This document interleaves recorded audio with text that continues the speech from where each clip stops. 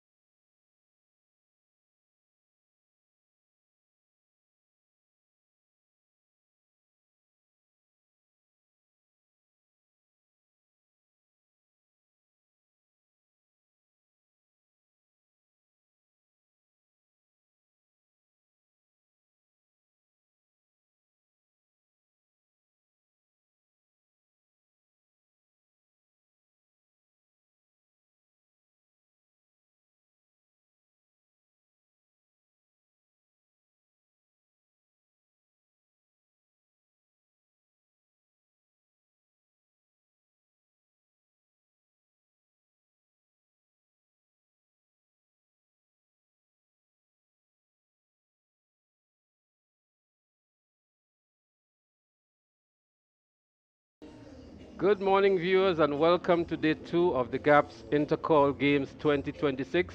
We're broadcasting here live from the Kirani James Athletic Stadium. And yesterday we saw some very exciting and interesting events. To bring you the live coverage today, I have with me Bernard Antoine, Bunston Kellis, Samantha Worm, and myself, Leslie Smith. Later on, we'll be joined by Mr. John. And we're happy that you're able to join us that early in the morning. Although we were forecasting a 9 o'clock start this morning, we are slightly behind with the start on the schedule. But expect to see this morning the girls high jump senior, the girls heptathlon long jump, the girls javelin junior, the girls 100-meter hurdles in the junior category. There'll be events in the octathlon for the boys and the girls 100-meter senior, likewise the boys. But we just want to recap some of the highlights from yesterday and to look at the overall team scores. And we're going to start with the team scores before we go into the individual events. And if I may just read to you the scores in the girls category. In 17th position at the moment are the St. George's Institute and the Grenada Seventh-day Adventist. They are currently on 1 point. In 15th position, we have the Wesley College and Happy Hill Secondary. They're both on 2 points. In 13th position is Grenville Secondary School and St. Mark's Secondary School. They're on 3 points. In 12th is Bishop's College from Carriacou on 4 points. In 11th is the Westerhall Secondary School on 7 points. Also in 8th position are St. Joseph's Convent Grenville and the Grenada Christian Academy. They're all on 8 points. In 7th position is the Hillsborough Secondary School on 9 points. MacDonald College is in 6th on 26 points. The Boca Secondary School is in 5th and giving a good performance. They are on 35 points. Anglican High School in 4th on 38 points. The St. Andrews Anglican Secondary SAS on 51 in 3rd position. Defending champions St. David's Catholic Secondary, they are on 53 in 2nd position. And the St. Joseph Convent St. George, maybe the surprise of the pack so far, they're up front on 55 points. In the boys category, we're going to start with position number 15. There are 3 schools currently in position number 15. Wesley College, Bishop's College, and the Happy Hill Secondary School. They're all on 1 point. Grenville Secondary, they're in 14th position on 2 points. Westerhall Secondary, they're in 11th position together with J.W. Fisher Catholic Secondary and the St. Rose Modern Secondary. They're all on 3 points. Just above them, the St. Mark's Secondary, the Hillsborough Secondary on 4.5 points. They're in 10th. St. Mark's Secondary in 9th on 5 points. St. John's Christian Secondary in 8th position on 10 points. Grenada Christian Academy in 7th position on 12 points. Boca Secondary in 6th position and they are on 19 points. MacDonald College in 5th position on 25 points. St. David's Catholic Secondary in 4th position on 26 points. Presentation Brothers College, they're currently in 3rd position on 36 points. The defending champions, the Grenada Boys Secondary School, on 77.5 points in 2nd position. And up front, the St. Andrews Anglican Secondary School, SAS, on 104 points. So before we go into the individual events, let us just get a perspective on the team scores. And let's look at the female category first, gentlemen.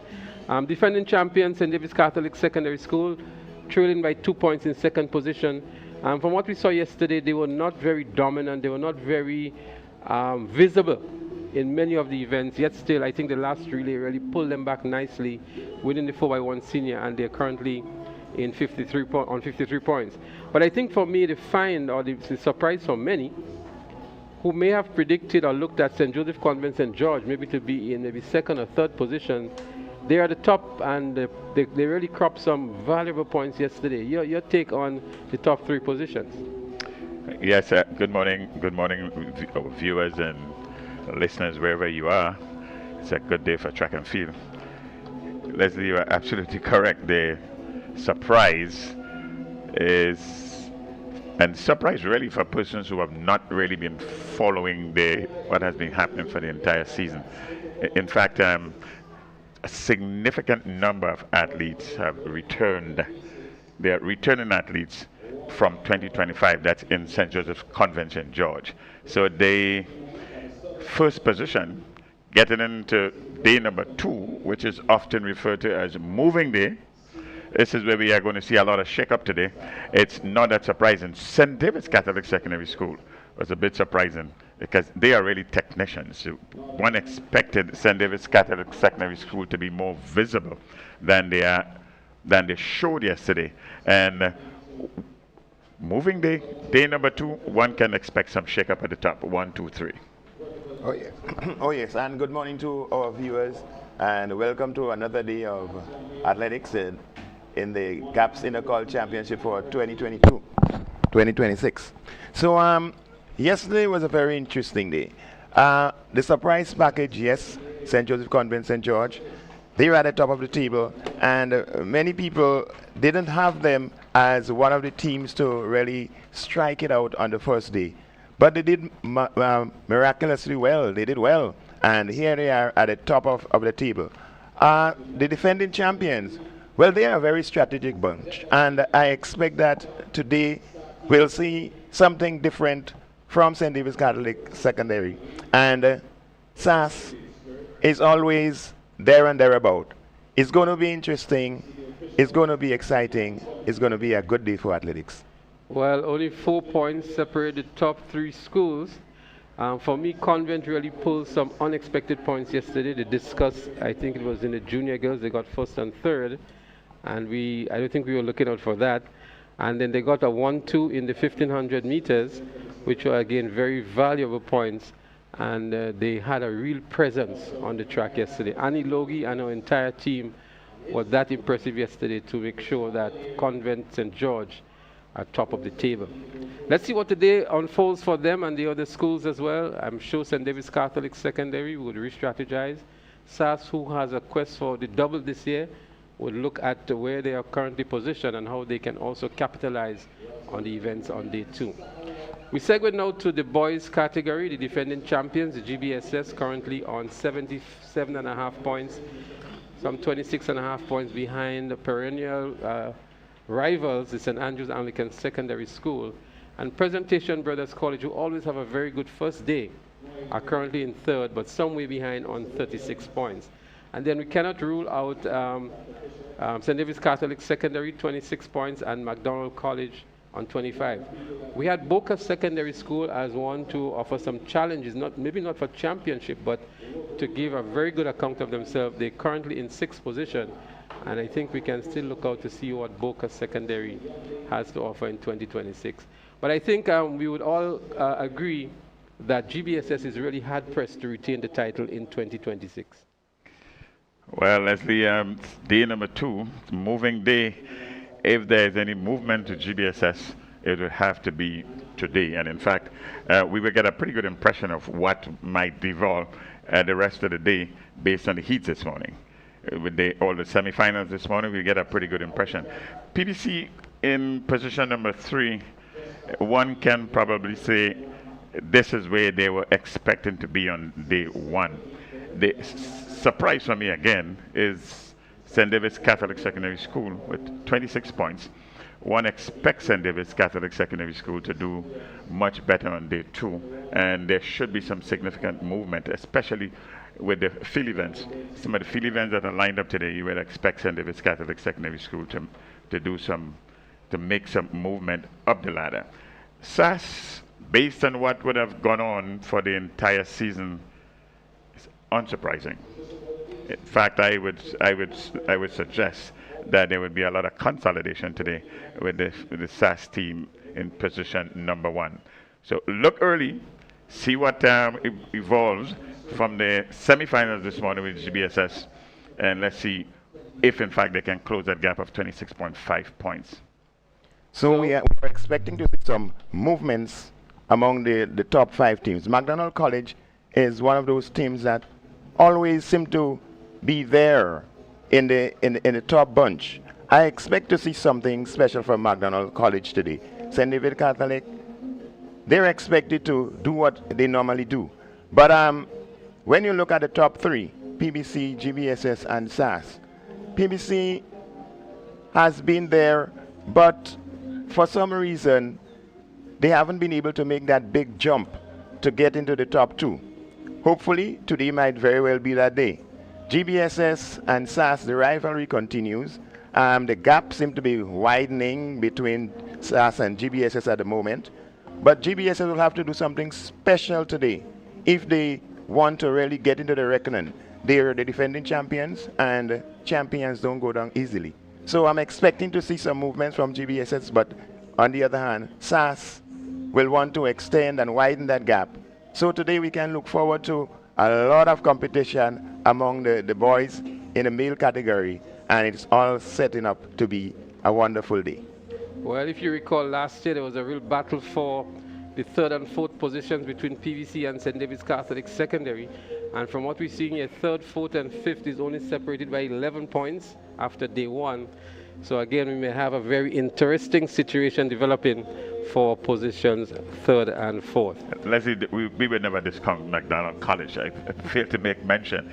McDonald College had a good showing yesterday, and one would expect to see a repeat of yesterday's performances in terms of points gained in McDonald College today.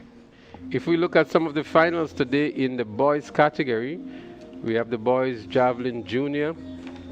Well, the octathlon would not be completed today. We have the boys 100-meter senior, and we also have the boys high jump senior. The 1500-meter sub-junior boys is also for today. The boys 110 hurdle meters junior. And there are some relay events. The boys 800 meters senior is also for today. And of course the relay events, the 400 meter hurdles senior boys is also today. Just to give a perspective of some of the events for those of you who are tabulating at home. But we also saw some individual brilliance yesterday as well, some record-breaking performances. Emma Frederick in the 800 meters for sub-junior girls, erasing a mark set by Annalisa Brown. Tevon Hall in the 400 meters hurdles for junior boys, record-breaking performance. And we expect maybe to see some record-breaking performances today, or even some world junior standards being met by some of the athletes. But give us a perspective on some of the events that you felt were that exciting, that close, and performances worthy to be discussed at this point in time. Leslie, right through the year, we have been 100 meters. Took the show yesterday. So in 100 meters. Took the show yesterday. So in particular, that 1500 meters between Moses and I'm trying to remember his name from SAS in the junior category, that went down to almost a photo finish towards the end. And Moses for GBSS was really, really pushed hard. He came in as the favorite, and I don't think he expected that level of competition that he got, but in the end it was a very good race. And then we had the 800 meters for sub-juniors, which we understood resulted in a disqualification in the end. But both races had disqualification. SAS been disqualified in the 1500 meters, and the Presentation Brothers College been disqualified in the 800 meters sub-junior. And then we had Emma Frederick with the brilliant performance. Of course, that was a standard, a record-breaking performance. The strength and fortitude of Tevon Hall, competing back-to-back events, high jump and the 400-meter hurdles. Christoph in the long jump was another good performance. And to me, those were the highlights. SAS, I believe, would have robbed themselves of an opportunity to break the record in the 4x100-meter seniors had it not been for some what I call showbolting towards the end, heading for the tape. And I believe they may have just challenged the record. I'm not saying break the record, but challenge the record because it was that close to the record. Yeah, I put it down as youthful exuberance. Leslie, and basket spare thought for Annie Logie. It's unusual you would get an athlete dominating two middle long distance event on the same day, 400 meters, one with ease, 1500 meters, one with ease. That's unusual. It's a performance that will live with us on day one of Intercol 2026. I just want to make mention of the octathlon for the young men. We had some impressive performances in there. We had a record in the long jump back from Randy Jones. He established a new record, just a little over 6.5 meters. And then we had Quanel Pierre. He set a new record in the 400 meters. I also knew that he won the shot. And it was impressive to have so many records being broken in those events. But again, these are quality athletes that we're talking about here. Yeah, Quanel Pierre was very impressive yesterday. GBSS opting to send him in the multi-events rather than the individual events. He's a favorite there to win this event. He's done pretty well. He was second in the 100 meters, and he had those 2 record-breaking performances. As a matter of fact, he was the fastest 400-meter athlete on the day yesterday, running 48, just under 49 seconds. And the winner of the 400 meters was under 50 seconds. So he has been that impressive, Quanel Pierre, and is expected to win that event. So that too was some very good performances. But we also have to look at Annalisa Brown. She had 2 gold medals yesterday as well, the 1500 meters, which she ran very conservatively because she knew she had the 200 meters coming up as well. And to see the long and middle distance runners coming back and doing the sprints and doing well, winning gold at the sprints, significant, says a lot about their own development, their own tactical approaches towards the pet events, which are the longer distance events. Yes, Annalisa Brown has matured as not just as an athlete, but in her time on event management. As Leslie would have said, again, this is quite unusual. Dominate the long distance easily, won the 1500 meters and come back to win the 200 meters. That too is something that is of a highlight for day number 1. It's a remarkable young lady who has shown some real growth. And one would expect, I hope that she continues. Just a word of it with Pierre. Pierre, if he would have entered into that 400 meters flat, I think we would have gotten a significant time. Like if he won the 400 meters in the multi-event with very little or no competition. And we need to also look at the performance of Philip Mitchell in the 200 meters. Quite an impressive race, quite an impressive time that he did there. 21:53, a personal best, character qualifying mark as well. He, to me, that was a very, very strong performance. The favorite going into the event could have been Giovanni Green from what we saw him at the national champs. He would be upset with himself for running such a slow time in the preliminaries to get lane 8. Going into the finals, although some people believe that the time he ran in the preliminaries, although it was not a winning time, could have earned him a better lane, but nonetheless he ran out of lane 8 and was still able to get the silver medal. But Philip Mitchell on day 1 at 21:53, I don't think he himself really believed he could have done it. In his interview, he said that he was motivated to run a good time, to make the character standard and to do good for himself, and he did just that. But he won quite handsomely in the end. The challenges from Giovanni Green and Cassius Stephen really didn't matter in that race for him. Yes, and Leslie, 21.5, looking at some of the performances around the region, that's competitive at Carifta at 21.5. So put a bit of an asterisk around Philip Mitchell's name. He will be, and this is a prediction now, he will be amongst the rare serious contenders come Carifta 2026. Let's look at some of the events that we have today. There are some events that we expect record-breaking performances and maybe even world junior standards being met.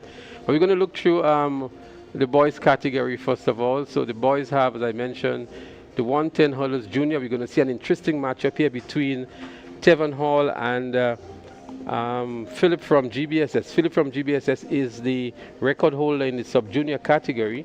He was DQ'd at the national champs, and he's one that can do very well here in this event and maybe go on to make Carifta standard as well. So let's look out for that. That is going to be a real competitive event, the 110 hurdles or the 100 meter hurdles for the junior boys. and that should have been at 9:20 this morning. The 110 hurdles, I beg your pardon, for juniors, and that is a race that we were all anticipating to see what is going to happen. The boys javelin junior, we expect a record-breaking performance here from Smart from SAS. He has been throwing 63 meters all season. The record stands at 66, I believe, and he has his eyes set on that again.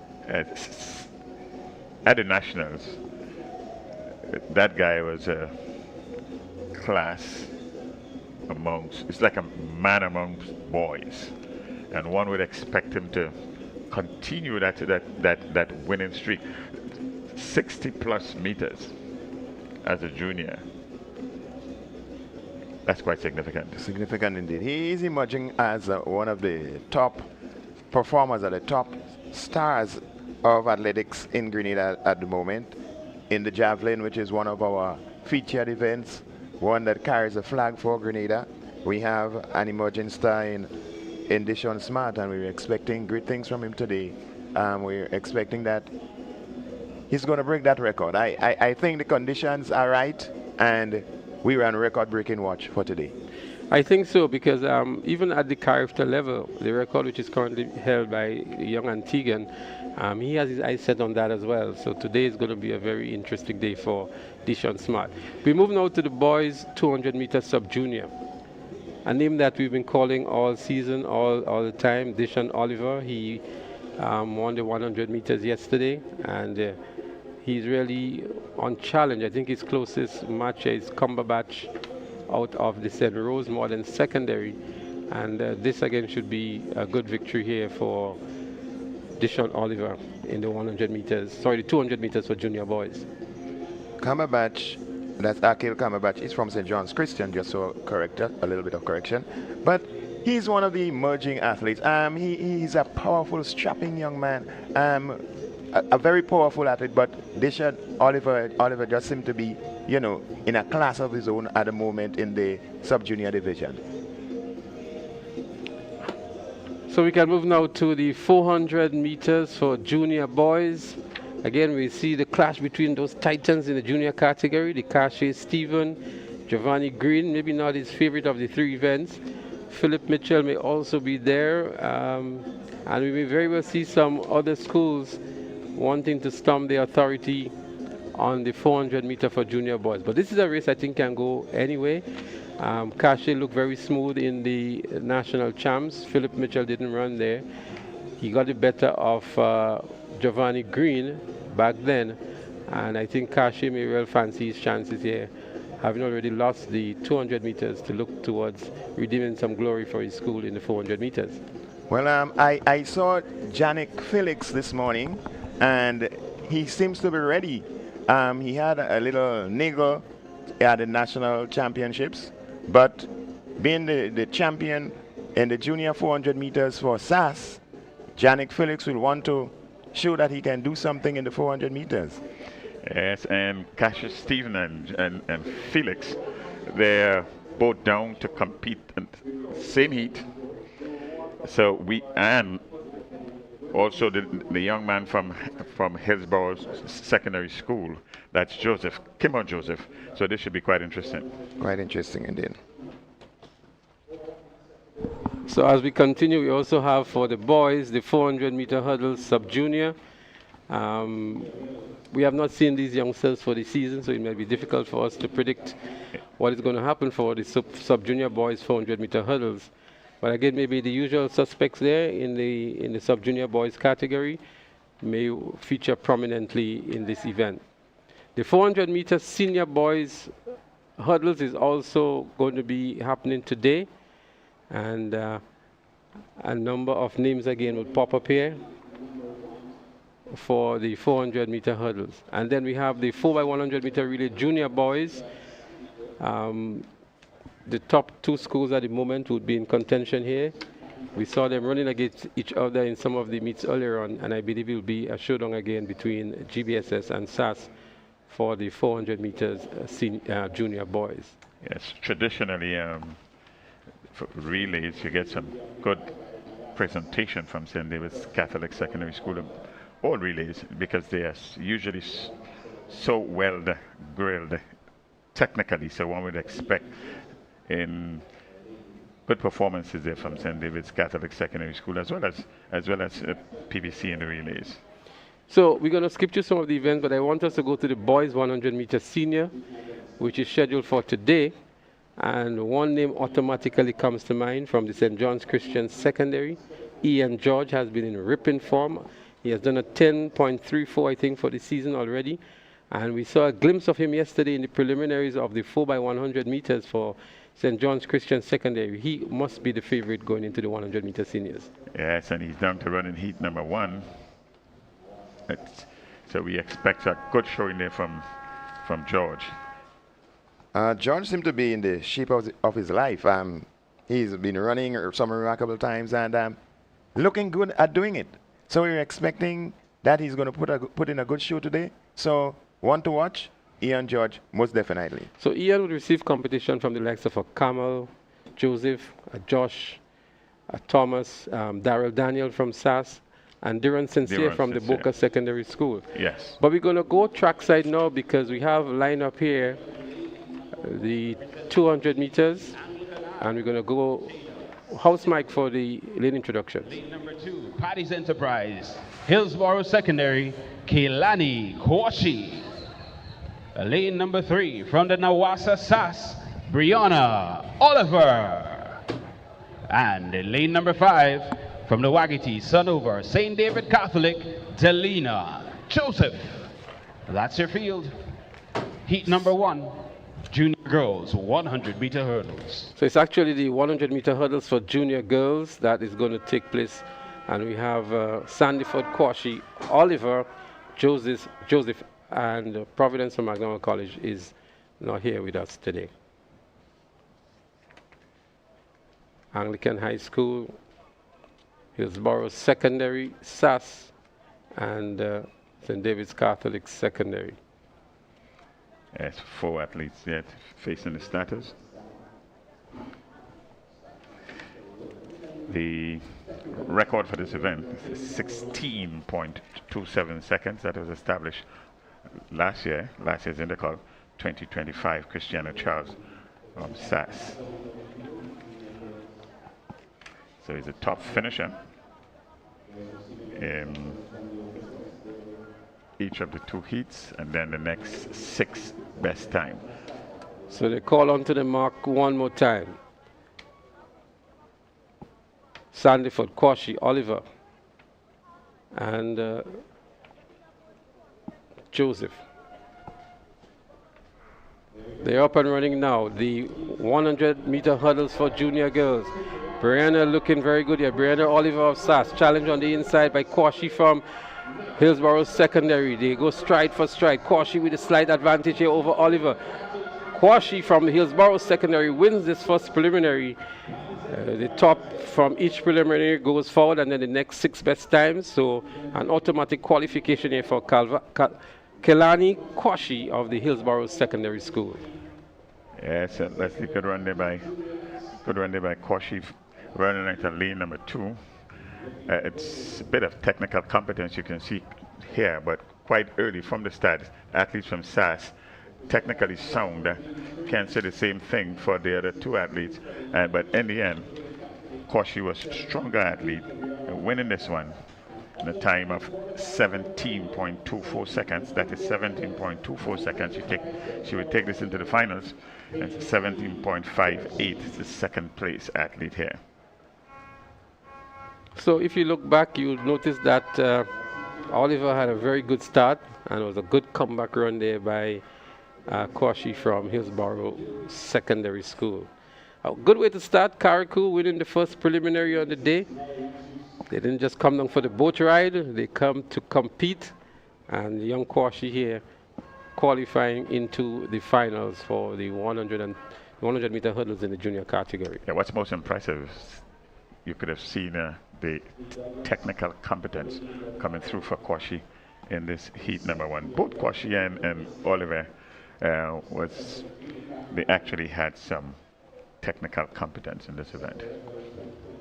Well, kudos to the coaches. They've been doing a fantastic job. We looked at all of the athletes yesterday. They look in good form, good shape. Not many injuries due to lack of preparation from what we saw yesterday. And we must compliment the coaches. Oh yes, we need to give kudos to the coaches. They've been doing an excellent job. We are seeing a lot of improvement in the technique of the competitors, especially in the hurdles, and we appreciate One of the that. coaches I really want to single out is the coach for the Boca Secondary School, Charles. We're very familiar with the. We're going to come back to that in a short while. ASEA's sub-junior champion record holder Sydney Douglas, Wagiti, Sanover, St. David Catholic, and Tia Andrews of the GTC Anglican High, lane number 6. That's your field. Heat number 2, set to go. Over to the starter. 5 athletes listed here compete in this second heat. The winner goes through automatically, and then it's the next 6 best times make up the 8 athletes. So as we have it now, there might be a repeat in the finals.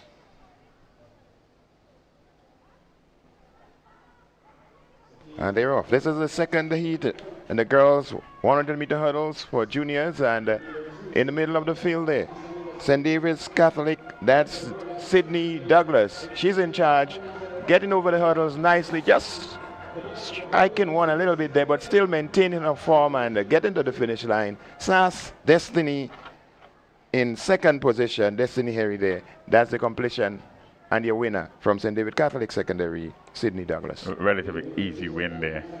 Douglas from St. David's Catholic Secondary School.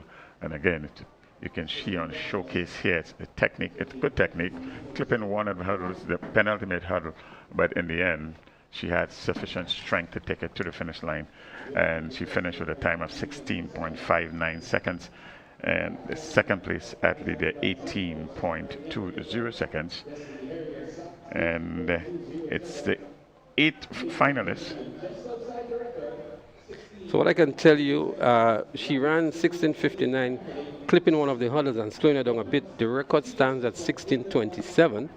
So going into the finals, I'm sure she would have her eyes on Christina Charles' record that was established last year of 16:27. And Sydney Douglas would no doubt have that in sight. Yes, I think that's a good observation, Leslie, because she did give it a good clatter.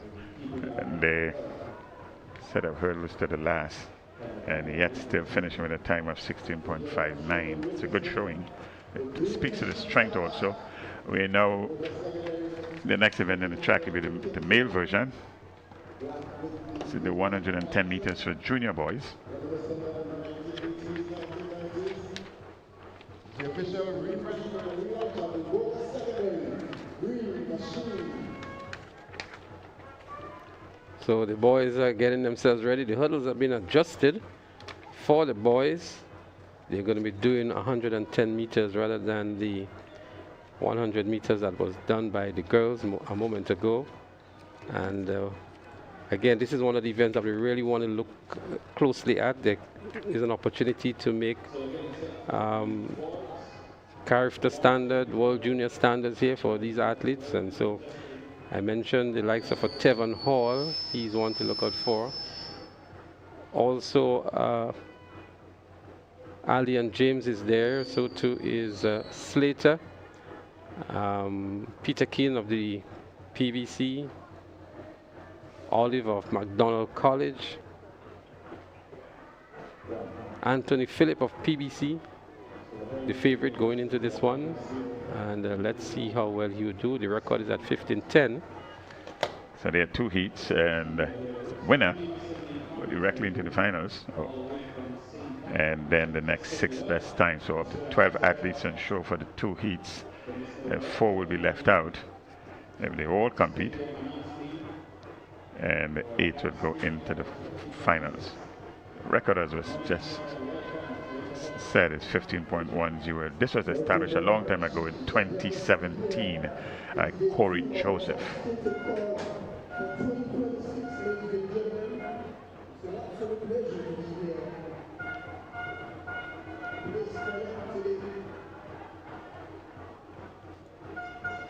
As we get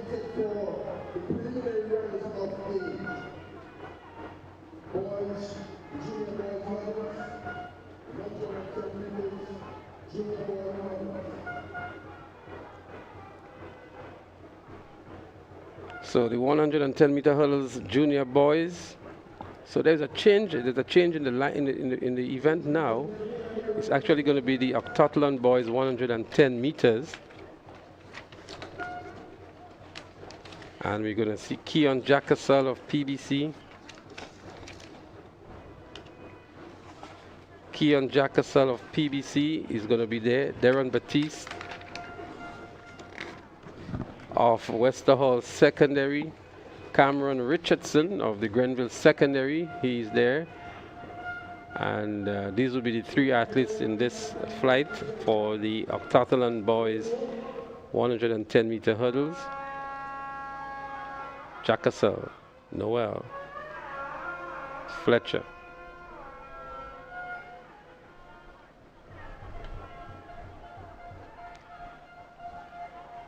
There are two sections and two heats here in this octathlon for boys. 110 meters open hurdles. Well, Javid Noel of GBSS was one who was a mark to maybe pick up the silver medal overall in this multi-events. He is running out of lane 2. I've not seen him on the track, but he's supposed to be running out of lane 2 for GBSS. And the thing about these multi-discipline events, if you miss one event, then your competition's basically over. So I think what we see here is Deron Batiste of the Westerhall Secondary School, who was supposed to be in flight 2. He is there in flight 1. It seems as though the two flights have been merged. Maybe some of the athletes are discontinuing this event. We are not sure. But from the listing that we have here, Deron Batiste was of the Westerhall Secondary School, supposed to be in flight 2.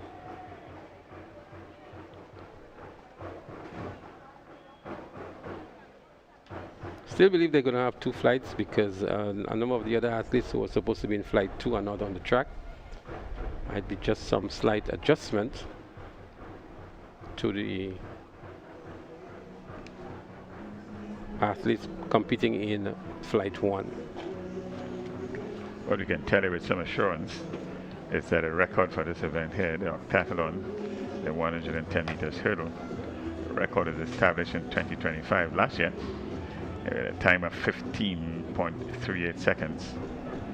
That's Avril Williams Jr. from the Boca Secondary School. He is the record holder as it stands in this particular discipline in the octathlon for boys.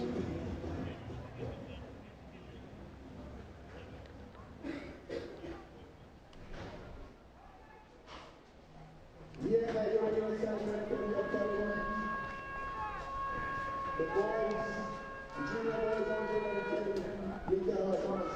In lane 1, Keon Jacasal of President Bishop Brothers College. Lane 2, Javid Noel of Grenada Boys Secondary School.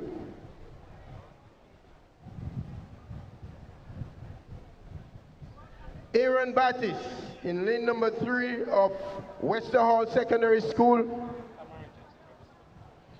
Lane 4, Cameron Richardson of Grenville Secondary School.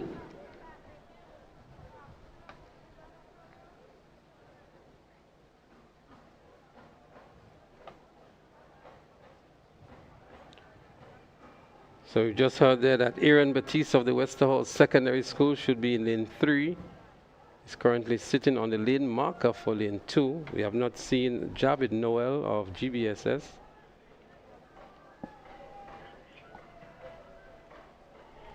He's scheduled to be in lane 2. So I think while the hurdles are being adjusted, we may just see Javid Noel taken to the track.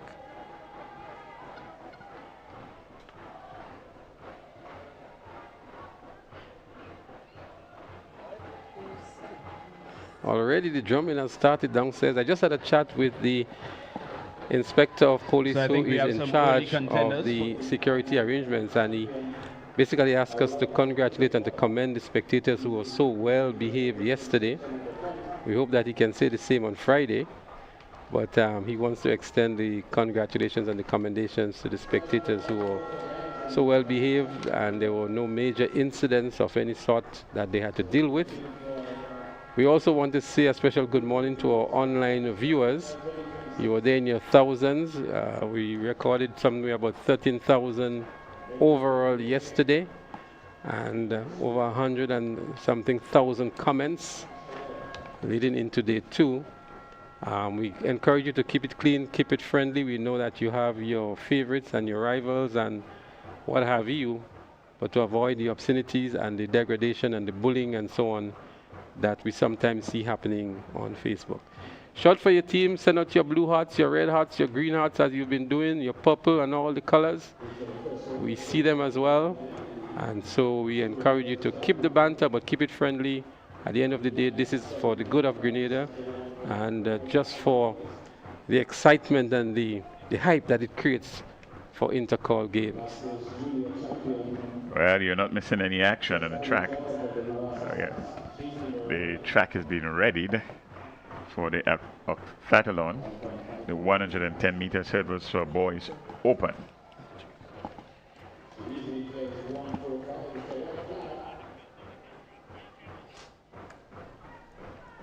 Athletes are laboring up, they're getting themselves ready, and we should be on our way shortly.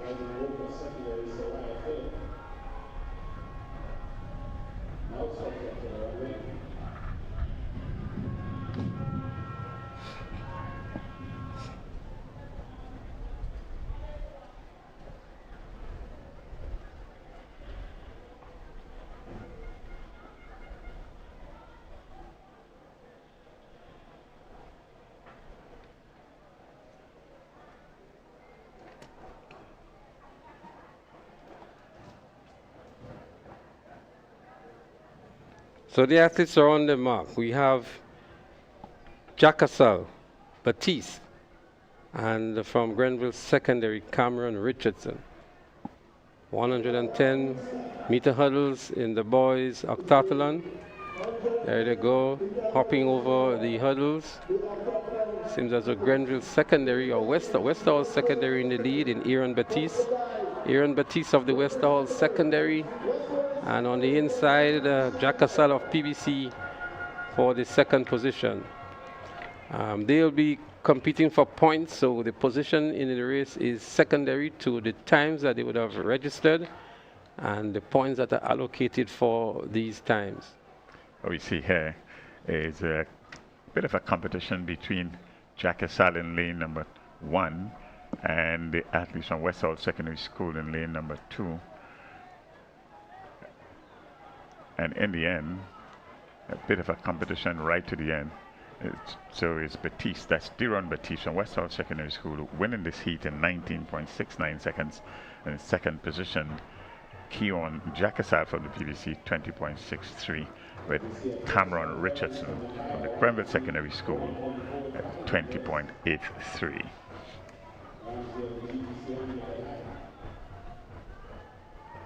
So we'll be getting ready for the second and final flight of competitors in the octathlon 110 meter hurdles open for boys. And in this section, that's where we're going to see what look like the leaders in this competition at this moment. I want to say a special shout out to Colleen, SJC past pupil, and she believes that when you don't have good foot, you take in front. Good show from Convent St. George so far, as the athletes for the 110 meter hurdles octathlon boys open get themselves ready. We should see Deron Batiste of Westerhall Secondary. Sorry, Deron Batiste just won there for Westerhall Secondary. We should see Randy Jones of SAS, Alistair McPhee of Shaper, Quanel Pay of GBSS. And Morel of the Boca second of St. John's Christian Secondary, Tevin Joseph. So we're going to go to the house bike now for the lane assignments. Cornell Pear.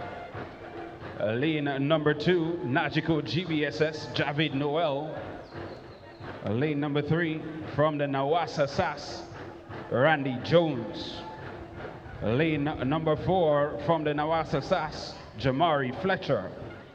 Lane number 5, Classic Lighting Boca Secondary, Trevon Joseph. Rounding out the field, from the Hubbard St. John's Christians, Kiwani Morel. That's the field, section number 2. 110 hurdles for the octathlon. what we expect, Leslie and Bernstein, this heat number 2 should be much more competitive than what we saw in heat number 1. Some big names here in heat number 2. And we see Boca Secondary in the change strip for today. In lane 5.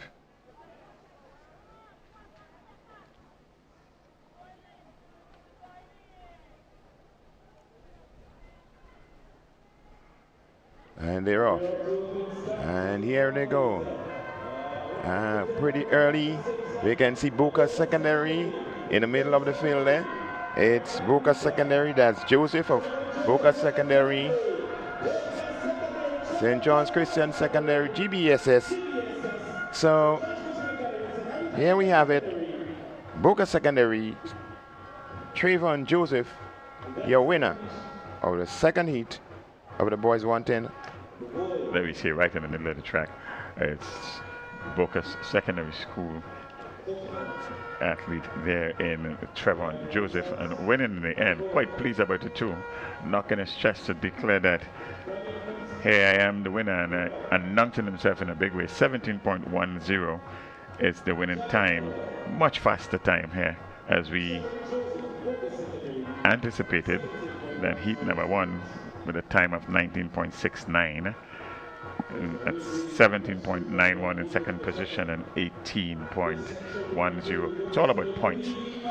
So your time determines how much points you would actually get in this particular event. Is the octathlon for boys, 110 meters hurdles. These are your 2 heats. Well, Cornell Pear picking up the 6th position here in 21.75. Not his best showing. Would not get a whole lot of points for this one, but Trevor Joseph of the Boca Secondary was elated at his victory and the points he would earn from this event. I think they'll be pleased more with the positions than with the style. They seem to be, a lot to be desired here. Maybe most of these young men haven't been practicing or doing much of these hurdles over a long period of time, so they're still in the initial stages of actually learning the technique. Well, Randy Jones had the fastest time at 10.7 in the 100 meters for this event for the octathlon boys, and getting 18.68 here now in the hurdles. I think we are going to go back to the 110 meters hurdles for junior boys.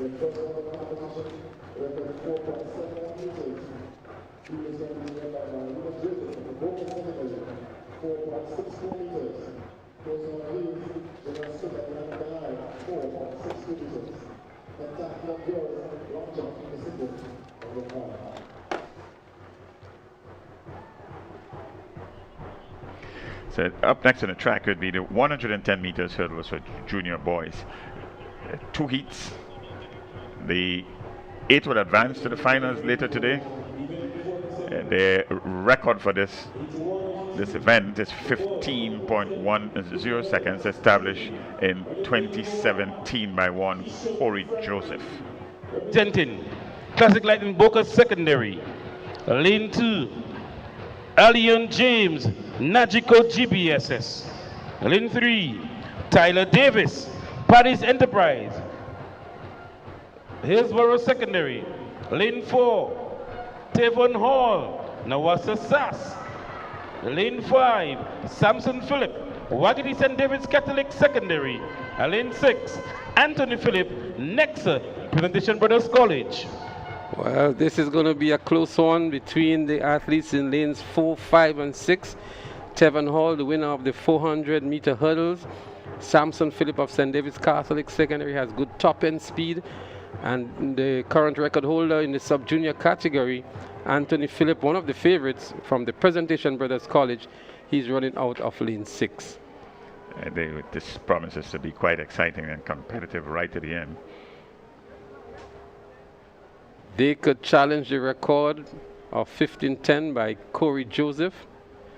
Let's see what they have to offer in the preliminaries in preparation for the finals later on this evening. Well, it's only the winner that's guaranteed a place in the finals. So that would be the first objective, to win, and to win good. If you don't win, you get a good time to be one of the 6 best losing times.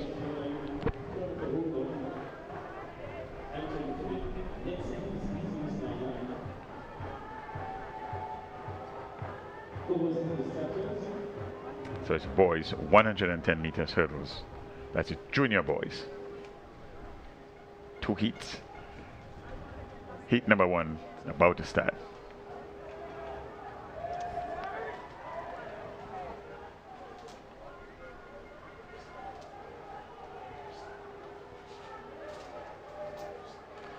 Live action on day number 2 at the Karani James Athletics Stadium.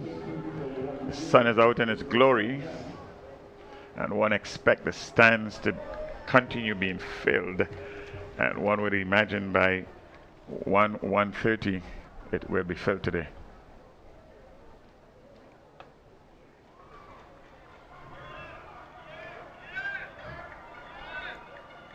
There's some action also going on in the high jump.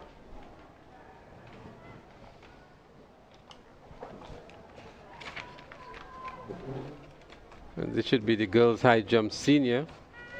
The bar is now adjusted to 1.56 meters.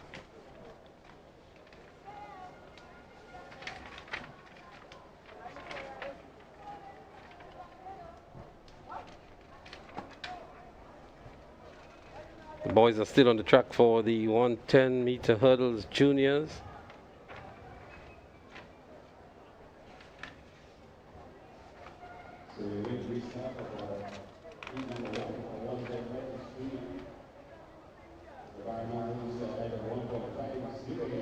We're in a bit of a holding pattern here for the start of this event.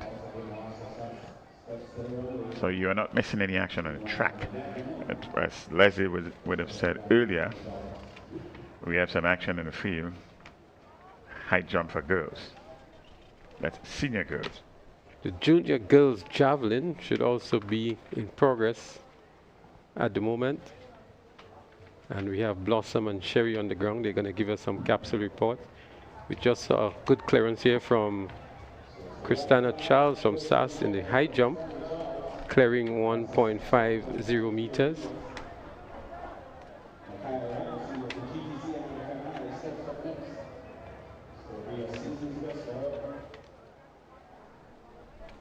Attempting it now is an athlete from the Anglican High School, 1.50 meters.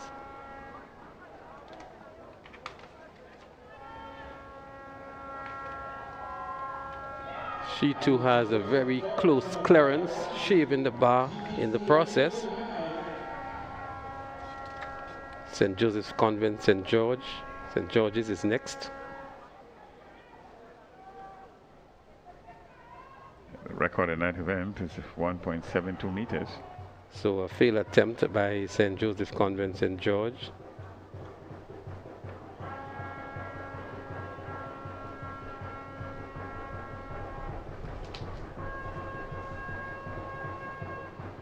Strawn is up next.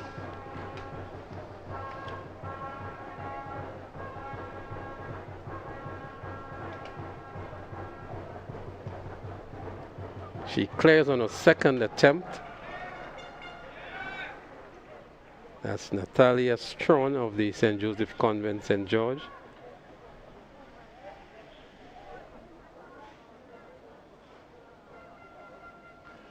And we get him back to some action on the track. 110 meters hurdles for junior boys.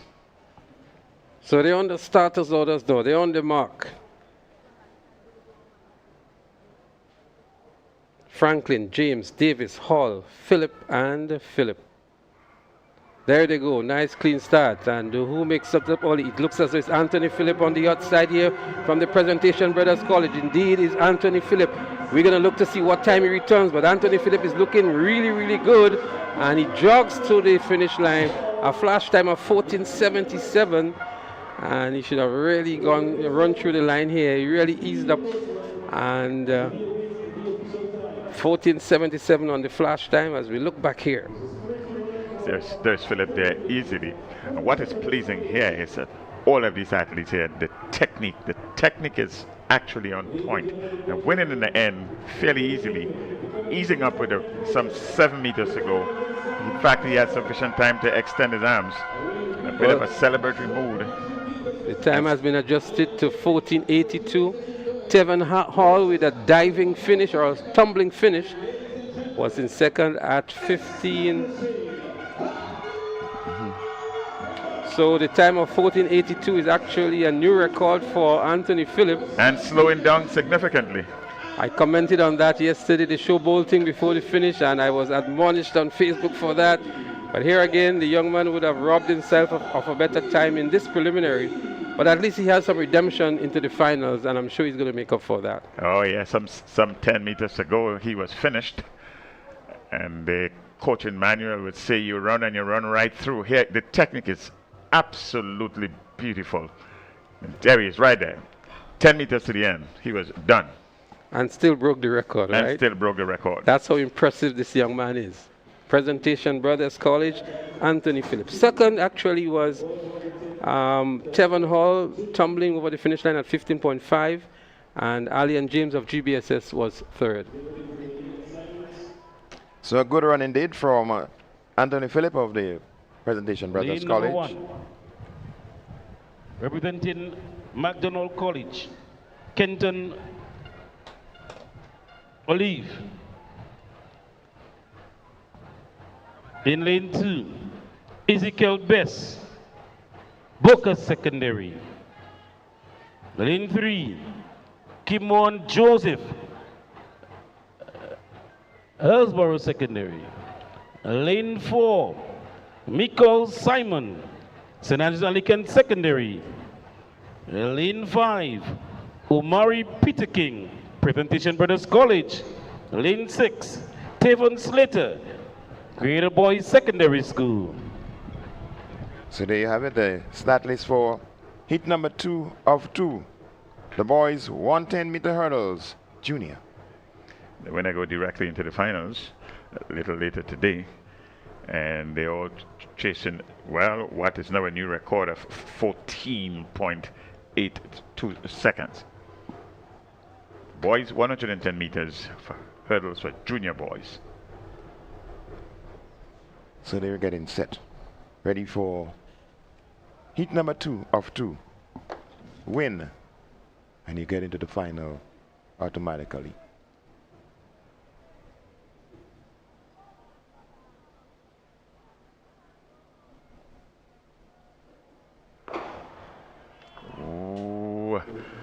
As we have a definite false start unless the athlete from PBC here, that's Peter King, would only be saved if it's deemed to be a faulty start, but he was up too early for the naked eyes.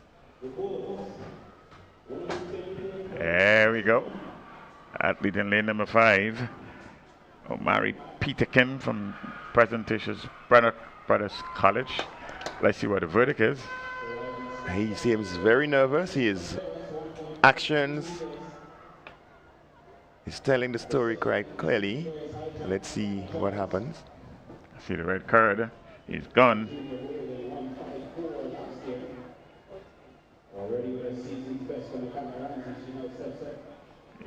So the first disqualification, status disqualification. The young man has to live with this. So that's Peterkin. That's Omari Peterkin in lane number 5. Presentation Brothers College disqualified false start. So now we're left with 5 competitors: Olive, Best, Joseph, Simon, and Slater.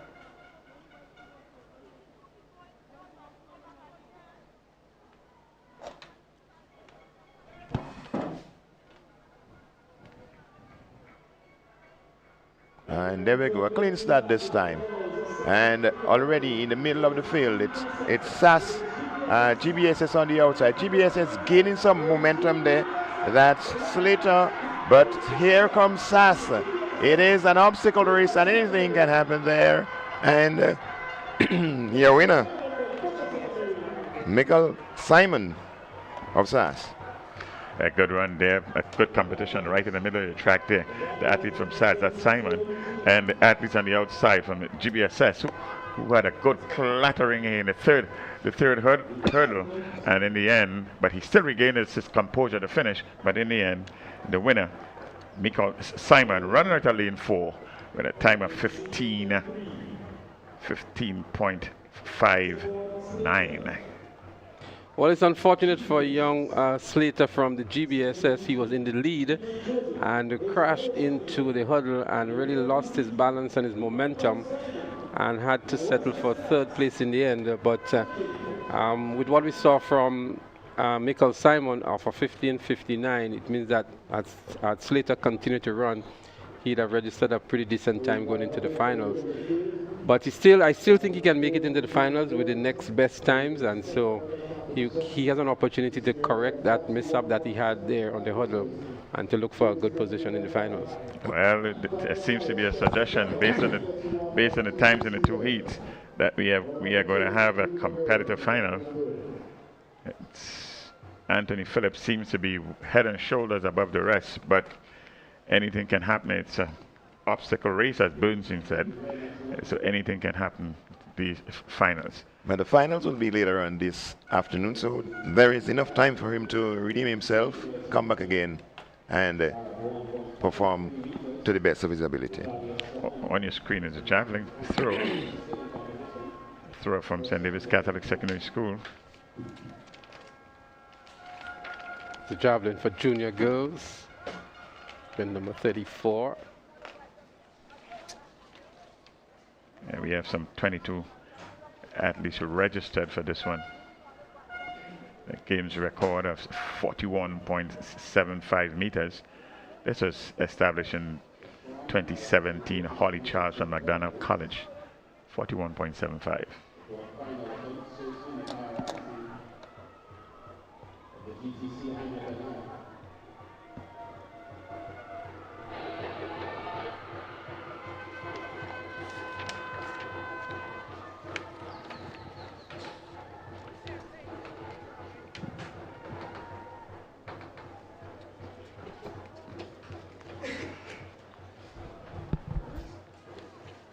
So the javelin for junior girls in progress. So too is the high jump for senior girls. The bar now is at 1.53 meters.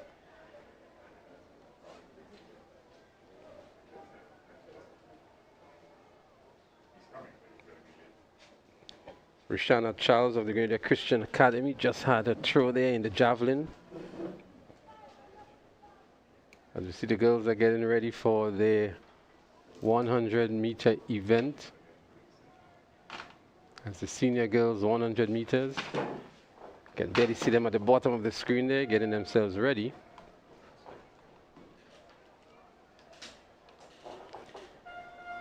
It's the high jump for senior girls.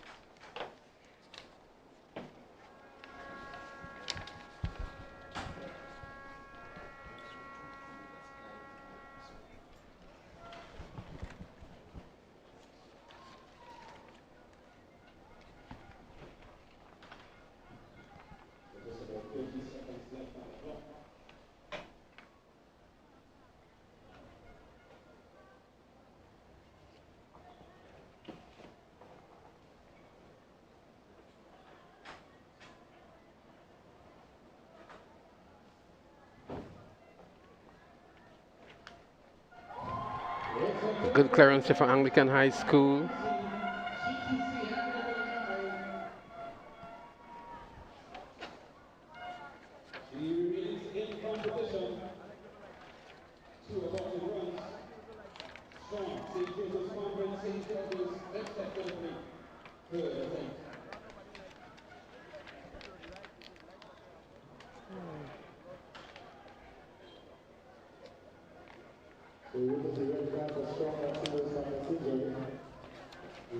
Jump.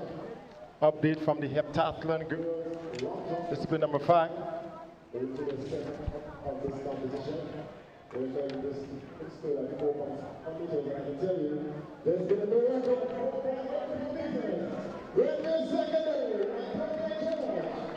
Heptathlon girls, long jump, 4.84 meters.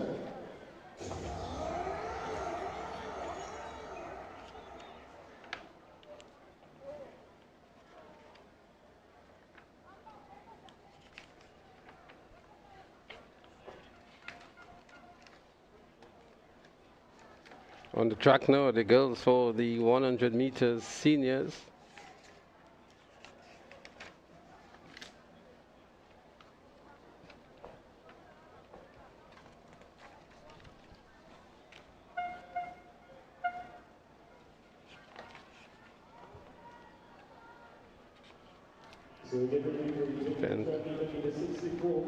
One of 3, the girls 100 meter dash. Senior.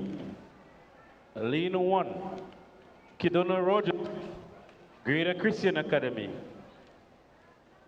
Lane 2, Rosemary Thomas, St. Toby Convent St. George.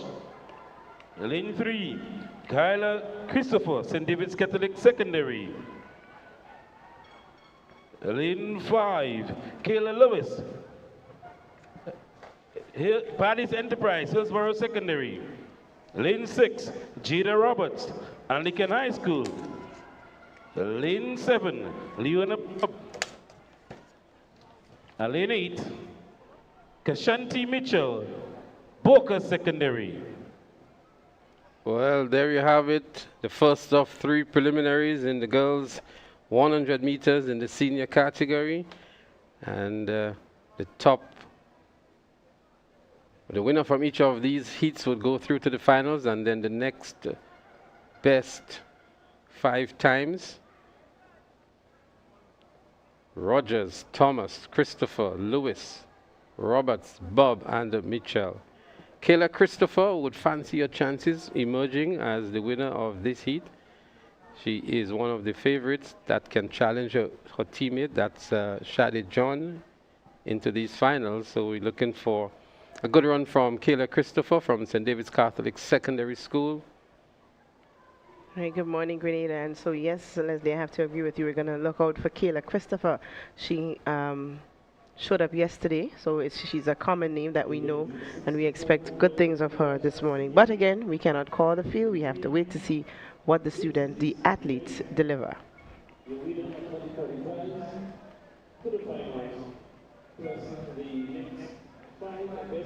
I'm feeling the high jump is getting smaller and smaller. They're still going after 1.56 meters.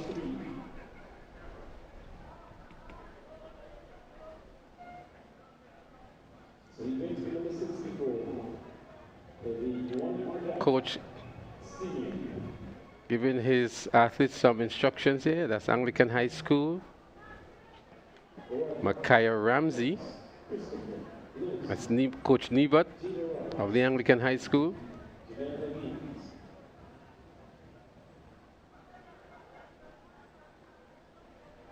Let's see what Micaiah Ramsey can do on her next attempt.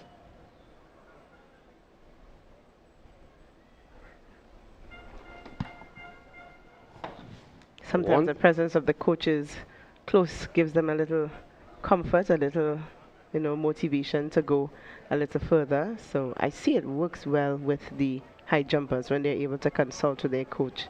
After a good jump or a bad jump, they go directly to them.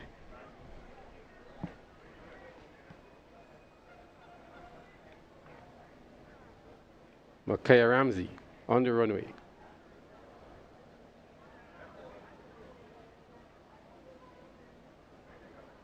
Go back to the track for the 100-meter dash senior girls, heat 1 of 3. Kedona Rogers, Rosemary Thomas, Kayla Christopher, Kayla Lewis, Jada Roberts, and Janelle Huggins. They're up and running here. We're looking for a good running coming out of lane 4 in Kayla Christopher. Already she is in the lead. Kayla Christopher of the St. David's Catholic Secondary School wins and confirms her place into the finals of the 100 meters for seniors. And there we have it. No surprise. We expected Kayla Christopher to dominate this preliminary event, and that is exactly what she did, quite convincingly too. She's way ahead of the others in that field, and she secured her spot in the final. Kayla Christopher, St. David's Catholic Secondary, 12.23. Rosemary Thomas of St. Joseph's Convent, St. George's, 13.09, and Jada Roberts of the Anglican High School, 13.41, taking the third place. But they have to wait to see if they're going to advance to the finals this evening.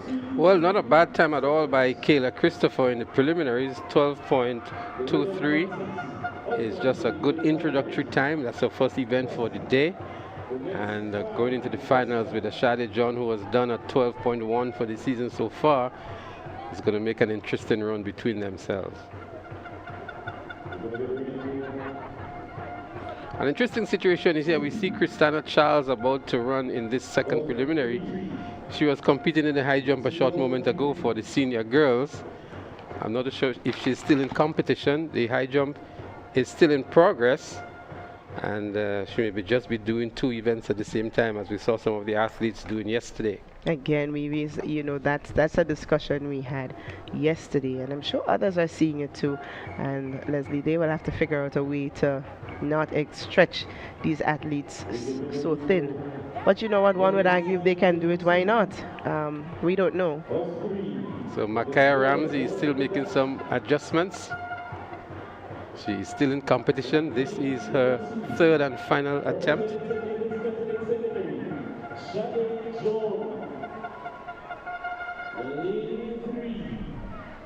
Representing the Anglican High School, Kiruna Jeleno.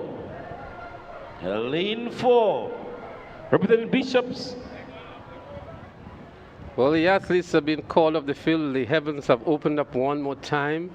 And so all of the athletes are scurrying off the field. The high jump is suspended. The second of the 3 preliminaries in the 100 meters for senior girls also suspended. The javelin, as these athletes seek cover. But Micaiah continues in the high jump. This is a second approach to the bar that she aborted.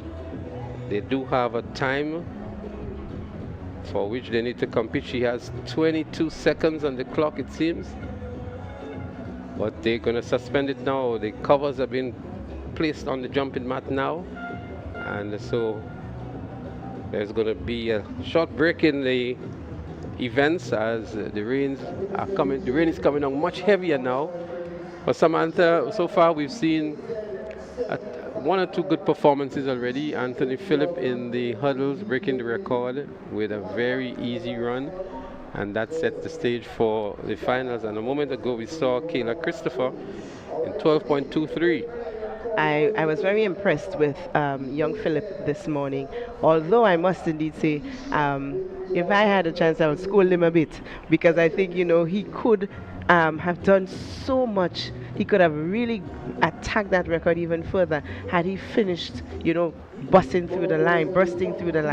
But a very, very good run from him this morning in the hurdles. He was beautiful to look at. And of course, this morning, Leslie, it's not shaping up to be too bad. It sets a good precedent for what's going to come this afternoon. Well, here is him again, Anthony Phillip, Presentation Brothers College.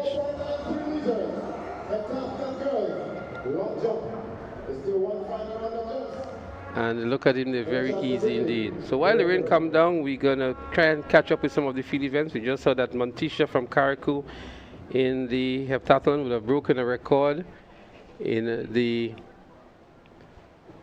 long jump, I think it was. But we want to pay homage to some of our sponsors, so we're going to take a short commercial break and come back with some more action at the National Stadium. Kites in the sky, families on the beach, good food, good vibes. It's the Easter season, but parents, remember this. Even on holidays, your parenting duties continues. If they're at the beach, stay within arm's reach. If they're flying kites, keep them away from the roads and electrical lines. If they're out, know where they are, who they're with, and what time they're coming home. And remember, if you're liming, somebody must stay sober to supervise. More free time means more screen time. Monitor online activity, maintain curfews, keep structure in place. Because safety starts at home. This Easter, let's protect what matters most. A message from the National Parenting Program, Ministry of Social and Community Development, Housing and Gender Affairs. Empowering parents, protecting children. Get set! Boy, it's coming! It's coming! Classic Lighting and Communal Credit Union Invitational. Rani James Athletic Stadium, April 25th and the 26th. Come and see strength and pressure, yes? Police taking on busmen in the tug of war of the century. Huggins sizes up Hubbards. Now what's up pulling down Grenada? Pull the pin and bow! Flo going head to head with Digicel in a biting final. It's a family affair, yes? Giveaways, vibes, and real competition. Don't miss it. April 25th and 26th. Kirani James Athletic Stadium. Be there. Do you live or own a business in Calavini, Marianne, Hopevale, Westerhall, or surrounding communities? The Government of Grenada invites you to a town hall meeting this Wednesday focused on Grenada's healthcare transformation and Project Polaris. Hear directly from the project team, ask questions, and gain a better understanding of the new hospital development in your community. The town hall meeting is on Wednesday, March 18th, 6 p.m. at the Westerhall Secondary School. The Honorable Prime Minister and members of Cabinet will be attending. You are an integral part of this conversation. Join the Government of Grenada, 6 p.m. Wednesday, March 18th at the Westerhall Secondary School. Come out and learn more about this exciting project happening in your community. To the Kirani James Athletic Stadium is the GAPS Inter-Secondary Schools Championship. We call it Intercol 2026, and we still have a slight suspension in the proceedings due to the rain. But we can update you on what's happening in the high jump. We have 2 jumpers left. We mentioned Christina Charles of SAS moments ago. She's just about to compete in the 100 meters preliminaries. And also in competition is Natalia Strawn of the St. Joseph Convent. Sorry, Micaiah Ramsey of the St. Joseph, of the Anglican High School. These are the 2 that are left in competition. So a heavy workload, 2 for Christina Charles. She is competing now in the 100 meters. She has the triple jump, I think it is today. She's in the high jump as well. And the bar is now at 1.56. So I'm sure the high jump would be held up for her to complete her preliminary in the 100 meters for senior girls. And she will have a tough running here, looking for a top spot, because in her heat, she also has to deal with Shadi John of the St. David's Catholic Secondary School, the favorite for the 100 meters. And so Christina Charles will want to run as hard as she can to secure maybe the 2nd position and a time worthy for selections into the finals later on.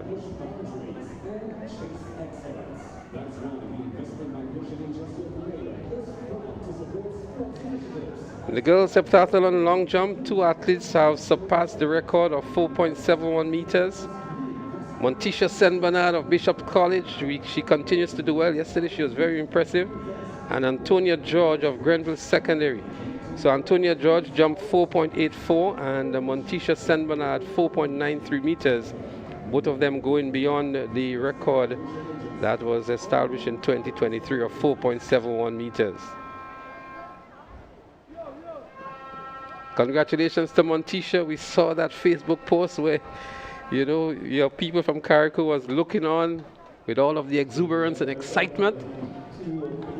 and Montisha continues to represent well. We're back on the track here for the second of the 3 preliminaries in the girls 100-meter dash.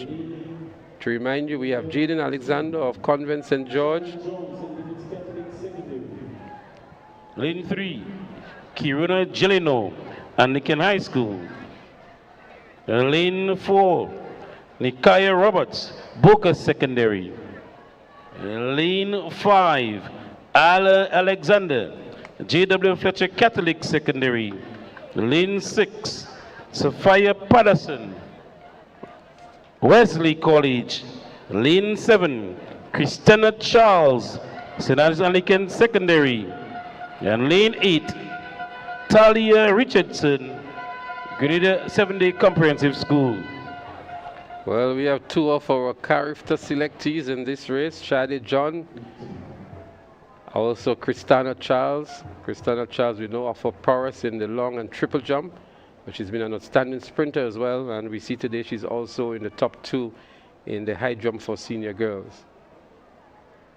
So the real running will come from lanes 2 and lanes 7. That's where both Shadi John and Christina Charles are respectively. I was just about to ask you, what do you make of this preliminary, knowing that we have these 2 big gunners in this one? Well, Shadi John would win, in my opinion. Christina should pick up the 2nd position. There they go. Good start by Christina Charles.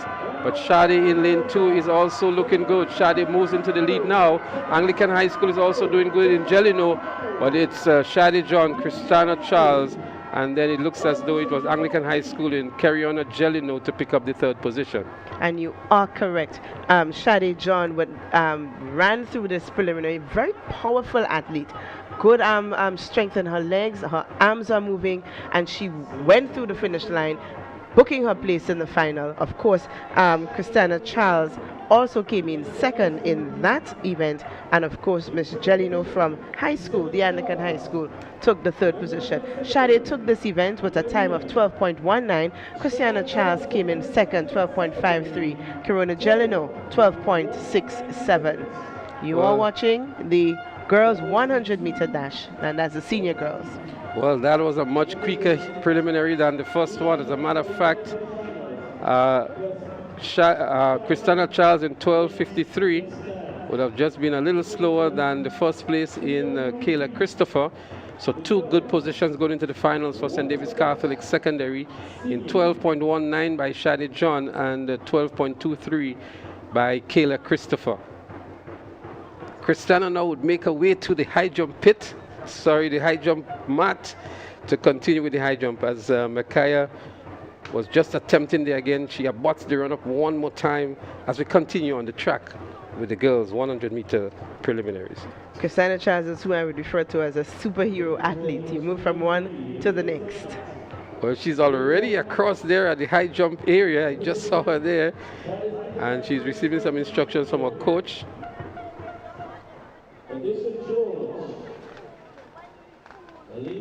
3, Summer Baptiste, McDonald College. Lane 4, Kate Fletcher, St. Andrews Anglican Secondary. Lane 6, Makeda Joseph, Happel Secondary. Lane 7, Jada Joseph, Wesley College. Lane number 8, Jamaya Williams, SGI. The Intercol. Well, there you have it, the lane assignment for the final preliminary in the girls 100 meters seniors. They're on the mark here. Let's see how this one goes. We have Summer Batista there of McDonald College. Odisha George, Hillsborough Secondary. Kate Fletcher of SAS, there they go. 100 meters preliminaries. Happy Hill Secondary in Makeda Joseph looking good, but out there from McDonald College, it is Summer Baptiste. Summer Baptiste of McDonald College wins over Happy Hill Secondary. SAS picking up the 3rd position with Kate Fletcher, but a good run for Summer Baptiste of McDonald College. She ran a strong race. She knew what she had to do. You know, in these preliminaries, you just cannot let up. You have to book your position in the final. And that was the intention, that was the motive of young Batiste, and that is what she did. So Summer Batiste, McDonald College, 13.03. Makeda Joseph, Hillsborough Secondary, 13 for Happy Hill Secondary School, 13.39, and Kate Fletcher of SAS, 13.57. Well, Summer Baptiste has earned their way into the finals as an automatic qualifier. This was the slowest of the 3 heats. Joseph of Happy Hill Secondary School. And topping the heat, heat 3, Summer Baptiste, McDonald College. So we can tell you that the automatic 3 qualifiers would have been Summer Batiste of McDonald College, Shade John of the St. David's Catholic Secondary, and Kayla Christopher also of the St. David's Catholic Secondary. Christina Charles would have also made it onto the final. So too would be Cariona Gelino of the Anglican High School. These would have been the top 5 times. But so Summer Batiste's time, even though winning that preliminary 13.03, when you compare it to 12.19 and 12.23, let's see what she delivers come later this afternoon. Interestingly, Rosemary Thomas of SJC St. George should also get a place into the finals with 13.09.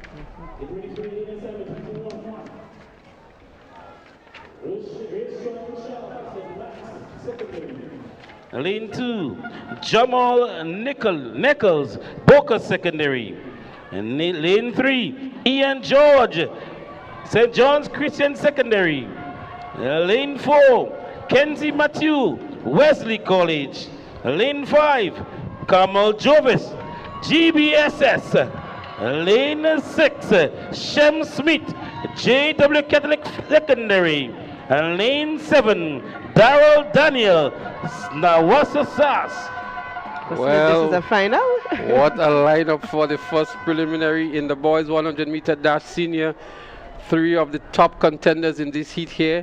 The favorite Ian George is there. Kamal Joseph is also there. And Darrell Daniel, the winner of the 400 meters, is also in this lineup. Again, the top from each of the heat will go through, and the next 3 best times. There are going to be 5 preliminaries. So they have to run for good times here. That is the instructions they should have received from their coaches. It's not about just running through, but running for good times. Looks like a false start out of lane 2. It looks like Jamal Charles of the Boca Secondary School. It is, well, from our vantage point, that is what it looks like. I'm not going to call it. I'm going to wait until the field officials do what they have to do. But you know, Leslie, I could understand. He is in a lineup with gunners. I could understand the tension. I could understand the nervousness. I could understand the eagerness to want to be in front. So I'm sorry for him, but I understand. I put on my sympathy card. I cannot give him a second chance, but I fully understand. It's unfortunate. And if that continues, if that is held up, it will be the second disqualification for the day. But definitely from what we've seen here, even on the replay, Jamal Nichols of the Boca Secondary School, as the instructions have been dished out here now, the decision, is being made.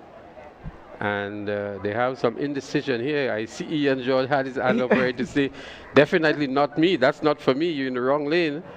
And the official has retreated. Here she comes again.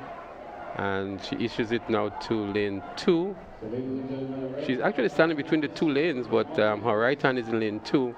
So Jamal Nichols, a little bit dejected here, disappointingly leaves the track. And let's hope he has another opportunity next year to compete for the 100-meter senior boys. Well, like I said, if I could have given him another chance, I would have. But I understand. I understand that this is nail biting. This is nerve-wracking. Just to look back one more time. Oh, it couldn't be Ian at all. He was not even out at all. So they back down and getting ready. We have Reshon Charles, Ian George, Kenzie Matthew, Carmel Joseph, Shem Smith, and Daryl Daniel.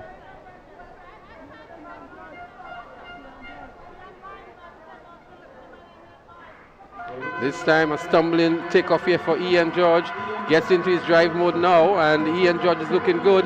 Daryl Daniel on the outside in second, but Ian George looks across and see where the competition was coming from. It's Ian George, Daryl Daniel, and then Carmel Joseph, the top three. No surprise at all. We expected Ian to bring his A game in this preliminary, and we expected Kamal to also do so, and we expected the Daryl Daniel to do it. Let us see what times they would have clocked coming into this preliminary round. So 10:56 for Ian George, 10:66 for Daryl Daniel. Ian George has already run a 10:34 for the season, and we saw him slowing down there to the tape. 10:79 for Carmel Joseph of GBSS. And so these boys will have another opportunity later on in the finals. But some good times in the preliminaries. This may very well be a personal best for Daryl Daniel, 10:66. And Ian George has gone lower than 10:56 previously. The record stands at 10.40 seconds. Marcus Julian, 2003. But we still have 3 more preliminaries to go.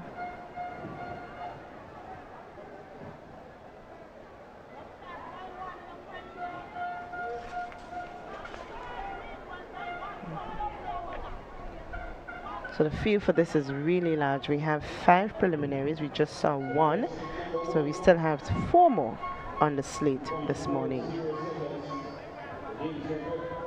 It definitely means that the competition for this is going to be really stiff. You have to really deliver to even get a consideration to make it to the final. Absolutely. In Happy Hills Secondary School. Carry on, Patrick. Lane number 2. Next up, PVC, that's empty. Lane number 3, St. John's Christian Secondary, Kareem Sanson.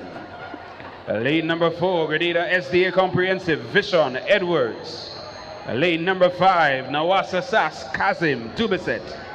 Lane number 6, Classic Lighting, Westerhall Secondary, Omarion Richardson. And rounding out the field, Patty's Enterprise, Hillsborough Secondary, Inzari Williams. Heat number 2, that's your field. 100-meter dash senior. Well, there you have it for the athletes in the second of the 5 preliminaries. It's going to be a close one between all of these competitors. Happy Hill Secondary, PBC, Shaper, Montrose Seventh-day Adventist Comprehensive, SAS, Westerhall Secondary, and Hillsborough Secondary, all lined up here. Looking for the automatic qualification and the next best times as well. They're up and running. Let's see who makes it out good. It's looking good here from SAS. Looks like Kazim Dubiset. Dubiset of SAS is in the lead, and he's going to win this heat easily. 10.90 on the flash time. We're going to look to see what the adjustment is. But Kazim Dubiset of SAS, a clear winner here and an automatic qualification. So he has earned his spot in the final. A slower time than the first preliminary. There you see him exerting, really moving towards the finish line, separating himself from the pack and ensuring that he's going to have a place in the final this afternoon. So I believe we have 2 SAS athletes already. Well, we can't say yet from this vantage point, but so far Kazim Dubiset from SAS, 10.93. Leslie a little slower than the first preliminary. Karim Sampson from St. John's Christian Secondary, 11.26. Well, that was expected. I don't think any of the boys could really match Ian George, but 10.93 would have given him maybe 4th place in the first preliminary. But nonetheless, the winners go through to the finals. Samson of Shaper, 11.26, and Vision Edwards of the Grenada Seventh-day Adventist Comprehensive picked up the 3rd position. So if we're looking at times, we could almost say that so far a good few of the athletes in Heat 1 are ahead of the pack in if they had to get a placement on time. And that's the difficulty when you have such a large field of competitors. It really comes down to the time, not just simply your placement, except for the first place finisher. Well, the seeding is actually be done by the computer. That's why we have those top 3 athletes who are in gold medal contention in the first heat. And if you look at some of the other heats, we may very well find a winner running above 11 seconds, and that's just the nature of the game. So to get your automatic qualification, ensure that you win your heat, and then run for a good time to be amongst the next best 5 times. 3 times, the next best 3 times.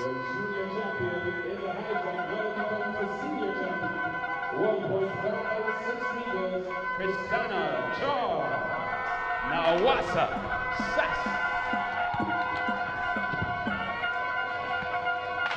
So continues in the field. We're down to the top. So we just got the results there. Christina Charles won the girls' senior high jump as they make their way off here. Anglican High School, Micaiah placed second. St. Joseph Convent, Strawn would have placed third. The top 3 in the girls' high jump for seniors. It's the first event completed for the girls, so we can actually do some calculations in the overall point standing.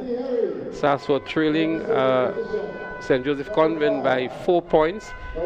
They would have earned 7 points here, and the Convent would have earned 3 points. And so SAS would move from 51 to 58, and Convent should be at 58 as well. So SAS, from our calculation, we don't know what the other positions are up to position number 8, but from what we see here from the top 3, they would have equaled the scores.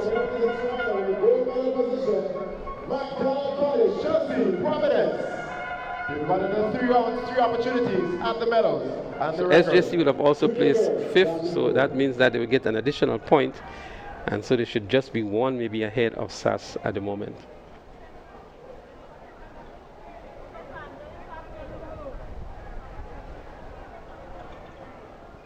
We're getting ready for heat 3 now in the boys 100-meter dash seniors. Quite a number of lanes have been scratched here. Lanes 2 and 3 are scratched, which was supposed to be Raheem Rayburn of McDonald College and Calvin Louison of St. Rose. Well, there they go. 100-meter seniors, and it looks as though it's the athlete here from the Boca Secondary School, Diron. Sorry, it was actually Abbey of the St. George's Institute. I was actually looking at the next preliminary, and an automatic qualifier for SGI 11.22 seconds.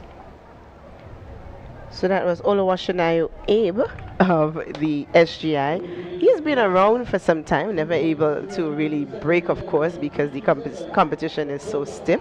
But what he has done is earn his position in the final. That's Oluwashinayo Abe of SGI. How are you able to pronounce his name? Because I knew Oluwashinayo since he was a little thing going to Beacon, and so I had to learn it, and I'm proud that I can pronounce it very well today. Good for you, well done. Nazim Philip of Grenada Christian Academy was third in 12.06.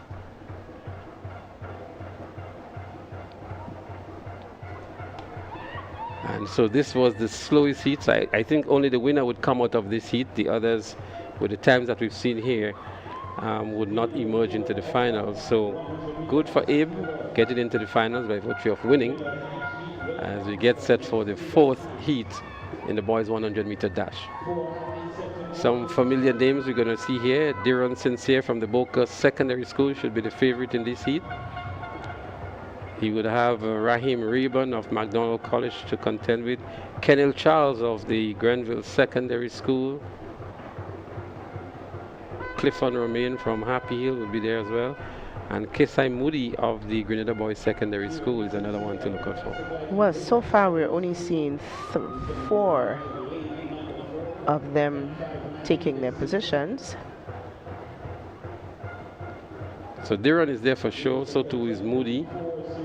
Happy Hill is also there in Romaine. And then we also see from Westmoreland Secondary, Max Richards. Oh, I know Max has been an athlete showing quite a bit of potential. It's good to see him here representing what you would call, I don't know if to even refer to Westmoreland as an underdog, but we are glad to see their presence here. And I remember seeing Max running very well coming up. Whether he's going to get a place in the Happy final, Hill Secondary, Clifford Romaine, lane number 6 from the Westmoreland Senior School, Max Richards.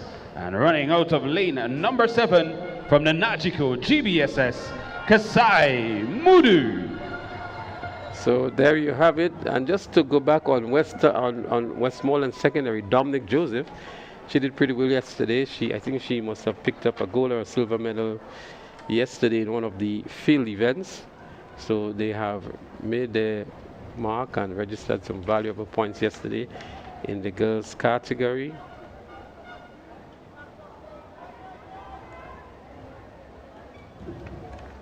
They have 8 points in the girls category.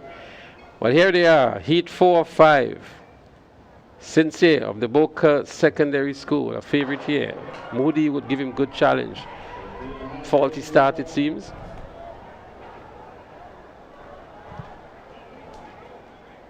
Moody has Jamaican heritage, Jamaican blood in him, so maybe we might see some sparks on the track today. Well, it looks as though the first movement here came from Westmoreland Secondary, and then he jigged and he held his position. It's going to be a disqualification here for Westmoreland Secondary. We were just speaking about Max Richards, and he had to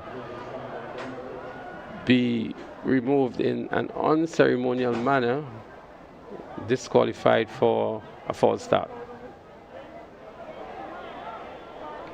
Oh, it's unfortunate. It is unfortunate. But, like I said, I cannot give them a second chance. We cannot give them a second chance, even though we would love to. They have to earn it. So it's only 3 athletes remaining in this preliminary now. And the 3 are Diron Sincere of the Boca Secondary School. And what I can say about Diron Sincere, he started the season very impressive and sort of faded. He did not make the finals at the national champs. And he has an opportunity now at Intercol games. That's Moody there for you from GBSS. He's one we can definitely look out for qualifying into the finals as well. There they go. Let's see who comes out first. Diron Sincere is looking good out there. It's Diron Sincere. He's a man for business now. He's on a mission now. He's running straight through the line. 10.64 on the flash time. Diron is in a no-nonsense mood today. 10.64 is readjusted to 10.66. And that's within the range that he normally runs. Well, what can we say? Diron Sincere knows that he not just has to secure his space in the final, but he needs to run a good time to get a good spot so that he can compete. And rightfully so, we know he has the ability to compete with the big boys come in the final later. Kasai Moody, GBSS 11.01, not the fastest, not the slowest, so maybe he might get a chance to go over to the final this evening as well. But Diron Sincere of the Boca Secondary School, 10.66, not bad at all. Well, there you have it, a very impressive run from Diron Sincere. He actually ran the same time as Daryl Daniel in Heat 1, which would be the second fastest time so far. So it's going to be a real showdown going into the finals later on. And the athlete from Happy Hill Secondary School, Clifton Romaine, may also get a chance to go in with an 11.19. Well, we still have one more heat to go, so let's see how that unfolds. The athletes are making their preparations on the track, and we should see in this heat Johnson Louison Jr. from the Grenville Secondary Number 505. as we go trackside for the lane assignments. In this event, introducing your field.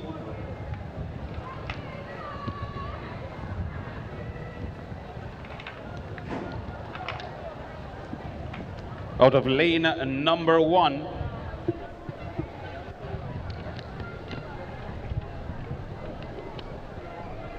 From the Grenville Secondary School, Johnson Louison Jr.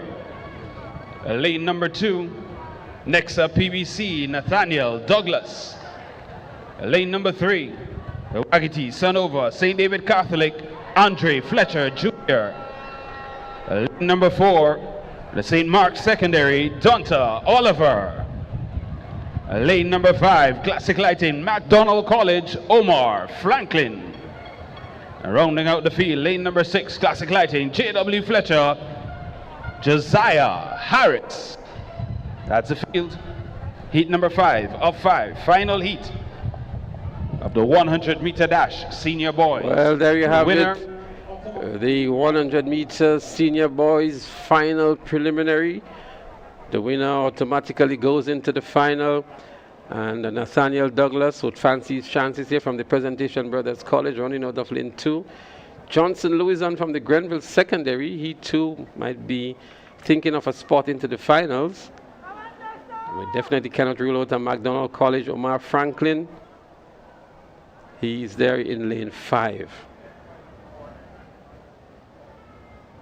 And apart from winning the heat, the athletes are literally running for the absolute best time to secure their spot later this afternoon.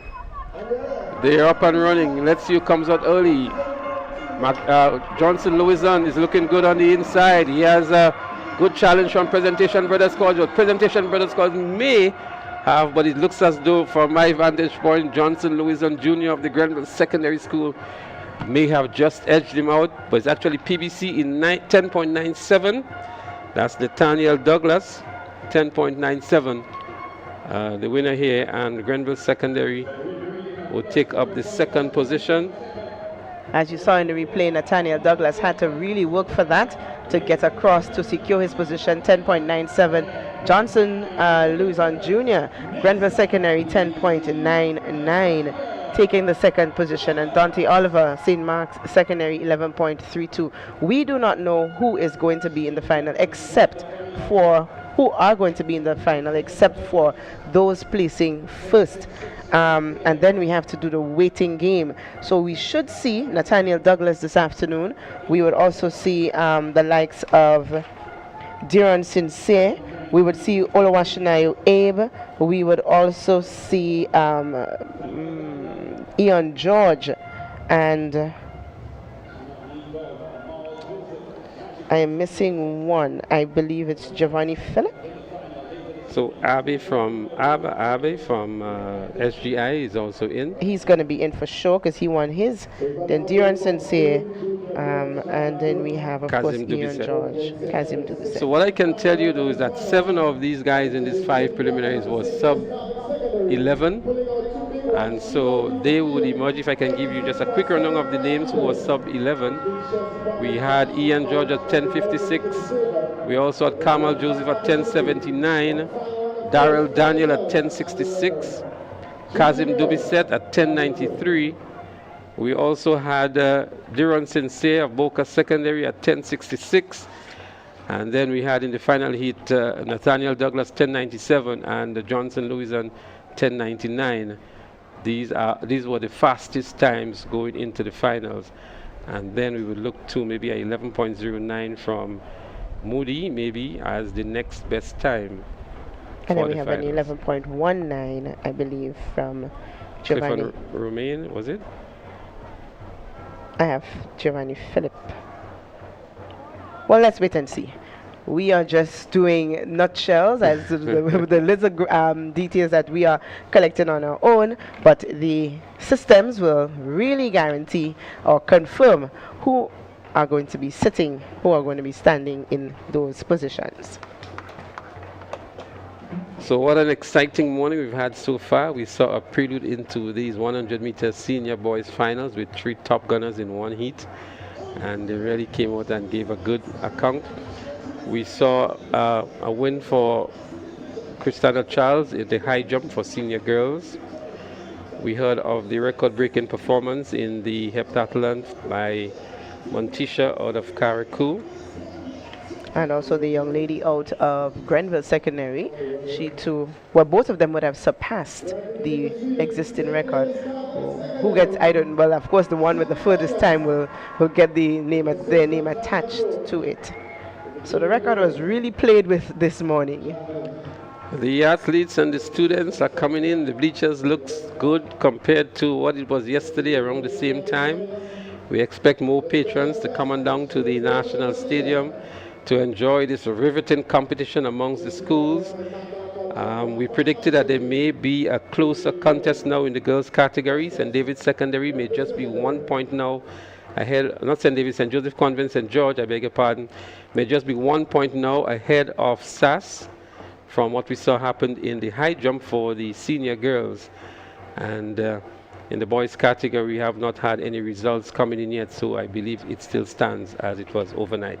We're going to take a very short break and come back to you with some more live action here at the Kirani James Stadium, Intercol 2026. Do you live or own a business in Calavini, Marianne, Hopevale, Westerhall, or surrounding communities? The government of Grenada invites you to a town hall meeting this Wednesday focused on Grenada's healthcare transformation and Project Polaris. Hear directly from the project team, ask questions, and gain a better understanding of the new hospital development in your community. The town hall meeting is on Wednesday, March 18th, 6 p.m. at the Westerhall Secondary School. The Honorable Prime Minister and members of Cabinet will be attending.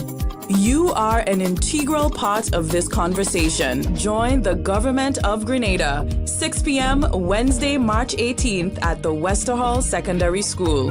Come out and learn more about this exciting project happening in your community.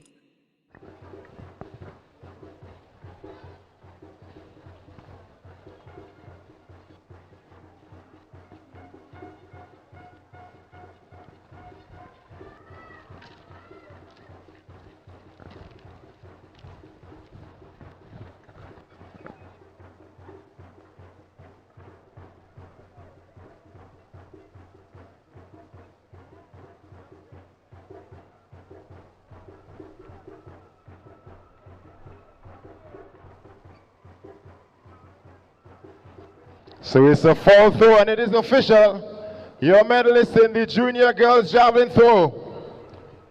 Bronze medal goes to Theona Jackson of St. Joseph's Convent, Grenville. Silver medalist, MacDonald College, Chelsea Providence.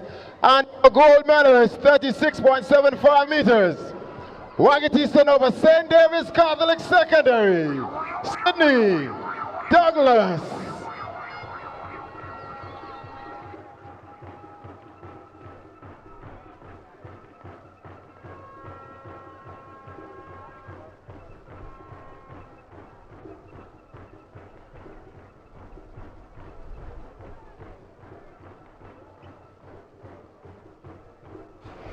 Welcome back to the live action here at the Kirani James National Athletics Stadium. Bernstein, the action this morning was packed. It was intense. Competition was tight. What say you for what's to come?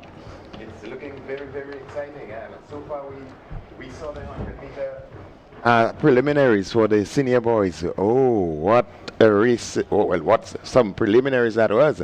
And the expectation will be so high for the finals. Oh my God, it will be mouth-watering this afternoon. All right, so don't turn the channel. You stay right there. Up next on the track, though, will be the girls' 200 meters for sub-juniors. We have some 8 athletes here listed in heat number 1. There are 5 heats. So the top 8 will advance. That is the winner in each heat, then the next 3 best times.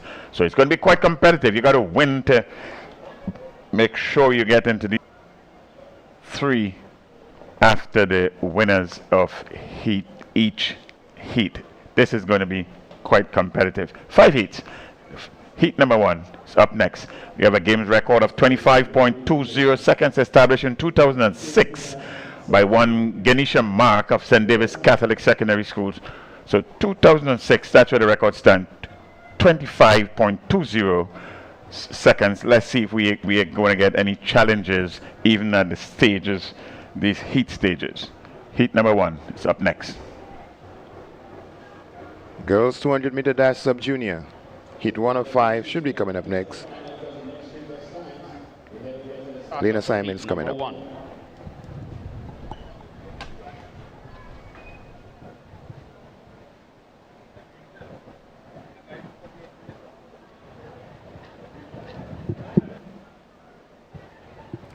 So they're down in the status orders. Horsford in 1, George in 2, Felix in 3, Charles in 4, Cyrus 5, 6 is Alexander, 7 Cato, and 8 Edwards.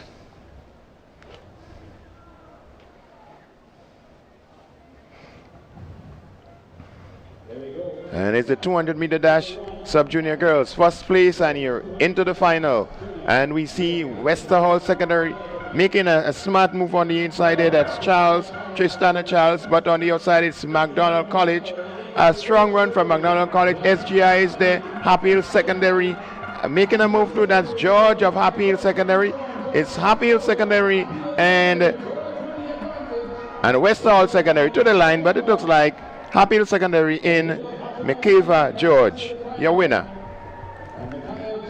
Kaya George, your winner there from lane, running out to lane number 2, Happy Hill Secondary School. Happy Hill Secondary School, good, nice run here, balance at it. What, 65 meters to go. A little bit of a competition from the athlete there from Happy Hill Secondary School. Elated at the end, hands in the air. Your winner, Micaiah George from Happy Hill Secondary School, 27.13 seconds. That's the winning time. The winner, you go through to the finals, and 27.33 in second place, 27.35 in position number 3. So you got to run sub 28, I think, to get into the final here. With that will be coming up this evening. We have 3 athletes already going sub 28. So it's looking interesting for the rest of the preliminaries coming up. Let's take a lane aside. Williams of Wesley College in 3. Dominic Joseph, Westmoreland Senior School. She goes in lane number 4. Lane number 5, we'll see April David, St. Mark Secondary. Harmony Patrice, Patty's Enterprise, Hillsborough Secondary, set to go in lane number 6. St. Rose Modern, Connell Mitchell, set to occupy lane number 7. And Kiara Walters of SGI, set to feature in lane number 8.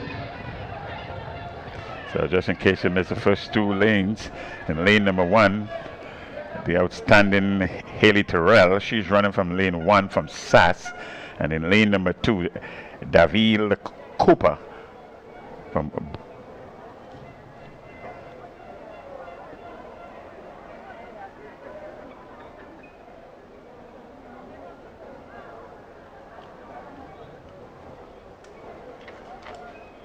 So you're getting ready for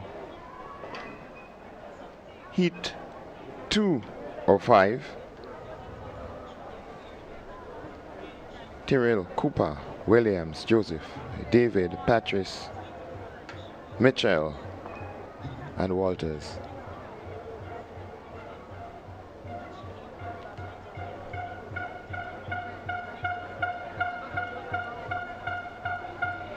It's good to see some of the smaller schools in this heat. Wesley College is here, and so is Westmoreland Senior School, SGI, St. Rose Modern Secondary School.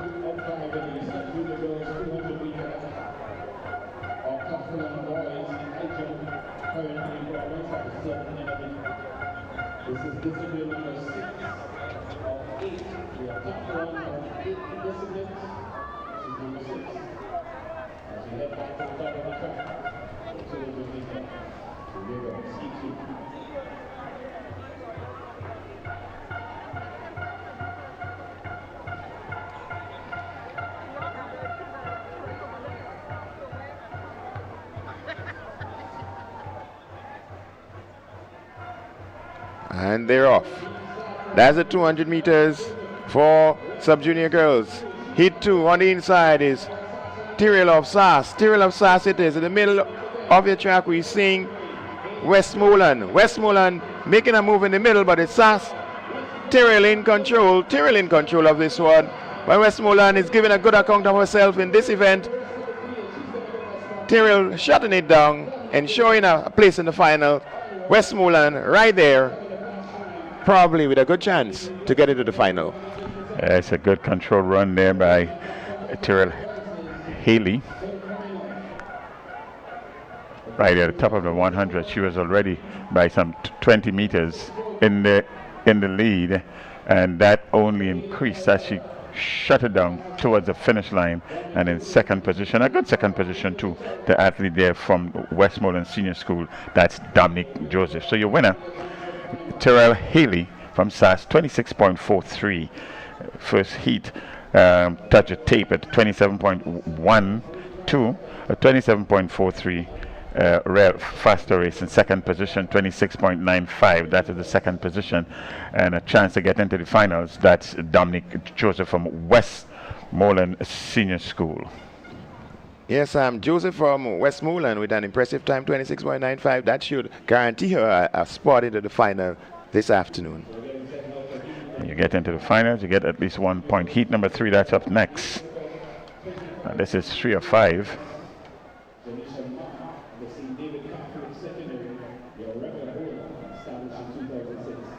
Okay, let's get some Lena Sianis. Lane number 8, GTC Anglican High, Connor Marie Monroe. Lane number 7, Classic Lighting, Boca Secondary, Aquinda Lawrence. Lane number 6, Nawasa Sass, Kelina Modeste. Lane number 5, Grenada SDA Comprehensive, Dequana Richardson. Lane number 4, Wagiti Sanova, St. David Catholic, Reina Hosford. Lane number 5, St. Joseph's Convent, St. George's, Ariel Edwards. Lane number 6, St. Joseph's Convent, Grenville, Jada Calder. Rounding out the field, Party's Enterprise, Hillsborough Secondary, Equana Francis.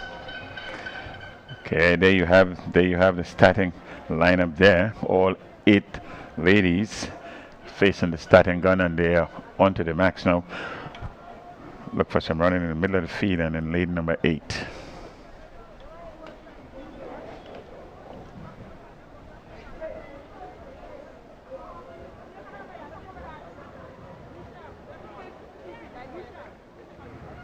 And they're off. It's heat number 3 of 5. And already making some move in the middle of the field there. It's Modeste of SAS. On the outside, it's Monroe of Anglican High School. St. David's Catholic in the middle of the track there.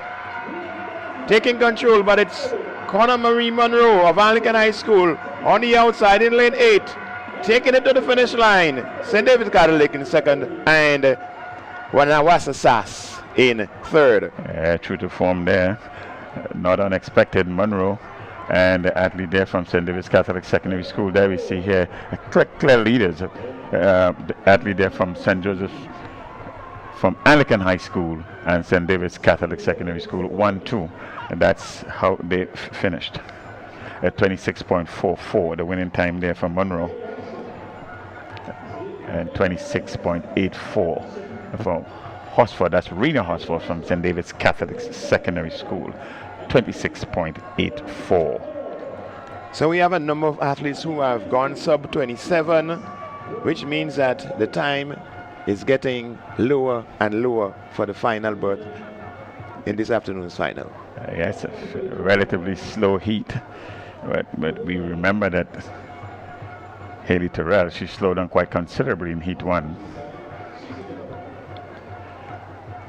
Your winner automatically qualifies for the final, which is shaping up to be rather interesting. We're getting ready for heat number 4. Heat number 4 is up next. Quite competitive so far, with the exception of heat number 1. Joseph's Convent, Grenville, Brielle Nelson. Lane number 7, Grenada Christian Academy, Jordelia Edwards. Lane number 6, St. Joseph's Convent, St. George's, Leah Rose Charles. Lane number 5, Classic Lighting McDonald College, Ashel Romaine. Lane number 6, GTC Bishop's College, Khadija Modeste. Lane number 3, from the Classic Lighting, J.W. Fletcher, Renika Cyrus. Lane number 2, Wagiti Nova St. David Catholic, Tamara Newton. And lane number 1, Classic Lighting, Happy Hill Secondary, Rena Hosford. There you have it there. And the 8 young Bubble ladies. time, 27.33 seconds. Heat number 4. Heat number 4. The young ladies are facing the starters. Look for the running coming out of lane number 4 and lane number 2. And lane number 6. So 2, 4, and 6.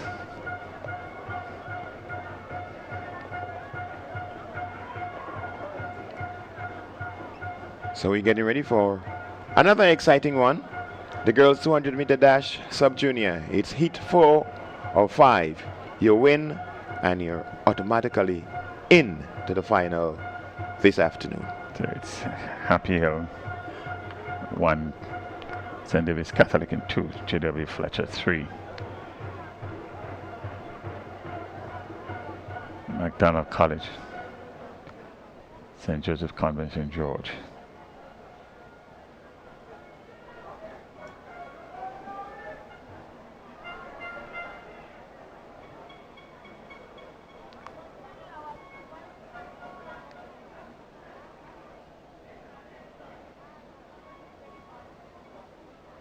They're already asked to stand up and take it again.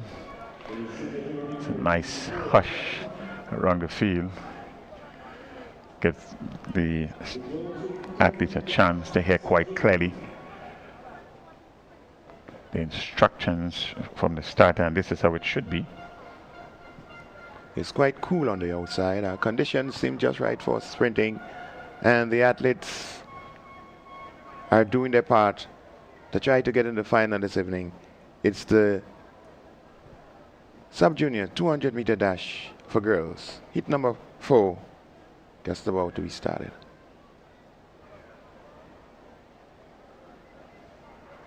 A clean start. Is it? Oh, they're going to call him back. There seems to be a false start in this one. We have 2 non-starters though, from the original field of 8. There are 6 that are facing the starters, and in lane number like 2 seems to be lane number 2. It's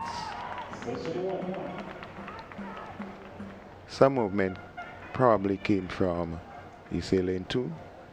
And it seems to be, are we going to get it official? We'll get it official. Let's not speculate. 2 non-starters. Leah Rose Charles and St. Joseph's Convent, St. George. She's out. And it was, the infringement was in lane number 5. Lane number 5. That's Ashel Romaine, McDonald College. So the disappointment for the athlete from McDonald College is always rough on the athlete having... Oh yes, quite clearly. The playback there seems to indicate that the officials, the judges got it right. The judges got it right. We always leave it up to the official. The judge's decision is final unless there is a protest. So we are down to 5.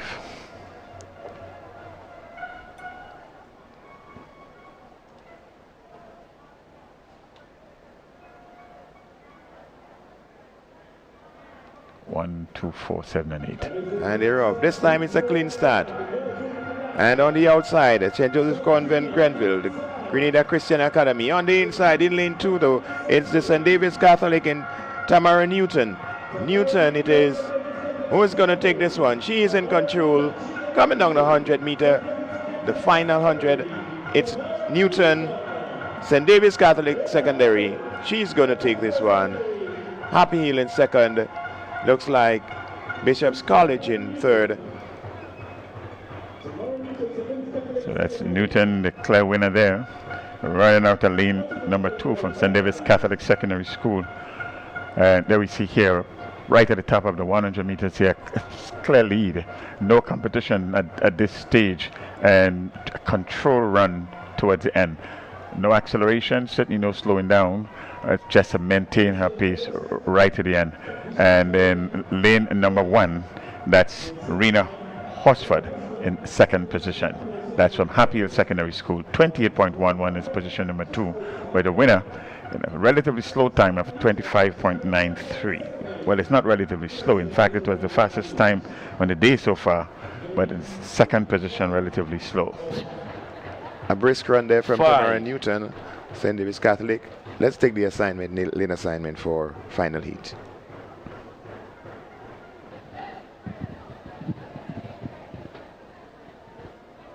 So heat 5 of 5 for the 200-meter dash sub-junior girls, final heat. Armani Phillip of Wesley College, she goes in lane number 8. Kiana Sampson of the Grenada Christian Academy goes in lane 7. Raquel Bedassi, St. Rose Modern Secondary, she goes in lane number 6. Ava Plenty of the Anglican High School goes in lane 5.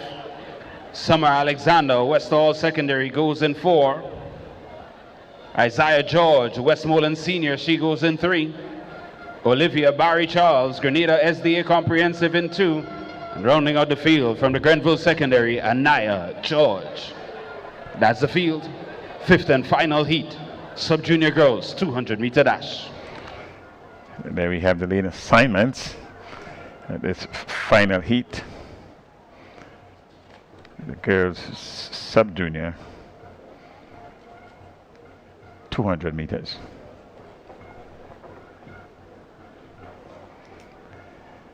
And the last heat, very fastest of the 4 heats thus far, 25.93 seconds. And Tamira Newton from St. David's Catholic Secondary School. So we're getting ready for the final heat of the girls 200-meter dash sub-junior.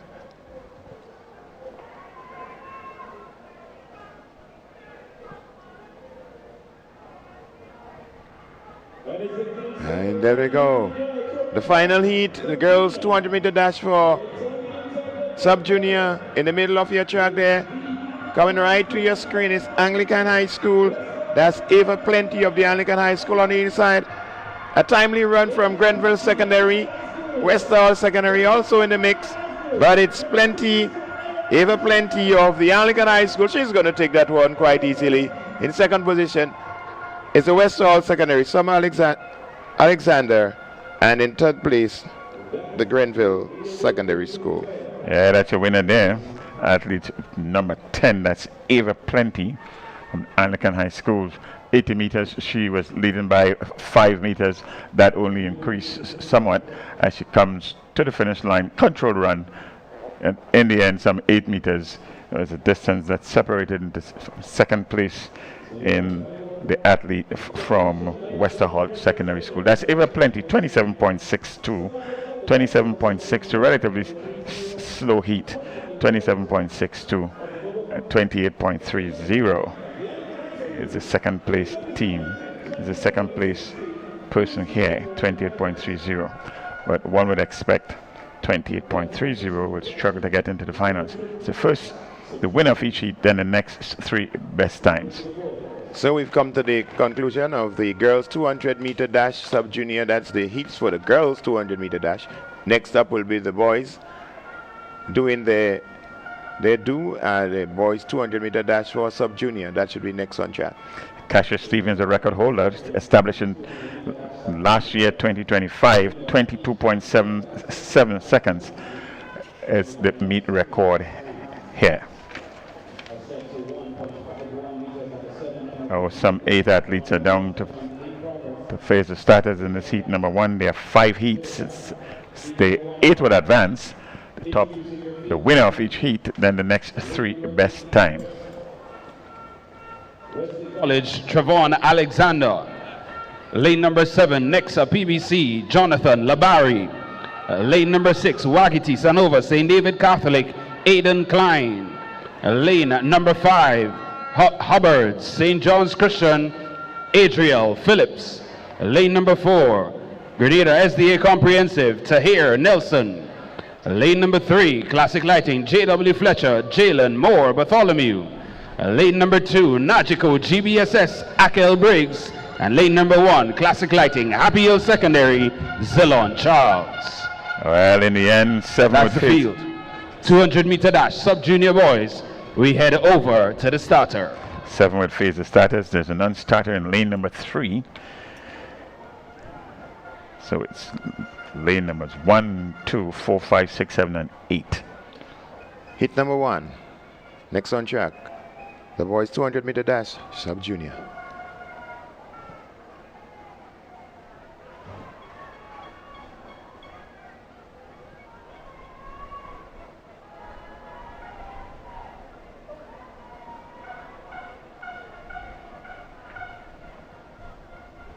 It's a hush over the field. And it's a clean start. On the outside, it's Wesley College on the outside, but already making the move. It's Presentation Brothers College, but St. John's Christian is right there. GBSS is also making a move. It's GBSS, that's Akel Briggs of GBSS. He's taking this one to them, taking it to the rest of the field, closing down slightly as he gets to the finish line, but a clear win for Akel Briggs. And not unexpected, Briggs there taking this second heat, that heat number 2. They collared the race there from about 80 meters. That's Briggs, and never let up right to the end. He took it in strides, didn't really slow down, comfortable when maintaining his momentum right to the end. Briggs, your winner there in heat number 2. In heat number 1, sorry. The first heat of 5. So Briggs indeed, your winner. From the Nalgico GBSS, that's Akel Briggs. And on your screen, the excitement from the supporters, 23.48 seconds and 24.19 in second position, 24.51 third position. Your winner, Akel Briggs. 23.48, quite an interesting time. A nice way to start. Boys 200 meter dash sub-junior. Philip in second position from St. John's Christian Secondary School. George from Grenada Secondary, third position, 28.99. No, this is the wrong equation here. So we're getting back to some live action on the track. The 200 meter dash for sub-junior boys. Heat number 2 is coming up next. Remember, there are 5 Hayden Henry. heats. Lane number 6, Classic Lighting, J.W. Fletcher, Tyler McFarlane. Lane number 5, Nawasa Sass, Dishon Oliver. Lane number 6, lane number 4, Nagico, GBSS, Andre Coutain. Lane number 3, Westmoreland Senior School, Ramald Beggs. Lane number 2, Classic Lighting, McDonald College, Kashim Ganis. Rounding out the field, lane number 1, St. Mark's Secondary, Kareem Grant. That's the field. Well, we have number 2 of 5. And again, we have 2 non-starters in lane number 1 and 6.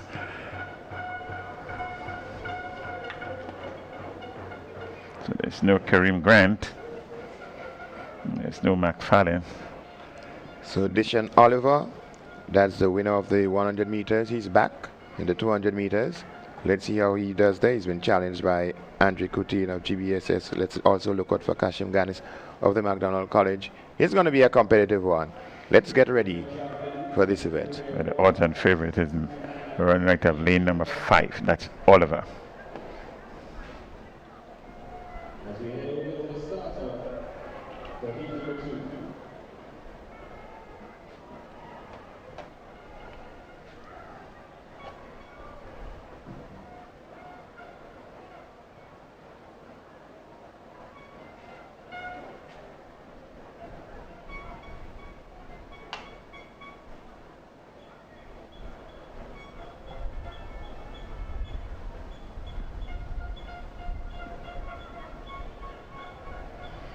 And they asked to stand and compose themselves. They get back in a starting position. It's in Ganis in lane number 2. Beggs from Wesley College. In 3, Coutain from the GBSS season 4. 5, your favorite in this race. That's Oliver. He's from SAS.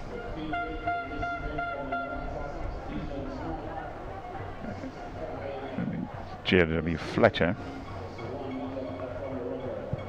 He's not there. And Jaden Henry, 7, from Grenada Secondary. Lane number 7.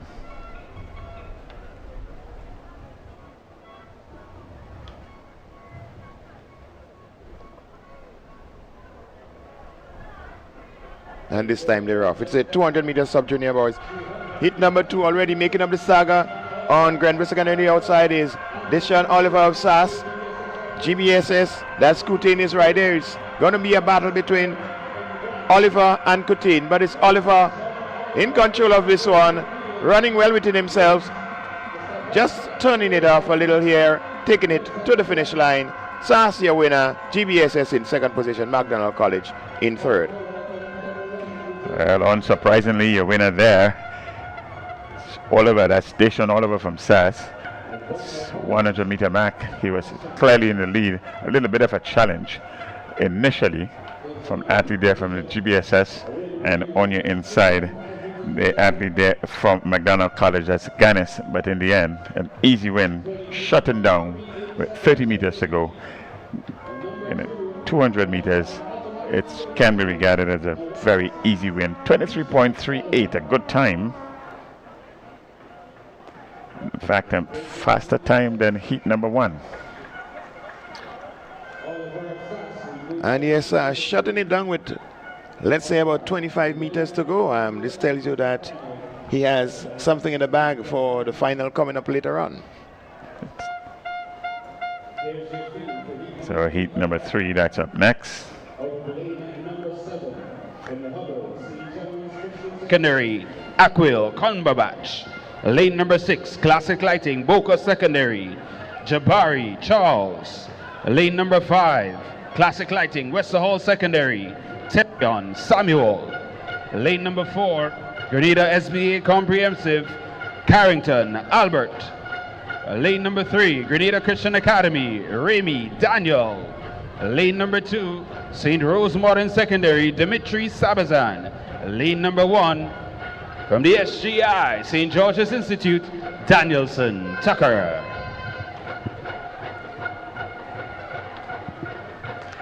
There you have it, a lineup there for heat number 3. So we head over to the starter. As we sometimes see, some of the lesser schools have an occasion to stamp their authority here and book their spot into the final. Yeah, definitely. Cumberbatch, the one to watch in lane 7. Cumberbatch and St. John's Christian Secondary, they're off. And they're off. St. John's Christian Secondary is right there. A strong run on the inside there from SGI. On the outside, it's St. John's Christian Secondary in Cumberbatch. Akel Cumberbatch is there in lane 1, making a good run for himself and his school. Is the SGI athlete, but it's going to be Cumberbatch. And West Hall Secondary in Samuel. To the finish line they come. Your winner, Akel Cumberbatch, St. John's Christian Secondary. 20 meters to go, and Cumberbatch basically shut it off. He was that confident. A little bit of a challenge at the 100-meter mark from the athlete there from the SGI in lane number 1, and from Happy Hill Secondary and Wester Hall Secondary School in second position. A little bit of a challenge, but in the end, it was Aquil Cumberbatch winning rather easily. 23.96 is his winning time. And 24.52 is the athlete's closing time there from Wester Hall Secondary School. He will be on the outside looking in. So the times have been pretty competitive so far. A number of 23s and 24 lows. It's going to be quite interesting as we get down to heat number 4 of the boys 200-meter dash throw sub-junior. That's a penultimate heat. We're going to get a lane Running out assignment. of lane number 7, Paddy's Enterprise, Hillsborough Secondary, Alex Lendor. Lane 6, Nawasha Sass, Tishon Lambert. Lane number 5, Classic Lighting, Boca Secondary, Job Samuel. Lane number 4, St. Mark Secondary, Jabari Bonaparte. Lane number 3, Wagiti Sanover, St. David Catholic, Christian Collins. Lane number 2, St. Rose Modern Secondary, Shondell Harriman. And lane number 1, Classic Lighting, MacDonald College, Aidan Bishop. That's the field. Heat number 4 of 5. 200-meter dash, sub-junior boys. We head over to the starter. That's your lineup there. They look for the run in the middle of the track. Lane up number 3 in Collins and lane number 4 in Bonaparte.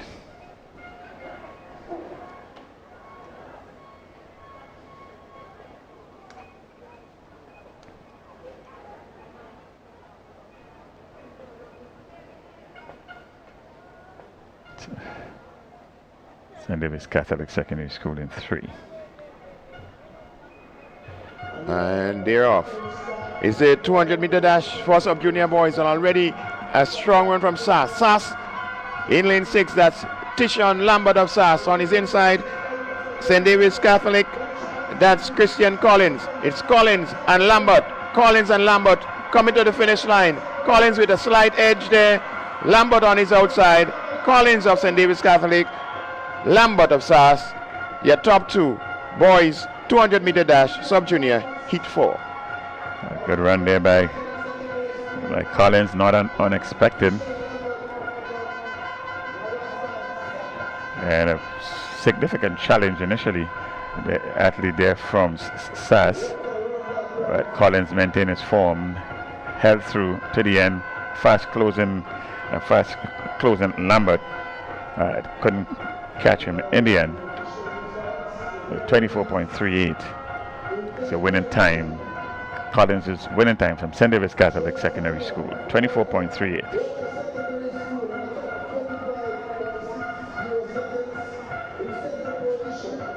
As we look at the replay, Collins very much in control of this one.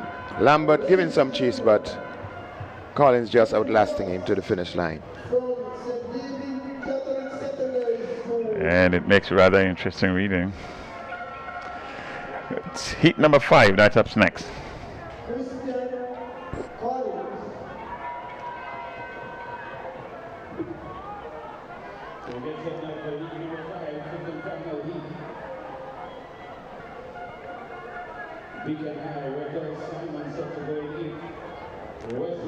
Oh, let's take this lane assignments. Next up, PBC, Ethan Gunpot in 6. Classic Lighting, Happy Hill Secondary, Shafiq Alexis in 5. Westmoreland Senior, Benjamin Smart in 4. Paddy's Enterprise, Hillsborough Secondary, Davian Alexis in 3. And Classic Lighting, Westerhall Secondary, Kamal Gordon in 1. That's the field. The 5th and final heat, in case you missed it, in lane number 8 is Rickel Simon. In lane number 7, Rodney Barry. Gunpot you may have gotten from the PBC, running out of lane number 6. So you got to win to get into the final. The final heat of the boys 200-meter dash sub-junior is about to start. Win and get in. Some impressive running has gone so far, and we expect no less from this final preliminary.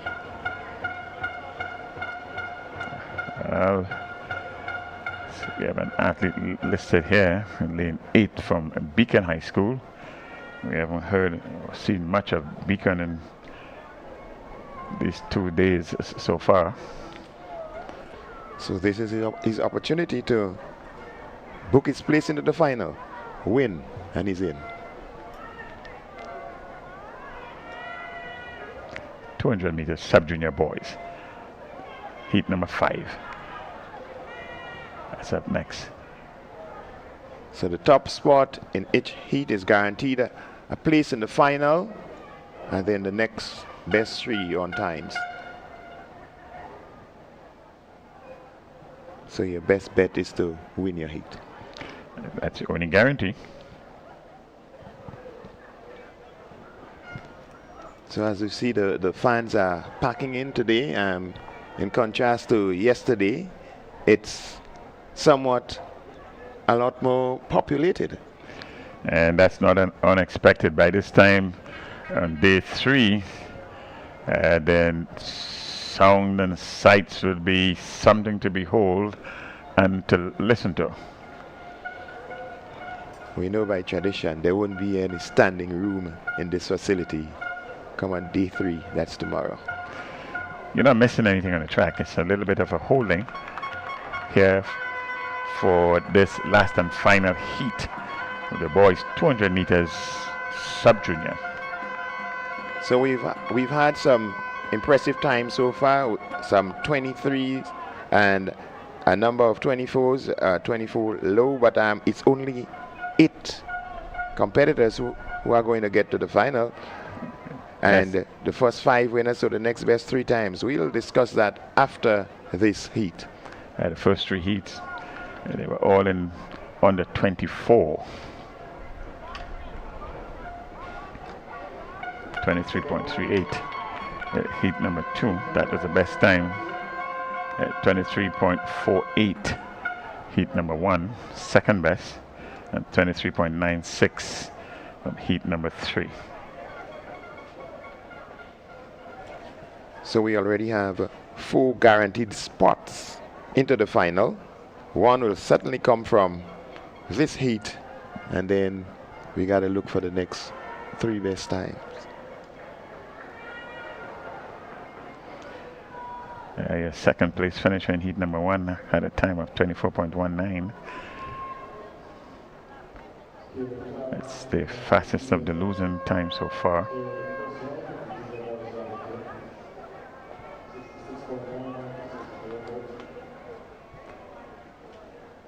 They're all looking for a place in the finals later today.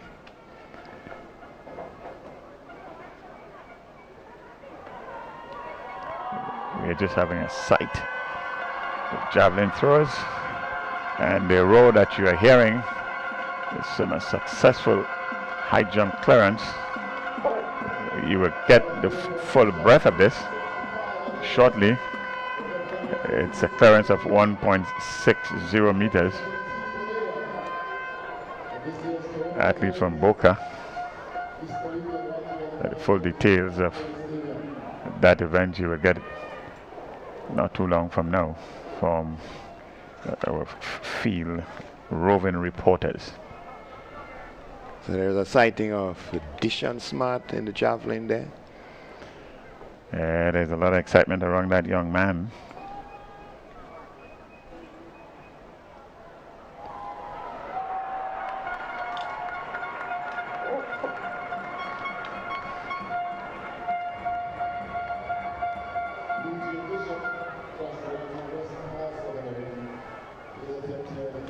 The excitement on the field will be shared with you in a timely manner. We have our roving reporters, Sherry and Blossom, and they'll keep you up to date with what's happening there. You can just have a look at the javelin for junior boys. Wester Hall secondary, just slightly above the 40-meter mark. That looks like Bishop.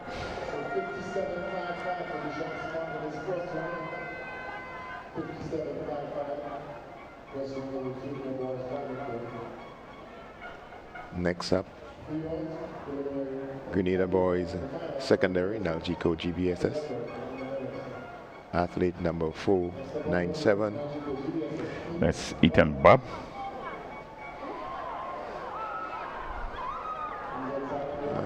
just out of the arc, so it wouldn't be recorded as a throw. Foul throw. There's some riding in the snow. As we go back to the 200 meters, the last and final heat number 5 of the 200 meters for sub-junior boys. So it's Gordon, Alexis, Smart. Alexis, that's Shafiq, Gunpot, Barry, and Simon. Well, there's no Simon from Beacon High School. I guess we were more wishing. And they asked to stand one more time.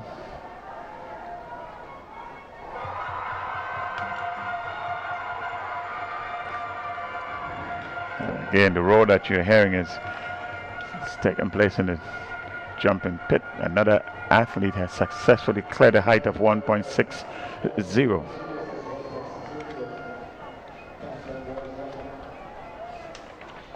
So sharing some high jump with you at the moment.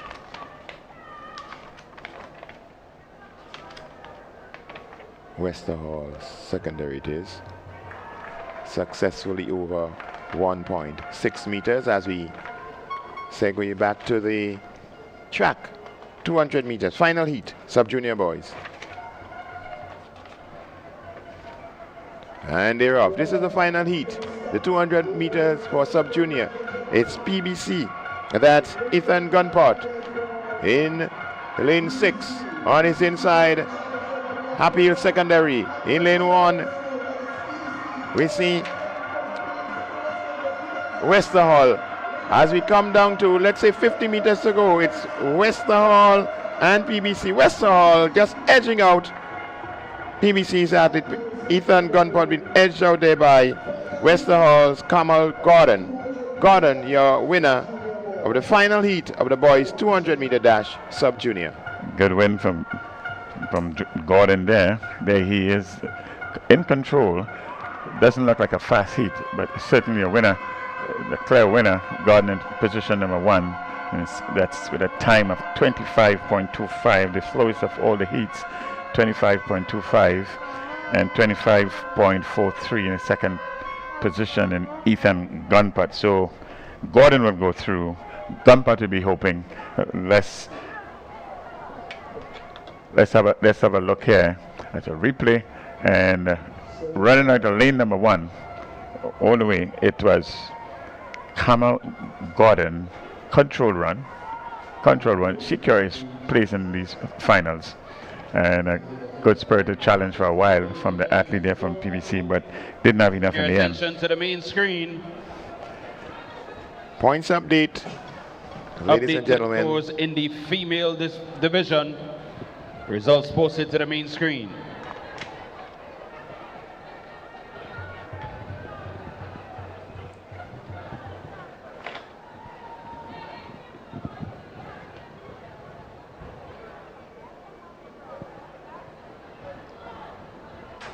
So positions 14 through 8 now on the screen. Updates in the female division. As we get set for our next round of updates, we're asking all students participating in the March Past competition. All students participating in the March Past competition, please begin getting ready now as we see the top contenders. Your top 5, Boca Secondary 36 and 5, Anglican High School 45.33 in position 4, tied in position 2, SAS, and your defending champions, St. David Catholic.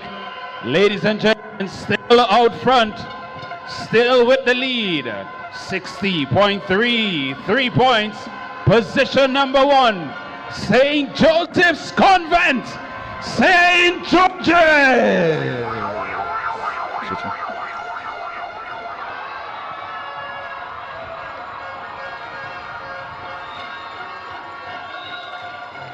So you heard once again.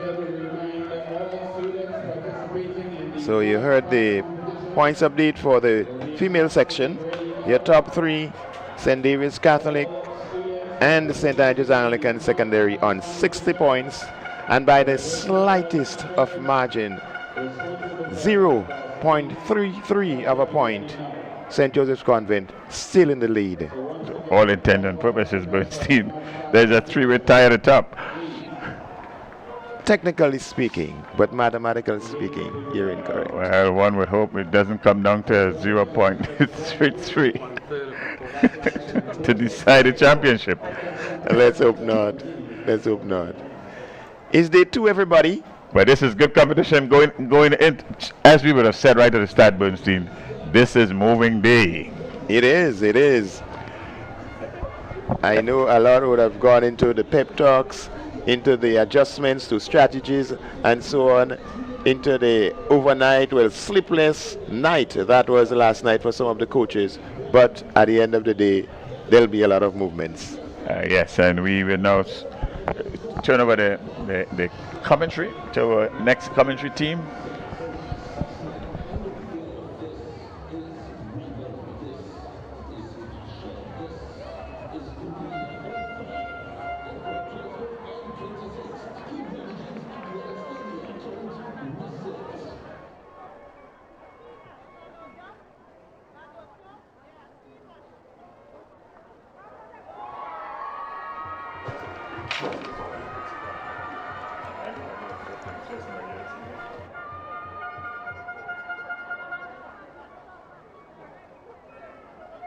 How did they get it 0.33 points?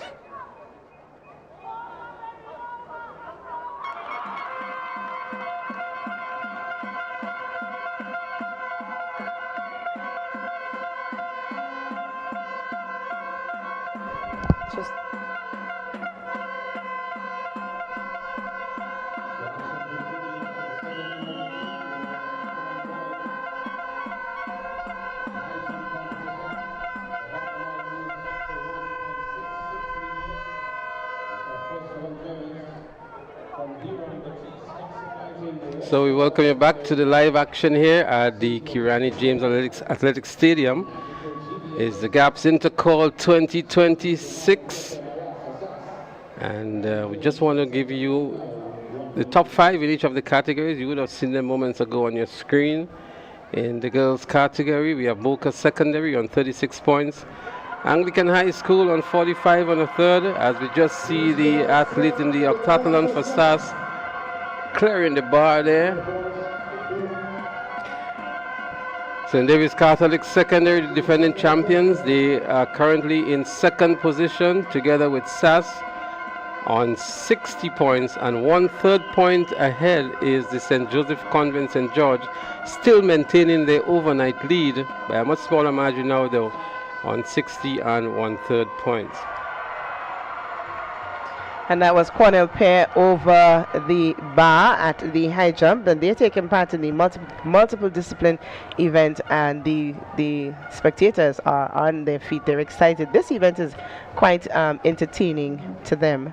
It's an exciting one. The bar is at 1.66. They're looking for valuable points. In the boys category, the top 5, McDonald College, they're into the 5th position with 25 points. 1 point ahead of them in 4th is St. David's Catholic Secondary on 26. Presentation Brothers College, they are on 36 in 3rd position. The defending champions, the Grenada Boys Secondary, on 77.5 points. And the SAS on 104.5 points. So the positions in the boys category have not changed yet. I think that's what we came into today with. And some of the events are not yet completed. The javelin for the junior boys is in progress, and the octathlon yet to be completed. And for those of you who are wondering how we have 1/3 of a point, it means that there were a 3-way tie for a position, and so the points had to be split equally, and that's how they derive at 1/3 for these 3 schools. So the 3 schools with the 1/3 are McDonald College on 32 and 1/3, Anglican High School on 45 and 1/3, and St. Joseph Convent St. George on 60 and 1/3 points. For those of you following and looking at the javelin event, We know that we have Deshaun Smart. He is participating in that event, and we know so far that he threw a distance of 57.55. Next closest rivalry, I believe, is from Westerhall, 42.11. We'll get an update a little later as to exactly where these athletes are standing. But you just saw a throw by the students of Westerhall Secondary, and they are above the standard. I believe that red mark is the standard distance that they're looking for. So a decent throw, but right now Smart is leading. A good throw, but this one is outside of the range, so that athlete will have to take another go at it if he has another chance. Trevor Joseph of the Boca Secondary School about to attempt 1.66 meters. This is his second attempt at it. And he goes over in the scissors jump. Pretty much not the contemporary approach to high jump, but he's very delighted with that jump. For him, once I do not throw down the bar and I do not get off the mat in the wrong position, I'm good to go. Westerhall Secondary is going to make an attempt here now. That's Deron Batiste. 1.66 the height here of Totalan boys high jump. Failed attempt by Deron Batiste. Intense competition in the Octathlon boys high jump. Very intense. Lyndon Archibald has the record for this event at 1.88 meters. He established last year. Boca Secondary on the javelin runway outside of the arc. That would be a foul throw. Boca Secondary in a completely new kit today. I noticed that, and I wanted to tell our viewers that if you were looking for them in that traditional gray yesterday, today you will find them in a green and black. Very distinct look, but that's who you're looking for if you're a Boca Secondary supporter. That's what you're looking for. You're looking for that green and black kit today. A demonstration of the resources at Boca Secondary School. And why not? The school has put a lot of effort into upgrading their quality and performing and producing good quality students and their presentation, and we're seeing it on the field today. Well, we must say hats off to Mr. Martin Bido of the Grenada Trade Center and Classic Lighting for sponsoring quite a number of these schools, Boca Secondary being one of them. We see also McDonald College just joined the ranks of the schools that have been sponsored by the Classic Lighting brand. Anglican High School, Happy Hill Secondary. And these are just the secondary ones. We also know that he also sponsors quite a few of the primary ones as well. Just a little update. Lee J. Bishop of Westerhall Secondary is currently in second position for the junior javelin. He has a throw of 52.21. And of course, Kyle Abraham from SAS, 50.03. So quite an interesting competition going on over there in the javelin. The favorite so far is Deshaun Smart, but that's who we know. That's who all eyes are on this morning. But again, I always say you never know. Sometimes you know that one athlete just gives you that one good throw, and we don't know. Let's see what Lee has in store. Let's see what Kyle has. If any of them are able to upset young Smart today.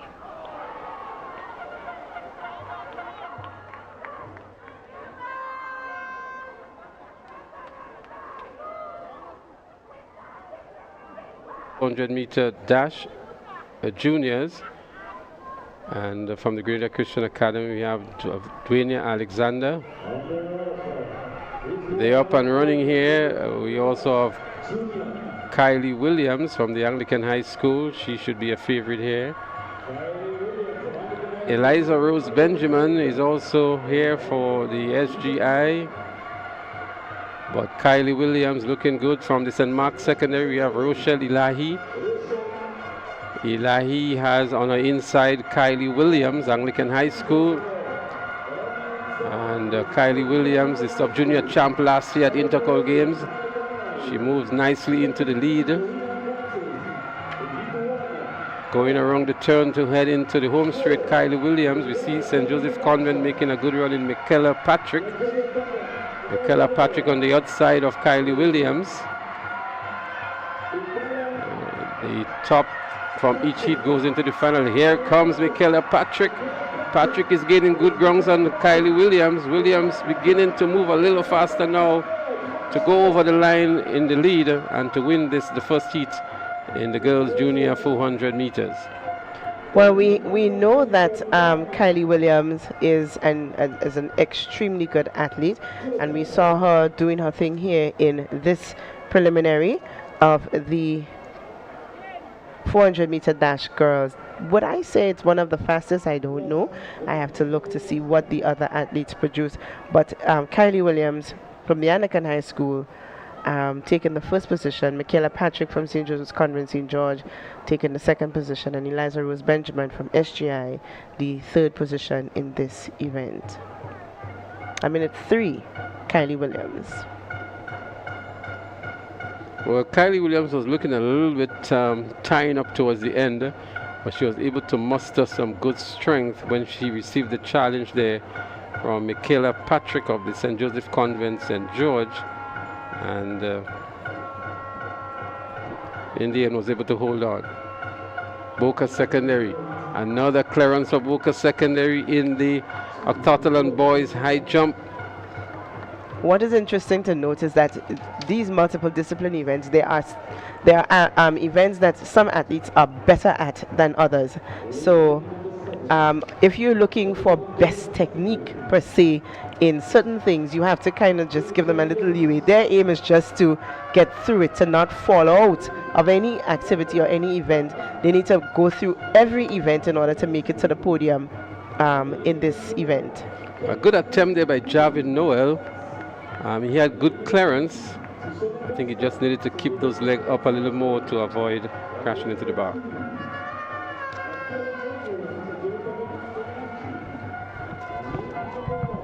We see Tashana Bascom getting ready. Well, the second preliminary will see Francis Lewis from Wesley College, Michaela Abraham of St. Joseph's Convent St. George's, Tashana Bascom, one to look out for from St. David's Catholic Secondary, Kenzie Mudu of SAS is there, Shamaya Nelson of Anglican High School, Hanaya Tavana from the St. John's Christian Secondary, and Angel Lewis of the Boca Secondary School should be out there in lane 7. Lane 6 seems to be scratched. There is nobody from the St. John's Christian Secondary. An attempt here by, it looks as though the athlete from SAS in the high jump, and that should be Randy Jones. So there's real competition going on there in the high jump. In the octathlon, we see GBSS making an attempt now, and he goes over the bar as well. Excitement for sure in the high jump boys octathlon.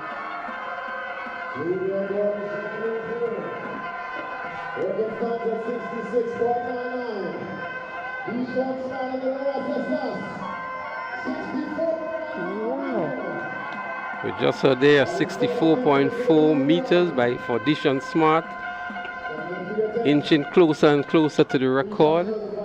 I believe the record is somewhere in the region of 66, so it's within grabs. Another clearance for SAS here in the high jump. That's Randy Jones. But we go to the 400 meters for the junior girls, the second of the 4 preliminaries.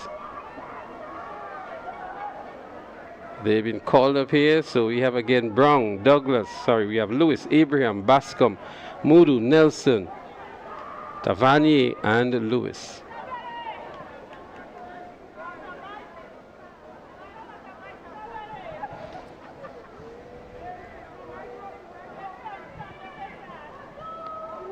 So 64.0 seconds for 0 meters for Dishon Smart on his third throw. Back to the 400 meters junior girls.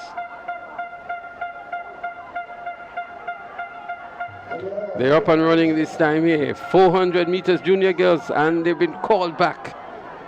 Seem to be a faulty start here again. Second time we've seen this for this event.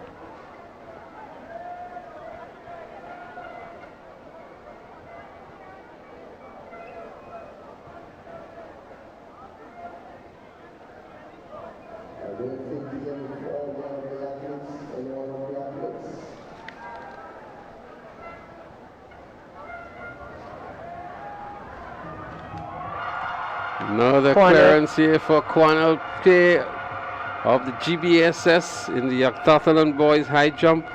The bar is now at 1.72, the record 1.88.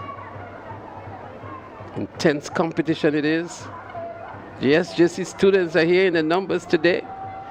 They've been motivated from the results overnight, and they're coming down here to support their classmates and the athletes from the SJC. The girls on the hill giving a good account of themselves at Intercol Games 2026. Boca Secondary, Joseph, almost clearing here. Not too sure that was the technique that he started the event with, but has matriculated into the scissors jump, and he seems to be enjoying the competition as well. I'm sure that's a personal best for him in the high jump. It's lovely to watch these multiple discipline athletes go at it today. They are truly competing with each other. It's not just one or two dominating. They're all bringing their A game to each of these events, and it's really, really, really competitive in this high jump today. Well, they have 8 events to complete in this multidisciplinary event.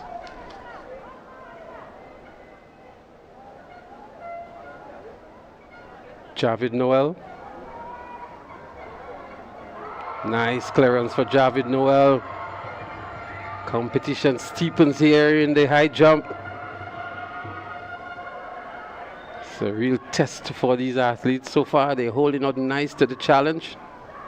So far we have 2 GBSS athletes and 2 SAS athletes going at it for this event. A failed attempt here as we go back to the 400 meters. They're up and running this time. 400 meters junior girls heat 2 of 4. And again we have in this one Lewis Abraham Bascom, Tishana Bascom in lane 3 for St. David's category. A pedestrian pace, St. Joseph Convent, Grenville, Michaela Abraham making up the stagger and Tishana. But out front is Anglican High School in Shania Nelson. She's one to definitely look out for. Nelson in the lead. On the inside we have from Wesley College, Francis Lewis. But that is Shania Nelson of the Anglican High School with a good lead over the rest of the field. Nelson looks in ripping form here. He's going to take a lot to catch up. Tishana Bascom begins to make a move. Goes past Convent Grenville. But it is Nelson still in the lead. Tishana Bascom would really have a work cut out for her. She begins to pick up some momentum, but Shania Nelson of the Anglican High School will hold out, it seems. Here comes Bascom still. Nelson over Bascom. Nelson wins it over Bascom. And from St. Joseph Convent Grenville, Michaela Abraham picks up the 3rd position. Well, Shania Nelson took charge of this event from the very beginning. She ran her way through to taking the top position. She did not have an easy task because, of course, Bascom decided to put some pressure on, maybe a little too late, but she did her very best to secure the 2nd position. So Shania Nelson, Anglican High School, 1 minute 2. Tishana Bascom from St. David's Catholic Secondary, also 1 minute 2, but at 51. So Shania Nelson and Bascom. Well, Bascom gave it all. She left everything on the rubber. She was flat out after the event. And this was a much faster heat. So as a matter of fact, the top 2 finishers had a better time than the first place by Kylie Williams in the first heat. As the high jump continues in the octathlon, we segue in between both events.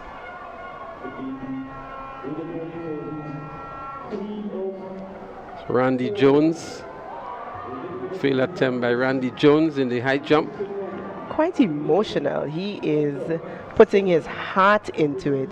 So a failure doesn't go very well with him, but that was his third attempt at that height. 1.72 meters. So Randy Jones bows out of this competition. His compatriot Jamari Fletcher of SAS is there still. Boca Secondary is still there in Trevon Joseph. That's Trevon's last attempt too at 1.75. Boca Secondary, Annalisa Brown. So give you quickly the lane assignments for heat 3 or 4. Annalisa Brown in 1, Sydney Douglas in 2, Michaela Williams in 3, Gabrielle St. John of St. Rose in 4, Kevon Joseph of Westall Secondary in 5, Ciara Augustine of Grenada Christian Academy in 6, Leah Griffith of J.W. Fletcher Catholic in 7, and Kiema Julian of Hillsborough Secondary is in 8. Annalisa Brown would be the favorite here, but she would have some competition from Sydney Douglas of the St. David's Catholic Secondary School. But this should be an easy one for Annalisa Brown. She won the 200 meters yesterday and the 1500 meters in the junior category. And already she has made up the stagger on both St. David's Catholic Secondary, Sydney Douglas and Michaela Williams of SAS. Annalisa Brown going down the back straight. Out there on the outside is Kiema Julian of the Hillsborough Secondary School. As they go around and approach the 200 meter mark, it is Annalisa Brown right there in lane 1 for the Boca Secondary School. But running a good race so far is Kiema Julian of Hillsborough Secondary School on the outside. SAS now moves into 3rd position with Michaela Williams. But Annalisa Brown runs the turn into the lead and would just cruise home for the victory, I would think, to qualify automatically into the finals. Annalisa Brown of the Boca Secondary School, a very comfortable victory. No need to exert too much here now. She wins comfortably with maybe a 30-40 meter lead over Michaela Williams of SAS, who picks up the 4th position. As a matter of fact, Grenada Christian Academy in Sierra Augustine running back to get the 2nd position, and Kiema Julian of Hillsborough Secondary picking up the 3rd. You're right, Leslie. This was a comfortable run. There was no need for her to exert all that energy and effort. All she needed to do was secure her position in the final later this afternoon, and that is exactly what Annalisa Brown did in this preliminary.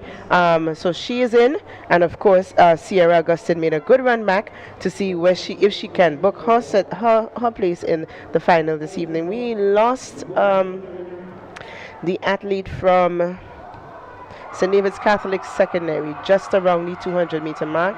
Let's see if she's okay, but we lost an athlete there. That would be Sydney Douglas. That is where we were expecting the competition to come from, and she buckled up just around the 200 mark. But just so that you know, Cornell Pierre just cleared his distance of his height of 1.75 in the high jump. And Javid so did Javid. Javid Noel has done just the same. They're looking for good and valuable points. 1.75 is the height of the bar, and these two are dominating the high jump at the moment. Javid Noel and Cornell Pierre of the Grenada Boys Secondary School. I believe the height is going to change because I think those are the only two in. The 2 SAS athletes did not clear the previous height. Neither did the athlete from Boca Secondary. So I believe the competition is just between these 2 athletes here. Well, we see the results now of the javelin for the junior boys. We're going to go to the house mic just to get the results.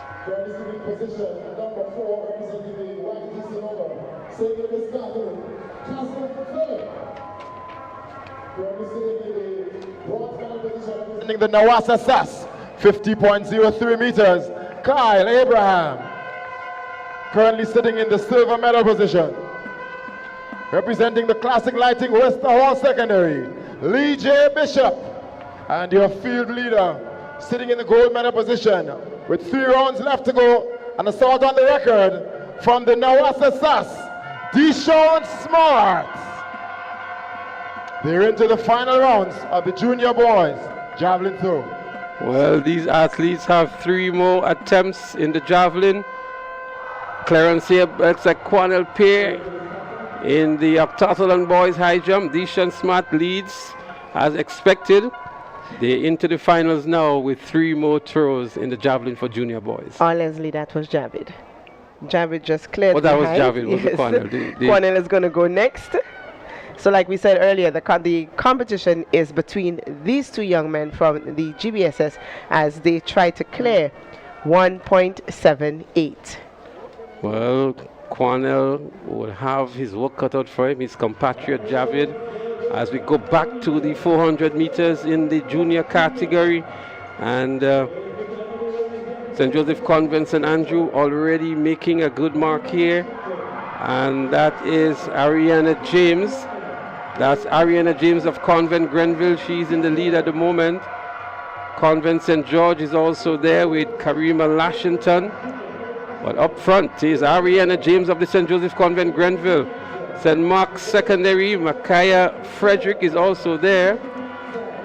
But Convent Grenville with a good lead as she approached the home straight. Convent St. George making a good run for it in Karina Lashington on the inside. Here comes Micaiah Frederick of St. Mark's Secondary. Micaiah Frederick in the lead, a slight lead over Convent St. George, Karina Lashington. And Micaiah Frederick is going to hold out nicely. One of the underdogs in this division and this category. Second to St. Joseph Convent St. George in Karina Lashington and Convent Grenville.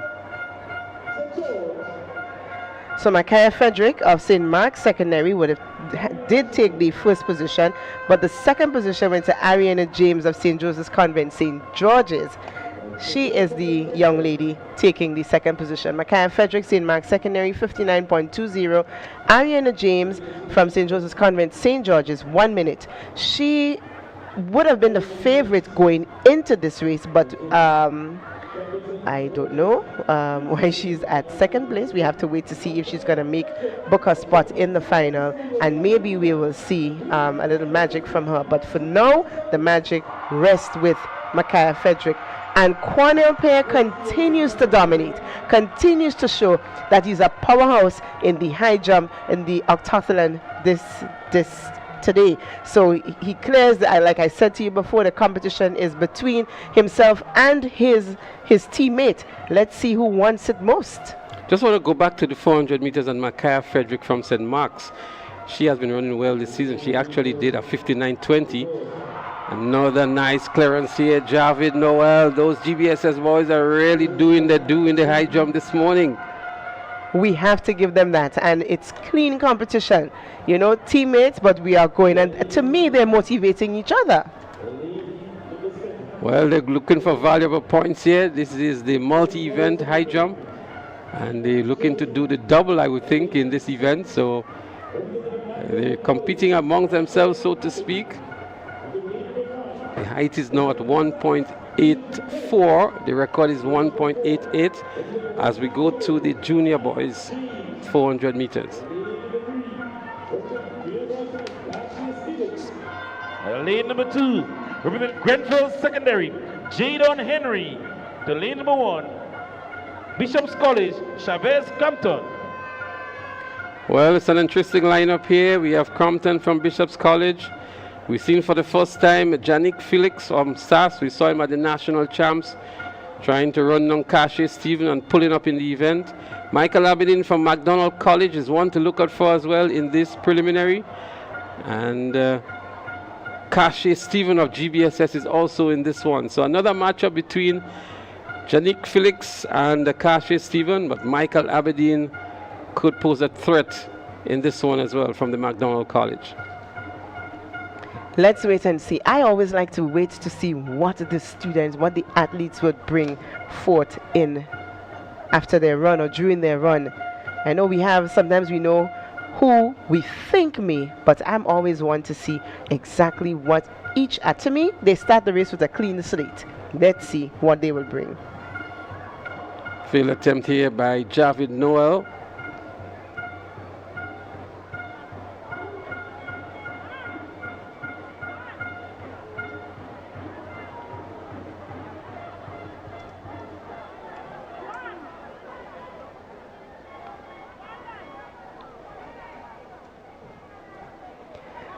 soon we're going to get an update for you for the points for the octathlon event.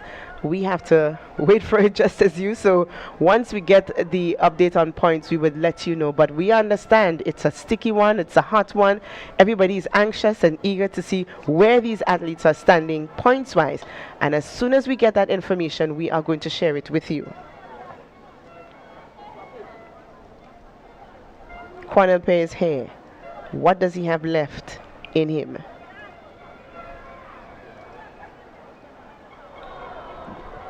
A failed attempt, but it's not the end of the game.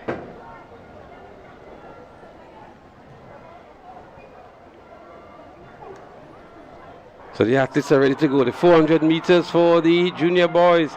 We see one athlete stopping. The race is called back eventually. Looks as though it's going to be a false start by the athlete from SAS, Janik Felix, in lane 5. And he's holding his head. What does that mean for him? We can call it, but I wouldn't call it until the officials do.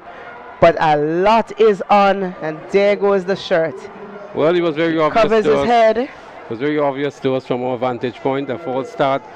Janik Felix will be credited to that false start, and we know what happens when you false start, you get a red card, you are disqualified.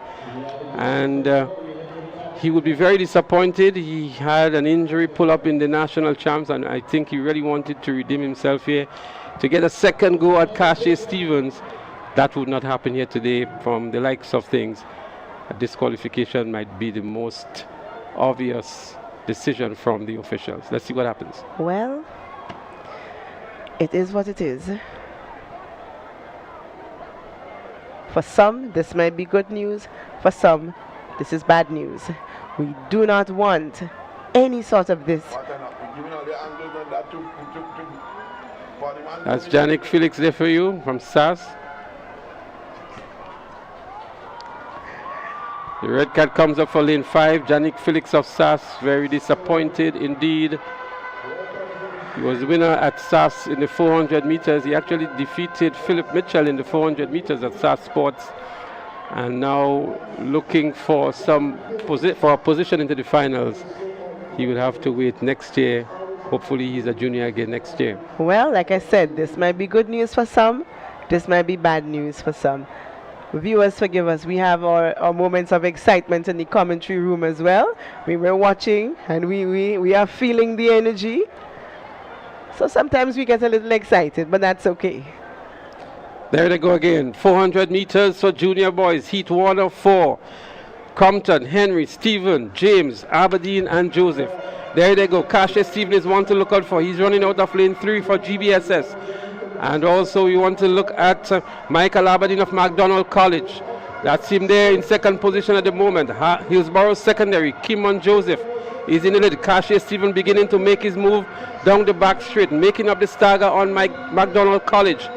Cache Stephen in the lead at the moment with 200 meters to go. It is Cache Stephen over Kimon Joseph of Hillsborough Secondary. Michael Aberdeen is making a move too as well. He goes past Hillsborough Secondary. Cache looks very relaxed at the lead here now. He would have to push because Michael Aberdeen is going to be pushing for MacDonald College. Grenville Secondary is giving a good run in Javon Henry on the outside, but here comes MacDonald College, Michael Aberdeen. Cache digs into reserve and would win this one in the end, but he was trying to be as relaxed as possible and had to go into reserve because Michael Aberdeen from MacDonald College was going to give him a run into the finals. Leslie, what these athletes have to understand is that at this moment, there is no room for relaxing because somebody wants your position. And Cache, I guess, got the reality a little, well, in time just to secure his position. And he's in, but he has to know that in the final, there's no relaxing.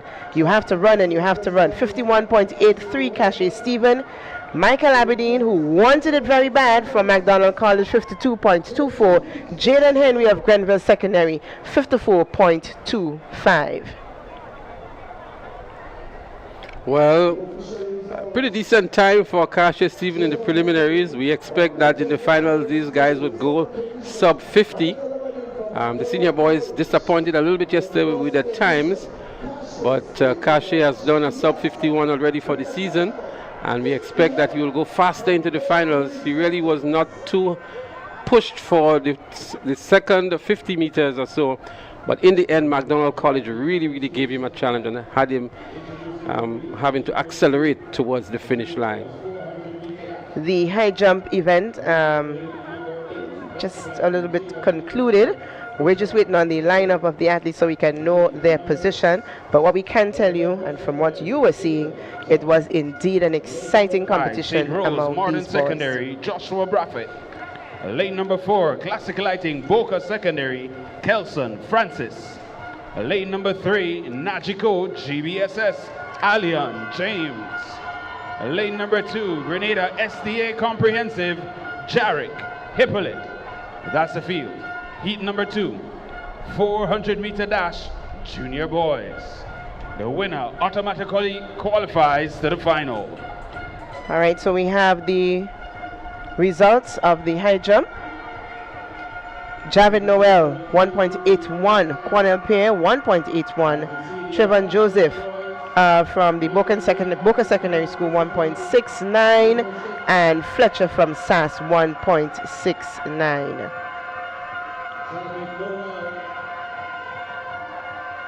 As we go back to the high jump, we just missed the throw there from Dishon Smart, but this is Wester Hall Secondary.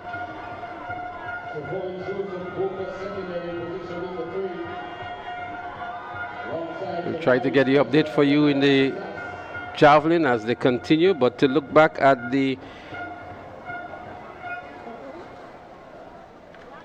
400 meters for the junior boys.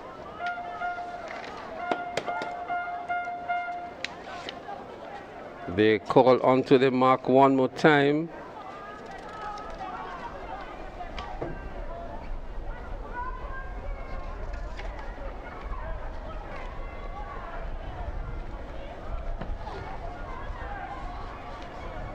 There they go. Nice clean start to the 400 meters for junior boys.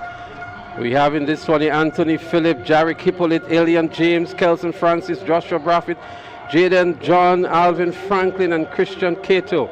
Grenville Secondary looking good with Jaden John in the lead at the moment. GBSS in Alian James is making some good run on the inside, but it is Grenville Secondary, and on the outside of Grenville Secondary, St. Mark Secondary, Alvin Franklin. Grenville Secondary is in the lead at the moment. That's Jaden John. Alian James is making some road on the inside, but John from Grenville Secondary is still in the lead as they enter the home straight now. Here comes GBSS Alian James. On the outside, JW Fletcher Catholic is moving. Here comes Boca Secondary as well. Kelson Francis running very strong. Kelson Francis for the victory over GBSS Alian James. Well, congratulations to Kelson Francis from the Boca Secondary School. A victory that they wanted, they need to get themselves into the final. We want to see Boca Secondary competing in the big league as all the other schools on that final stage this afternoon. And Francis has booked that position. GBSS, Alian James, who gave a spirited run, settled for second in this event. Again, we want to recognize the effort of Coach Charles of the Boca Secondary School and the Finish Line Club. He's been doing a fantastic job there in preparing these athletes from the Boca Secondary School. And that's why they are in the top 10 in both categories. As we see two of the leading athletes or the leading throwers in the javelin. Wester Hall Secondary, I think they're currently in the second position. A good throw there, looking for his mark, just over the 50-meter mark.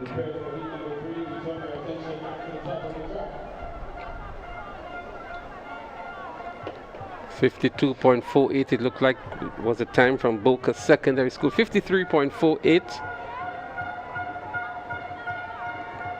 and 53.57 for Alion James of the GBSS,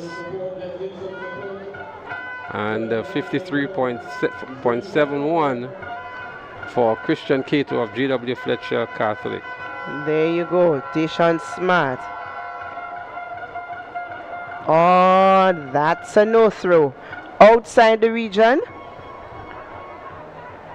A good throw, but outside of the region. So it will not be recorded. But he still remains in the lead with his preliminary throws.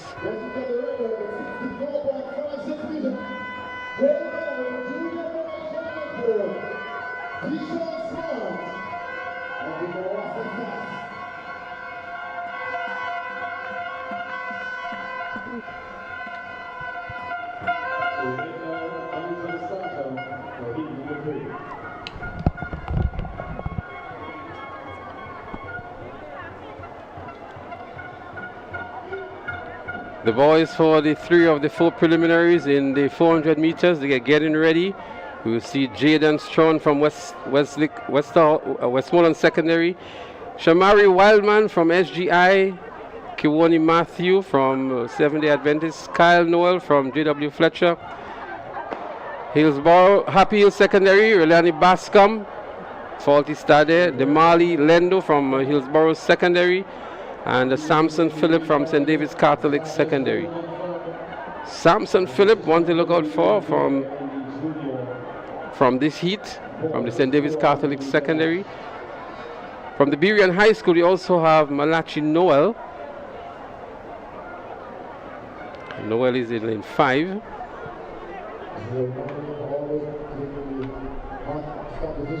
Look to see if there's a false start here. It looks as though lane 5, Malachi Noel from the Birian High School seems to be the one who would have jumped the gun and maybe awaiting his fate as well from the starters.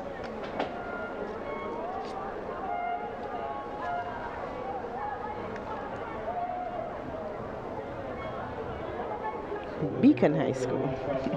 Keep saying Birian High School, but it's Beacon High School. I think Birian High School exists anymore. No, it doesn't. Beacon High School. Malachi Noel. They came in with quite a small team, so having a disqualification is not necessarily the best for them, but it's a learning experience, really. Let's see what they can learn from this year. So the dreaded decision is about to be made. The red card comes out, and so Malachi Noel has been disqualified from the 400 meters for junior boys preliminaries.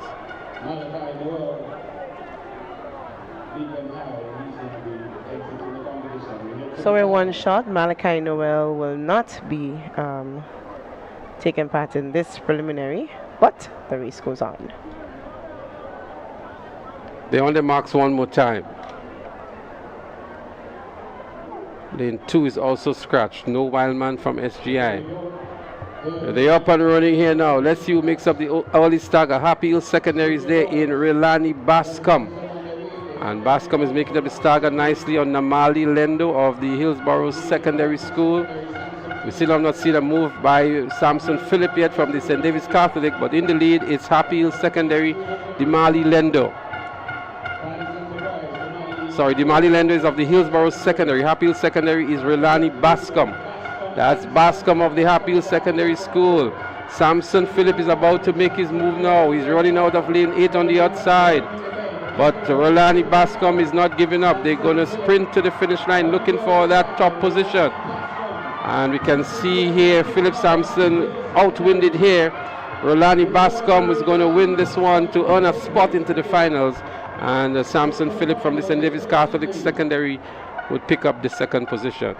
Well, no doubt the Happy Hill Secondary supporters in the stand would have jumped for joy in this, because what this guarantees is that they will see their athlete again, Relani Bascom, this afternoon in the final of this event. Relani Bascom running, not very struggling if you ask me, as compared to the athlete from St. David's Catholic who had to dig a little deeper. So Relani Bascom, Happy Hill Secondary School, 52.77. Samson Phillip of the St. David's Catholic Secondary, 54.12. So there we have it, the results of the 400 meter dash juniors. That was the third of the 4 preliminaries. We still have one more to go, and this one we will see the likes of Davil Andrew, Giovanni Green, Omario Amade, Marcus Castle, Zuriel Fleming, Shakel Bascom, Ethan Edwards, and Philip Mitchell. Lane number 7, Wagiti Sanova, St. David Catholic, Ethan Edwards. Lane number 6, Classic Lighting, Wester Hall Secondary, Shakel Bascom. Lane number 5, Classic Lighting, McDonald College, Zuriel Fleming. Lane number 4, Nexa, PBC, Marquis Castle. Lane number 3, Wesley College, Omario Amede. Lane number 2, Classic Lighting, Boca Secondary, Giovanni Green. Lane number 1, Hubbard, St. John's Christian, Davil Andrew. Well, there you have it, the lineup for the boys, 400 meter heat 4 of 4. Two very familiar names there. In lane 2, Giovanni Green of the Boca Secondary School and Philip Mitchell of SAS. Philip Mitchell already won the 200 meters and he will want to make the double here. Giovanni Green, maybe that's not his favorite event in all 3 events. He won the 2 and the 4, but he has been doing well all season. He was second in the 200 meters yesterday. We saw a blistering 10.88 from him in the preliminaries at national champs. But the 400 meters definitely not his best of these 3 sprint events. So too is Philip Mitchell, but they'll be looking for a good time going into the finals nonetheless. Indeed, these athletes want to make sure that they give their best to book themselves good lanes as they go into the finals this afternoon. A pretty good day. The rain has come a little bit in and between, but so far so good. We're having a good day at the National Stadium. If you can find a ticket, make sure you find your way down, and of course, be a part of the whole excitement that is happening here today.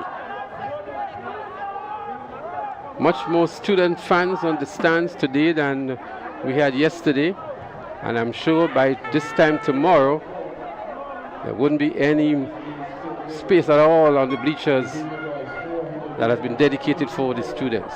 You know, these students are so comfortable, Leslie. They have the National Stadium to jump on. I remember jumping in Tantine, in Tantine for Intercol. That was a very different environment, but those bleachers were very strong then to house all of us. Well, you've just declared your age here. No, I didn't. I don't even remember Tantine as a student, so I would have been long before that. But Intercol champion over good conditions here at the Kirani James Athletic Stadium for both the athletes and the spectators. You won't remember anything about the bleachers crashing at the old Queen's Park, would you? I had 1 year, I think, at the Queen's Park, 1 year. And it was easy for me because I lived at River Road at that time, so it was just run across the road and you get to Queen's Park. 1 or 2 years I think I had at Queen's Park, and then the rest was at Tantine. And then at some point I was an athlete, so I didn't enjoy yes, I didn't enjoy the bleachers experience. So there they are. They are ready now for heat 4 of 4 in the boys 400 meter dash juniors. Again, we have Andrew, Green, Amadi, Castle, Fleming, Bascom, Edwards, and Mitchell. We see something happening there all day in lane 4. Marcus Castle may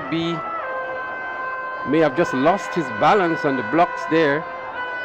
He's still down on his knees. I think he's aware of what has happened.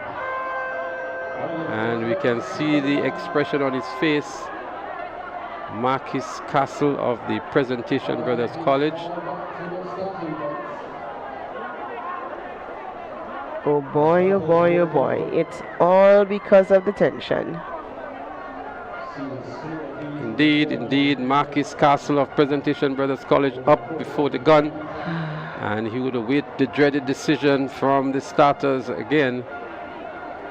And we continue to see these numerous false starts from these events. I mean, last year was maybe unprecedented for false starts, but this year again, a number of false starts from the athletes. One would ask, Leslie, why do they have to wait until the dreaded card? I mean, if you know your false start, one would say, well, maybe you could just leave, or is it standard that they have to wait until that decision is handed down? Well, it's part of the protocol, and for sure they would not know if it is them. They may have gone off before, but somebody else could have gone off before as well. And so they have to wait for that decision from the officials. But many times, like in this case here, where they know they go off before they hear the gun, they're almost certain that the decision will come against them.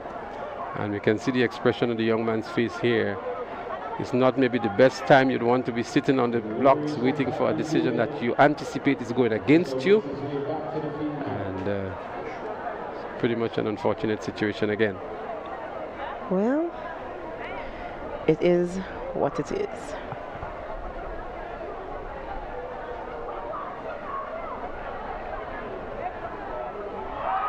So he gets a green on this occasion. He lives to see a continuation into the event. So the starters in their deliberation may have identified that there was something else besides young Castle from the Presentation Brothers College.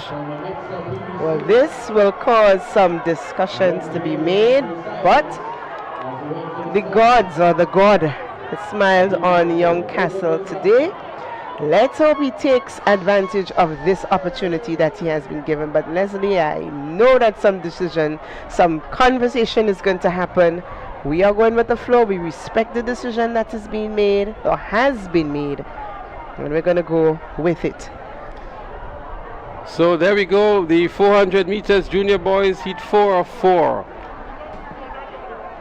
They're on their mark one more time. Young Marcus Castle was saying a prayer there when we were looking at him, and his prayer has been answered. They're looking for a position into the final. The first position automatically qualifies, and then the next best times. There they go. Giovanni Green out there in lane 2. Philip Mitchell out there in lane 8. Two names of repute in this one. Not their favorite events, but there they go. Philip Mitchell going down the back straight here. He has on his inside St. David's Catholic Secondary, Ethan Edwards. But Giovanni Green is making very, very good grounds on the inside in lane 2 for the Boca Secondary School. Giovanni Green in the lead at the moment over Philip Mitchell. Giovanni Green looking good, looking relaxed too. The arms are not pushing too hard. Giovanni Green in the lead here, entering into the home straight. Giovanni Green, McDonald College making a run back. Philip Mitchell is in second, but a very comfortable run here by Giovanni Green. Philip Mitchell has some challenge from McDonald College on his inside. That's Zuriel Fleming.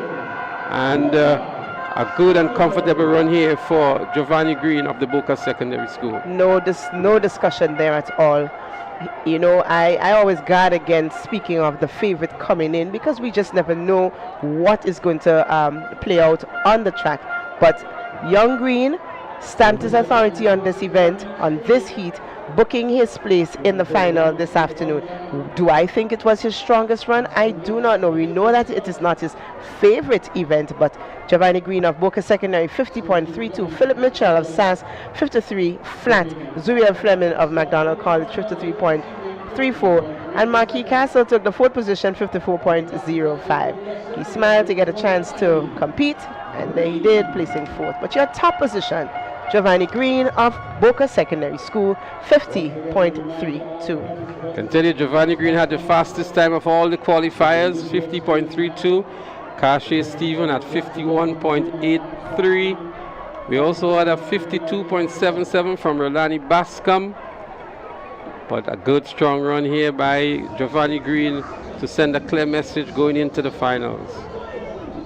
The finals this afternoon would have a nice lineup of athletes, I believe, a nice cross section. So many schools have reasons to wave their flag. Those of you looking online, you have reasons to throw up your color hearts this afternoon for this event, because it's not just dominated by 1 or 2 schools. You have quite a cross section. I know the Happy Secondary contingent is going to be happy. They would have a place in the final this afternoon. We're going to wait to see that final sheet when it comes in for us to know exactly who is going to go where and what lane they're going to go in. But from what we've seen thus far, a nice cross section of athletes will be there. So the 400 meters this afternoon is going to be very, very interesting. We still have some more preliminary events on the track. We still have the 400-meter hurdles for sub-junior boys and girls, and also the 400-meter hurdles for the senior boys and girls, and of course the 2 relays, the 4x1 for juniors, boys and girls. So stay tuned for that. More action on the track in the preliminaries before we segue into the finals later on this afternoon. And don't forget, we have the March Past competition coming up. Those of you who like that level of entertainment, it's going to be the second day. The ladies will take to the matching this afternoon. Of course, that competition is sponsored by Classic Lightning and the Communal Cooperative Credit Union. So they are the ones pumping the money into this one. And of course, it promises to be a good show this afternoon. So those of you looking forward to that, it is still to come.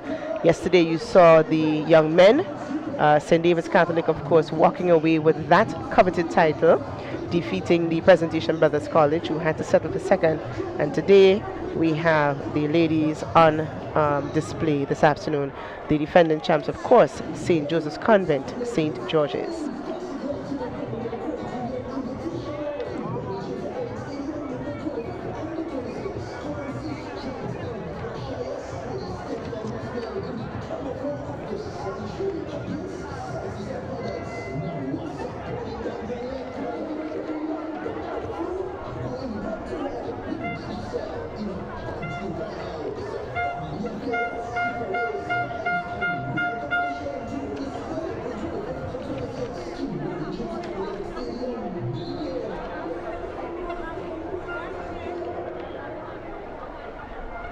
Again, the fans are out here in the numbers. That's the green section, the GBSS posse. As we go to the track for the 400-meter hurdle sub-juniors.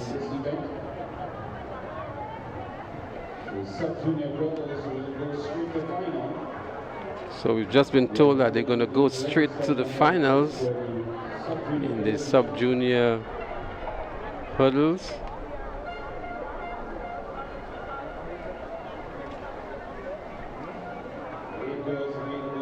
I believe the girls leg, they are going straight to the final, but I believe we will have to have the preliminary in the boys division because the field is a lot larger than 8. So what has happened is because there are only 8 girls or 8 schools for the sub-junior.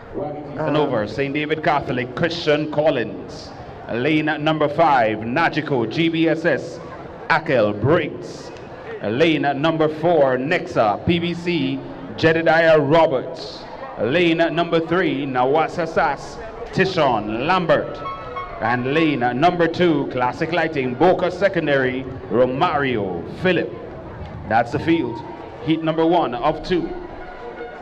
400-meter hurdles, sub-junior.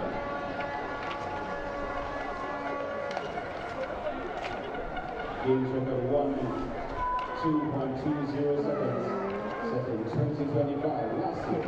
Next up, BBC Anthony Philip. We'll head over to the starter.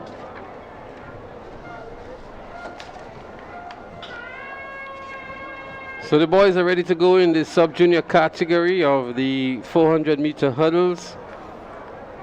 Again, just to go over, we have here Philip, Lambert, Roberts, Briggs, Collins. Briggs has been the top sub-junior athlete of the GBSS. Jedediah Roberts of PBC is there. Tishon Lambert, who's playing second fiddle to Oliver from Sassy, is also in this heat. Looking for a place into the finals. The winner from each of these heats would be the automatic qualifiers, and then the next 6 best times would join them into the finals. Only 2 preliminaries in this one. And of course, like we said earlier, the ladies are going straight to the final later this afternoon. Anthony Phillip of the Presentation Brothers College holds the record for this event. 1 minute 2.2. Record he established last year. We saw him very impressive earlier on today in the preliminaries for the 110 hurdles for the junior boys. He's expected to do well into the finals. these sub-junior boys. This may be their real first go at the hurdles. Many of the secondary school sports don't have hurdles in them, and so the preparation for that for these young men is something that has to be very intense and very repetitive to ensure that they have the techniques fully covered. From the various schools here to dip for the order. Thank you.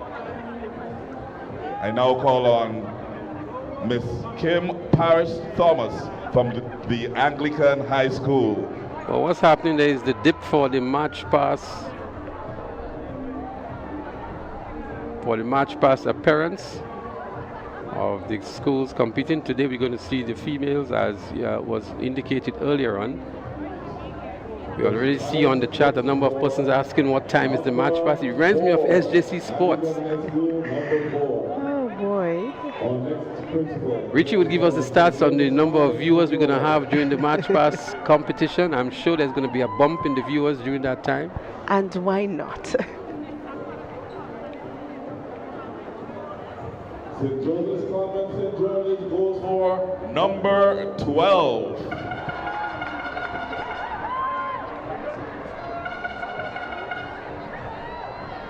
Our next principal hails from the St. Joseph's Convent, Grenville. Ms. Linda Francis.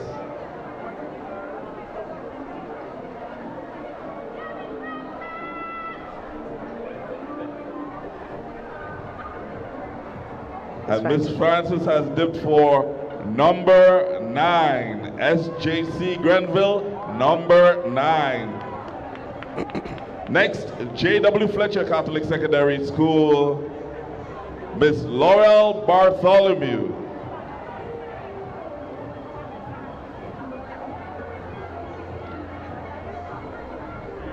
And Miss Bartholomew has dipped for number 7. Up next, the St. David's Catholic Secondary Schools, Mr. Gary Jones.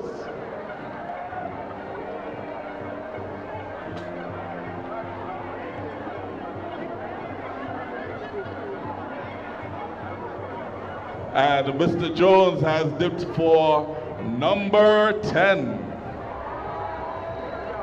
Up next, the Wester Hall Secondary Schools, Mr. Fenton Paul.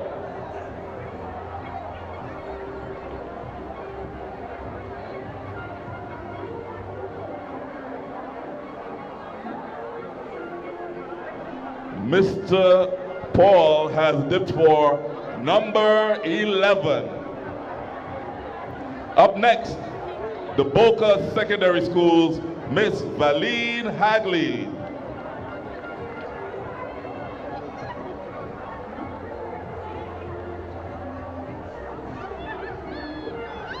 She dipped again in Jesus' name and dipped for number 2.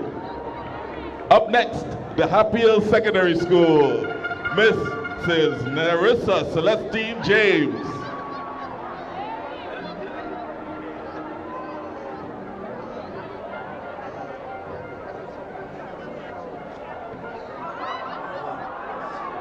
And the Hatfield Secondary School is going up in position number 1. Up next, the McDonald College, Mr. Carl Andel.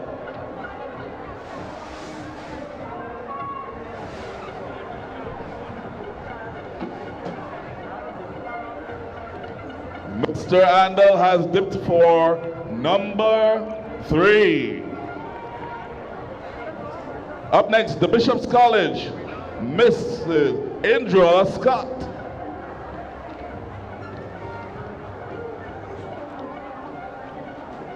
Miss Scott has dipped for number 6.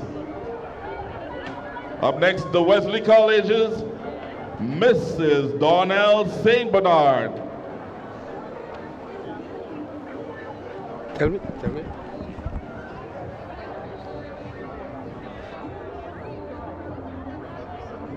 Mrs. St. Bernard has dipped for number 8. And last, and by no means least, the Hillsborough Secondary School's Mr. Brian Lendor. Number 4 is missing. And he has dipped for the remaining number 5. So there you have it.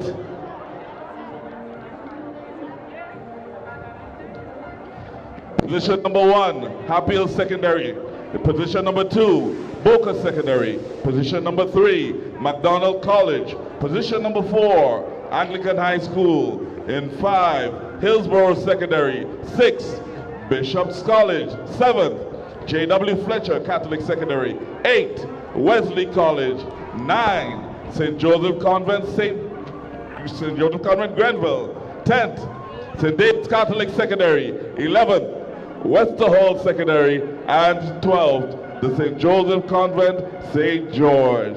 And there you have it, ladies and gentlemen, your order for our March Past 2026. It's going to be a bumper time inside the walls of the Karani Jail. Well, there you heard it, the March Past order, which is going to happen during the intermission. For those of you who are paying a keen interest on the March Past competition, we know there were a lot of persons looking on yesterday in the boys category, and you're routing for your schools. You have an opportunity to do that again this afternoon for the girls division. But we're getting ready to continue with the 400-meter hurdles in the sub-junior category, and that's for the boys. The athletes have been on the track while the dipping for positions for the March Past was taking place. And so we have there now Boca Secondary.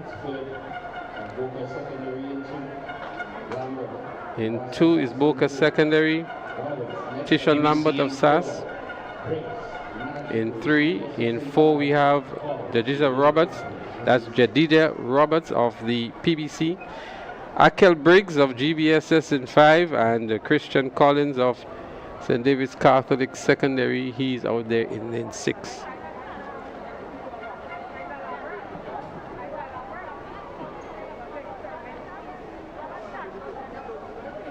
Boys looking for a position into the finals later on this evening.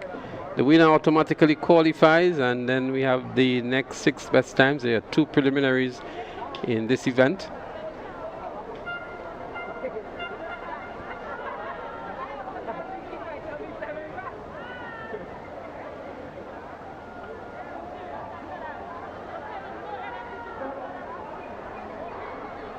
They're off here. 400 meters hurdles, heat 1 of 2. Already cannons, that's Roberts of the PBC looking good, but also Boca Secondary on the inside in Romario Phillip. He has made up the stagger on a couple of the athletes, and David's Catholic Secondary.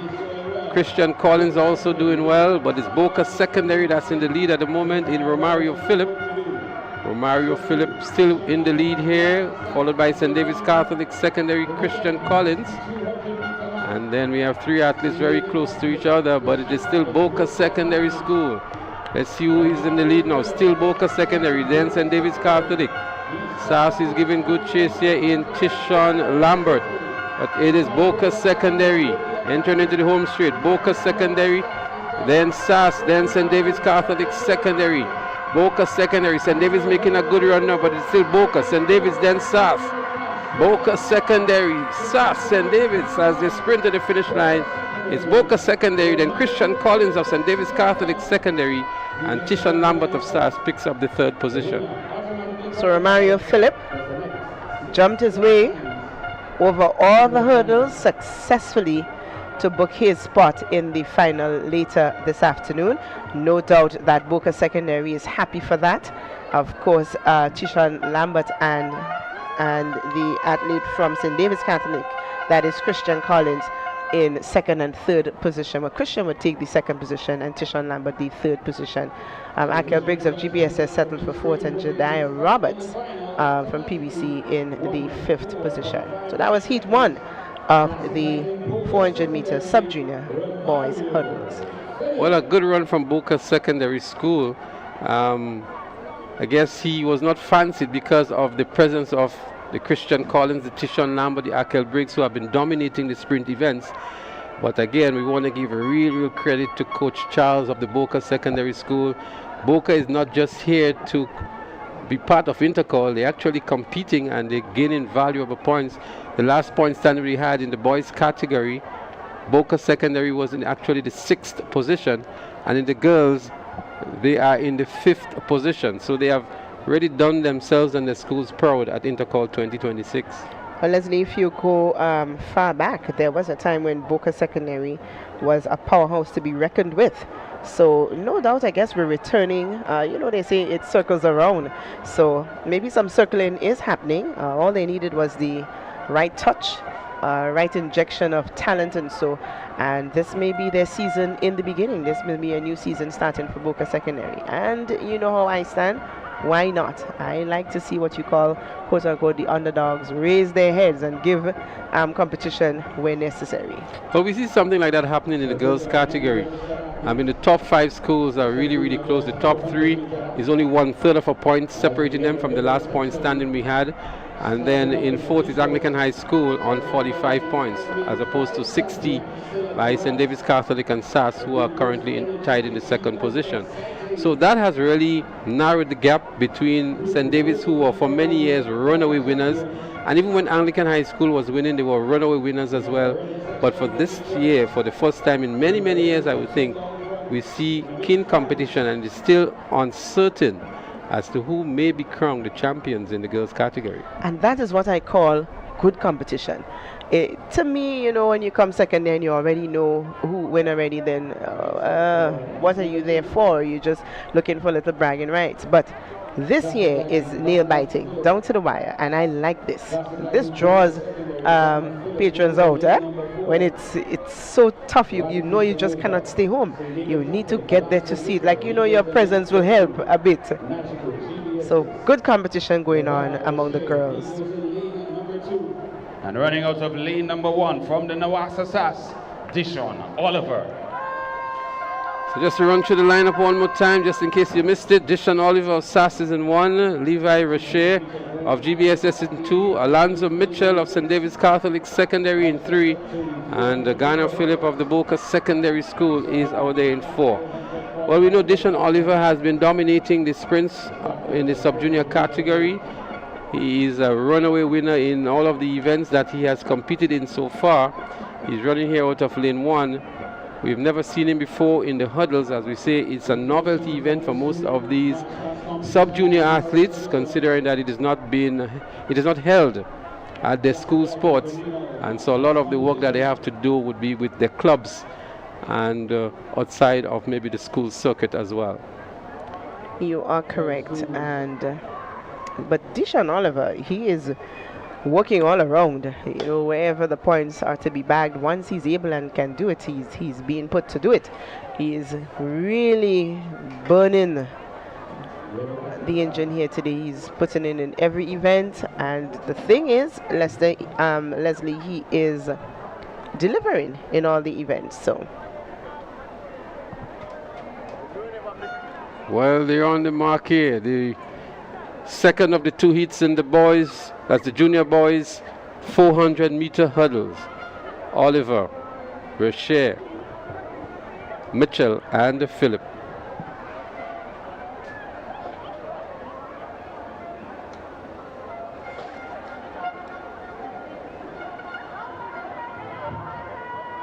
Pensive moments here at the National Stadium. A lot more students are here today with us. We expect a lot more of the adult population to be here. It's a period of time in Grenada where some people say not much productivity is happening in the offices and on the workplace. And that has been the case maybe from since last week. It's going to intensify on Thursday for sure. You know, in some business places they probably have watching parties. The screens are up, and they pleasing the customers that come in and also the employees. So don't be too hard on them, especially tomorrow. Know that it's I don't know, you know, when they say the thing hot in local parlance, and maybe even the bosses may be watching on for themselves. Well, I can tell you, everybody who's been to a secondary school in Grenada, and those who have not been, are glued and are watching along or have a keen interest in Intercol 2026. They've been called to starting orders one more time. Some hesitation from the athlete there in lane 2. That's Levi Reshe from the GBSS, but they back up. So there seems to be something going on down there that we're not too fully aware of. And this is the second heat of the boys 400 meters hurdles.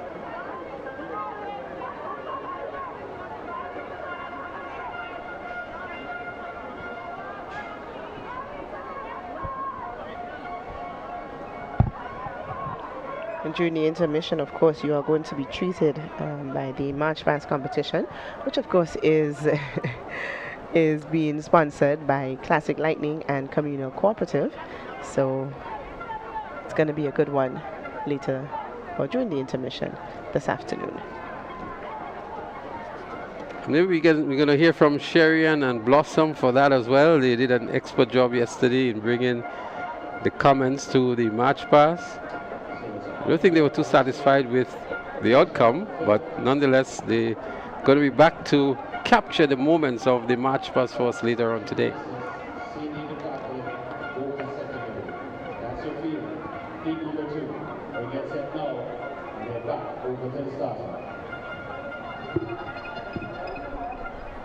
Another call for the athletes in the second of the two preliminaries for the 400-meter hurdle sub-junior boys.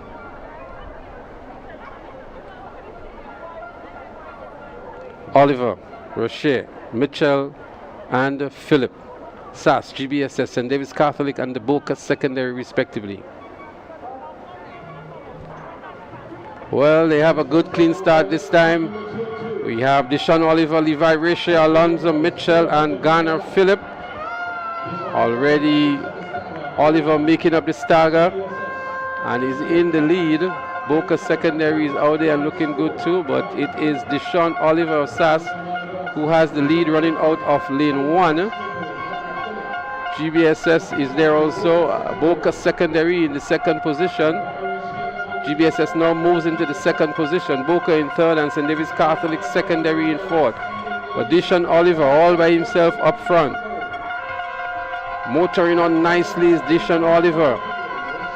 GBSS giving good chase on his right in lane 2. But Deshaun Oliver is in cruise control at the moment, not aware of the competition coming behind him from GBSS. Deshaun Oliver very relaxed here. GBSS pushing hard.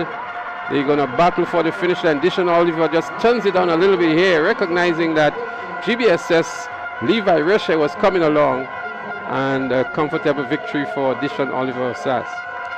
Oliver takes it, GBSS second, and of course it's going to be on this afternoon. Nice sportsmanship between the two young men, reaching out for each other as they got over to the final, to the finish line.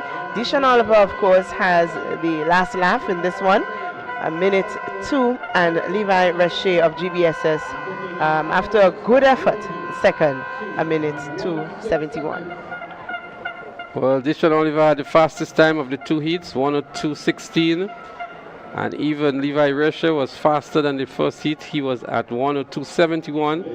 The fastest time coming from Boca Secondary in heat 1 was 1:04.59, and Tishon Lambert 1:04.95. So it's actually a new record that Deshaun Oliver just delivered there. The record was 1:02.20. And you ran 1:02.16. That can go even lower into the finals from what we just saw there from Deshaun Oliver. I have to agree with you, because this young man did not put much effort really, and he broke the record. So it leaves us to wonder, what will he deliver this afternoon? Well, the record of Anthony Phillip no longer stands. It's now Deshaun Oliver of SAS who holds this record at 1:02.16, as we're going to go to the house microphone for the first medal presentation for the day, and as soon as the action resumes on the track, we are honored to have with us here today Mr. Cecil Greenwich, Board Director at the National Lotteries Authority, to assist with the distribution of the medals. Medal presentation for the girls discus throw junior. Your bronze medalist from the St. Joseph's Convent, St. George, Jasira Joseph, 28.95 meters. Your silver medalist from the St. Joseph's Convent, Grenville, Tayana Jackson, 29.58 meters. And your gold medalist from the St. Joseph's Convent, St. George, Naomi Phillip, 29.87 meters. Your medalist for the girls discus throw junior.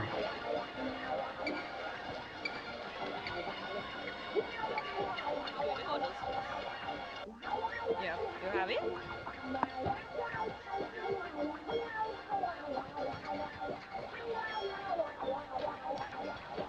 Medal presentation for event number 48, the girls 400-meter hurdles junior.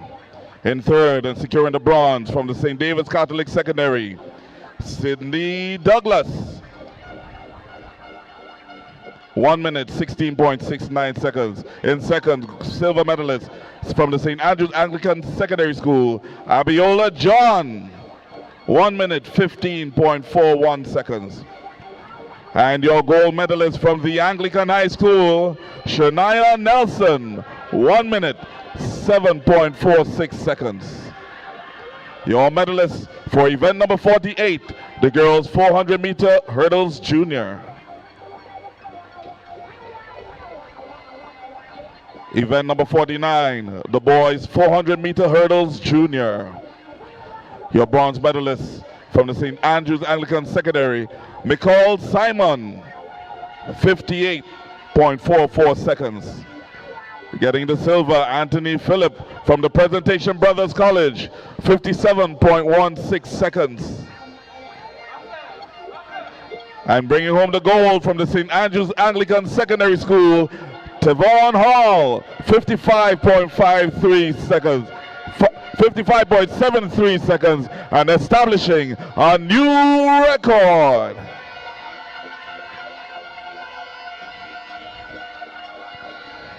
Event number 74, the girls 4x100 meter relay senior. Your bronze medalist, the Boca Secondary School, 50.21 seconds. Your silver medalist, the Anglican High School, 49.58 seconds. And your gold medalist, the St. David's Catholic Secondary, 49.12 seconds.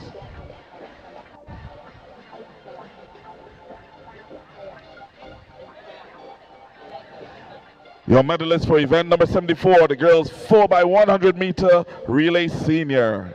Event number 75, the boys 4x100 meter relay senior. Your bronze medalist, the Boca Secondary School, 42.32 seconds. Your silver medalist, the Grenada Boys Secondary School, 42.01 seconds. And your gold medalist, the St. Andrew's Anglican Secondary School, 41.49 seconds. These are your medalists for event number 75, the boys 4x100 meter relay senior. Event number 29, the girls javelin throw junior. Bringing home the bronze from the St. Joseph's Convent, Tayana Jackson.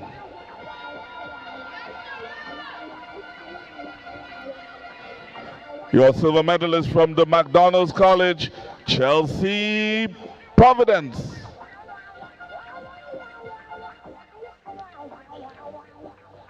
And your gold medalist from the St. David's Catholic Secondary School, Sydney Douglas, 36.75 meters.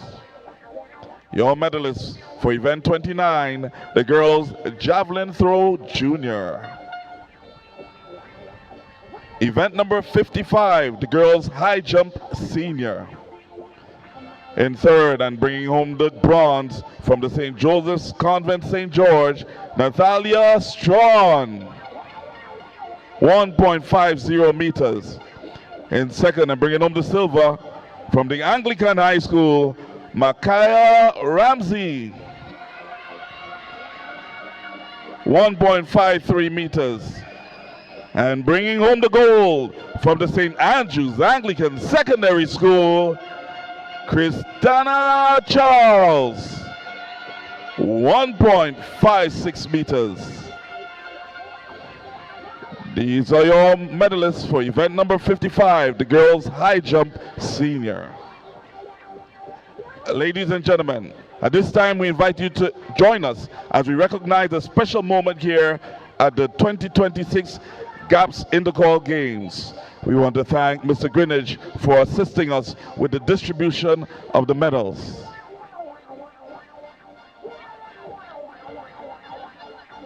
And of course, we thank all athletes and celebrate them for performances that were exemplary.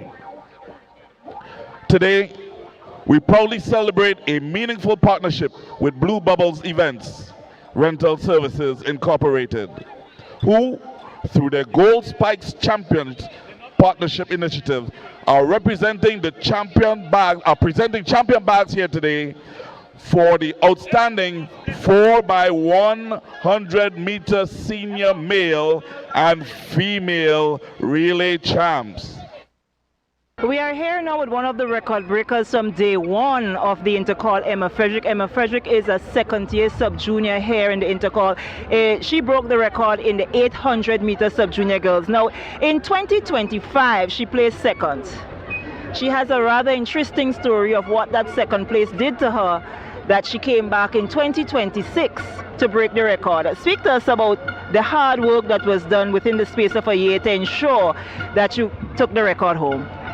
Well, last year it was very hard for me because I was a first-year sub-junior and I wanted to place and make myself proud.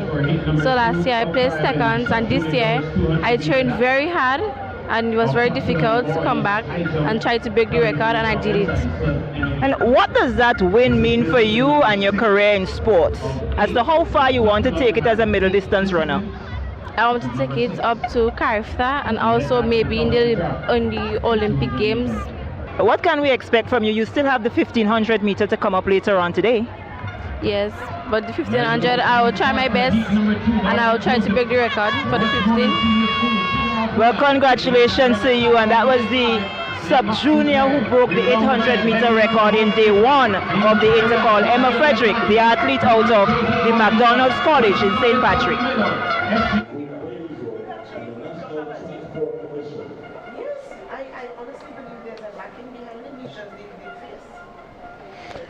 Welcome back. You are not missing anything as we come back to our live broadcast of the 2026 GAPSS Intercol Championship right here at Carnegie James National Stadium. On our screen, it's the Blue Bubbles meter relay seniors of St. David's Catholic Secondary School.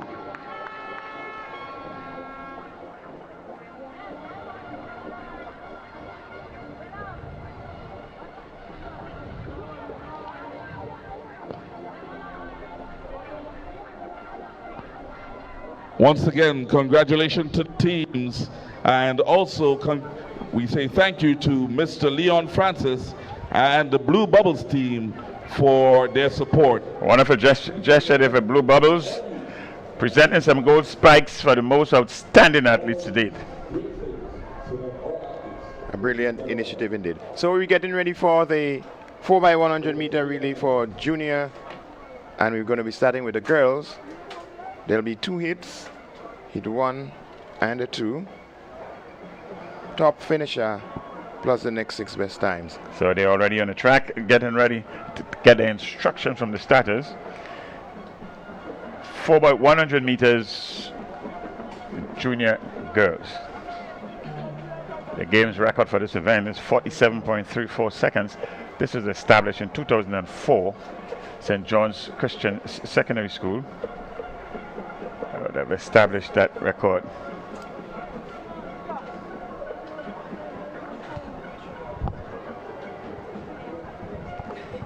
Did I say St. John's Christian Secondary School? Convent St. Andrew, that's the record holder here. 47.34, established in 2004. Long-standing record, some 22 years in the making. So let's see if it's going to get any challenges today. We are going to start off with heat number 1. You're already on the track.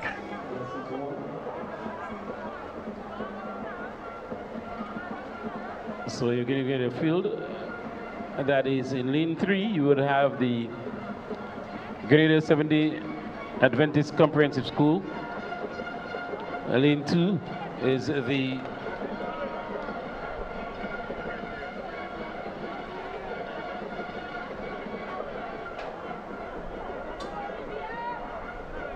and they're off. It's a 4x100 meter relay for junior girls. Grenada 70 Adventist, Hillsborough Secondary, St. Mark's. As we get to the first handover, it's Happy Hill, but a strong run from St. Mark in the middle of the track.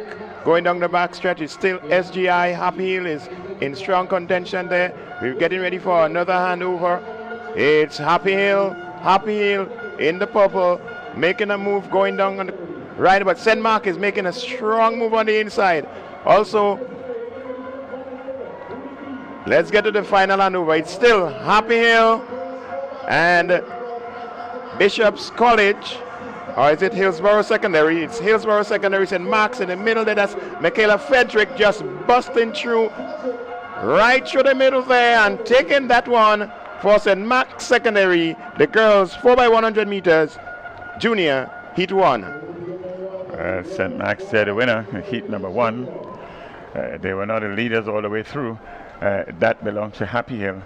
And up to the last handover, it was Happy Hill all the way with a strong challenger from Bishop's College. But here comes St. Mark's. And she has proven herself right throughout this meet to be a good finisher, and she did just that, easing up at the end just a bit with 7 meters to spare. The winner there in St. Mark's Secondary School, 52.82 seconds, the winner there. And in second position, Happy Hill Secondary School, 53.29. Hillsborough, third position. So St. Mark booking their spot into the final. That will be coming up later on this evening. 8-team advance from the 2 heats. The winner, automatic qualification, and then the next 6 best times. Heat number 2 is up next. The winning time was 52.82. No, not even a close challenge to the existing record of 47.34 established in 2004 by St. Joseph's Convent in St. Andrew. So we are going to have 2 hits in this preliminary event. We're getting ready for the lane assignments. Westall Secondary. Lane 5, Grenville Secondary. Lane 4, St. David Convent Grenville. Lane 3, St. Anglican Secondary. Lane 2, St. David Convent St. George. Lane 1, St. David's Catholic Secondary.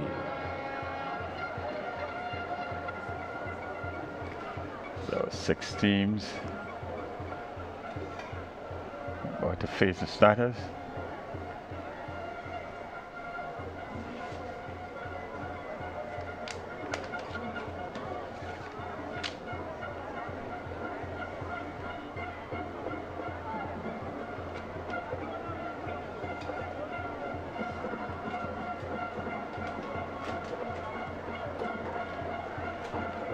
So we're getting ready for heat 2 of 2 in the girls 4x100 meter relay junior. This is the next event on the track.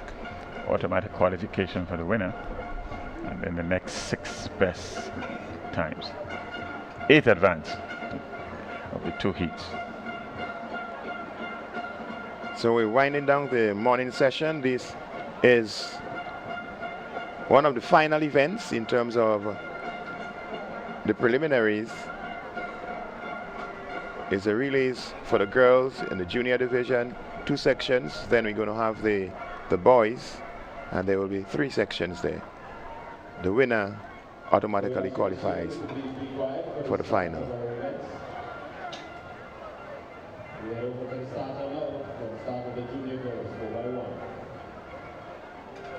St. David's Catholic Secondary, St. Joseph Convent, St. George, SAS, St. Joseph's Convent, Grenville, Grenville Secondary, and Wester Hall Secondary. All lined up there for event number 51, the prelims of the girls 4x100 meter relay junior heat number 2.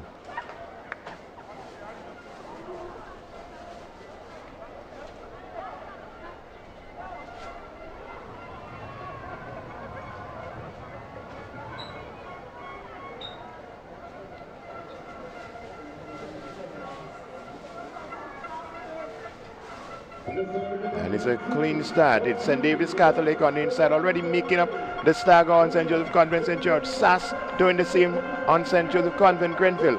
As we get to the first handover, it's Haley Tyrrell on the back stretch there, opening some gap for SAS. SAS now fully in control of this one. St. David's Catholic is making a good run on the inside. As we get to the next handover, it's St. Andrew's Anglican Secondary running strongly there. Destiny Harry right there. And as we get to the final handover, it's going to be Brianna Oliver taking it home for St. Andrew's Anglican Secondary. But here comes St. David. St. David, a strong on the inside. Down to the finish line we go. Who is going to get there first? The St. David Catholic edging off SAS. The girls 4x100 meters. Heat 2. Junior girls. Very fast closing St. David's Catholic Secondary School on the last leg, finishing with a time of 49.27 seconds. Close finish, and a close second. SAS would have led for most of the way, 49.35. Here we go into the last hand over there, and a slight lead is SAS, and coming would have caught her with some 40-60 meters to go, and in the end it was a very close finish. The stronger of the team at the end. Excellent run in there by the last leg for St. David's Catholic Secondary School. The anchor seems to be Tishana Bascom taking it home there. So St. David's Catholic setting up nicely with SAS for the finals this afternoon. And we urge you, our viewers, to keep tuned. Whatever preparations you have to make, please do so, because it's going to be exciting action this evening when the finals actually begins. So up next on the track is a male version. That's a 4x100 meters relay for junior boys. We have 3 heats, and it's the winner in each heat. And then the next 5 best times will advance. 8 advance altogether to this finals later today. The record for this event was established in 2003. That is some time away by the GBSS. 43.03 seconds. 43.03 seconds is the record that was established by Juanita and Sam McSween, Macklin, and Cornell Pierre. But if we look on the screen, there is another heat. Our document said 2 of 2, but it's actually 2 of 3. So there is, in fact, 3 heats. Junior girls. So before the boys take their places, they're going to do heat number 3.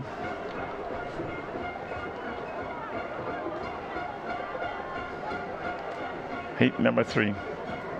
Junior girls, 4x100 meters. That's up next. So let's get the start list for heat number 3. For the silence as they go under starters orders. 53.29 is the bubble time.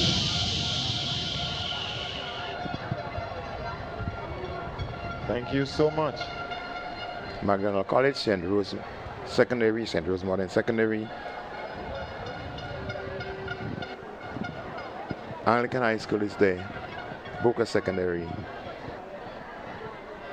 Bishop's College. Here we go, Gunsons them on the way. And here we go. McDonald College on the inside, running past St. Rose, but it's Anglican High School right on the shoulders of Booker Secondary. It's the first handover. Anglican High School has gone. Here comes Bishop's College. Booker Secondary is also there in the mix, but it's Anglican High School as we get to that handover. Anglican High School opening a gap, but here comes Boca Secondary trying to catch them as they take that top turn, making that final handover. Kylie, oh, something didn't go right there.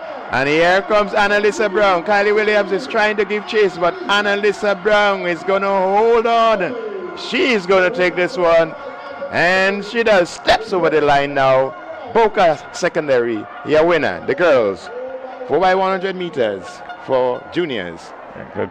Good race there by Boca Secondary School. It's right up to the third batter passing.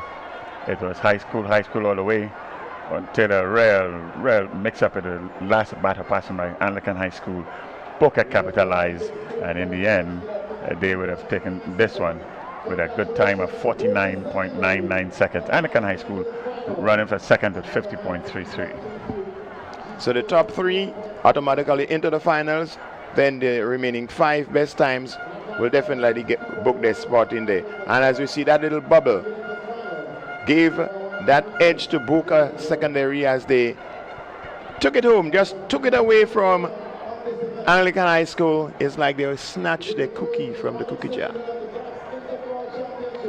Well, it's a team event, and the essence is to get a baton around successfully, as flawless as you can, and Anglican High School didn't do that there.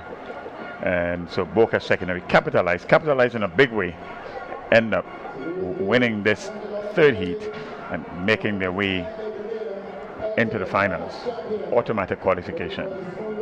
With the time that Anglican High School ran in this event, I guarantee that they would be in the final this afternoon. And providing some entertainment is the rhythm section from the Grenada Boys Secondary School. On the bleachers, certainly seems to be having a good time. Well, this is their day. It's their day, and it's time to have their fun, join in the entertainment, cheer on the athletes, and have a fun time in the sun. That's what it's all about, and day 2 is referred to as a moving day. Certainly a larger turnout today amongst the students who now occupy the bleachers, and hopefully the rains will stay away. Here we see a repeat here, a replay, and there is the bubble and the errant passing there. But in the end, maintained the composure and finished, and behind a fast finish in Boca with Annalisa Brown. It's Anglican High School. Let's see if they would make their way into the finals with a second place finish. So the boys are really enjoying themselves. The rhythm section of the GBSS in full cry, keeping the tempo going while we await the start of the boys section of the 4x100 meters for junior boys. So these are all parts of the sights and sound of Intercol 2026 right here at the Sakarani James Athletics Stadium. So we're expecting 3 preliminaries in this really section that's coming up for the boys 4x100 meters for the junior boys, and we are waiting for some action on the track.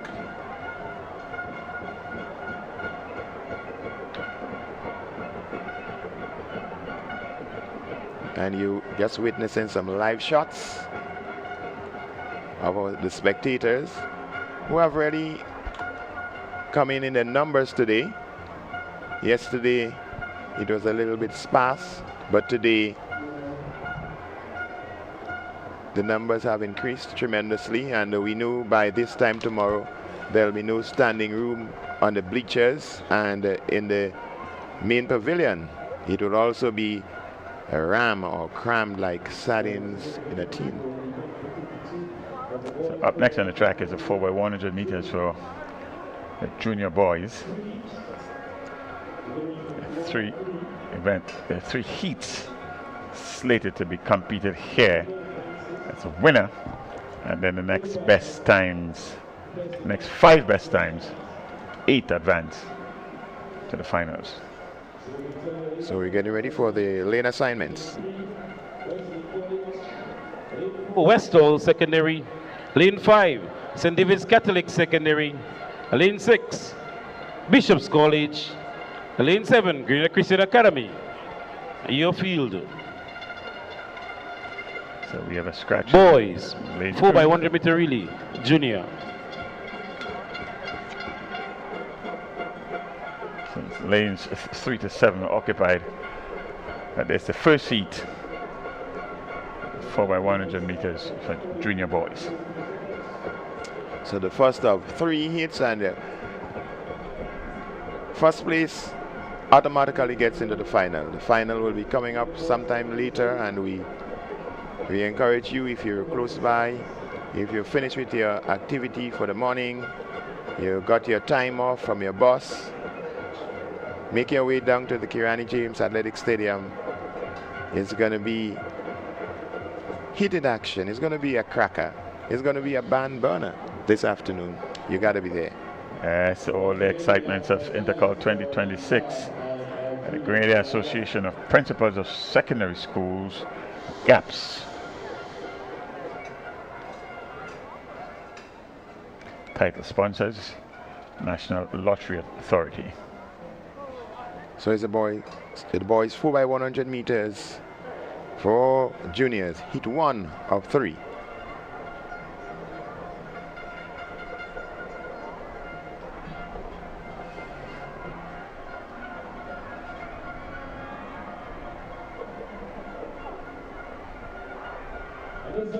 And yes, they're off. It's the start of the boys 4x100 meters junior. And a strong one from Bishop's College. St. David's Catholic also in the mix. Wesley College making the handover as they go down the back stretch. It's Bishop's College, St. David's Catholic giving chase. Bishop's College and St. David's Catholic on your screen, just about handing over. St. David with a little wobble there. It's Bishop College in control. St. David getting back their composure, getting back into the race somewhat as we get to the final handover. It's the ankle leg. It's Bishop's College and St. David's Catholic. Wesley College is trying to get that third place, but it's a battle between St. David's Catholic and Bishop's College. St. David's edging them out right now at the finish line. An interesting finish to this race. Yes, the winner there, the first place finisher, St. David's Catholic Secondary School, and this despite or in spite of bubble on one of the handovers there. The handover, the second to last handover.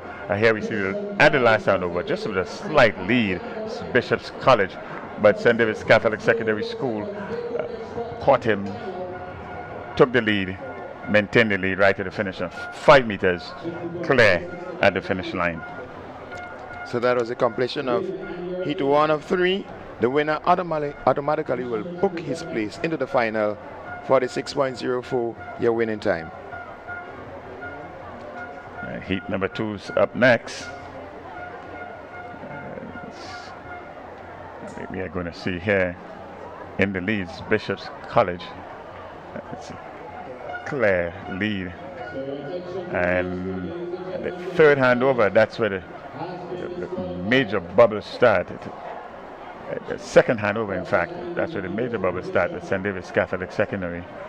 And into the third handover, Even Stevens on the final 100, stronger of the athlete there from St. David's Catholic, was certainly the faster St. David's Catholic Secondary School, and end up the winner of heat number 1. So Bishop's College has been disqualified, and which means that Wesley College got into the second spot. So we just learned of a disqualification from Bishop's College. They finished first, but they are not the winners. The winners are, in fact, St. David's Catholic Secondary School. Heat number 2, that's up next.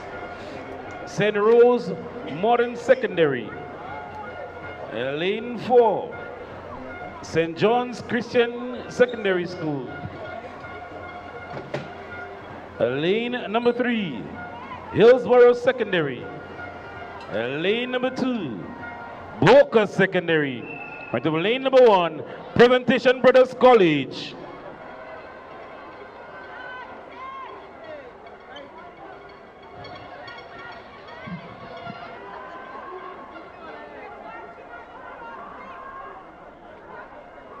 Qualification in heat number 1. Let's hope for some smooth passing here with no disqualification.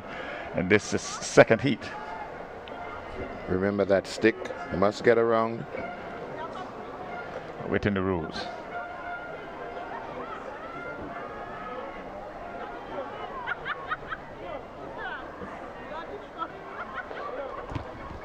And the athletes have been asked to stand.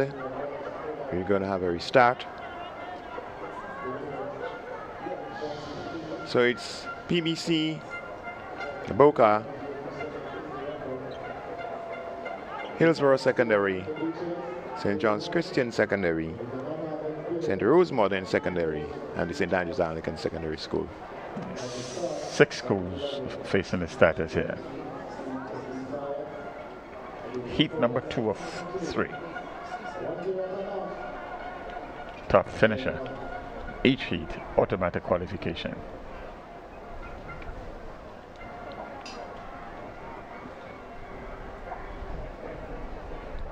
Games record 43.05.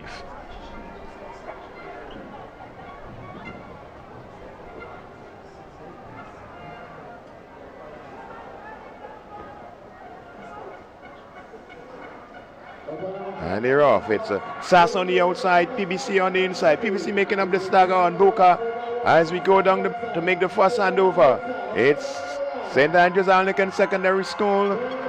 Here comes St. Rose Modern Secondary.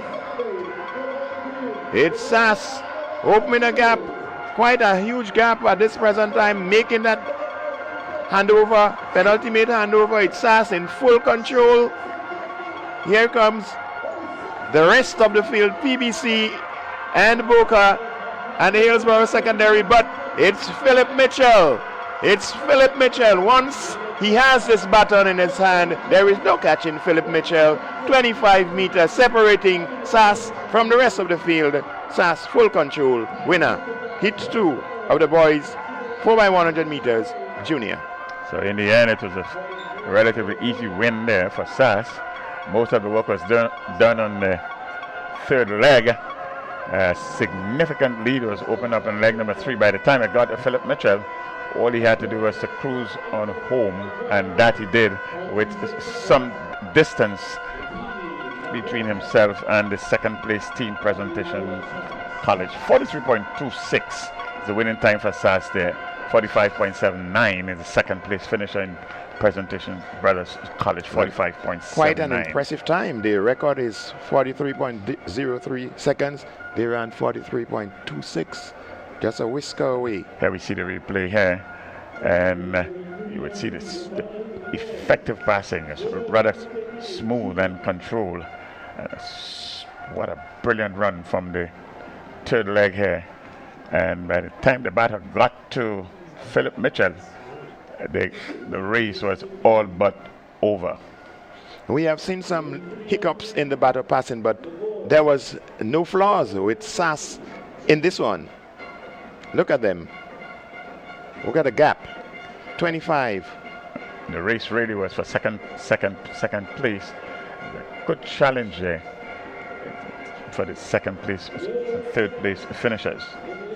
Heat number 3, that's up next. So we're getting ready for the final heat. And the boys 4x100 meter relay junior. Let's get the lane assignment.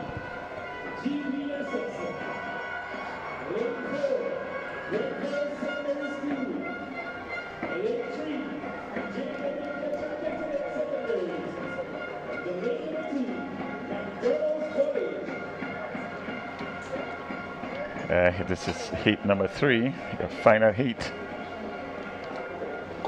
Occupied on lanes 2, 3, 4, 5, 6, and 7. So it's McDonald College, J.W. Fletcher in 3, Grenville Secondary in 4, in 5, GBSS, Happy Hill Secondary, and Mount Rose SDA, Grenada Comprehensive in 7.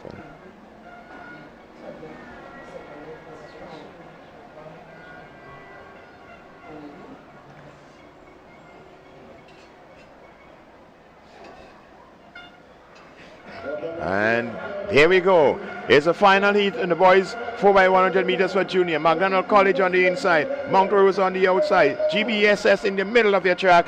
First land over with a slight bubble. It's GBSS in control. GBSS down the back stretch. Here comes Happy Hill.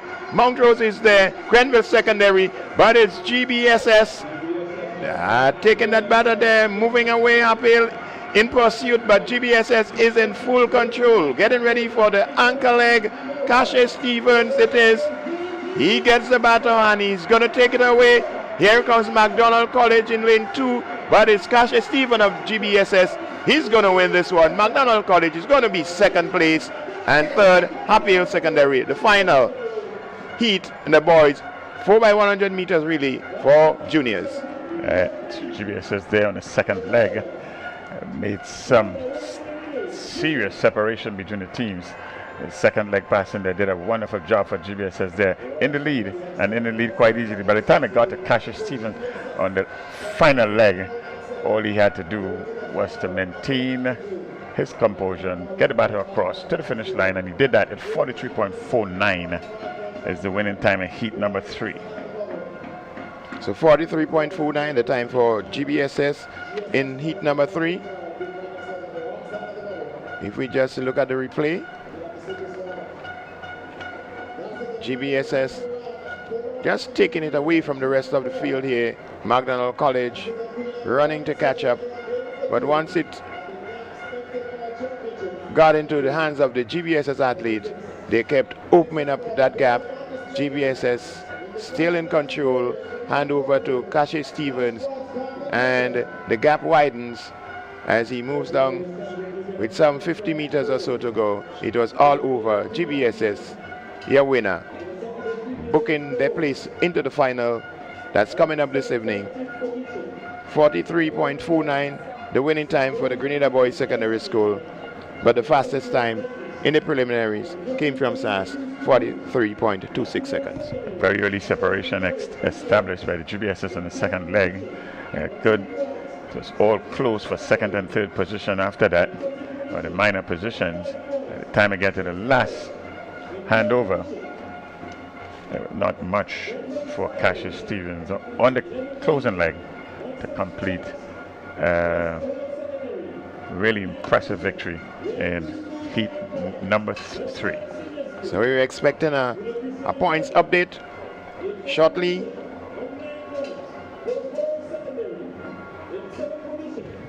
On 33.33 points, McDonald College, your top 5.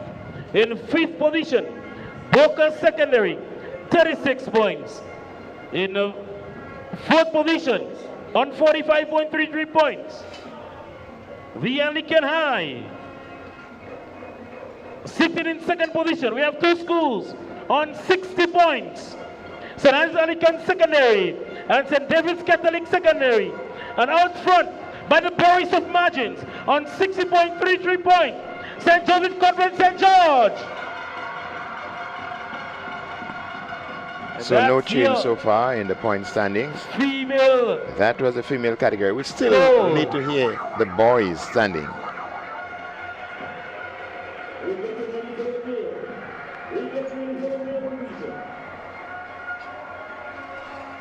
Point standing remains the same. What we had is a series of preliminary races. No points are awarded for heats or semifinals.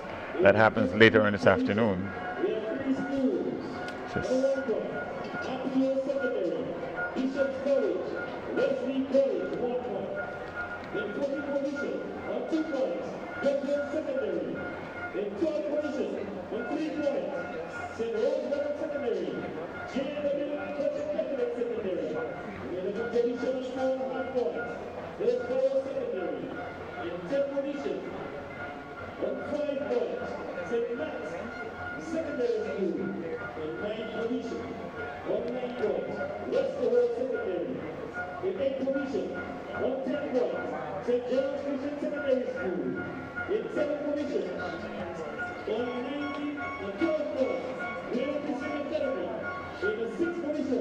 On 25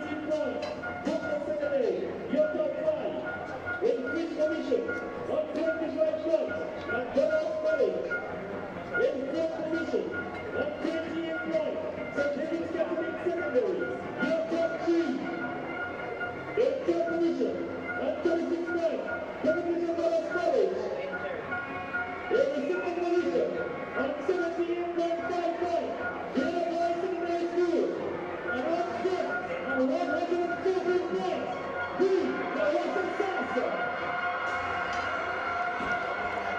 So your top five, McDonald in the boys, in the male division, McDonald College on, well, we have it right there on screen.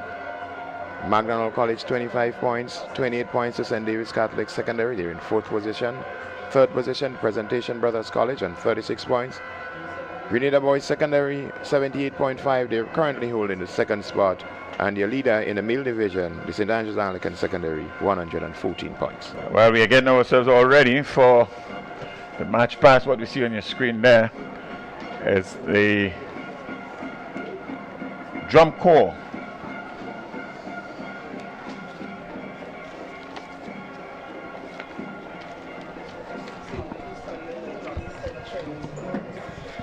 And in anticipation or preparation for the match pass, we are going to have a change of commentators.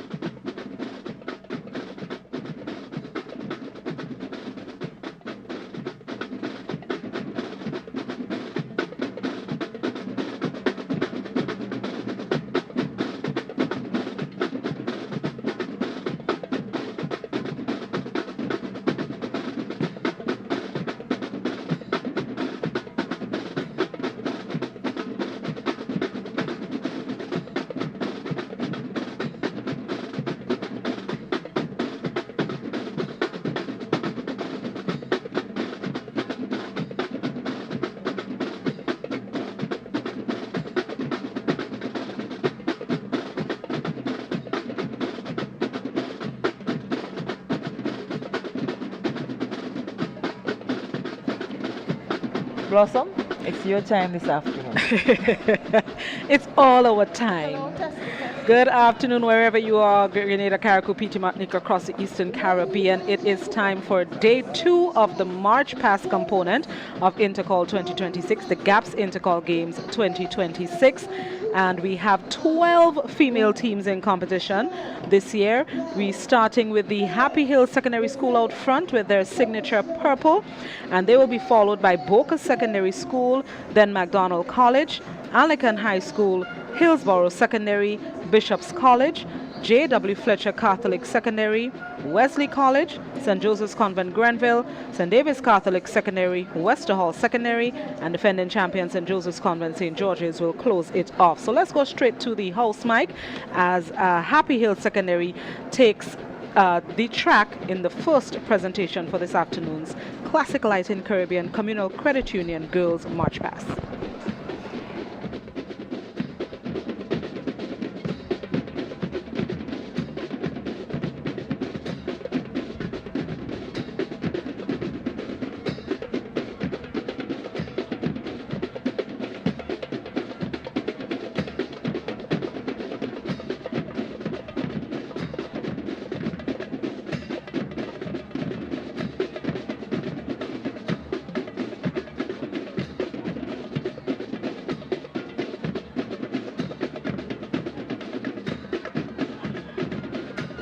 Answer the call now. Stand with us. March with us. Step by step. Voice by voice. Together we shall rise.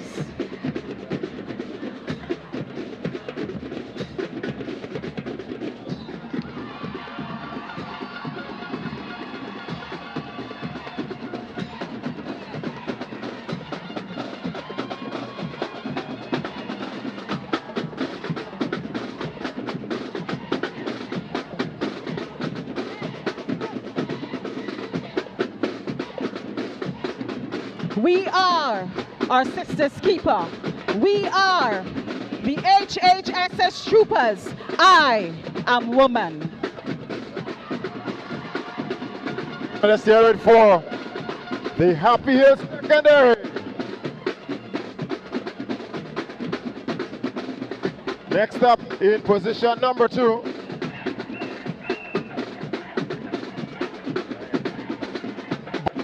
From Boca in St. George's, the Green Machine, the girls of the Boca Secondary. Grace meets power as the young women of Boca Secondary School take the road with confidence and pride. Draped in emerald and crowned with gold, they embody elegance, discipline, and unity. Every step reflects the spirit of Boca Secondary. Bold, radiant, unshaken. The emerald speaks of growth, resilience, and school pride, while the gold whispers of excellence and the future destined to shine. With umbrellas raised in poise and purpose, they move like royalty in motion, reminding us that strength is not only in power, but also in grace. These young women do not simply march, they glide forward as symbols of confidence, leadership, and pride. Who is the best? BSS, the Boca Secondary.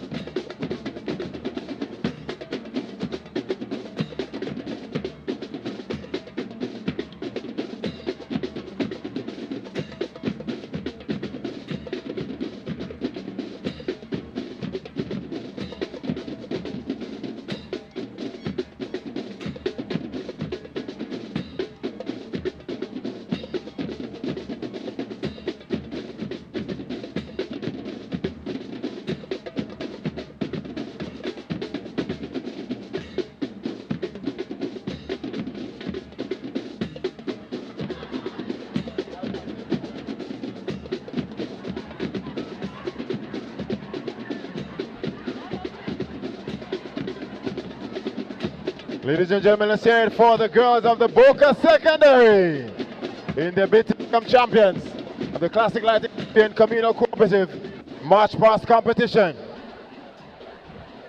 Next up down the track, next up on parade, from Marley and St. Patrick, the McDonald College. The sun had not yet broken when we rose in the north. The air was cool, heavy with a scent of power. From Crown City, the land of the lepers, we present a spirit of resilience, passion, and dedication. The theme, Zulu Female Warriors, blends the historical reality of women in warfare with the modern symbolic warrior spirit of an institution that is determined to stand in the face of adversity, unwilling to surrender to the command of defeat, and determined to rise to the fight if we must, to retain our place as the giants of the North. We are the backbone of our community, showcasing and celebrating strength, resilience, status, and power. Today we do not fight for ourselves, nor by ourselves, but with the spirit of those who refuse to surrender. Saltando alta petimus, from the land of the lepers, McDonald College will always seek and achieve the greatest heights. McDonald College, Zulu Warriors.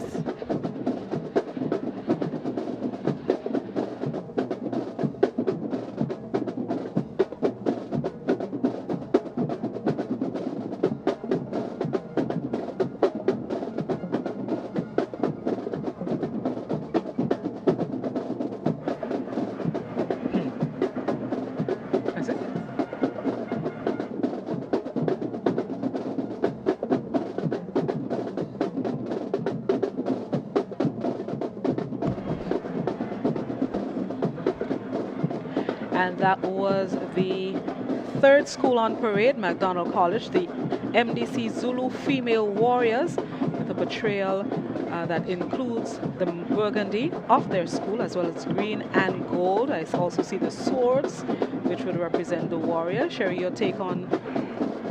I thought the whole combination of the colors looked rather impressive, but I don't think that they actually marched in sync as what we've seen before from the previous school. We didn't have much to see at Boca, but Boca too was nicely clad, but you didn't really get that uniqueness from them.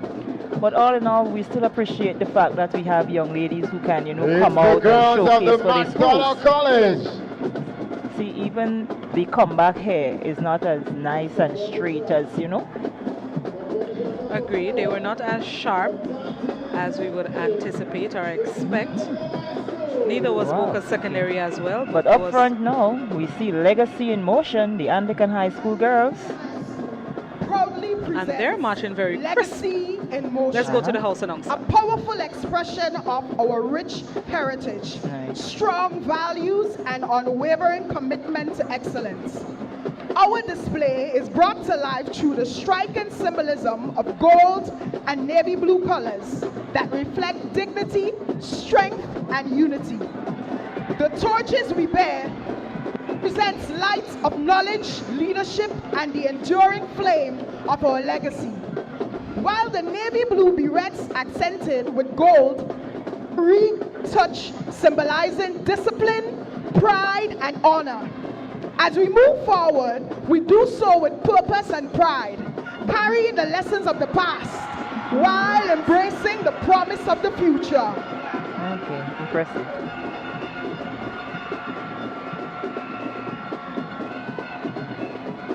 Legacy in motion is not just a theme, but a declaration of who we are, resilient, focused, and driven. With every step, every torch held, and every uniform worn with pride, we honor those who came before us and affirm our commitment to excellence as we continue to build a legacy worthy of admiration and respect. May every step we take today echo into generations ahead. We carry purpose. This is Legacy in motion. Blossom? That was impressive. Gentlemen, they were that sharp. was They were crisp. I love the ice ride. The I ice love the ride was inclusion of very the gold impressive. dust. They also did a kind of turn and turn back kind of thing coming around the bend. Anakin High School, legacy in motion definitely, because they were very much impressive. They were sharp and crisp, and I liked it. I love the uniform as well. Yes. The cheerleaders. Very impressive. But up now, whom do we have there? This will be Hillsborough Secondary. Hillsborough Secondary School. Representing the sister The Isle of Islands. Carriacou. Let's go to the house announcer. Culture and community pride. At Hillsborough Secondary, we not only strive for academic success, but also celebrate and preserve the rich traditions that make our island unique. Today, our March Past presentation highlights two beautiful cultural expressions of carriacou: the big drum dancing and Shakespeare Mass. Big drum dancing is one of Carriacou's most treasured African-derived traditions. It's a celebration of our ancestors, our heritage, and identity. Shakespeare Mass is another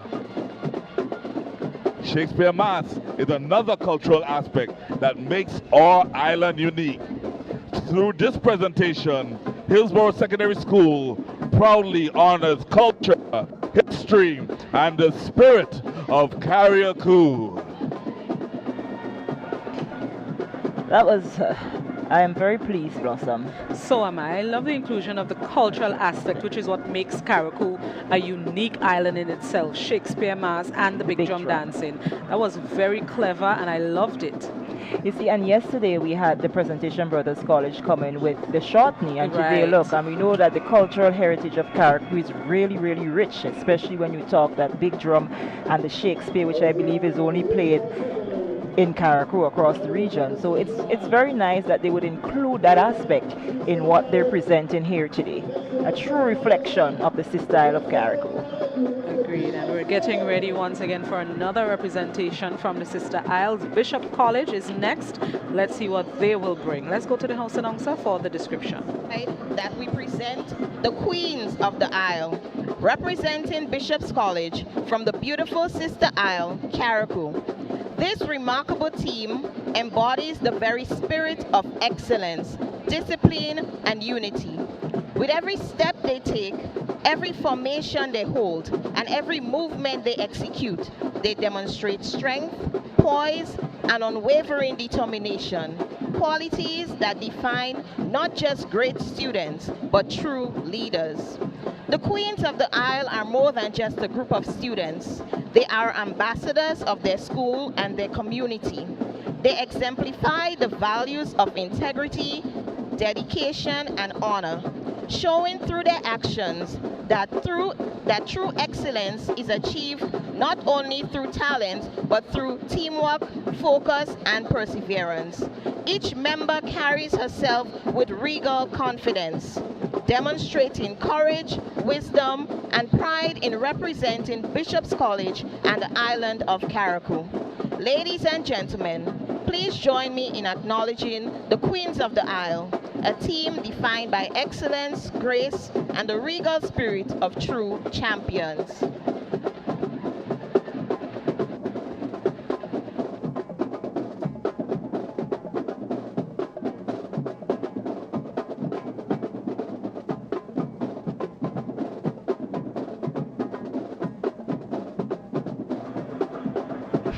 A nice display there from Bishop's College, breaking from 2 lines into 4 as they get ready for the eyes right part of their presentation. That looks different. It looks neat.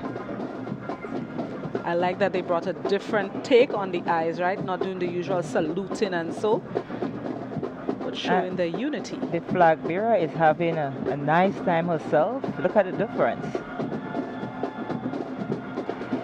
Yes, sister, we see you. Bishop's College, you've made your mark. I agree, and they were in sync coming up the runway with their marching. Their feet were lifting at the same level, so were their hands. So Bishop's College truly represented themselves here this afternoon. And this is a different take on the slow march, I'm saying. And if I must And now they mention, quicken their pace. I believe taking the eyes right there, I saw Mr. Martin Bido of Classic Lighting Caribbean, and also Mr. Carl Andel, the president of the GAPS.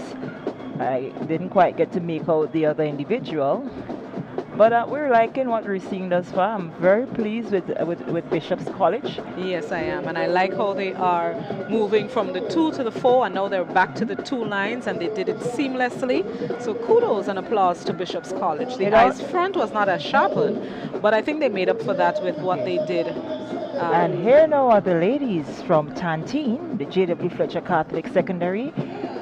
And I'm telling you, check out the flag bearer. Secondary takes the field with a bold, electrifying, Joker-inspired display, drawing inspiration from the iconic Joker. Our presentation captures the contrast between mischief and brilliance, unpredictability and control. Clad in striking shades of purple and orange, our team embodies confidence, creativity, and fearless individuality. With synchronized movements, dramatic expressions, and vibrant energy, we bring to life the Joker's signature flair, reminding all that greatness often lies outside the ordinary. While the Joker thrives on chaos, J.W. Fletcher stands for discipline, unity, and excellence. Today, we transform that chaos into coordinated strength, proving that even the wildest ideas can be shaped into something powerful and unforgettable.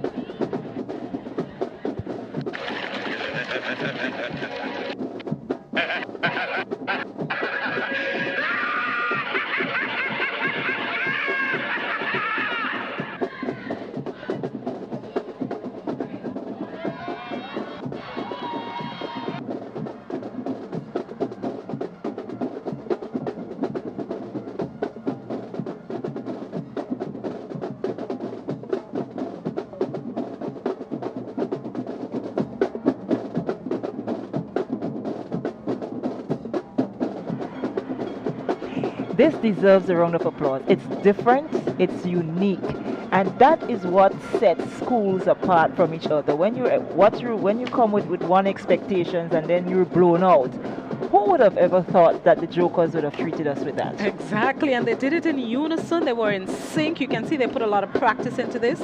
And I also heard the Joker laughter over the audio. Okay, that's a nice step. Okay, JW. I see you. Of course, I see you. Tantine. Oh, this was lovely to watch. That is why I'm saying to you, they ought to be teamed into the Bullets. Agreed. It's a true representation. Oh, this seems to be Wesley College. And this is I'm the loving team the on parade, Wesley I'm College. loving the look of the cheerleaders. I love They're the looking neat. Let's get to you, the only Methodist secondary school in Grenada and the entire Southern Caribbean. Founded in 1976, Wesley College is proudly anticipating its golden anniversary in October. 50 years of existence. Yes, 50 years, guided by the profound motto, with virtue and faith, we will conquer.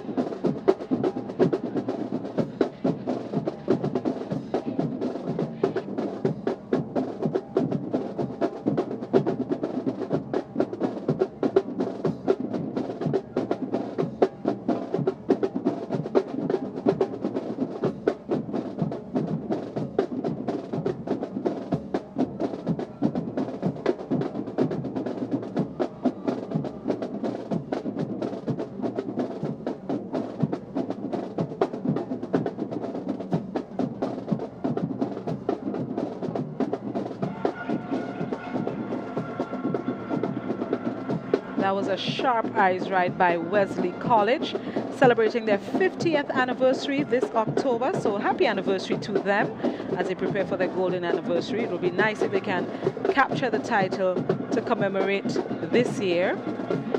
And now they're moving back into their 2 lines. This was done seamlessly. It was coordinated. Wesley College put a lot of effort into preparations, and I'm loving what they brought here this afternoon. It was simple and precise. We all ought to be proud. Parents, teachers, guardians, you know, the schoolmates who are within the stadium walls, everyone ought to be proud. Beautifully done. And I think up next on our screens we're seeing the St. Joseph's Convent, St. Andrew. Oh, I need to say St. Joseph's Convent, Grenville. All right. And so are we. Today, we present to you the SJC Grenville Police Force. Modernized, empowered, and proudly women-led. From the swinging of their hands to the lifting of their feet, strength and determination is evident in every stride. Each movement reflects discipline, unity, and unwavering confidence. Our force is driven by the courage and resilience of every female who has walked the halls of SJC Grenville, not waiting to be protected, but protectors in their own right. Ladies and gentlemen, the SJC Grenville Police Force!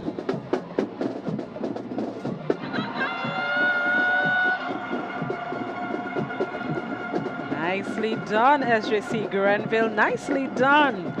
They were sharp. I love the red. Don't you forget to say police force. The police force of SJC Grenville. Any country's police force is supposed to be able to march and march properly in unison with very nice synchronization. And they did just that, represented well. That was nice. I'm looking at the red Beautifully shoes. done, yes. I'm looking at the red shoes, hoping to get a pair. You see, they moved me from 2 lines to 1 to 3. Ooh, beautiful, beautiful. That was nice. I think the ladies are really giving a good account of themselves this afternoon.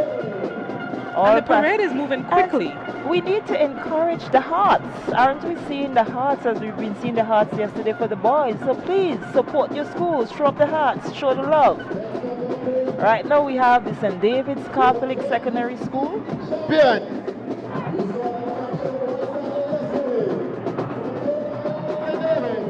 It's the St. David's Catholic Secondary.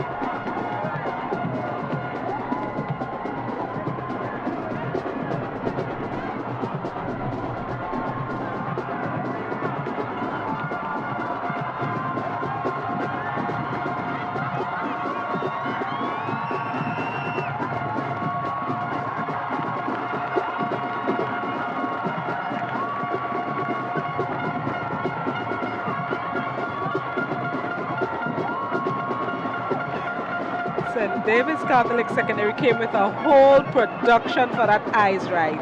Plus, I'm seeing, well, normally when you go to a wedding, but at first I can tell you the flag bearer looks as if she is the minister. Then we see the flower girl. Then I'm seeing a bride and a group. Then I'm seeing bridesmaid, and then the guests. The guests. Look at that, the theatrics. But I'm liking what I'm seeing. I'm Beautifully loving done. what I'm seeing. Congratulations to them with what they brought in. The effort. And they put in a lot of effort. Winning the boys part of the competition yesterday, the girls definitely had a lot to live up to. So that kudos to St. David's Sec as we get ready for team number 11, which will be the Wester Hall Secondary in their fluorescent green. We present to you the female marchers of the Wester Hall Secondary School. They step confidently onto the ground, proudly presenting the theme, Guardians of the Earth. Clad in bold neon white and silver, they create a striking visual display that immediately captures attention. Neon green symbolizes the vitality of nature and the urgent need to protect it, while the white reflects purity, discipline, and hope for a sustainable future. Silver accents shimmer with each precise movement, representing innovation and the modern solution required to address environmental challenges.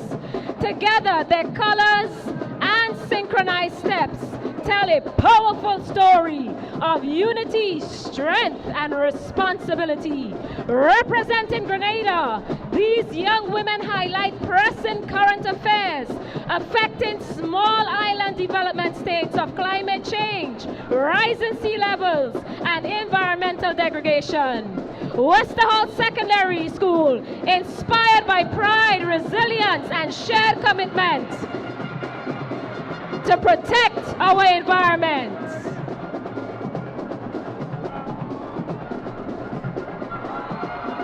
We present to you the guardians of the earth, committed to preserving the natural beauty of their nation and the wider world, the Westerholt Secondary School.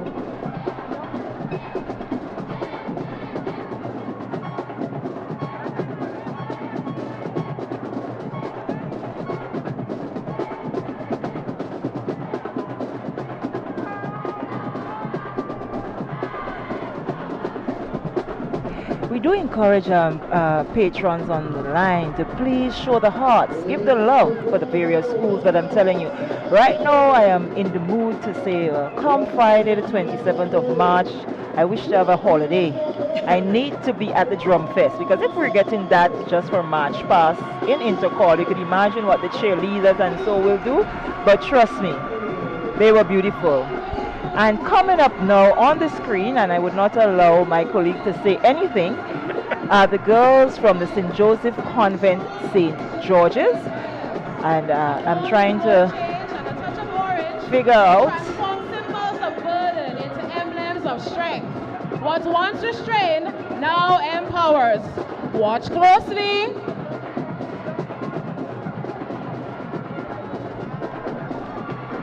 As they recede, not in weakness, but in reflection of voices once silenced. But look again.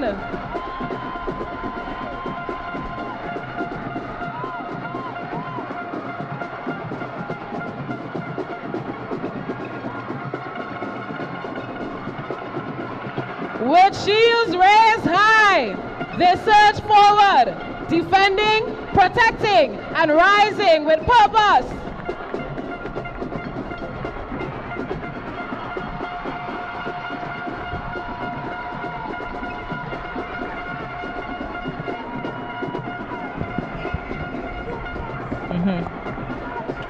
And they defended.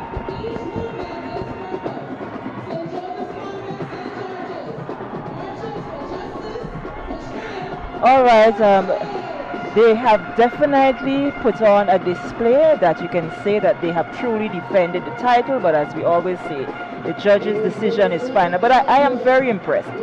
I like the fact of the attire, I like the message, because we know we're on a high now speaking to gender-based violence, and both for men and women, boys and girls. So I like the fact that they're taking it all the way here at the Intercol. I hope viewers are listening, they are seeing, and everybody is ready to fight that cause. But St. Joseph's Convent St. George's, as per usual, have really put out a display here this afternoon to defend that title that they would have won in 2025. And I would like to say as well here today again that the 3 top schools in the girls division will get the opportunity to be a part of the military parade for independence 2027. So once again, it has been an impressive afternoon of marching from the Hatfield Secondary School to the Boca Secondary School. We had McDonald's College, Anglican High School. I like my schools out of carriacou. They really highlighted their culture. Yes. Big drum dancing, Shakespeare Mass. I appreciated that. We had the J.W. Fletcher Catholic. Well, the jokers were the real jokers this afternoon. They had me going. They were nice. And it's always nice when you get a difference, the uniqueness. And we must give kudos to the St. David's Catholic Secondary School Drum Corps. They are the ones providing musical accompaniment. We also had St. Joseph's Convent, Grenville, the police force. I like the police force. St. David's Catholic Secondary School, Wester Hall Secondary, and of course the St. Joseph's Convent, St. George's. Now we have to await the judge's decision. Keep pushing the hearts. I'm seeing a lot of purple hearts, a lot of green hearts, the white heart. Just represent all the schools and be certain to put good comments. We have to be careful what we say because we're dealing with children. So the while same children on your screen currently. So while we the adults want to banter, we have to be careful what we say about the students. But for me, from where I sit, I think we had a beautiful afternoon in And here terms we of have the marching. And now we have a little display by St. David's Catholic Secondary who accompanied the marchers this afternoon. Kudos to the 12 schools who competed, and it was a smooth flowing competition. The parade moved quickly and swiftly. Everyone gave it their best shot, and we now await the judge's decision. Based on yesterday, it'll take about 2-3 hours before the winners are announced. So in the meantime, we can go back and forth about who was the best based on what we saw. But kudos to all the schools. And we must use this opportunity, Blossom, as well, to remind them that coming up on the 27th, you have the schools, you have the, I think it is dubbed the Peter Phillip Drum Fest. So the Peter Phillip Drum Fest is coming up on the 27th of March, and all these schools will be there with the various drum corps and of course the theatrics along with the cheerleaders, and it'll be a beautiful event. So please don't you forget. And it's about that time when Blossom and I will disappear from here so that the regular commentary team will return. I think the SJC girls in Montmars may be blowing up the WhatsApp at the moment because of the impressive display by the alma mater. So we say good afternoon to them. No name calling, and also to Gary Simpson. I know that you're there, and you are very pleased with what you have seen, and to all the past pupils in Grenada and the diaspora. We know that you're very pleased with what you've been seeing from your various schools. So we encourage you to continue to stick and stay with TNR Communications as we continue here with all the action at Intercol Day 2. We still have lots more track and field action to come up. We have shot put, javelin, triple jump. All the disciplines will be in action this afternoon, so don't you move. And thank you once again for joining us for the Classic Lighting Caribbean Communal Credit Union Girls March Past. Stick right here. Get set! Boy, it's coming! It's coming! Classic Lighting and Communal Credit Union Invitational. Rani James Athletic Stadium, April 25th and the 26th. Come and see strength and pressure, yes? Police taking on busmen in the tug of war of the century. Huggins sizes up Hubbards. Now what's up pulling down Grenlec? We pull the pin and go! Flo going head to head with Digicel in a biting final. It's a family affair, yes? Giveaways, vibes, and real competition. Don't miss it. April 25th and 26th. Kirani James Athletic Stadium. Be there. Blast on, blast on, blast on, no.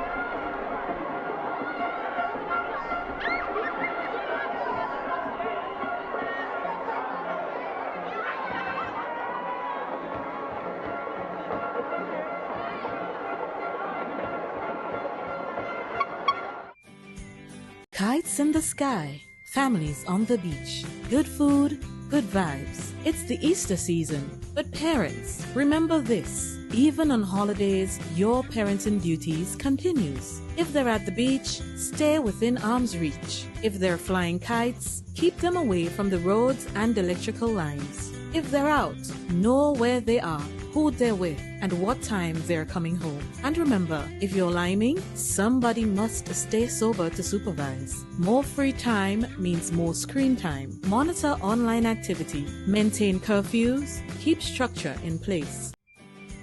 Kites in the sky. Families on the beach. Good food.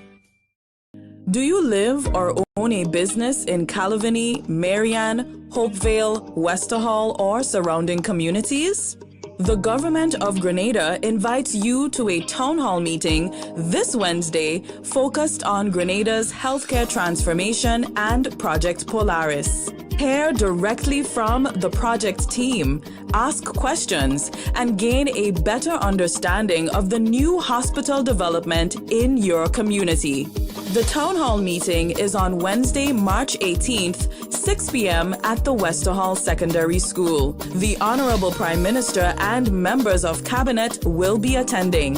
You are an integral part of this conversation. Join the Government of Grenada, 6 p.m. Wednesday, March 18th at the Westerhall Secondary School. Come out and learn more about this exciting project happening in your community. Get set. Boy, it's coming. It's coming. Classic Lighting and Communal Credit Union Invitational. Rani James Athletic Stadium, April 25th and the 26th. Come and see strength and pressure, yes? Police taking on busmen in the tug of war of the century. Huggins sizes up Hubbards. Now what's up pulling down Grenlec? Pull the pin and bow. Flo going head to head with Digicel in a biting final. It's a family affair, yes? Giveaways, vibes, and real competition. Don't miss it. April 25th and 26th. Kirani James Athletic Stadium. Be there. Thursday, April 2nd, 2026, the official pre-character, all-inclusive, all-white cruise experience is here. Hosted by the Grenada Olympians. It's respectfully yours. Premium entertainment and Grenada's top DJs. It's food and drink inclusive. All-white dress code experience. It's an Olympian hosted celebration. Secure your spot now. Ticket outlets, GoToFed.com. All proceeds support the next generation of Olympians. So on Thursday, April 2nd, respectfully yours, about the ecstasy. Carif the weekend starts.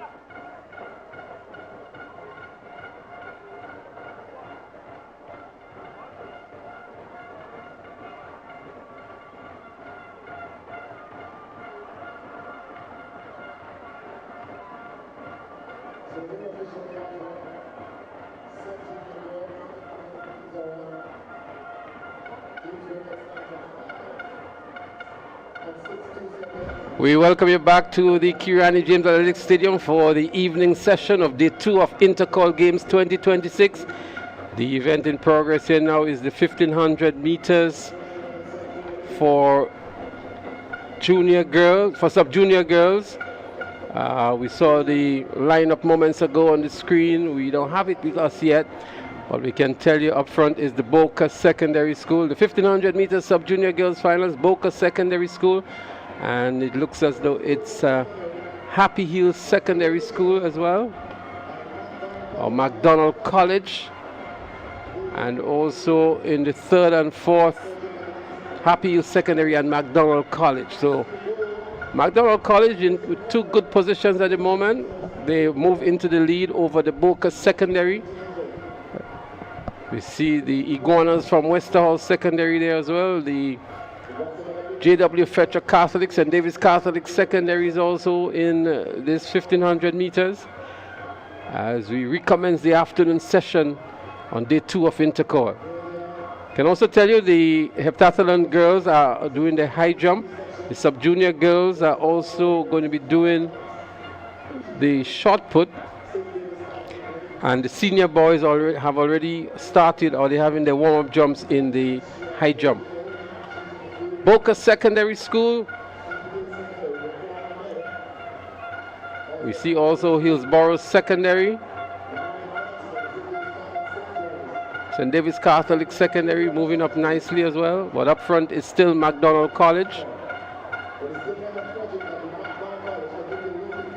It's important for us to let you know that this is a final event. So, of course, we are in the afternoon session. So, in the afternoon sessions, we only do final of the event. So the winner here is the winner here. So in this 1500 meter run, we have quite a number of athletes that have registered for it. The sub-junior girls, we have 16 athletes. Chloe Mitchell, Anglina Jackson Bain, Lemaya Francis, Jemaya Frank, Alexa Lawrence, the Queen and Ned, Kelshi Pascal, Nia Alexander, Jadisha Moraine, Malia Williams, Ronica Alexander, Jordan Collins, Emma Frederick of McDonald College. She must be the athlete in the lead at the moment. Laurel Boswain, Sky Sherika Patrick, and Sophia Thomas of the Westerhall Secondary School. I can tell you McDonald College's Emma Frederick, she was in a record-breaking performance yesterday and already leading in this 1500 meters for the sub-junior girls. She's chasing a record of 5 minutes, 7.62 seconds. Annalisa Brung established that record in 2023. Yesterday she already smashed one of Annalisa Brung's record, and I'm sure she's going after this one here today. And she looks very comfortable at this stage. This is the second lap, so she's approaching the final bell. This is the bell lap, and she's going to take the bell at just about 3 minutes 50 seconds. So let's see what she does on that final lap. Emma Frederick of McDonald College. establishing a huge lead here in this 1500 meters for sub-junior girls.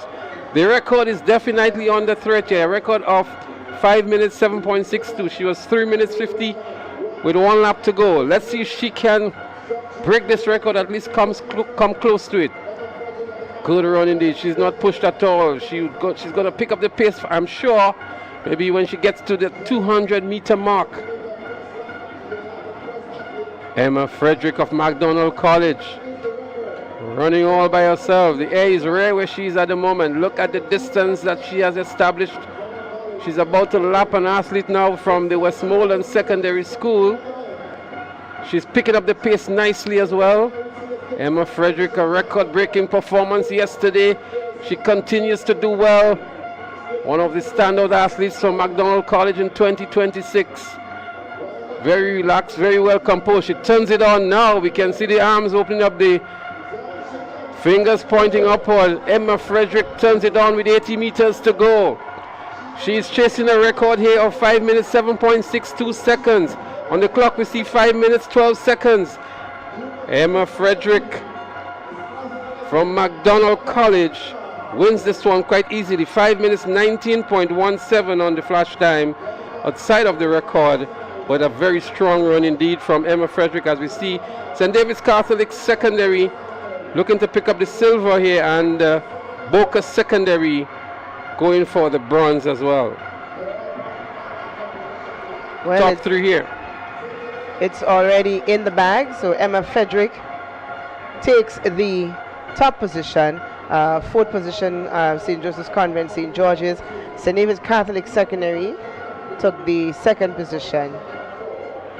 And the rest of the field, they're making their way in at the moment. Valuable points on offer here. Remember, the top 8 finishers get points. So we saw Convent really running for some points there. Also St. David's Catholic Secondary. And a very, very good run indeed by Emma Frederick of McDonald College. Indeed, she ran her own race. She ran a very comfortable race. In fact, she was running against no one. She ran against the clock, if anything at all. That was her competition.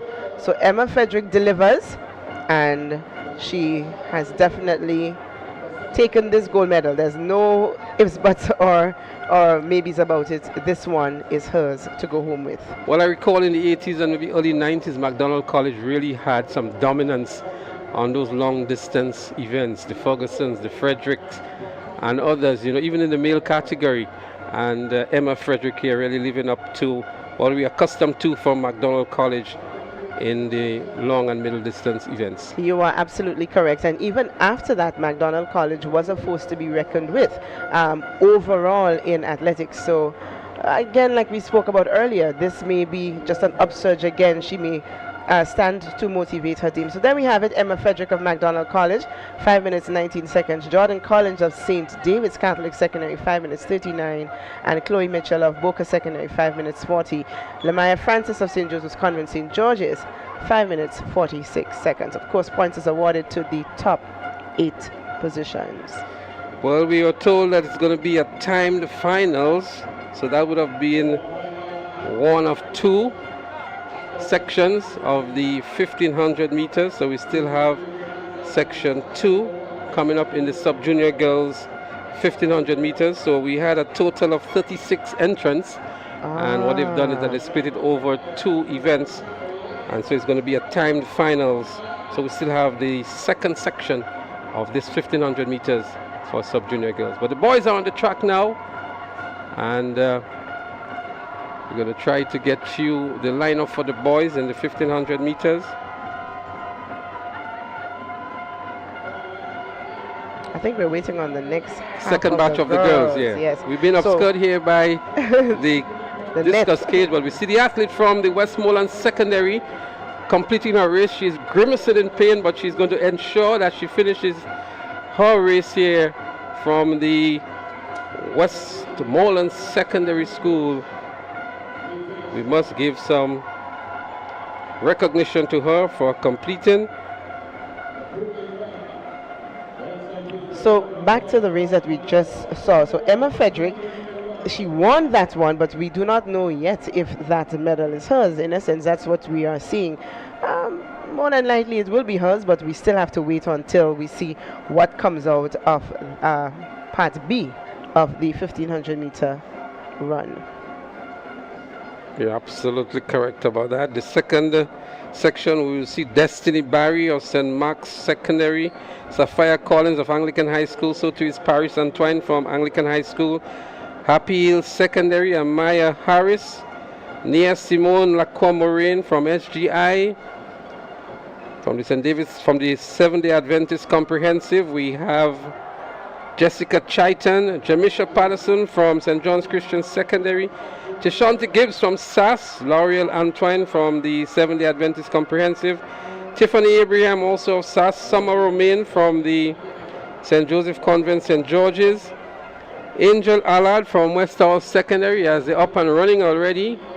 That's the girls in the 1500 meters, section 2 of 2. Aquinda Lawrence of Boca Secondary is also there. Destiny Henry of St. Joseph Convent Grenville, Nakaya Mitchell of St. Joseph Convent Grenville as well, and Eden John of Westmoreland Secondary.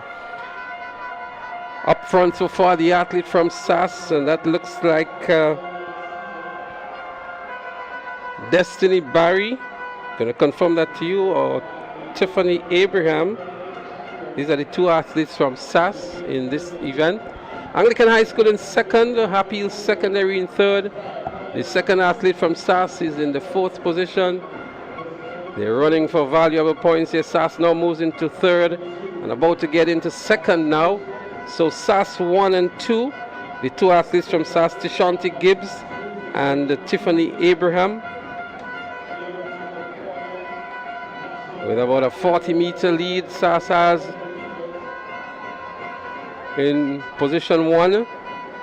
So we have to keep our eye on the clock, because the time that the winner comes in will be compared to the times that the first, second, and third place put down in the previous run. So we are looking at the time. It is very important to know what time they are going to put on the clock today, and that is when we'll be able to decide first, second, or third.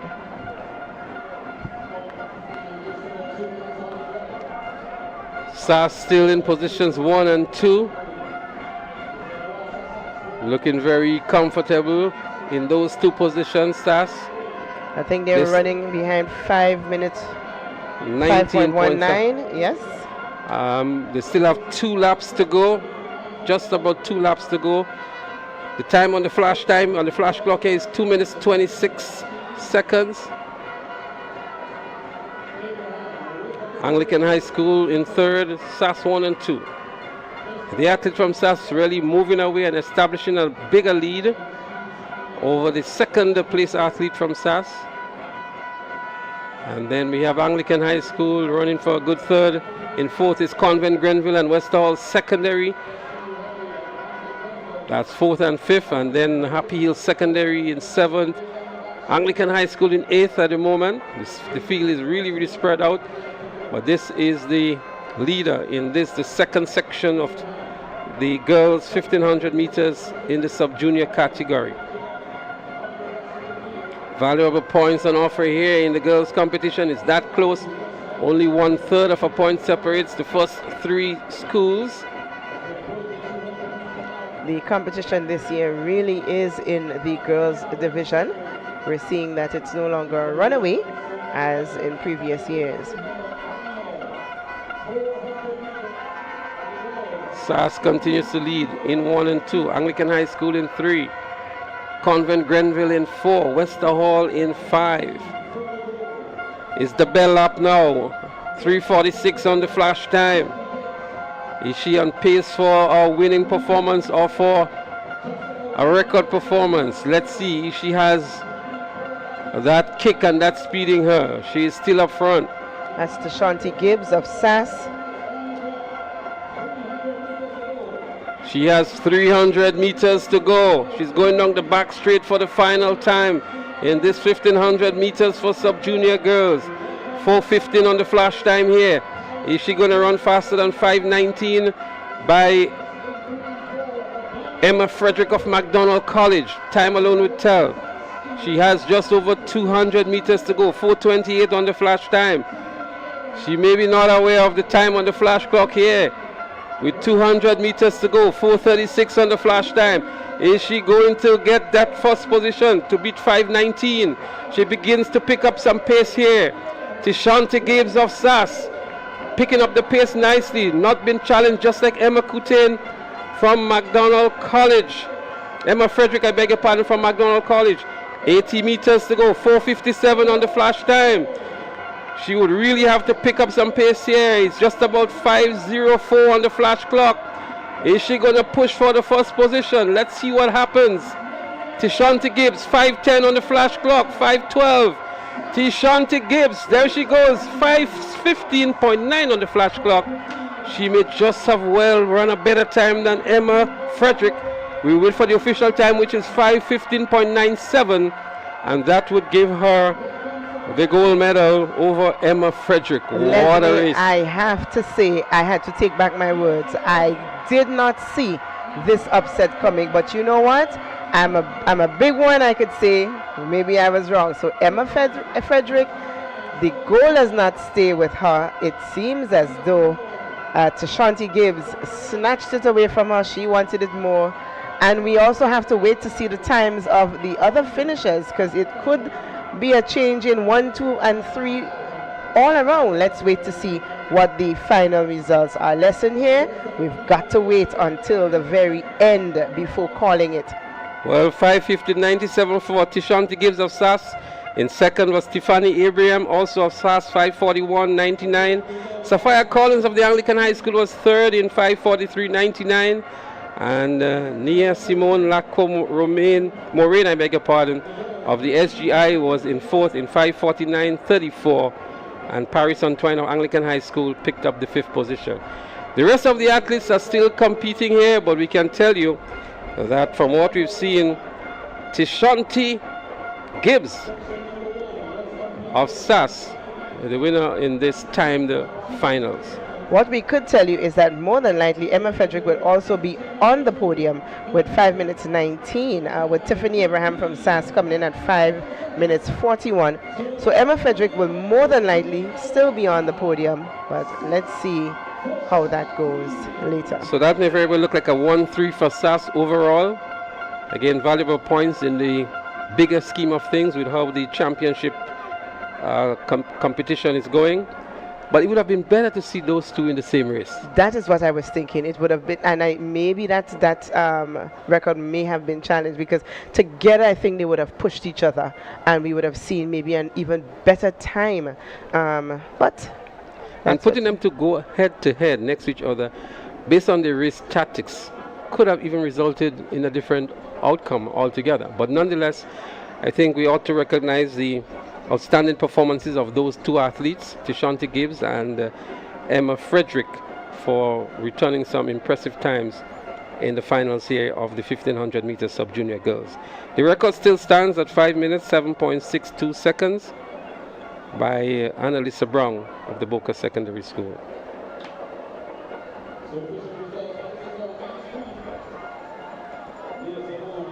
The boys are already on the track, I can tell you, and they're ready to go. We're going to have just the finals here in the boys category. We have 28 sub-junior boys registered for this one. All the schools are represented here.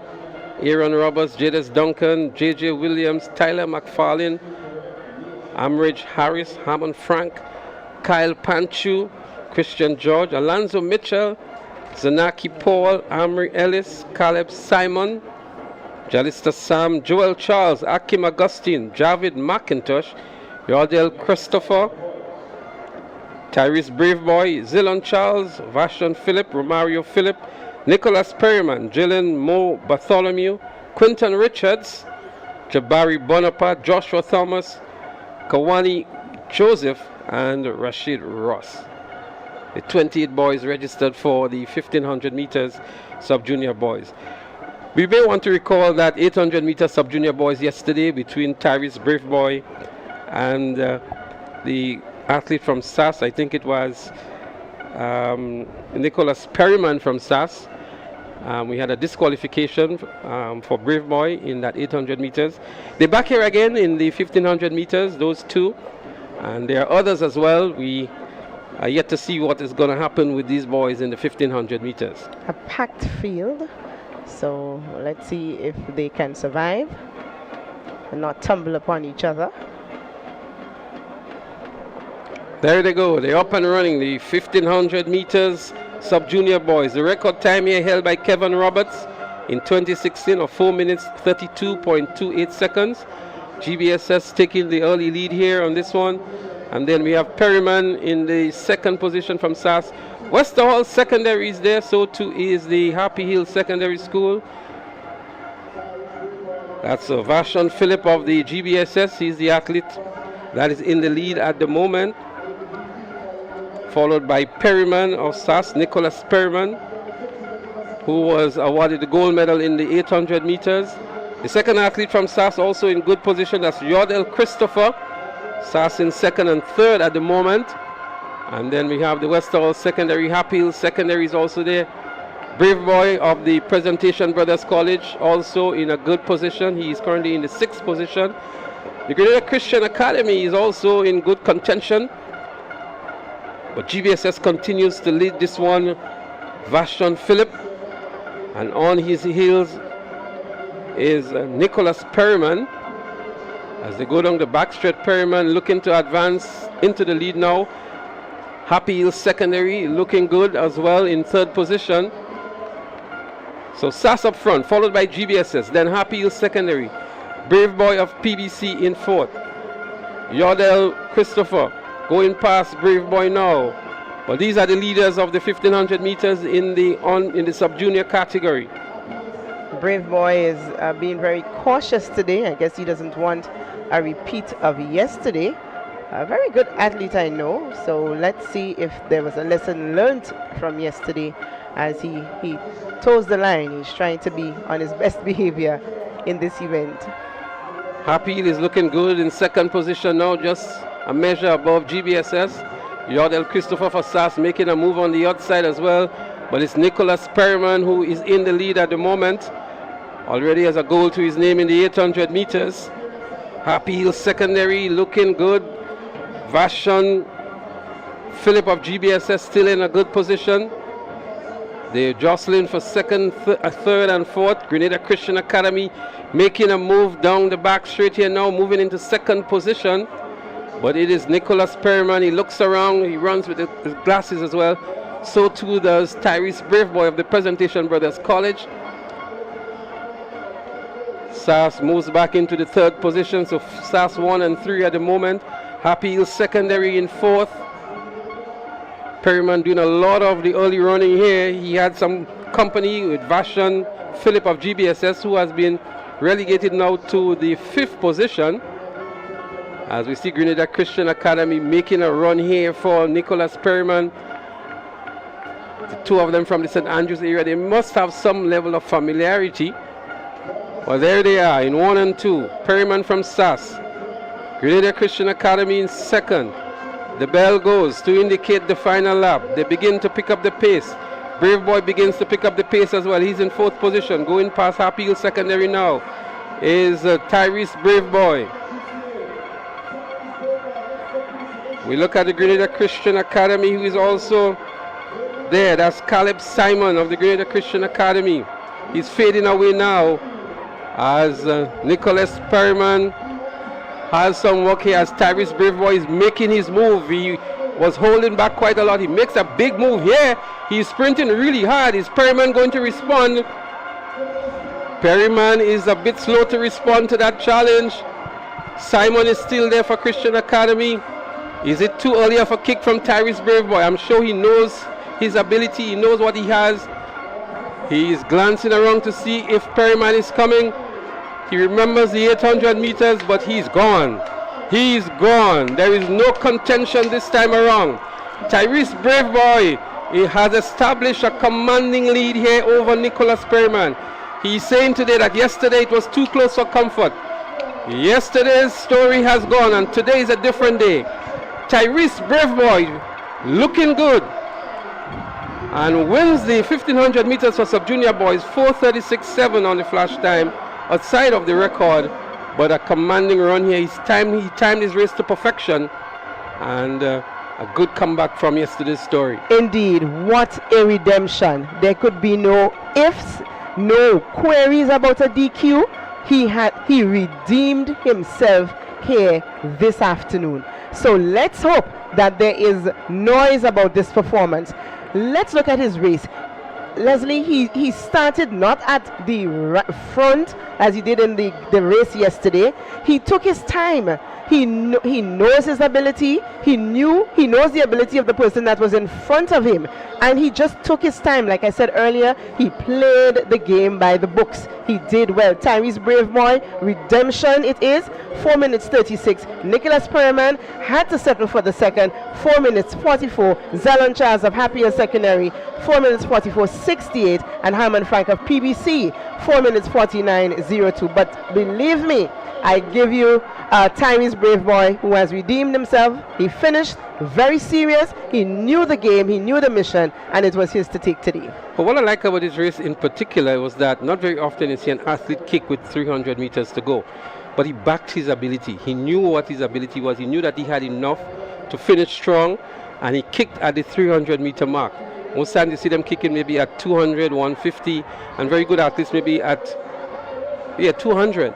But he kicked actually to overtake Perryman at the 300 meter mark, and that is because he had a lot of confidence in his ability. And he kicked, and he knew within himself that if I'm going to kick, I'm going to stay in front. I'm not going to give my competition any chance to catch me at the end.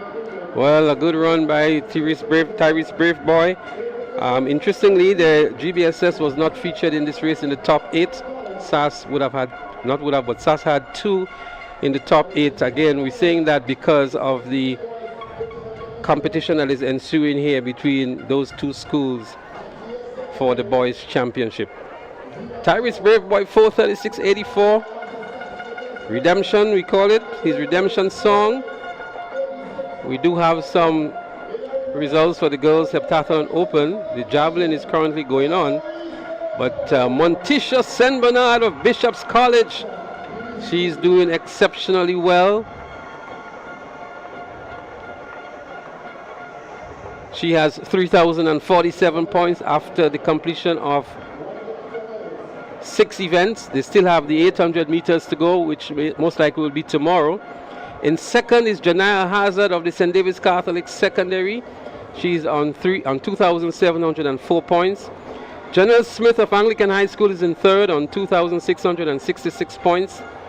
Jadissa Mark of SAS is in fourth on 2,653 points. Rachel Etienne of the Anglican High School, she's in fifth on 2,537 points. Soraya Walker of St. John's Christian Secondary in sixth on 2,463. Antonia George of the Grenville Secondary, she's on seventh on 2,316 points. Arisha Regis of the Happy Hill Secondary in eighth, 2,276 points. Keshana Rogers of SAS is in ninth position on 2,266.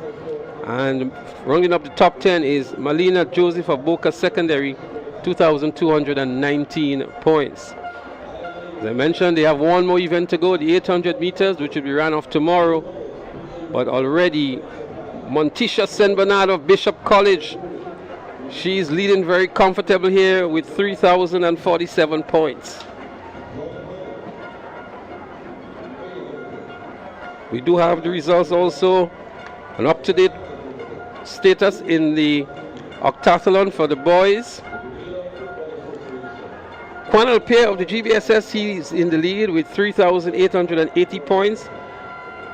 They still have 2 more events to go, the javelin and the 1,500 meters. Randy Jones of SAS is in second, 3,869, so it's not too far between these two, 3,880 to 3,869. Javin Noel of GBSS, he's in third on 3,713. Trevon Joseph of the Boca Secondary, he's in fourth on 3,416. Jamari Fletcher of SAS, he's in fifth, 3,266. Keon Jackassel of the Presentation Brothers College, he's in sixth on 2,962. Cameron Richardson of Grenville Secondary, he's in 7th with 2,821. Darren Batiste of Wester Hall Secondary, he's in 8th, 2,801. Kwani Morel of the St. John's Christian Secondary, he rounds up the field in 9th position on 2,581. Again, the boys have 2 more events, the javelin throw and the 1,500 meters, to round up their 8 events. But so far we've seen some very good performances, some record-breaking performances as well from some of these multidisciplinary athletes. Cornell Pierre leads with 3.880 and Randy Jones is in 2nd on 3.8. The senior boys high jump is in progress, so too we saw a while ago the javelin.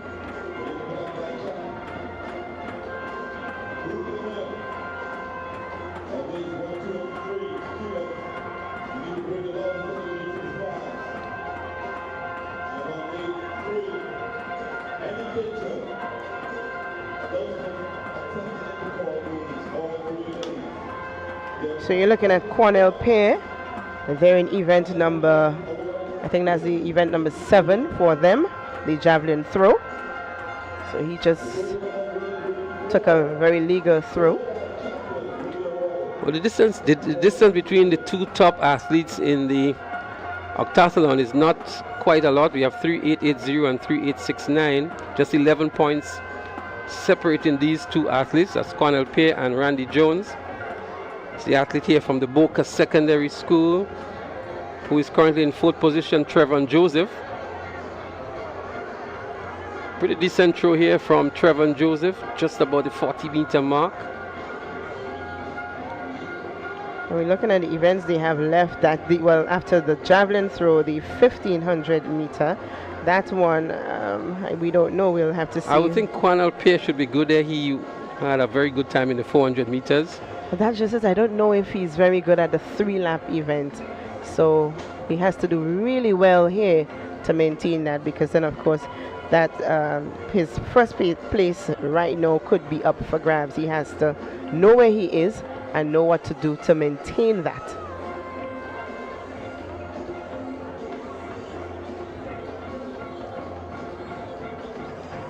Kwani Morel of the St. John's Christian Secondary, the next octathlete to do the javelin.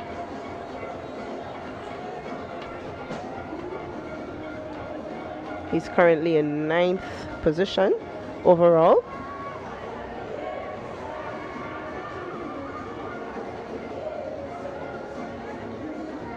Well, at least he has a throw that's going to register, and he may want to see how he can improve. He's on 2,581 points. Darren Batiste of Westall is ahead of him in 8th position on 2,801. As we see now, that looks like Javid Noel of GBSS, who is going to have his throw at the javelin. He's currently in 3rd position. Again, just around the 40-meter mark.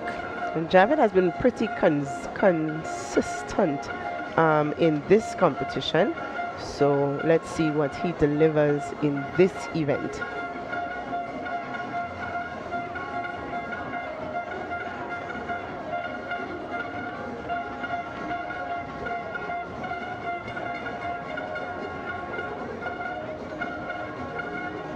On your screen, the St. David's Catholic Secondary cheering squad. They've been here very early this morning. They greeted us with some religious songs to open up the day. And then we had a nice shower of rain right after that. So I don't know if they called down the blessings. And they are still here now, still beating, same rhythm, same pace as we go through day 2 of Intercol 2026. I can tell you on the bleachers, it's a completely different story. The drum corps of the GBSS is there, and there is a contingent of convent girls, St. Joseph's Convent, St. George's girls, and GBSS boys having a ball of a time. The drumming is non-stop, the horns are non-stop, and they're dancing and prancing, just having a really, really good time on the bleachers. It sets the tone for what is going to happen tomorrow for sure on the bleachers, when it will be packed to full capacity with the students from the schools. You know, I heard someone saying on the outside, you know, if you don't have good hearts, the stadium is not a place for you to be tomorrow, please the Lord. I wonder if that is true. I mean, Intercol Day 3 is a different kind of vibes, a different kind of level. It's pace, it's energy, it's excitement, it's nerves, it's everything bagged in one. So Day 3 is going to be, I can't even find the adjective. Well, that's a good point, because there's a situation that happened a few years ago, which we will not talk about, that really says that you need to be aware of yourself when you're here at Intercol. I mean, just the noise raises its head, so make way, make sure you are ready to go tomorrow, please the Lord.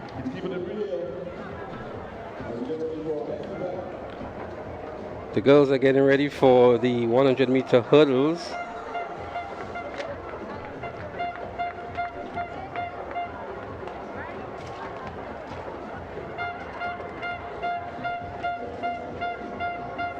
The senior boys high jump is also in progress.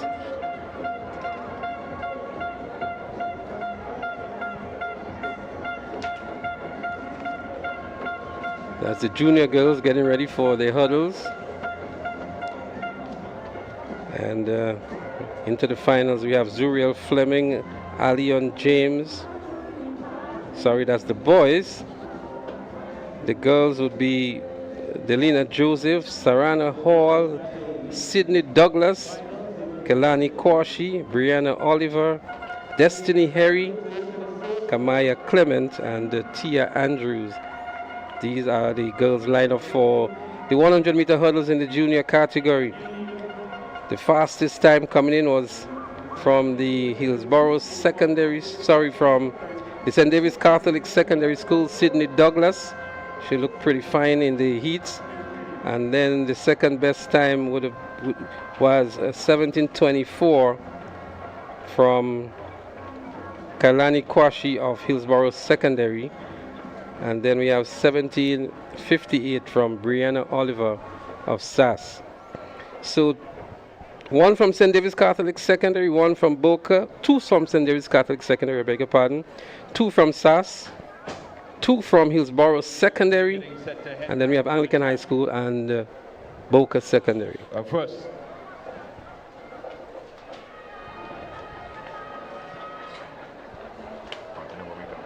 Final of the evening in the sprints, event number 46. This is the junior girls 100-meter hurdles final. Running out of lane number 1 from the Wagiti, Sonova, St. David Catholic Secondary, Delina Joseph. Out of lane number 2 from the Classic Lighting, Boca Secondary, Sarana Hall.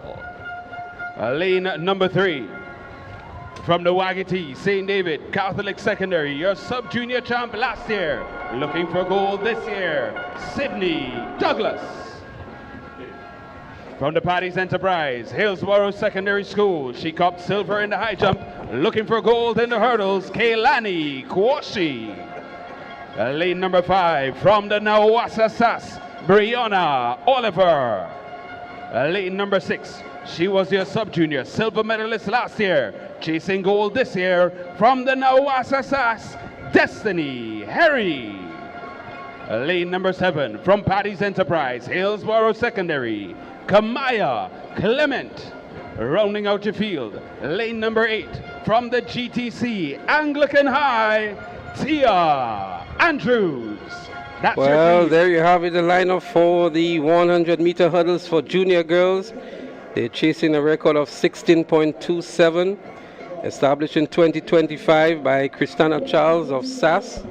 Christina has been doing everything, right? Yes. She has the hurdles record as well. Yes, yes. She has been, she's stretched. She's everywhere and doing well at everything.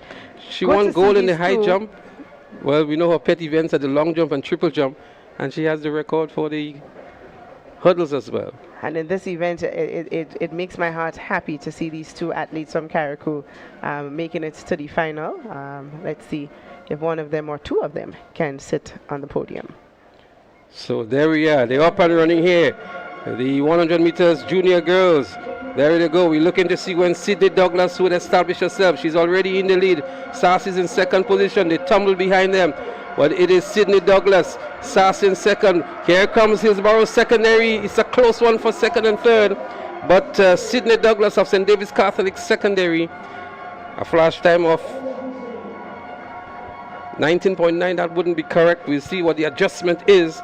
But it was that close for second and third. And here we see Sydney Douglas, not the best technique, but she's in front and she's going. She had some competition on her heels from the athlete from Hillsborough Secondary and of course from SAS, but she was ahead of the pack. Well, again, second and third very close. We saw the other athlete from SAS tumbling. That's Destiny Harry. But Brianna Oliver was in contention there with Kalani Kwashi of Hillsborough Secondary. The results out now. Sydney Douglas won. Brianna Oliver was second. 16:60 for Sydney Douglas. And Kalani Kwashi of Hillsborough Secondary was third. Her teammate Kamaya Clement was fourth. Sarana Hall fifth from the Boca Secondary. Destiny Harry, who tumbled, still managed to complete in 24:41. But Sydney Douglas proving true to form and winning the 100-meter hurdles for the juniors. From since the preliminaries this morning, we saw that she had potential to win this afternoon. Kalani Kwashi of Hillsborough Secondary also won her preliminary this morning and came this afternoon and took the third place title. I'm sure there's a lot of jumping in the Hillsborough Secondary camp this afternoon. And of course, we cannot take anything from Brianna Oliver from SAS, who bagged the second place for her team. Well, that was a close one there for second and third, 1682, 1683. But the clear winner here, Sydney Douglas of the St. David's Catholic Secondary School. Valuable points for them as well. They had two athletes in this race, and so they got some valuable points. 8 points they would have gotten, and the SAS would have picked up here 6 points as well. If you notice, there was no St. Joseph's Convent St. George's athlete in this, and this is where the narrative starts to change a bit. You've got to have your athletes. Yes, Leslie, I see the face. Say that with conviction. You must say it with conviction. I am convicted and I'm aware of what's going on, but I mean, this is where it changes. So St. David's Catholic Secondary, they're bagging points. SAS is bagging points. So this is where the story will change a bit. Once we get that points update, you will know how much the story is changing by. So the boys are getting ready for the 110-meter hurdles in the junior category. Corey Joseph holds the record of 15.10 seconds. He established in 2017. And we have an impressive lineup here.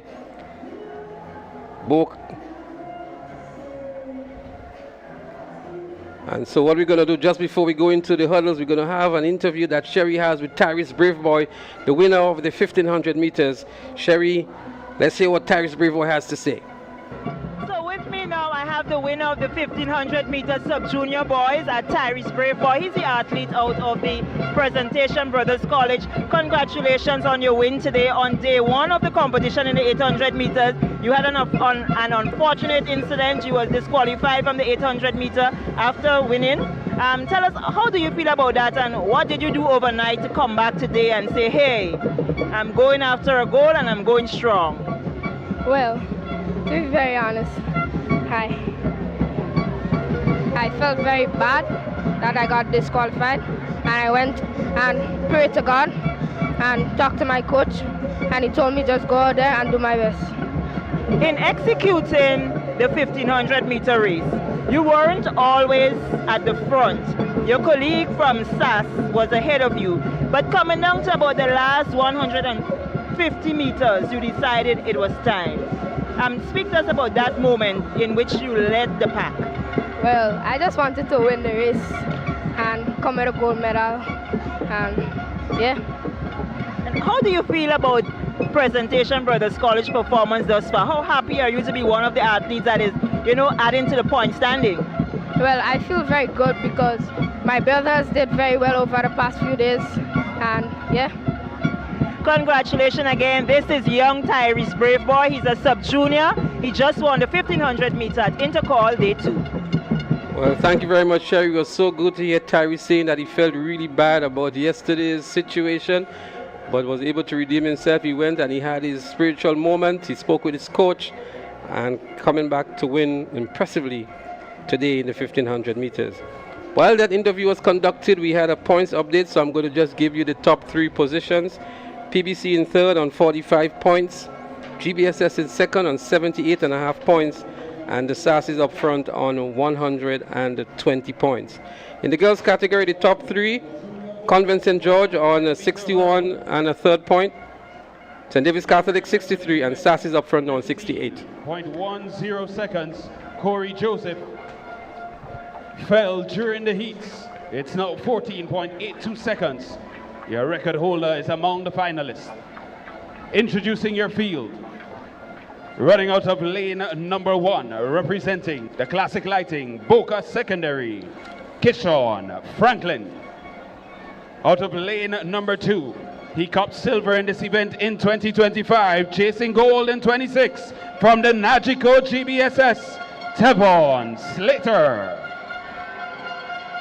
Lane number 3, from the Nexa PBC, he's your new record holder in this event, fastest in qualifying, Anthony Phillip. Lane number 4, from the Nawasa SAS, 400-meter gold medalist, looking for gold in the 110, Tavon Hall. Lane number 5, from the Nawasa SAS, your 400-meter hurdles bronze medalist, Michael Simon. Lane number 6, from the Nagico GBSS, Alion James. Lane number 7, from the Paddy's Enterprise, Hillsborough Secondary, Tyler Davis. And rounding out the field, lane number 8, Paddy's Enterprise, Hillsborough Secondary, Kimon Joseph. That's the field. Well, another impressive lineup here for the 110-meter hurdles. The record holder in the sub-junior category, Anthony Phillip, the favorite going in here with the fastest time from the preliminaries, 15:50. The second fastest time, Tevon Hall, the winner of the 400-meter hurdles yesterday. He goes in with 15:50. And in third was Alion James of GBSS, 15:52. And then Michael Simon of SAS with 15:59, the top 4 in the preliminaries. It's going to take a real lot here to beat Anthony Phillip. We saw him in the preliminaries. He eased into a new record in the preliminaries, and we expect him to do even much better into the finals. The record is all for his. Leslie, I'm not saying anything. I don't want to jinx it, and I don't want to call it. Let's wait and see. I mean, we see what we're seeing in front of us. The numbers are speaking for themselves, but I'm not going to call it until the very end. The hurdles is such a ticklish event. All it takes is one clip, and the whole narrative changes. So I'm holding my tongue. I'm a lot more optimistic than you are. And from the form I saw from Anthony Phillip, there's nothing that can convince me now that he's not going to return another record-breaking performance. I see how your reaction, but there they go. They're up and running already. Anthony Phillip looking good. So too is Tevon Hall. Anthony Phillip, Tevon Hall, and then GBSS, Tevon Slater. But Phillip is in the lead, followed by GBSS, then SAS. Phillip in the lead. Phillip wins here, and it's close between SAS and GBSS. SAS seems to have edged out GBSS seems to have edged out SAS for the second position. Tevon Slater over Hall. But again, we look to see the time here. We expect a very fast time from Anthony Phillip, the winner of the junior boys hurdles. And he was not taking any chance this time. He wasn't taking the chance. 14:56. A new record has been established by Anthony Phillip. Michael Simon of SAS was second in 15:30, and Tevon Slater of GBSS was third in 15:31. Tevon Hall was fourth with 15:81, but a new record. A new record. For your hurdles champion in the junior boys category, Anthony Phillip of the Presentation Brothers College. He greets his coach. They knew what they were able to do. He knows his potential. I said, earlier, I'm not going to say because I don't want to be called out, But, I mean, from preliminaries, you saw this. You know, you saw that this was going to happen. And in the preliminaries, he eased up, had a little funfair before the finish line. And in this time, in this final, he left nothing to chance. And that gave him the record. Well, second and third was that close, 15:30 and 15:31 between Michael Simon of SAS and Tevon Slater of GBSS. But the winner, there was no doubt about it, Anthony Phillip of Presentation Brothers College. A record time in the 110 meters hurdles for the junior boys. Could be a tongue twister at times, right?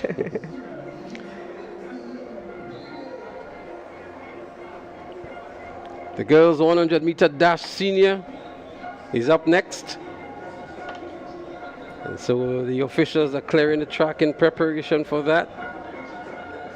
And let's talk about that win by Anthony Phillip. It's not going to put PBC in second or first position, of course not. But what it does for that school is that it more or less cements their position in the... Why are you saying cement now? Well, not cement, but it so it just strengthens extends the lead that they have over St. David's David's, Catholic yes. Secondary in the boys category. But they just add a little more fluff, a little more security to themselves there with that first place finish.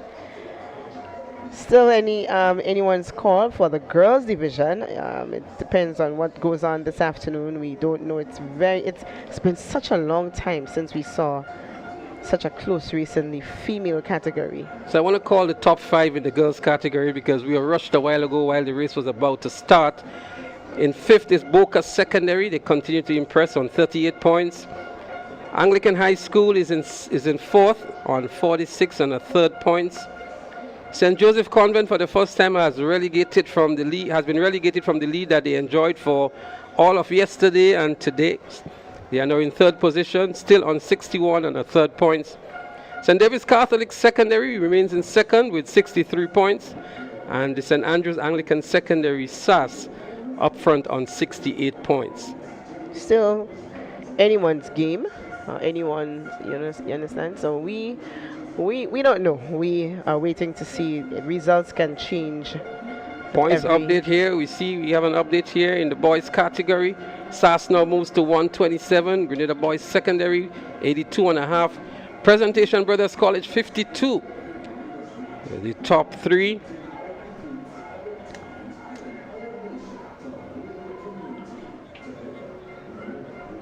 I don't know if St. Andrews Anglican Secondary can jump yet. We don't know. I don't know if GBSS can jump yet. Maybe BBC might pull off the next 2 or 3 wins.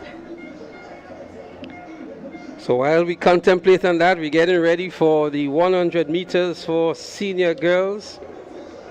It's the finals. An impressive lineup here. I see the likes of Christina Charles, Shadi John. We get set now for event number 64. The girls 100 meter dash. The senior finals. Fastest girls on the island. Introducing your field. The game's record for this event, 11.50 seconds, set by Sherry Fletcher in 2003. Your finalists, out of lane number 1, from the Classic Lighting, Happy Hills Secondary, Makeda Joseph. In lane number 3, from the Wagiti, Sonova, St. David Catholic Secondary, Kayla Christopher. Lane number 4, she took silver at nationals in this event.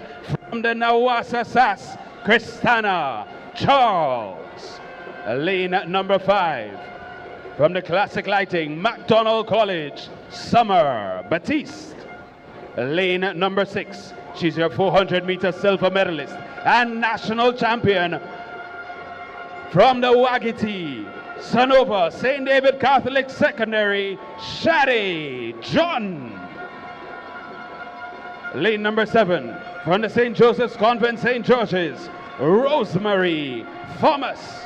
Rounding out your field, lane number 8 from the GTC Anglican High. Bronze at national champs, looking for gold, Carriacou Gelano. Again, a lot of pedigree in this event. The obvious favorite would be Shade John. She did a 12:19 in the preliminaries. Her compatriot, Kayla Christopher, did a 12:23. And we had Christiana Charles, who did a 12:53.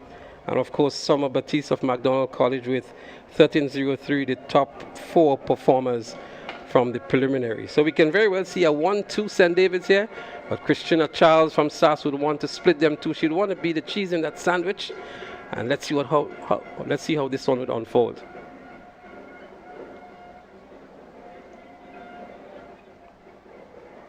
The record here, 11.5, Sherry Fletcher. They're up and running.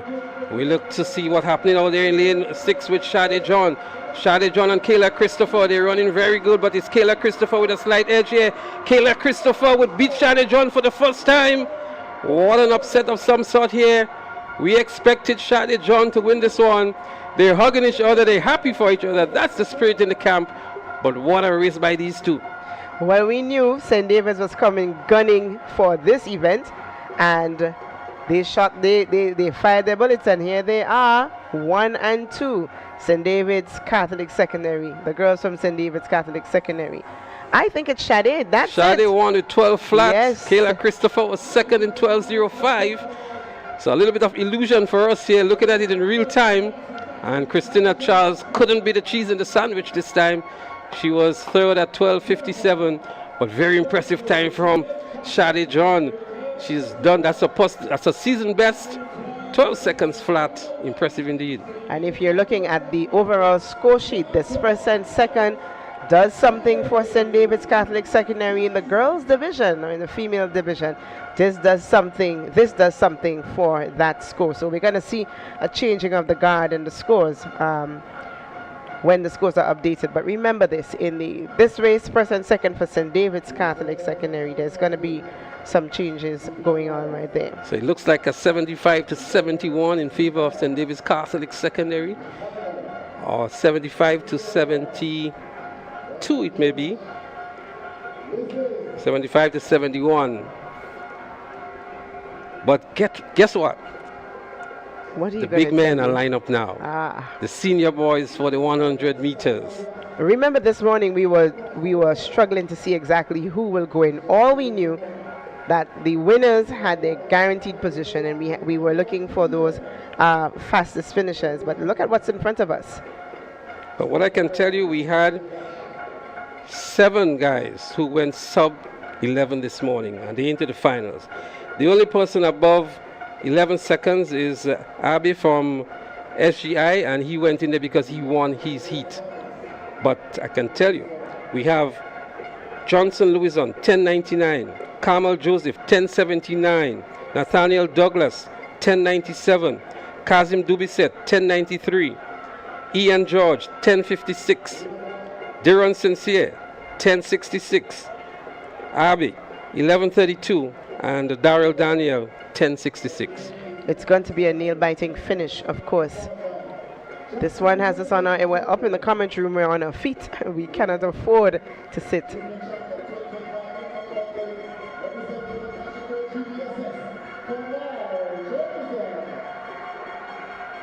Lane number 3, Carifta medalist representing the Nexa PBC, Nathaniel Douglas. Lane number 4, 10.93 qualifying, representing the Nawasa SAS, Kazim Dubisset. Lane number 5, fastest in qualifying, 10.56 seconds, Hubbard St. John's Christian Secondary, Ian George. Lane number 6, 10.66 in qualifying, now representing the Classic Lighting Boca Secondary, Deron Sincere. Lane number 7, representing the Classic Lighting SGI, carrying the nation on his back, Toba Abe. Lane number 8, champion of the 400 meters, representing the Nawasa SAS, Daryl Daniel. Well, there you have it, ladies and gentlemen, some real pedigree in this race. The favorite for me, obviously, is Ian George of the St. John's Christian Secondary, but it's going to be a real fight here for second, third, fourth, fifth going down. Deron Sincere looked really, really good in the preliminaries to run 10:66. We see him doing those kinds of times. He was disappointing that he did not make it into the national champs finals with a poor run in the preliminaries, but he's here to redeem some glory for himself and for his school. Deron Sincere of the Boca Secondary.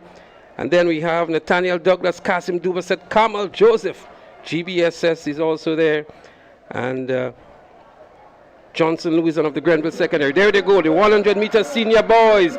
There goes Ian George already stamping his authority on this one. And on the inside, it looks as though it's GBSS for the second, but it's close between Darrell Daniel and Kamal Joseph for the second. But look at the celebration from Ian George. He came and he delivered. What a race from Ian George, living up to expectations. Well, can you say that you're surprised, Leslie? Absolutely not. It's going to be interesting to see the second and third positions, but Ian George came in here as the obvious favorite.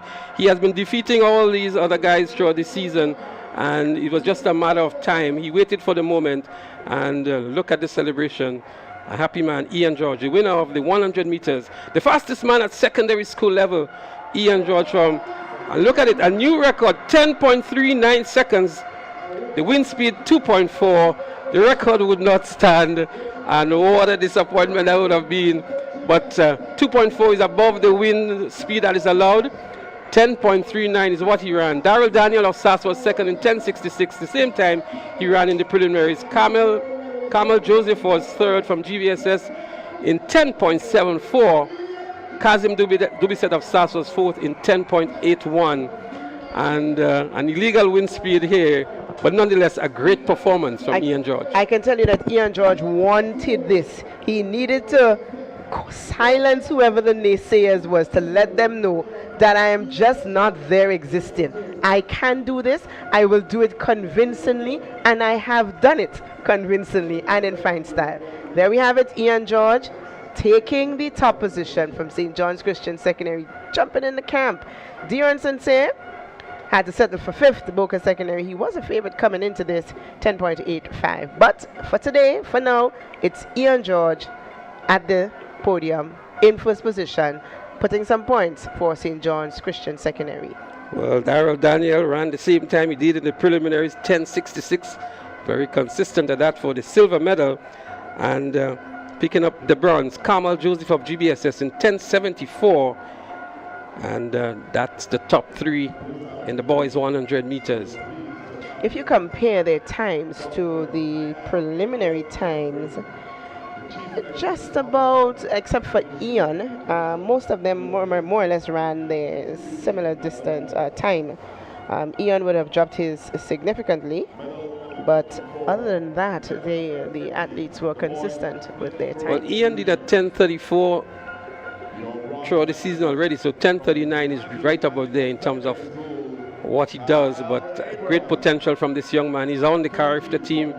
We look forward to see what he would do at Carifta. I mean, that may just, I'm saying, bring him into the finals, but from the times we've seen from the region so far, he has to do something like a 10.01, 10.02, 10.1, 10.2, yeah. That kind of time to be on the podium at Carifta. Well, let's hope the drive, the drive from original crowd will do him well. What we're going to do, we're going to go down to the house microphone for the medal presentation. We see Dishon Smart there receiving the gold medal for the javelin, and we'll be right back with more track and field action. Event number 19, the girls 1500 meter run sub-junior. Your bronze medalist from the St. David's Catholic Secondary School, Jordan Collins. 5 minutes, 39.08 seconds. Your silver medalist hails from McDonald College. Let's hear it for Emma Frederick.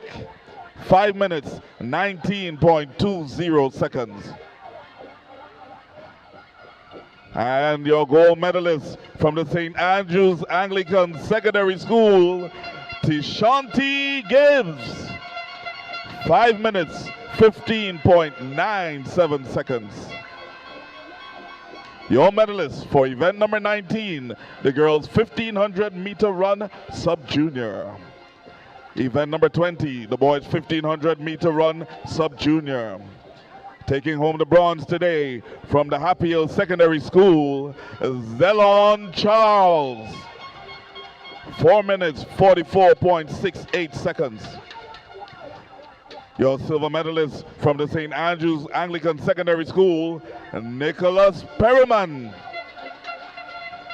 4 minutes, 44.13 seconds. And taking the lead and going home with a gold medal for this one from the Presentation Brothers College, Tyrese Brave Boy. 4 minutes, 36.84 seconds. These are your medalists for event number 20, the boys 1500 meter run sub-junior. Event number 46, the girls 100 meter hurdle junior. Taking home the bronze medal from the Hillsborough Secondary School, Keilani Kwashi, 16.83 seconds. Your silver medalist from the St. Andrews Anglican Secondary School, Brianna Oliver, 16.82 seconds. And your gold medalist from the St. David's Catholic Secondary School, Sydney Douglas, 16.60 seconds. Your medalists for event number 46, the girls 100 meter hurdles junior. Event number 47, the boys 110 meter junior hurdles. Your bronze medalist from the Grenada Boys Secondary School, Tevon Slater. He takes the bronze medal with a time of 15.31 seconds. Your silver medalist from the St. Andrews Anglican Secondary School, Michael Simon, 15.30 seconds. And bringing home the gold from the Presentation Brothers College, Anthony Phillip, 14.56 seconds, and establishing a new record. Your medalists for event number 47, the boys 110 meter hurdles junior. We want to congratulate all athletes for their performances here today. And we would like to thank Dr. Diana Abel Jeffrey for assisting us with the distribution of the medals.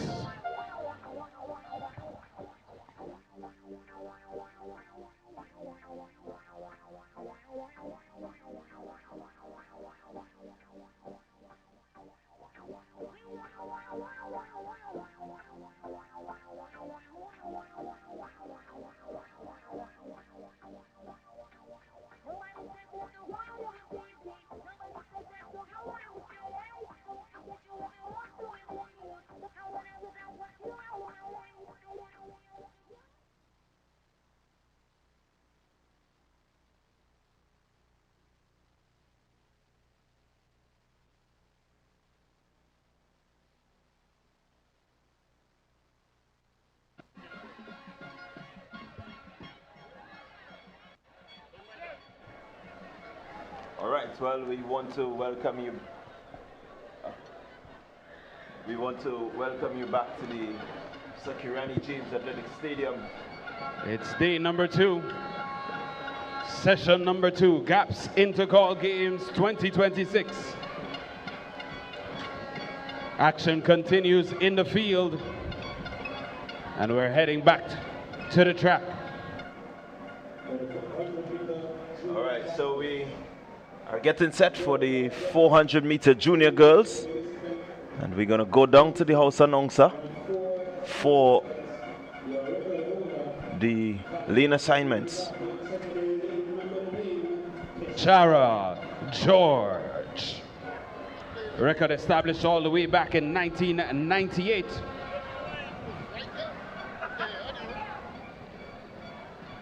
Three sub-60 runners in the field.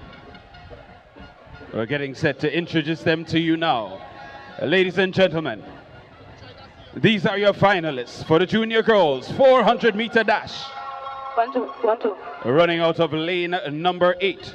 59 seconds at her best. She got silver in this event in 2025 from the St. Joseph Convent, St. George's, Ariana James. Lane number 7 from the Wagiti Sanova St. David Catholic Secondary. She's your 200-meter silver medalist, Tishona Bascom. Lane number 6, fastest in qualifying, 59.20 seconds. She got bronze in the 200-meter event from the St. Mark's Secondary, Micaiah Frederick. Lane number 5 from the GTC Anglican High. She's your 2025 sub-junior champ. Now at the junior level, Kylie Williams.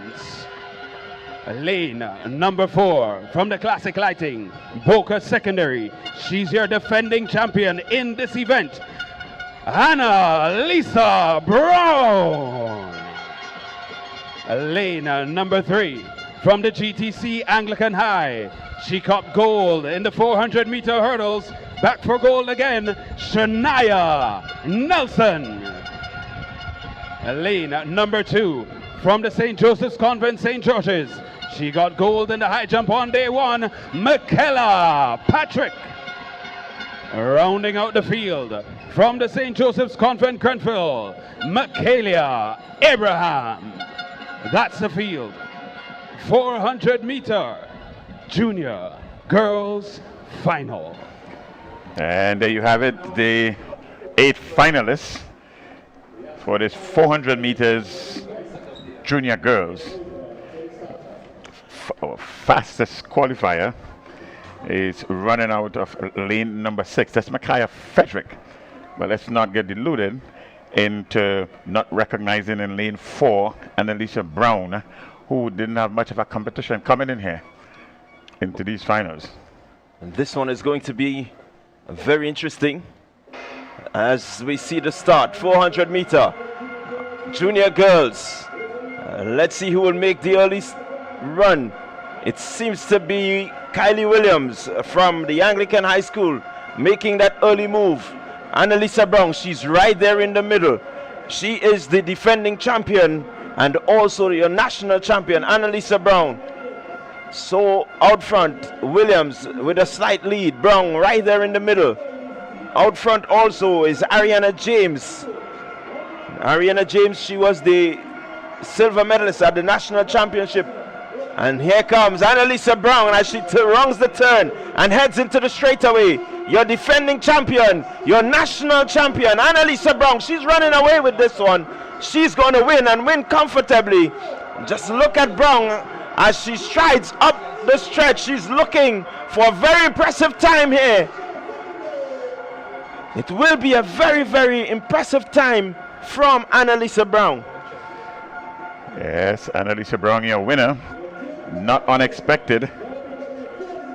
From 120 meters out, there she is there at the top of the 100 meters. She was clearly in the lead by some 10 meters, and all she did was to increase that lead and win it rather easily in the end. In second position is the athlete there from St. Mark's Secondary School, Micaiah Frederick, at 58.59, but Brown's time is 56.24.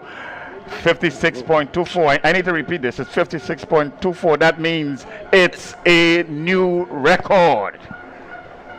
So a record run there for Annalisa Brown of Boca Secondary in the girls 400 meter dash junior. What a run from Annalisa Brown.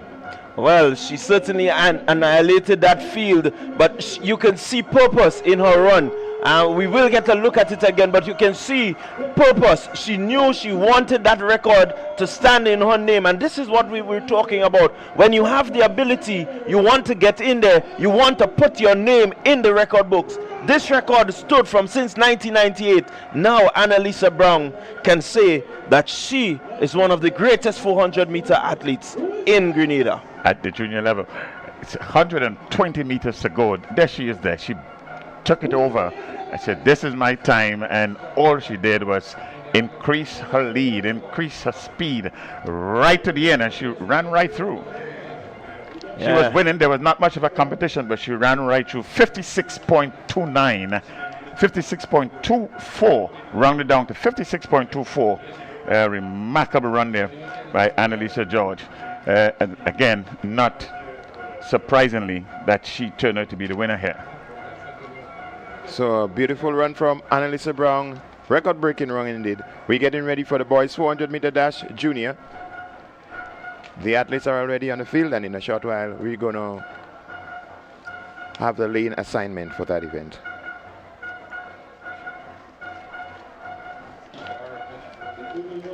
The boys are up next. It's 8 young men striving there for goal. Who will it be?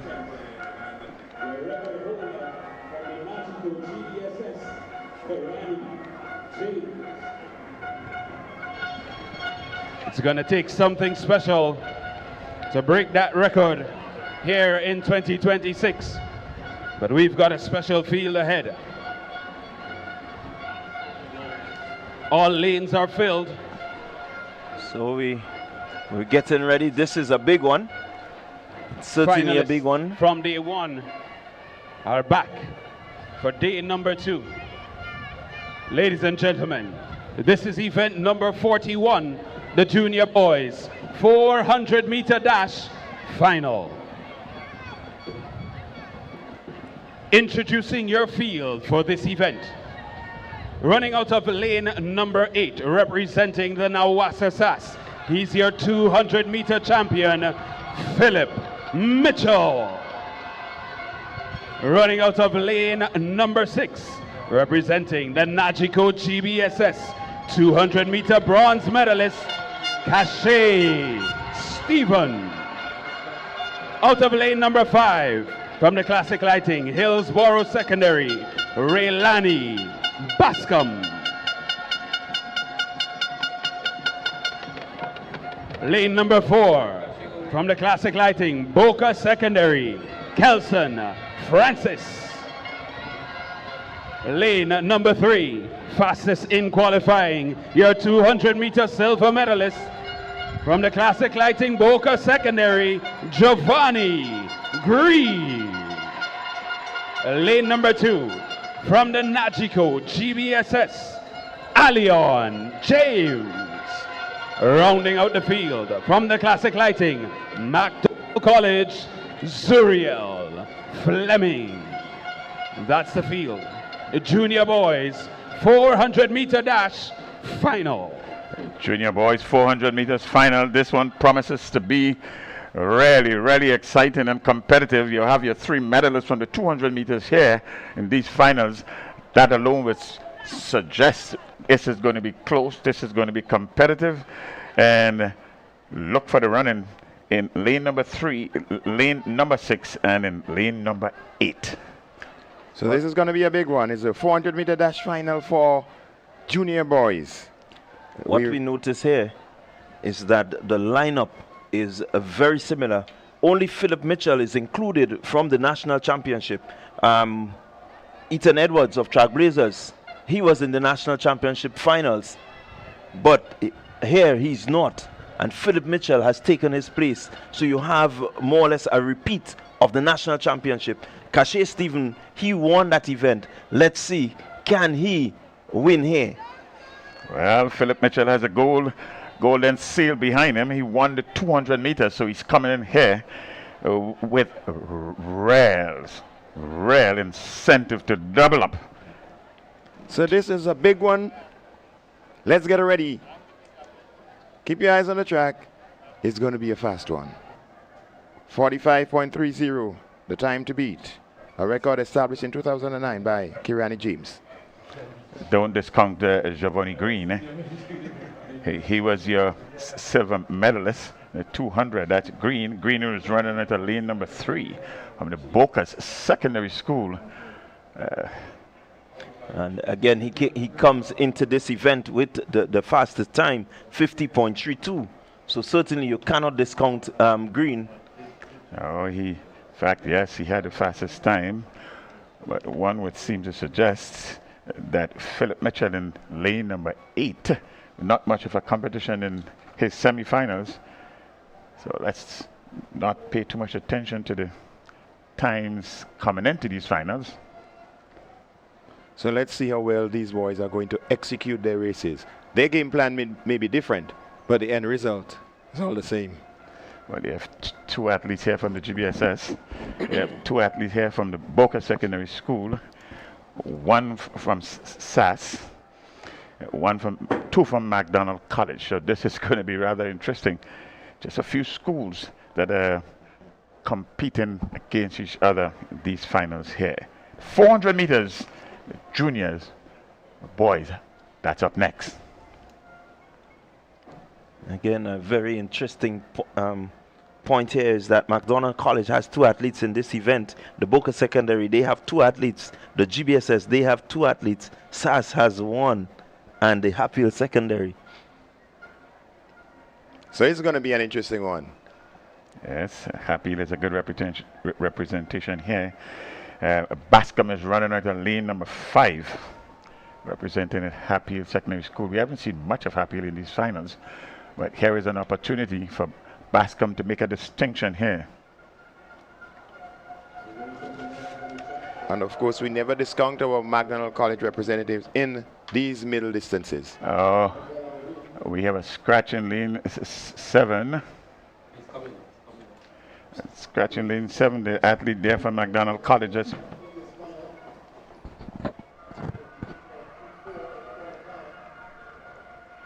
Oh, there we go. He's back on track. He was off for a short time. He's back in the competition now. The athlete in lane number 7, Michael Aberdeen of McDonald College. He's taking his place at the starting point. And let's see what Aberdeen brings to the table here. So it's the boys 400 meter dash for junior. It's Fleming, James, Green, Francis, Bascom, Stephen, Aberdeen, and Mitchell.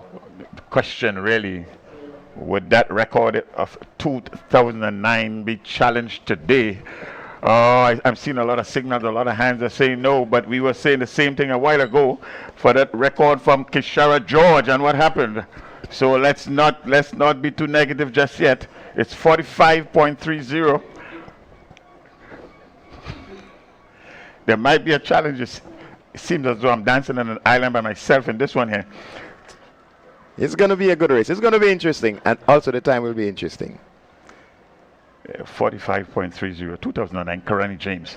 So you say that name with some reverence when you're talking about 400 meters, but who knows, there could be another Karani James. Is it going to be Giovanni Green, runner at lane 3? Would it be Philip Mitchell, runner at lane 8? Would it be Cassius Stevens, runner at lane 6? What about the athletes from the Hatfield Secondary School? Just might be a challenge to that 45.30. They're now on the status orders.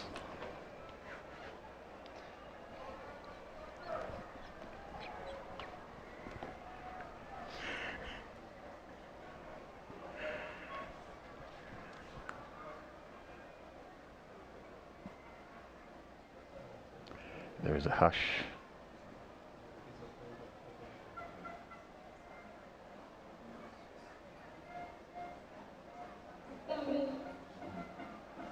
Oh, just to add to the excitement, picking him up. So the athletes are up, and just to keep the fans waiting a little bit, just holding back their enthusiasm and before the place explodes. So let's just hold it a bit. Well, the anticipation is certainly here. There's been a lot of banter between the schools over who really is the top dog when it comes to 400 meter running.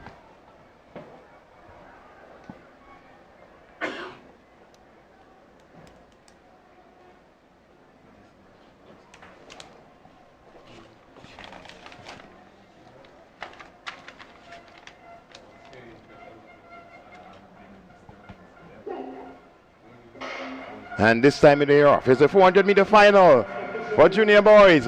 It's Giovanni Green in lane 3, already making up the stagger on his counterpart. In lane 8, it's Philip Mitchell, just blasting off from all his competitors. Can he maintain it? Can he hold on? Philip Mitchell, not known very much for his 400 meters exploits, but he's going to use his speed. On the inside, we see Giovanni Green. The grimace is on his face. Philip Mitchell wanting to hold on here. Giovanni Green is catching up, but with just about 110 meters to go, Green is pulling alongside Mitchell. There is no Cash Stephen right now. He seems to be grimacing, but here we come. Holding on is Giovanni Green of Boca Secondary. He is going to win this one. Philip Mitchell, a surprise package here in lane 8 in second position, and a close one between Hartfield Secondary and McDonald College for the third position. The boys, 400-meter dash. Did it live up to expectations? Well, Giovanni Green came into these finals with the leading time, and in fact, 110 meters to go, he took over the lead, expanded that lead, and in the end, relatively easy win for Giovanni Green here. Well, there's a flash time of 49.67. Let's see what the official time will be, but certainly dipping under 50 seconds is Giovanni Green. 49.72 seconds. That's a good win there for Boca Secondary School. Green. There we see right at the start. Even Stevens. Oh man. And in lane 8, Philip Mitchell went out like a bullet. One would have thought it was a 200 meters. Still maintaining that lead and maintaining that some distance of what is 65 meters over the second place runner here, and his closest competition then reduced to about 40 meters is Giovanni Green, and Green would have caught him at about 100 meter mark, right at the top of the 100 meter, and thereafter there was no catching Green, running right through the tape. Easy win in the end for Giovanni Green, 49.72 seconds. Your winner from Boca Secondary School. Yeah, very determined run there from Giovanni Green. And certainly the Boca Secondary School will be happy with this performance. I know his coach at the finish line will be happy with that performance. Giovanni Green ensuring that he gets some redemption under his belt. Most certainly. A great run from Giovanni Green there. But I must credit Philip Mitchell, not known to be a 400-meter runner, but knowing that he has the speed, he just decided that he's going to go all out. He went all out and he was able to maintain some form of control in the race and to keep his endurance going until the end, earning him a silver medal. Congrats to Philip Mitchell. Gentlemen, there's no records, but gold for Giovanni Green.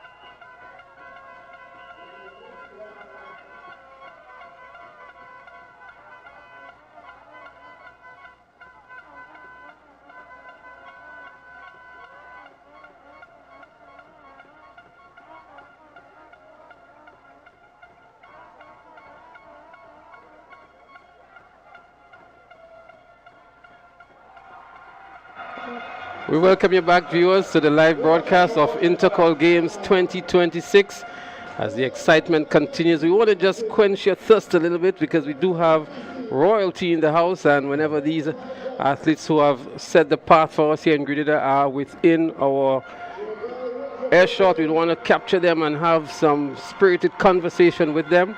And we have none other with us today than Mr. Lyndon Victor. And he has a lot of pedigree as some of these athletes here. Even more than that, he's Olympic bronze medalist from the 2024 Olympics. He's also a World Championship bronze medalist, a Commonwealth champion as well in the decathlon. And he's here in Grenada at the moment. And we say, welcome, Lyndon. Welcome to Intercol 2026. Yeah, thank you so much for having me, man. And Lyndon, what is striking for me is that my understanding is that you have not been to Intercol in 15 or more years. Yeah. And this is the first time that you actually experiencing Intercol in the stands as a spectator. The last time you were here at Intercol was as an athlete. Yeah. Yeah, that's when I look back at it, I was like, I've never got the chance to experience Intercol the way that a true Grenadian should experience Intercol. So I'm just grateful to have this opportunity. And I must say, one, I feel like it's more. You get more nervous when you're not competing, and two, it's a lot of vibes, man. Like it has a lot of energy. I can see why people gather early in the morning to come and watch the athletes compete. Well, I'm sure you would have contributed to that in the past, when you were an athlete. But Intercol is something that doesn't happen over 3 days. There are weeks before and weeks after. Yeah. The banter starts, the excitement is there. And it continues long afterwards with the bragging rights and so on. But give us an idea. I mean, you've seen some of the events, some of the races. I mean, your event is the multi-event. Yeah. We have the octathlon for the boys. From what you've seen from the Quinelpe and the Noel and the others that are participating, I know the javelin is one of your favorite events as well, and the discus. What have you seen that may have been impressing to you? I really like the Cornell guy. I've seen him run the 400 and I've seen him do some events, and I think if he gets sharpened up, because I'm always looking for who is the next multi, you know, and I think he could be the next multi. So watching him gets me very excited. I think the future of the decathlon is high, and I like all the guys. Just doing the octathlon is hard, and watching them compete, you could tell that the future of multi events is not dead in Grenada, which is a good sign. Well, that's good news here for Quanel Pierre of the GBSS. Lyndon is looking towards you. I'm sure you're going to provide some assistance if you can. We have the pole vault, which is a sort of a new and novelty event for these young athletes. Yeah. And we saw it being introduced at the national champs. I still don't think we have a specialist coach on Ireland that can deal with that and to develop that aspect of the multi-events. But are you in a position where you can come back and assist these young athletes to sharpen their craft? Well, I will say Kurt is here, and I'm actually here in Grenada working with Kurt because he's one of the most knowledgeable people that I've ever been around. So I'm here working with him and Paul Phillip and trying to soak up all the information that I could get. To talk about coaching the pole vault, I think Kurt will be he'll do a phenomenal job, especially since he's one of the few guys who had to learn it and experience learning it by himself. So I think him being on island is going to be really good for not just the multis, but for like the jumps and the technical events in general. Well, we got a bronze from you at the Olympics. We were so overjoyed. I mean, that was to us a phenomenal achievement because these multi-events are no easy feat for any athlete. And we got a bronze at World Champs as well, Commonwealth champion. There's no Olympics this year, no World Champs for you this year. What is on the itinerary for you right now? Yeah, well, there's Commonwealth again, and I would like to be the only athlete to win 3 decathlon titles. But I think I'm going to use this year to really sharpen up on my throws and my technical events. With the World Championships and Olympics coming up in the next 2 years, I'm going to really use this time to get better in some of the areas that we thought that could have turned the bronze into a gold. So I think the Commonwealth is this year, but I think we're going to spend some time focusing on the events that could have turned these bronze medals into gold medals.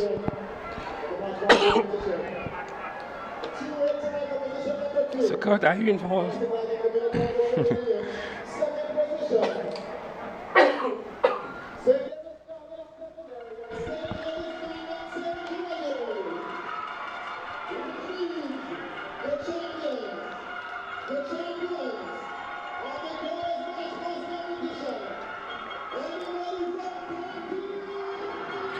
Well, the results of the March Pass has been announced. Anglican High School, as we've just heard over the house microphone, the winners of the March Pass competition. Coach, you know, this is a kind of a new dimension to track and field and sports now, this March Pass that is happening. And it's a very, very interesting aspect of the sport. But I was about to ask you whether or not you've been involved in any philanthropic work as an Olympian. I know the Olympians Association is having something coming up as well.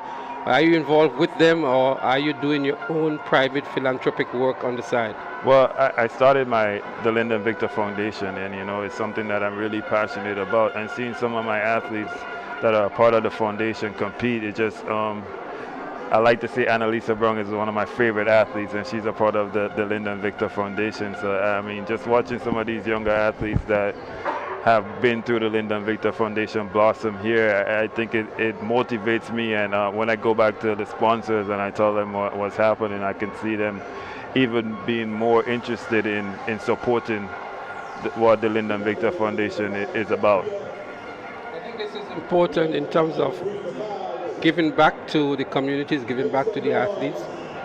Your choice in Annalisa Brown is all of us' favorite as well. We just saw her broke a Kishara George record that we felt couldn't go down in a hurry, and that has to be a phenomenal performance. And this is not really her pet event, you know. So there's a lot of promise from this young lady as well.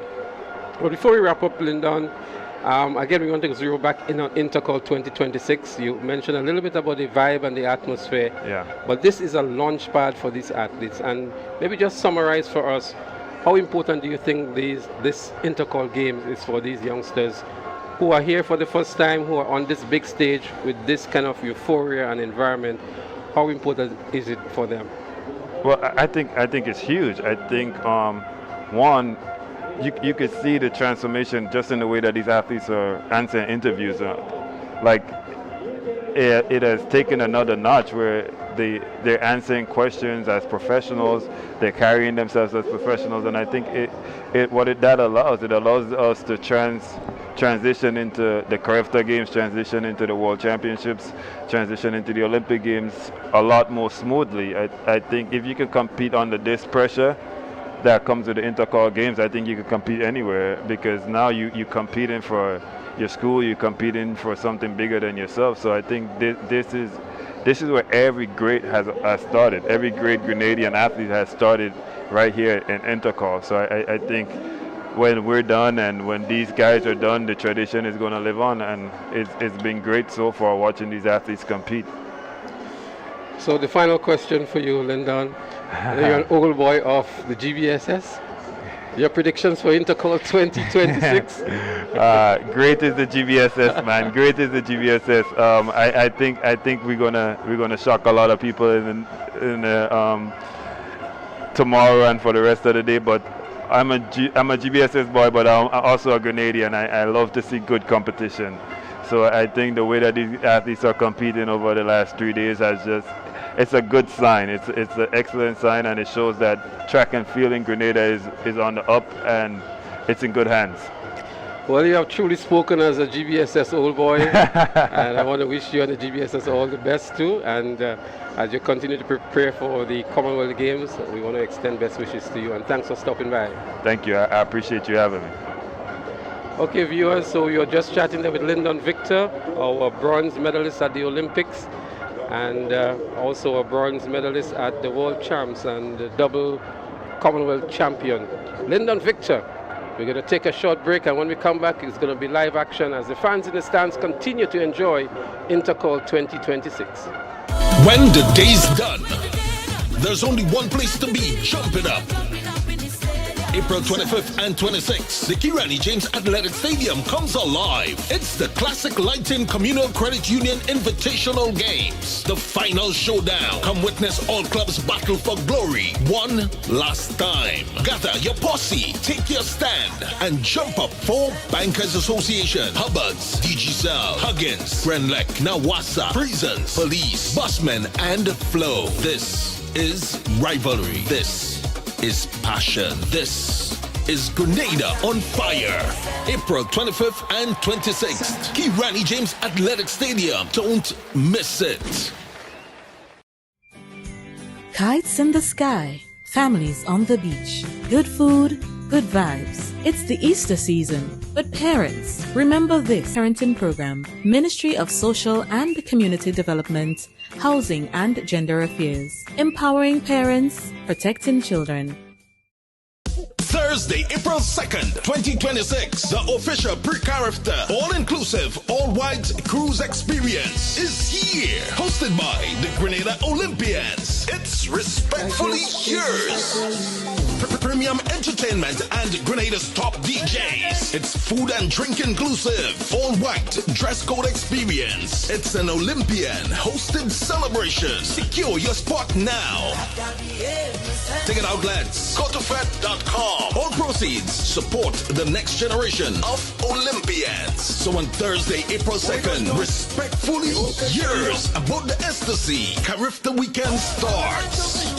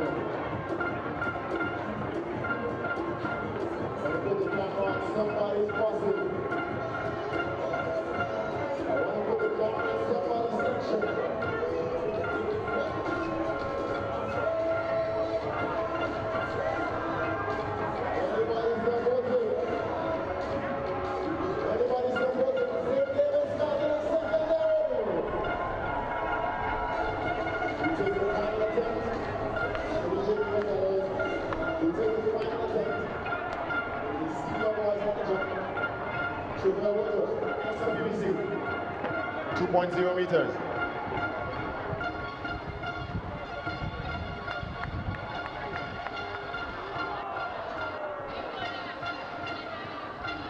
So here you get the red flag.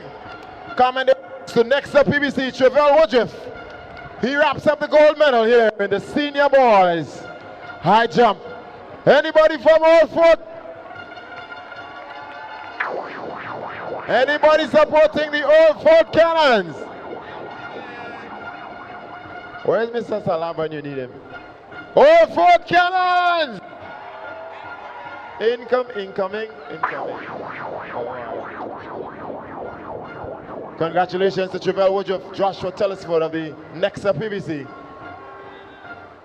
Senior boys high jump. Back to the action you go. IMA Ultimate Vibe Champion. We've got 2 minutes. Mr. DJ, walk with me. Anybody supporting? Anybody supporting? Defending champions in the boys division, Nagico GBSS.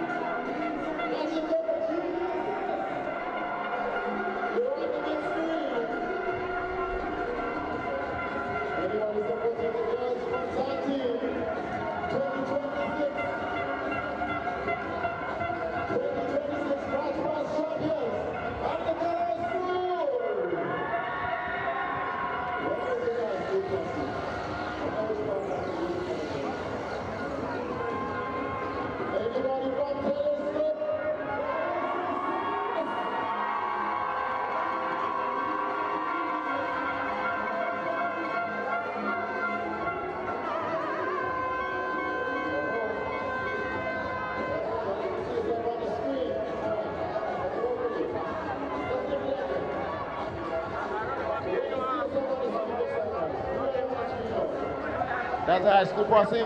Anybody?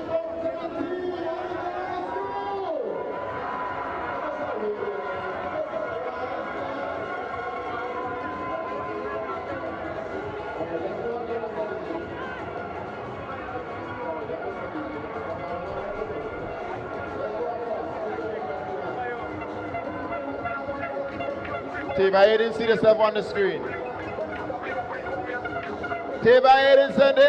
David's Catholic Secondary. Hey, only look on yourself on the screen. Jump up, jump up, jump up. Who we have again? Which section is this? St. David's posse, make some noise! Right, the inside. Find out a appeal jersey you're watching, but alright. Let's go again. Let's try this again. We're going back to Tantine. Mr. Cameraman, walk with me. We're going back to Tantine. Anybody supporting? Nagico, GBSS! Right, that's what I'm saying, you know? Yes, that's the posse, right? Alright, let's move it along. We're going again. We ready for telescope? We ready for telescope? Up in telescope. Anybody? Now what's the sauce? Sasso. Jump up. All right. Sass on the inside. Sass is on the inside. Who we have again? Which posse we have? Anybody supporting? Anybody from the Boca Secondary? Come and get the Boca children up here. Right. Who we missing out? I saw Sister Lucy inside. Anybody from St. Joseph's Convent?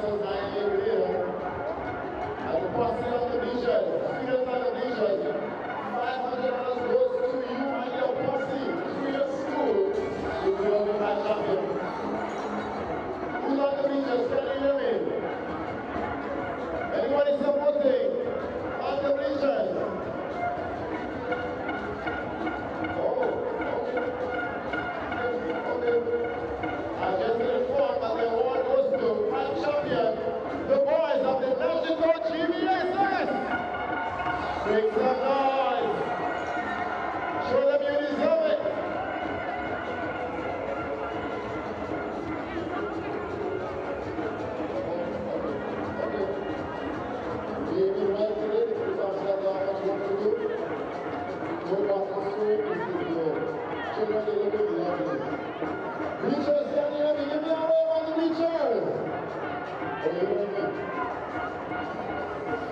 viewers, we welcome you back to the GAPS 2026 Intercol Games.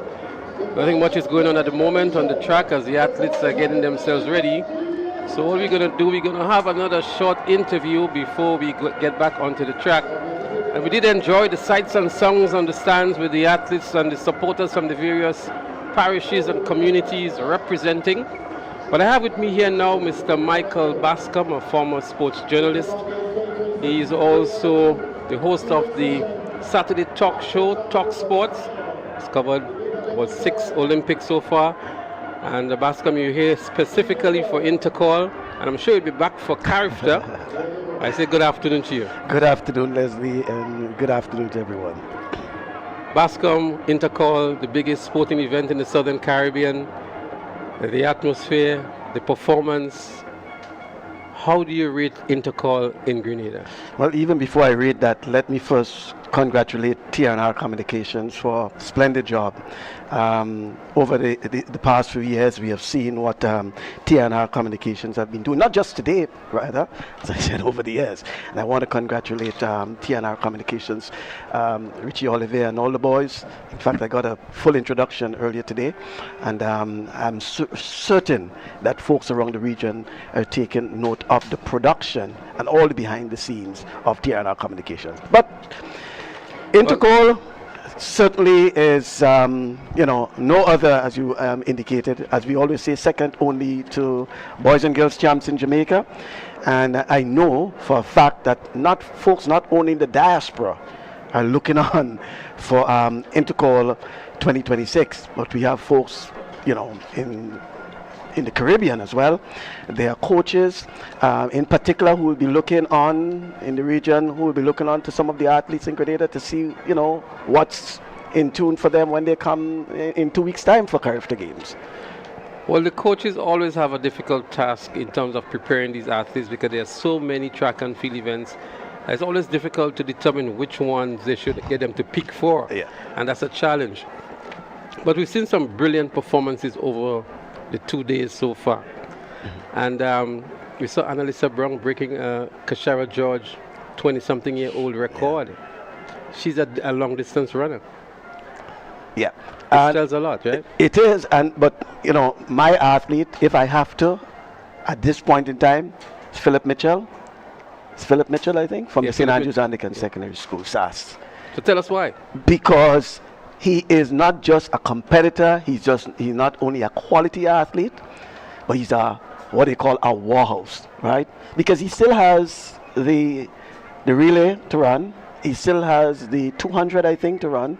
The 100 as well. And the 100. He won the 200 He won the yesterday. 2, sorry, the 100, sorry. He won the 100. He won the 200 and he has the 100 and he has the relays. Okay, and we still don't know how they will probably fit him in, probably for the seniors as well. He ran at 21:53. Come on, yeah, and he's only 14. You understand? So yesterday I told this guy, I said, listen, just focus. All you need to do, focus, balance that education, and everything is in front of you. This guy is running almost as fast as how Kirani James was running at his age. And I can see him just improving. So far, that's my athlete of the games. I don't know what may in store for later on today and tomorrow, But every time he runs, I go down to the bottom and just sit by him and just talk with him.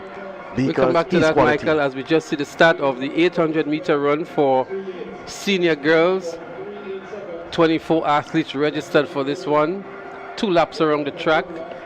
And again, Annalisa Brown, Annie Logie of the St. Joseph Convent, she's already in the lead. She's one of the favorites for this event.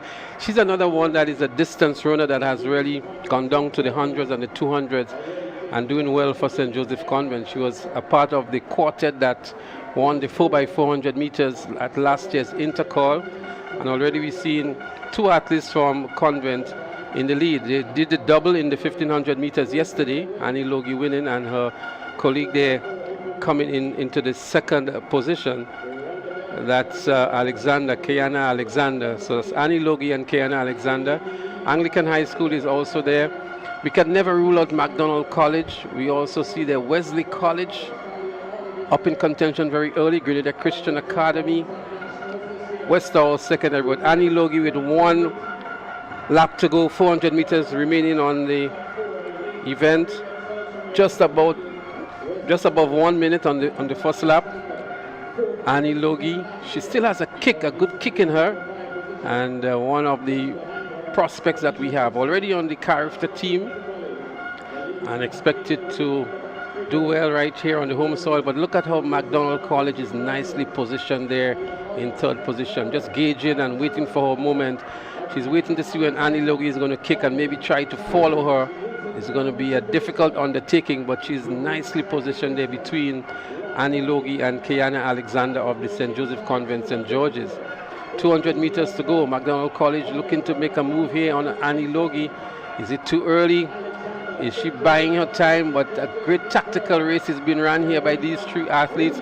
Annie Logie moves into another game now. McDonald College is responding to the challenge. They enter into the home straight now is Annie Logie and McDonald College.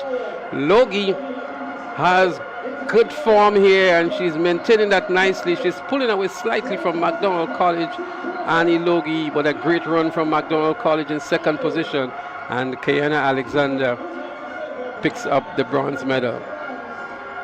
Good sportsmanship again exhibited here, but again a good run from Annie Logie Bascom. Certainly, and if she can only clean up some of the arm work, finishing, I think she'll do well. But she shows her domination certainly, and I guess as much we've seen that the various meets, Leslie, you have been covering it yourself, doing commentary over the past few months. Sort of improving, the quality of those athletes and things like that. So we've seen some of it in the results, even though we believe it can be more for those athletes, But we're seeing that the mini meets and all the other meets that they're having is doing well for the athletes. So Annie Logie, 2 minutes 22.58.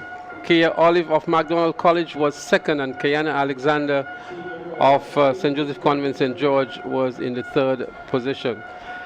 Bascom, we are preparing for Carifta, which is the big one. Grenada is filling a very huge team, over 50 athletes, 10 coaches. I looked at that, and we're happy that we're having the games here. But before we look at the athletes who are participating, I want to look at, from your moving around already, the sort of preparation and the logistics and the officials that we have here locally to man and to conduct these games that are coming up on the Easter. I don't think we should be surprised. Grenada is always ready to host these sort of events. Last hosting was just 2 years ago, 2024.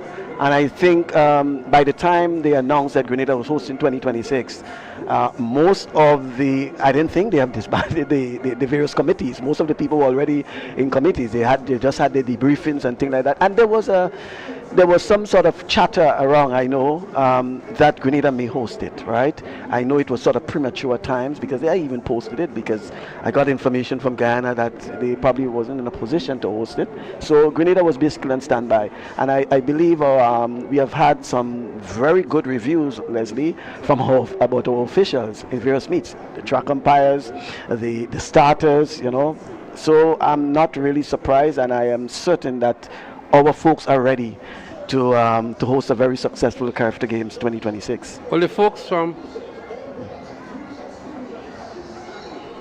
NACAC were here to do their own little preliminary investigations, and they have given a thumbs up from what they've seen. Some repairs were needed to the track. That has been done in time for Intercol, even the scoreboard. And I was told that the little glitches you see on the scoreboard, they already have the parts here, but they were working very late on the previous nights, and that's going to be fixed in time for Carifta. Before we continue, I just want to let the Facebook viewers know that we are approaching the limit on Facebook, so you can either migrate onto the YouTube channel of TNR Communications, and a new Facebook Live has been started, so you can either migrate to there as well. And that's just the Facebook policy. But if you're on YouTube, you have no issues whatsoever.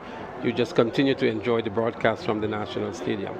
Yes, Bascom, you want to continue? Yeah, and one of the things I want to also talk about just briefly is about the showboating. Right?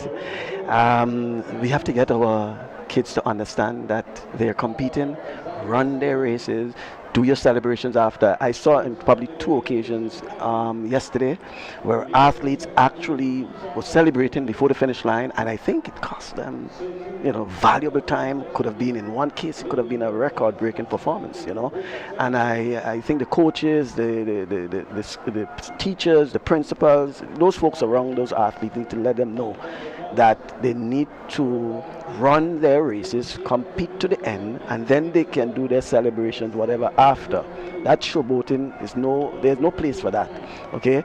And I was sort of disappointed with some of the athletes, and some of them were basically repeating it, and sometimes showboating in the prelims, there's no need to do that in the preliminaries, and I think it's something we have to take note of. I want to comment on that, Michael, because I did comment it yesterday in the 4x100 meter senior boys when the SAS athlete started celebrating and deprived his teammates of the record. And I was admonished by a couple of people on Facebook saying, allow the children to celebrate and using explicits and all of that kind of thing.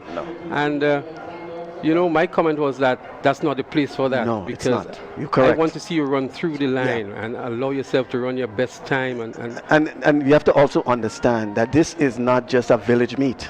This is global, right? And there are coaches and other scouts who are actually looking for performances, okay? Leave that for after you win. Run your race, break records, do whatever it is like that, and you can celebrate after, Ian George, for example, after he won his race, he did all his celebration after. He came back to all these sort of things. That is acceptable. But, you start celebrating before the finish line.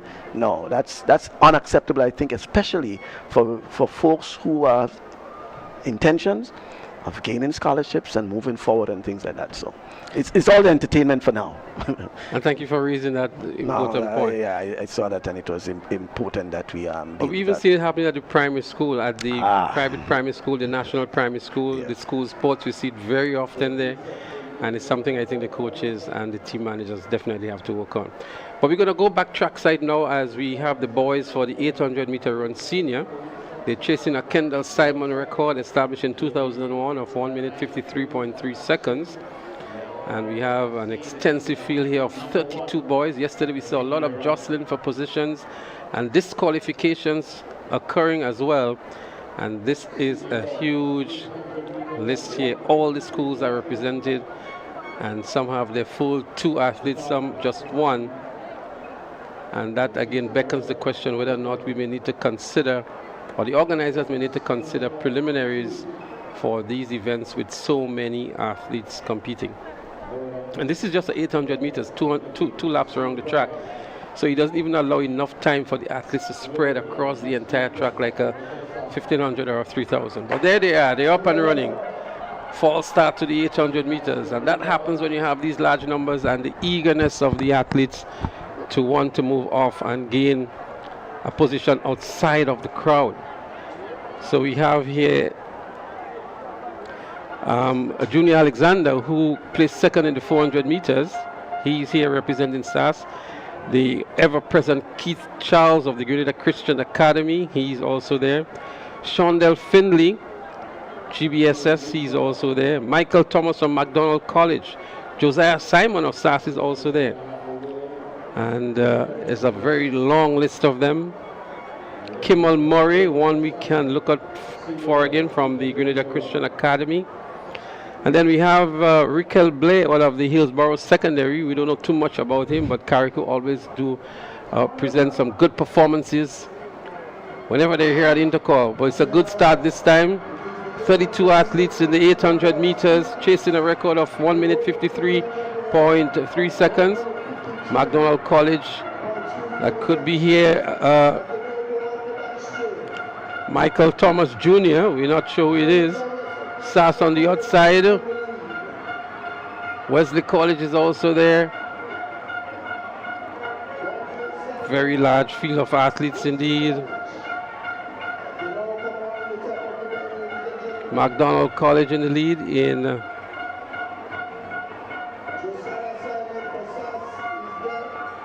Looks like either Michael Thomas. Is it Michael Thomas or McDonald College?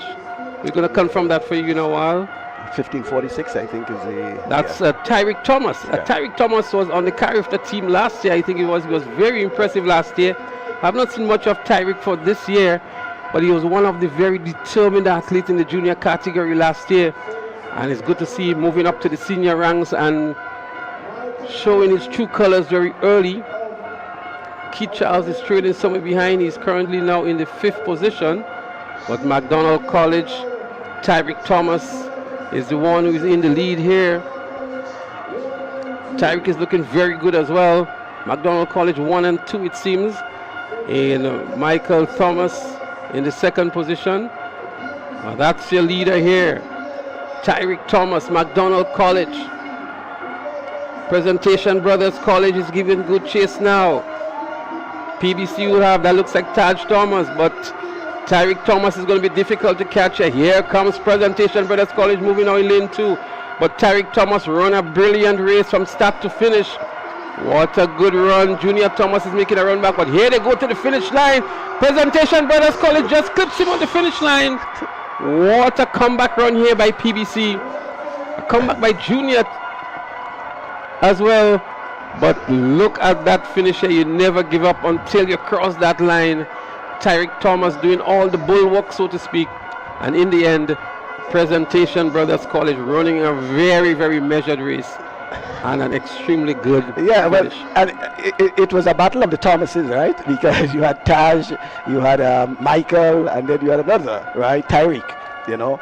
And but a very calculated race, I would say, by Ty Thomas. Is it Ty or Taj? Taj Thomas, yeah. Very calculated. Look at him there around the 100-meter mark. I think he's just gauging his athlete there in front. That's Michael Thomas Jr.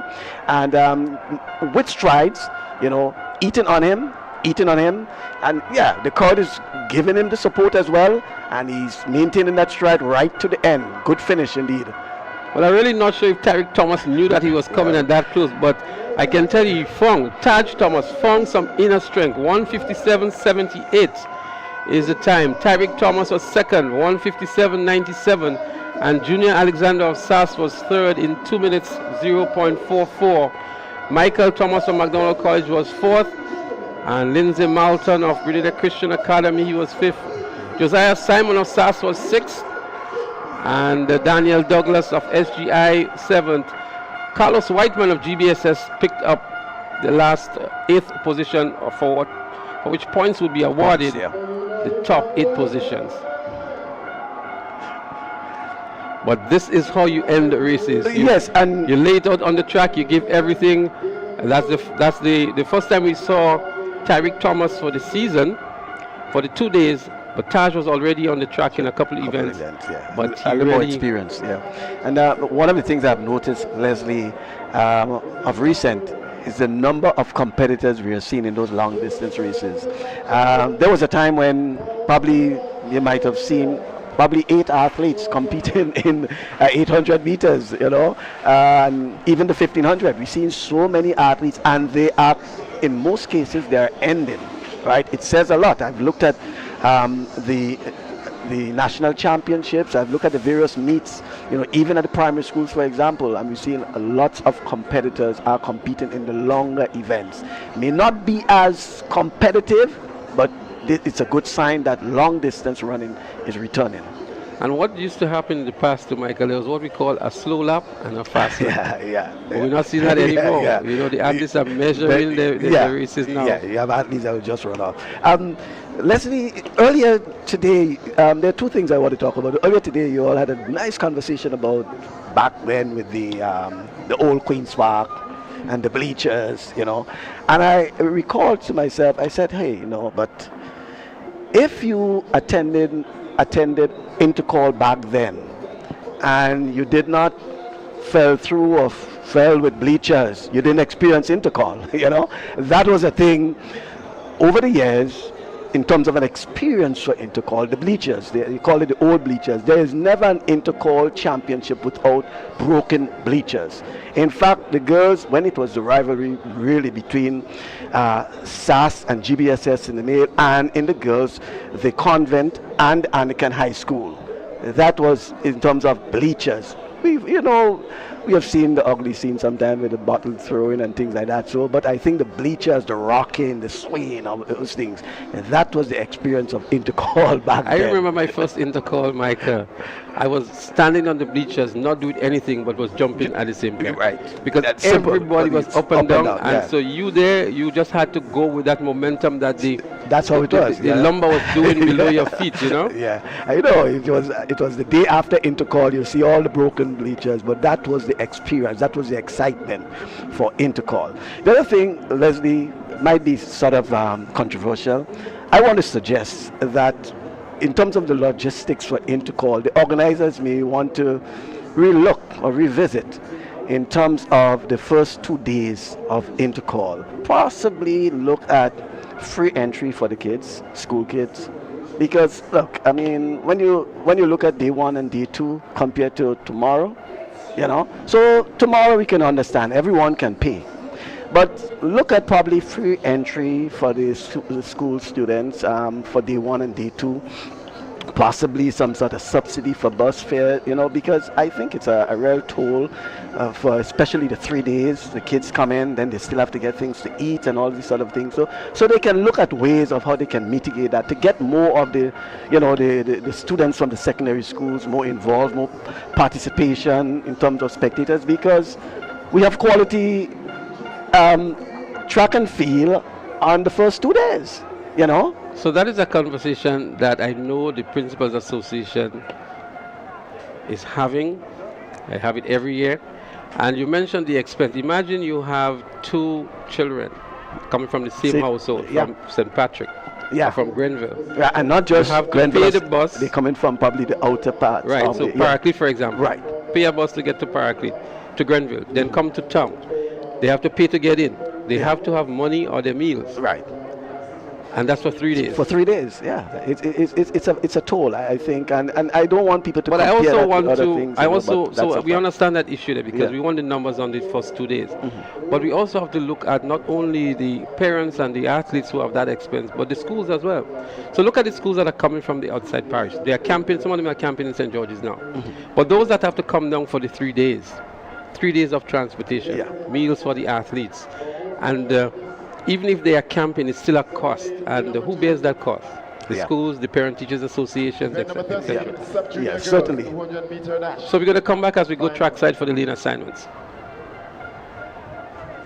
Running out of lane number 8.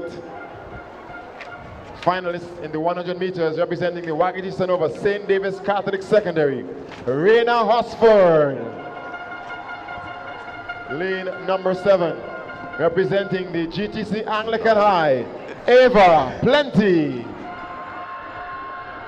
Lane number 6 from Telescope, representing the Nawasa SAS 100-meter gold medalist, national under 15 champion, Haley Terrell. Lane number 5, representing the Wagati Sanova St. David's Catholic, silver in the 100 meters, Tamira Newton. Lane number 4, bronze at national championships, representing GTC Anglican High, Connor Marie Monroe. Lane number 3, representing the GTC Happy Hill Secondary, Micaiah George. Lane number 2, representing Classic Lighting, Wester Hall Secondary, Tristana Charles. And when you have lane number 1, she took bronze in the long jump. She took silver in the javelin, representing the Westmoreland School, Dominique Joseph. That's your start list for the sub-junior girls 200-meter dash final. There you have it, the starters for the 200-meter dash sub-juniors. A lot of pedigree here. The winner in the 100 meters, Haley Tyrrell, is there from SAS. She's running out of lane 6. I love what I saw from Dominic Joseph from Westmoreland Secondary in the preliminaries. She comes in with 26.95. Haley Tyrrell comes in with 26.45. 25.93, I beg your pardon. Tamara Newton from St. David's Catholic Secondary. She actually has the fastest time coming into the finals, 25.93. And we also have Ava Plenty of Anglican High School at 27.62. But Haley Tyrrell and Tamara Newton would be the obvious 2 top runners here. But I'm just looking at Dominic Joseph from Westmoreland Secondary running out of lane 1 as well. Haley Tyrrell has had the better of them throughout the season, and she's expected to do so, but they're up and running here. 200 meters. Haley Tyrrell is out in a flash out there in lane 6. That's Haley Tyrrell in the lead here now. To her left on the inside is Tamara Newton of the St. David's Catholic Secondary School. They're pushing hard towards the finals. Haley Tyrrell and Tamara Newton. Newton is closing in on Tyrrell, but Tyrrell is holding strong. She seems to have slowed down a little bit here. She celebrates very early again, Bascom. The point we were making moments ago, but the gold medal definitely goes to Haley Tyrrell of SAS, and Tamara Newton of St. David's Catholic Secondary would pick up the silver medal. Yes, and she lost some form towards the end, you know, and again I'm saying, and basically she was under some pressure. I don't know if the athletes are sort of glancing on the board, so they're probably on the monitor seeing themselves, but a bit disappointed again that because this is an athlete with a lot of talent, another, you know, workhorse, you know, and I really want these athletes to, you know, run their race, run to the end, complete it. Give me the, you know, the quality time. Look at that, 25-28. And the record is 25-20. Certainly, you know. The record is 25-20, and she ran 25-28. With a legal speed. With a legal wind as well, Yeah. 1.1. Yeah. We just made the point. And this is the same thing she did at SAS Sports. We don't want to be too hard on her. She missed the record in the 100 meters again by celebrating very early. So again, we made the bigger point. We would not leave at this point, but the bigger point is that the athletes need to run through the line. Run through, yeah, certainly. But John, you're here, Clyde John, you saw the race. Tyrrell won, but she got very good competition from Newton from St. David's Catholic Secondary. Well, tell you what, I think she knew Newton is a good 200-meter athlete. I think this is the event where she really suspects that she has maybe some sort of limitation. She got out very, very early and ensured that she stayed ahead of Newton, not giving her any opportunity to really get past her. Again, we see the slowdown, we see the celebration. I would have really loved to see her just go for that record, to have that record in your name. I think this is a big thing. As we look at it here, she's out of the block, she's ahead, coming around the turn, she's still leading. Newton trying to respond, but Tyrrell still has the momentum, and certainly she has the strength and the power to bring this one home. A good run from Newton, and really we would have loved to see that record stand in her name. Yeah, someone just asked me, you know, where is that coming from? You know, this early celebration, you know. But you know, I was speaking earlier about you know, Philip Mitchell, for example. She is another one, I believe, very quality athlete, you know, and very talented, young, you know, and a lot is on her side. So let's take the lane assignments. Lane number 5. Representing the St. John's Christian Secondary, Akel Cumberbatch. Lane number 4, representing Nawasa SAS, Dishon Oliver. Lane number 3, St. David's Catholic Secondary, Christian Collins. Lane number 2, representing Nawasa SAS, Tishon Lambert. And to lane number 1, representing Nagico GBSS, Andre Coutain. So it's the boys 200-meter sub-junior. And certainly some names that has been around: Briggs, Cumberbatch, Oliver, Collins, Lambert, Coutain. We know of these names. We've been hearing these names from since primary school. Many of them have transitioned into the secondary school. And so we're looking to see who will take this one.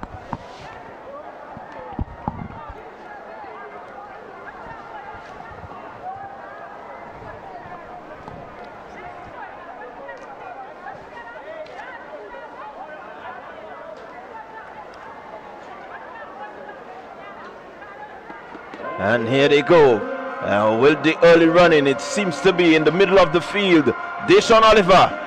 Oliver with some competition to his outside as he runs the turn now. He's getting into the straightaway. Deshaun Oliver with certainly a lead, and he's moving away. He's leaving the rest of the pack Deshaun Oliver is running away with this one. We will look at the flash time. It's just about 23:14 for Deshaun Oliver.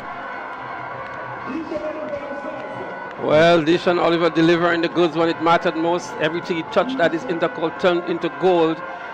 And he continues to dominate the sub-junior category. Look at that. Look at the distance here.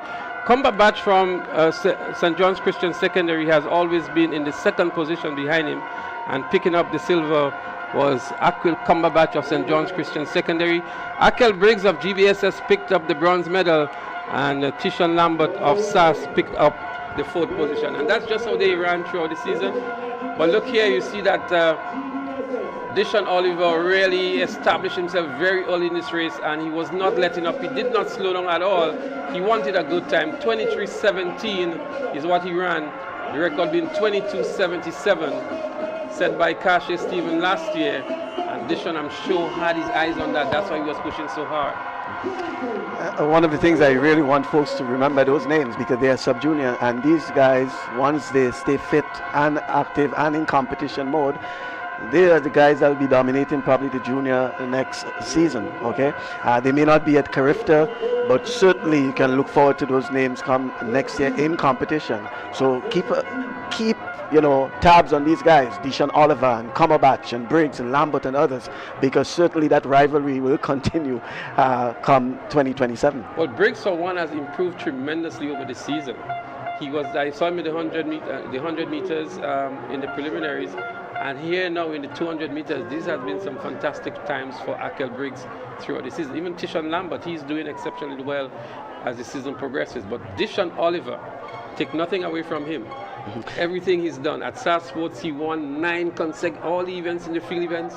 All the field events, I beg your pardon, all the track events. Okay. And he came to Intercol and did just the same. And one of the things that we have to do is give credit to these coaches from the various clubs. We have a dearth of clubs in Grenada now, probably except probably St. Patrick, but when you look at St. Mark, you look at St. John, right?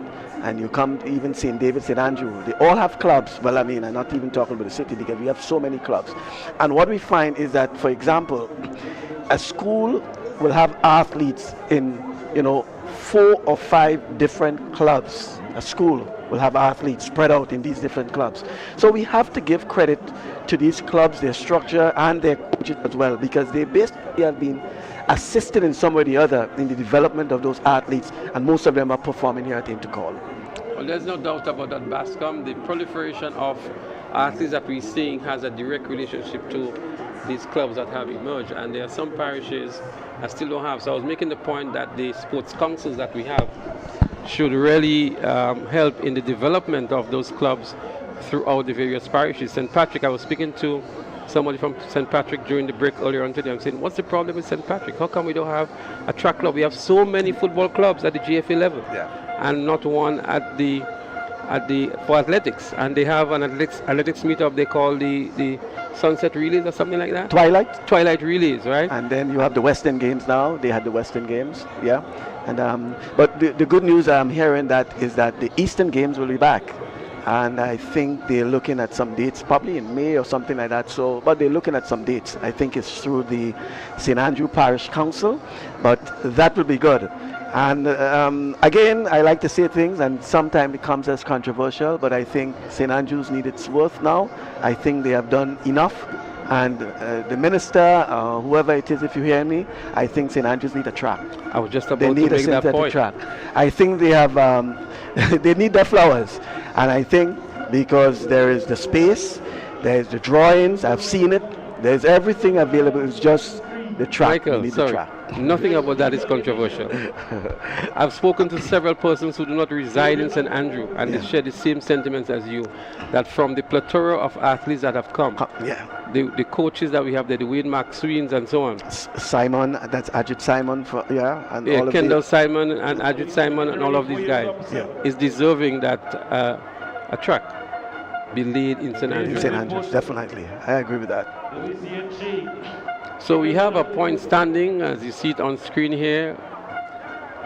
St. Andrews Anglican Secondary, 96 points in the girls category. St. David's Catholic on 93. Convent holding their own still on 76 and a third. Anglican High School has moved up a bit as well in 57 and a third.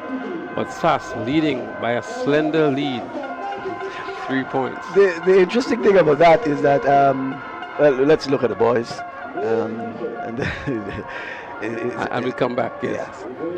So SAS continues in the quest for the double championship. Let's hear the scores. Secondary school in 3 points. In 13th position.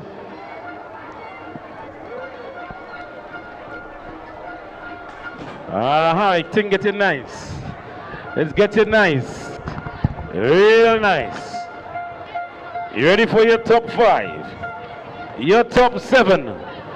Keep your eyes glued to the screen. It will change. Getting closer, we're getting far. Oh, I told you. Your top 3. Presentation for this college, 65. Grenada Boys Secondary School, 94.5. And out front, they are leading in both categories. Now Wassa Sasa, 154 points. There we have it, the scores at the moment. And the SAS continues in the quest for double championship. This will be the first time any school would win both the boys and girls category. When last? We have seen that. We've never seen that. No. Not for SAS for sure, I can tell you. Right. And St. David's Catholic Secondary is the only co-ed school that could challenge that particular record. And so it's not over yet in the girls for sure, but the fans and the supporters of SAS must be delighted to see what the score is. Interestingly, the defending champions in the boys, the lead continues to extend over GBSS and SAS. SAS now has over 60 points lead on GBSS, and that would not be a very comfortable situation for GBSS overnight if the score and the lead remains like that. Well, the last time, based on the records, the last time SAS actually won the girls, if I'm seeing it correctly, 2016, I think. 2016, didn't we have, let me see, no, Anglican High School. I'm seeing something there. SAS won in the... Oh, 2012. 2012, that's 2012. Right. That was the last time they actually won the girls, 2012. That's when Westerhall Secondary School won the boys. Right? It's interesting. Just to wrap on that, Leslie, I said it, and I'm saying it again, that all schools came, unlike previous years, all schools came here at Intercol from day 1 on 0. And there wasn't any clear winner. And, previously, St. David's Catholic Secondary School, for example, they could have participated on day 1 and could afford to stay home on day 2 and 3, right? Or be casual, they would have captured maximum points. What we're seeing there now is that the tides have changed, and we're seeing that all the schools are becoming very competitive, and it augurs well for the competition. It seems as it is now that St. Andrew's Anglican Secondary School, SAS, is on course to take the boys. I mean, sometimes we can hear that from a GBSS. We can treat it as elections. We can say safely that we can declare SAS, unless something consequential happens between now and tomorrow. But I think they're on course for that. Thank you very much, Michael, for stopping by and for sharing. Certainly, see you for Carifta Games. And for sharing all those valuable inputs. And we want to wish you well and looking forward to seeing you again for Carifta here in Grenada. So what we're going to do, we're going to take a very short break as the officials get the hurdles ready, and we're going to resume with live track action in a short while. But just to remind you that SAS leads in both the boys and the girls division at the moment, and it's still day 2 of Intercol 2026.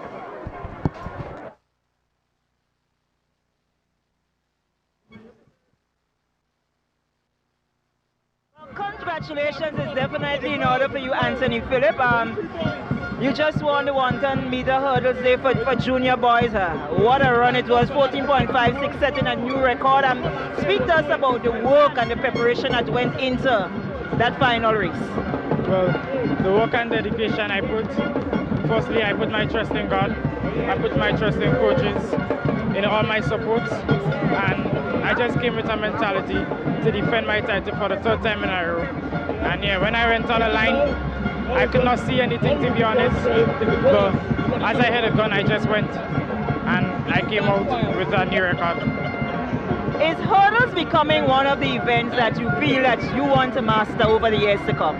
Yes, definitely. Yes. And just recently, your primary school record was broken in the high jump at the primary school games. How do you feel today to see that there is another youngster coming up and doing just as good as you? I mean, I'm happy for the person that broke my record.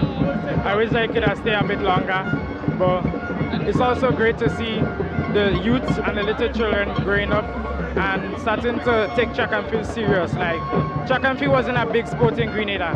It's now that we starting to take track and field serious. Yeah. Well, congratulations to you on breaking that record. I hope that it stays for a while. That was Anthony Phillip, the winner of the 110-meter hurdles junior boys, and setting a new record of 14.56 seconds. Okay, thank you very much, Sherry. We're getting ready for medal presentation, so we're going to go to the house announcers for the next medal presentation. Investment and Migration Agency.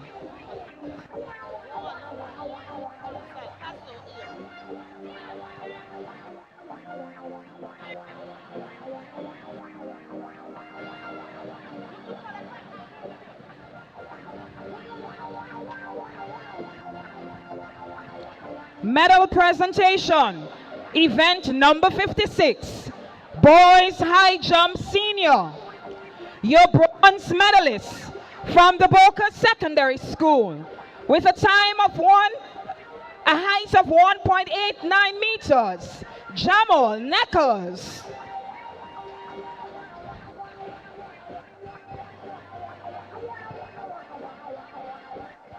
Your silver medalist from the Presentation Brothers College with a height of 1.89 meters, Joshua Telesford.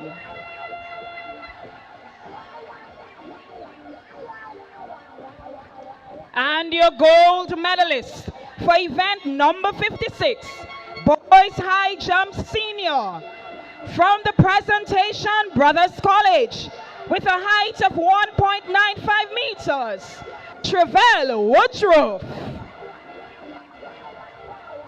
Congratulations, gentlemen. Medal presentation. Event number 64, Girls 100 meter dash senior.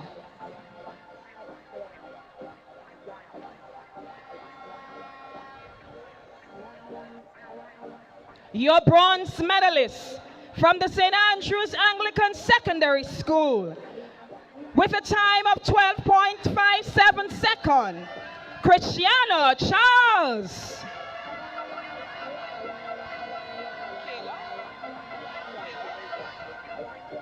Your silver medalist from the St. David's Catholic Secondary School with a time of 12.05 seconds, Kyla Christopher.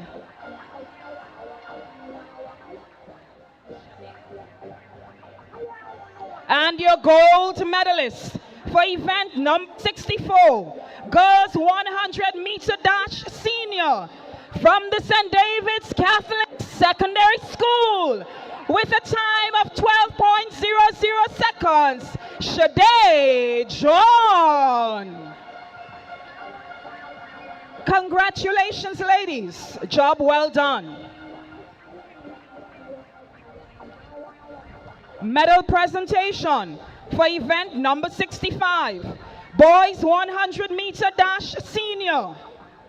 Your bronze medalist from the Grenada Boys Secondary School with a time of 10.74 seconds, Kamal Joseph.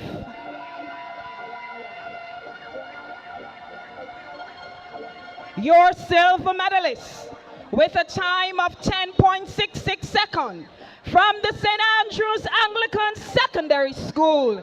Your silver medalist, Darrell Daniel.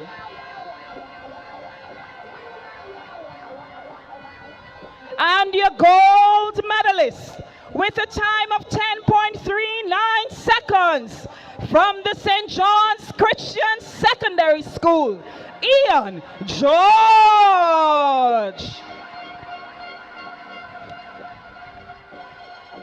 Congratulations, gentlemen.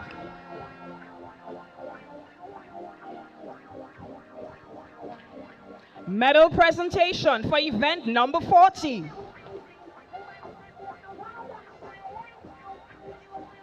Girls 400 meter dash junior. Your bronze medalist from the St. Joseph Convent, St. George, with a time of 58.95 seconds, Ariana James.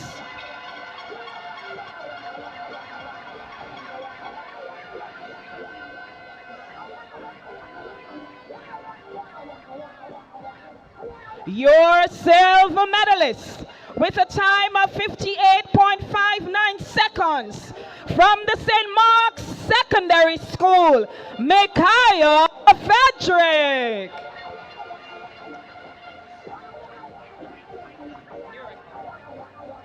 And your gold medalist establishing a new record with a time of 56.24 seconds from the Boca Secondary School, Annalisa Brown.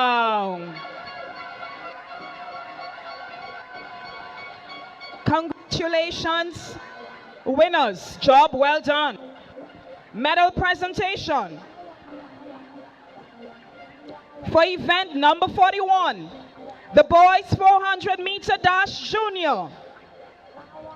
Your silver medalist, bronze, of course, with a time of 51.94 seconds from the McDonald College, Michael Aberdeen.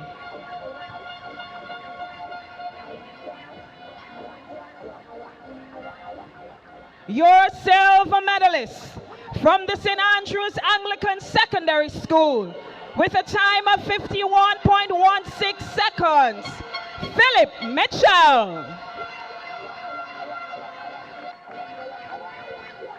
And your gold medalist with a time of 49.72 seconds from the Boca Secondary School, Giovanni Green.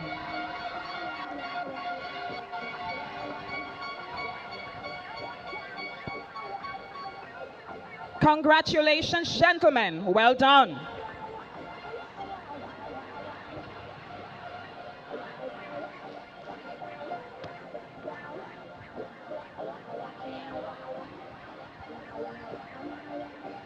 Medal presentation for event number 77, girls 800 meter run senior. Your bronze medalist from the St. Joseph's Convent, St. George, Keanu Alexander.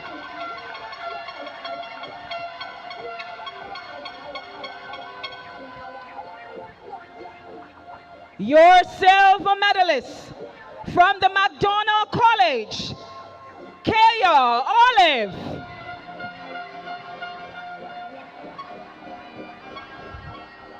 And your gold medalist from the St. Joseph Convent, St. George, Annie Logie.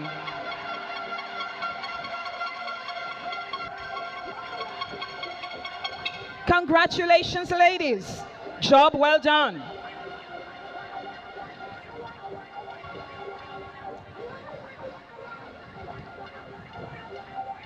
Medal presentation for event number 78. Boys 800 meter run senior.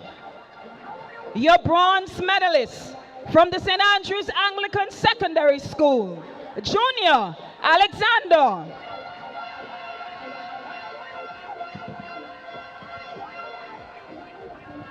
Your silver medalist representing McDonald College, Tyreek Thomas.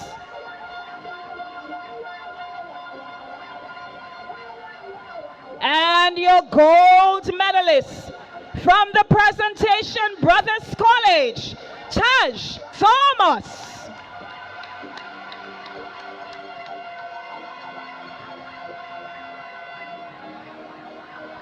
Congratulations, gentlemen. Medal presentation for event number 13, the girls 200-meter dash up junior. Your bronze medalist with a time of 26.24 seconds from the St. David's Catholic Secondary School, Rena Hosford.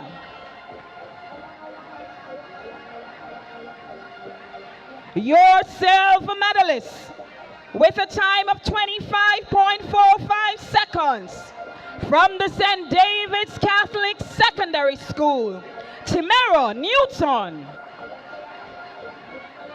And your gold medalist with a time of 25.28 seconds from the St. Andrews Anglican Secondary School, Haley Terrell.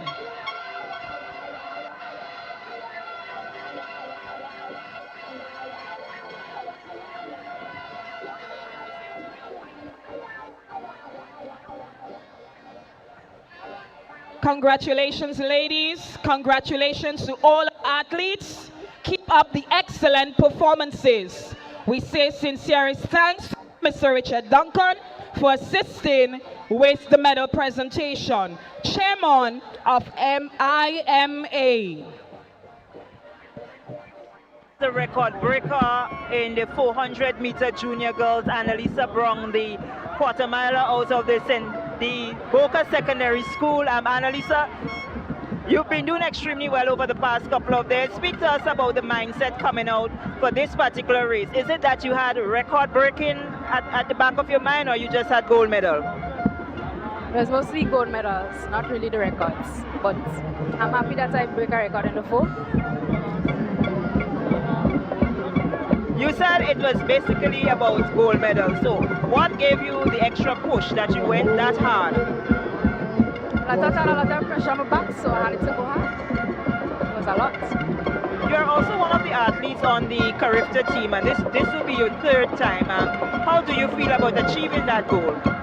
Very excited. So are you looking forward to giving a show to the Grenadian audience come April 4th to 6th? Of course. Thank you very much. That was the record breaker in the 400-meter junior girls, Annalisa Brown, the athlete out of the Boca Secondary School. So we're back with live action on the track. This was an interview with Annalisa Brown, the record breaker in the 400 meters for junior girls. Annalisa, a girl of few words, but action on the track. Yes, Great potential. So we're getting ready for some 400-meter hurdles action. There will be a number of 400-meter hurdles on show this evening. We're getting down to the wee hours of the evening.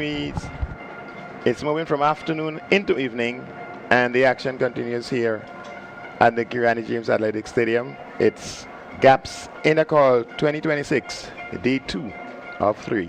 The excitement in the air is I don't know. I am lost for words. It's electric. Electric. You can say that without even looking back. The athletes are performing well. The spectators are feeling the vibes. The afternoon is nice and cool, and the event, the second day of Intercol, is proving to be one to not miss at all. This afternoon has not given us anything to be disappointed about, and I just cannot wait to see what else is in store this afternoon. Well, we have a number of hurdles action coming up. It's 400 meters hurdles for sub-junior girls. That's the final. It will be next on track. And as exciting as all the events have been, none of the events has really left us disappointed. No, not any at all. You know, every one every other one, it brings you to your feet and you're wondering, what's going on? Look at this. And like I said earlier, the athletes are bringing their A game. This is an exciting afternoon. This is an exciting day.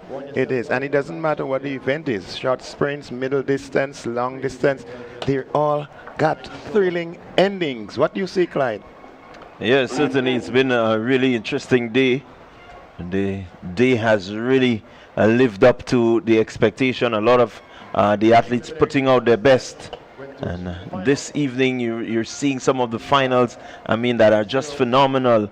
From the middle distance to the sprints, it's just action galore. It's competition at its best. No one really running away with any event. There's always some level of competition coming through, and that's good for the sport, and it's good for the Intercol games.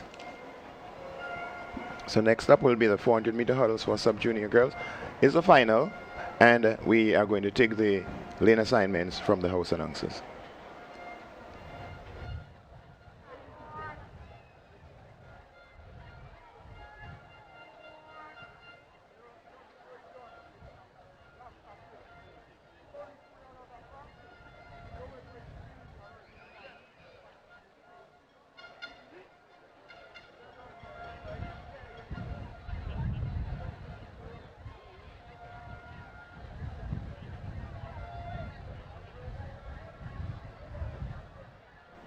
So on your screen, you're seeing athlete 360. That's Chloe Mitchell of Boca Secondary. She'll be in lane 1. In lane 2, Emma Frederick of McDonald College. In lane 3, we're expecting to see Jelena Pancho of Boca Secondary. Well, let's go to the house announcers, who will give us the lane. Boca Secondary, Soraya Phillip, lane number 7. Representing the Grenada Christian Academy, Tiana Joseph. Lane number 6, representing St. Joseph's Convent, St. George's, Dathalia Strawn. Lane number 5, representing the Wagiti Sonoma St. Davis Catholic Secondary, Kayla Christopher. Lane number 2, representing the Anglican High School, Amaya Henry. And running out of lane number 1, representing the Classic Lighting, Boca Secondary, Nikaya Roberts.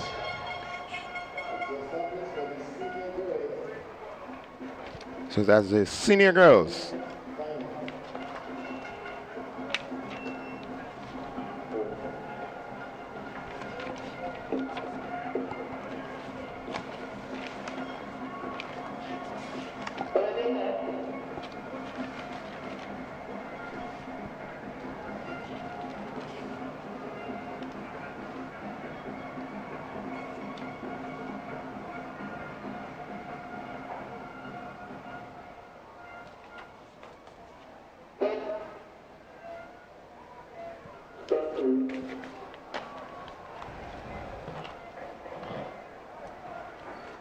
So the athletes have been asked to stand. We're going to take this one more time. It's Roberts, Henry.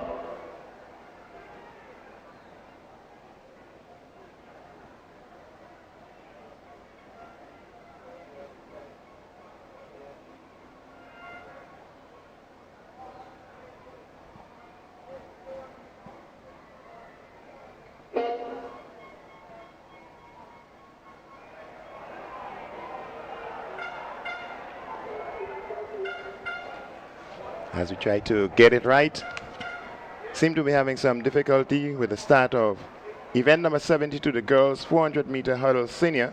It's a final.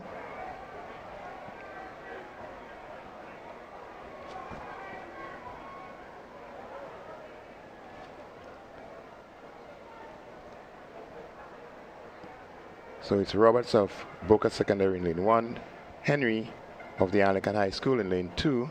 In lane 5, it's Christopher of St. David's Catholic Secondary. Lane 6, Strawn of St. Joseph Convent, St. George. Joseph of the Grenada Christian Academy in 7. And Philip, Boca Secondary in lane 8.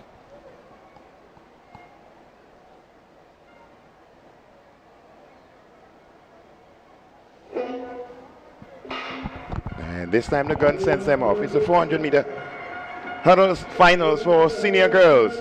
On the outside, Boca Secondary leading the charge. Just getting over the hurdles there. It's Boca Secondary. That's Roberts of Boca Secondary, Nikia Roberts.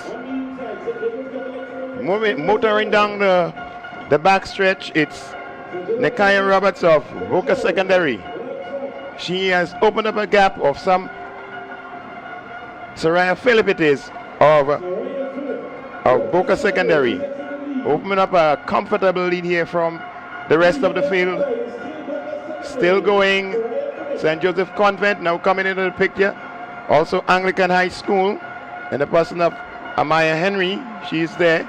But it's Soraya Phillip still trying to hold on. Anglican High School is giving some chase. That's Henry of Anglican High School challenging, but Soraya Phillip, she's going to hold on. She's going to win quite comfortably. Anglican High School and Maya Henry in second position as we watch the rest of the field come home. We wait for the official result. But your winner, Soraya Phillip of Boca Secondary. Quite a challenging race to jump hurdles around the entire track, but Soraya Phillip proved that she has what it takes to make it all the way around and become the gold medalist in this event. So Soraya Phillip of Boca Secondary, first in a time of 1 minute 9. Amaya Henry of the Anglican High School, 1 minute 10. Tiana Joseph of the Grenada Christian Academy nipped Natalia Strawn on the line from St. Joseph's Convent to take the bronze medal. Yeah, certainly a good run from Phillip. She ran from lane 8 and had all the work to do. She got off pretty early and ensured that she gave herself enough time to get around on the track in first position. And so Soraya Phillip, gold medal here. Really working hard, these young ladies. They've done quite a bit for the day, and this means that they will take a rest for the remainder of the evening. Well, a good run there from Phillip of Boca Secondary, adding some points into the columns for Boca Secondary, which they need very much if they want to get into contention for the big showdown on the final day tomorrow. Well, I don't think it's going to be much of a difficult task for them because they have been showing up thus far, but it is what is left to be determined is how much they want it. They have the potential. We know that they have the potential. Let's see what else they can bring to the table to cause an upset. We still have an entire day left, and anything can happen in the female category. Yeah, the female category is still wide open, and points. That's all that matters for many of the schools right now, and certainly the defending champions, they will continue to do their bit. The St. Andrews Anglican Secondary School, they're putting in that challenge, and so this 2026 games, as we call it, the decider, it decides many things.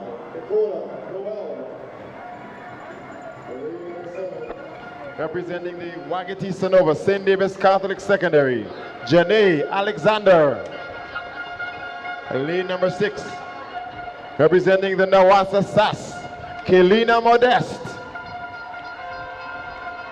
Running out of lane number 5. Representing the Nawasa SAS, the 2025 champion. And here she is again for more gold, Gavia Walker. Running out of lane number 4, representing Wagiti Sonova St. David's Catholic Secondary, Shaquanda Paul. Lane number 3, representing Classic Lighting, Boca Secondary, Jelena Panchu. Lane number 2, representing Classic Lighting, McDonald College, gold in the 800 meters and the record, Emma Frederick. And running out the field, running out of lane number 1, representing Classic Lighting, Boca Secondary, Chloe Mitchell. That's your start list for the final sub-junior girls 400-meter hurdles. Well, this one is another very interesting run. Some names that we know pretty well in the flat-out sprints, and they're going up into the hurdles event. So Gavia Walker, we know her to be a good 400 meter, 800 meter runner. So too Paul, Panchu, Frederick. Let's see how they go in this hurdles event. They're on their marks.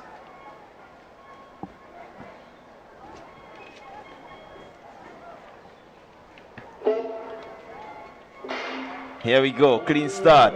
Let's see who makes up the stagger very early.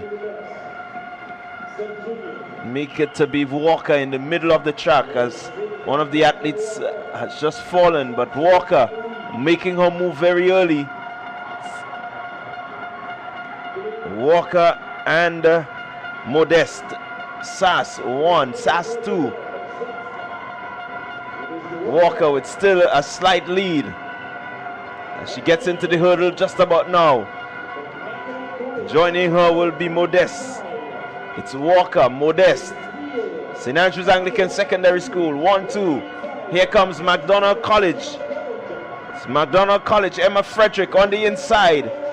It's Walker looking to extend her lead. She's just about the tip of the curve, heading down for the straightaway. Here goes Walker, but on her inside, it's Emma Frederick. Frederick looking to power home. She's just about neck and neck with Walker. Walker, Frederick. Frederick seems to be the stronger of the athlete. She is going to run away with this one. Gavia Walker has to settle for second. And in third position, Kelowna Modeste. Well, Emma Frederick, first place in the girls 400 meter sub-junior hurdles. She worked for it. She did not give up. She timed it. She knows her strength. She knew that all she needed to do was stay close to Gavia, and she was going to make it. The time for you, 1 minute 7. Gavia Walker second, 1 minute 8. Kelowna Modeste from SAS, 1 minute 12. Emma Frederick has just set a new record in the sub-junior girls 400 meter hurdles. It's record-breaking performances here at the Carriacou James Athletic Stadium here for the Intercol games. She just broke Gavia Walker, who was in this race. Emma Frederick has just eclipsed her record. Another one goes. So quite an impressive run by Emma Frederick. As we see in the picture right now, it's Gavia Walker and Kelowna Modeste in control as they went down the backstretch. 1-2, Sass. But then Emma began to get the work going. She started working. She continued chipping, finally getting closer and knowing that she has the power, being a middle distance and somewhat a long distance runner. She was able to outlast her in the last 40 or 50 meters in this race. Look at how they get over this hurdle, final hurdle, and she powers her way to the finish line. And interestingly enough, Emma Frederick broke the record that was set by Gavia Walker. And if we look at Gavia Walker taking the second place, she also would have bettered the record. Of course, the first place, the glory goes to the winner in this one. But both athletes were they were successful in beating the record time. And this is what you want to see. You want to have the records. When you look back a year, 2 years from now, it's going to read Emma Frederick, the record holder. And these are the things that we look forward to. It says that my name could be there for quite a while. So a good run indeed by the two athletes. Congratulations to both of them, Emma Frederick and Gavia Walker. You've both done your best, giving your best in the final. That's what we want. Number 7, representing the Nagico GBSS, Josh Thomas. Lane number 6, representing the Classic Lighting Boca Secondary, Keldon Cooper. Lane number 5, representing the Nagico GBSS, Kamal Joseph. Lane number 4, representing the Nawasa SAS, Junior Alexander. Lane number 3, representing the Nexa PBC, Caleb Alexander. Lane number 2, representing the Nexa PBC, Ethan O'Geist.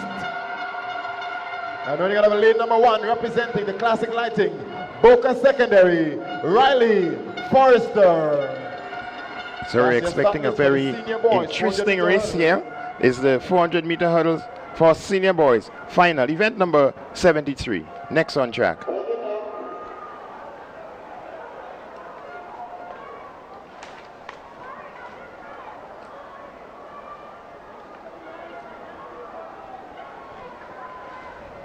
Well, the record here set by Darren Mudu, 54.32.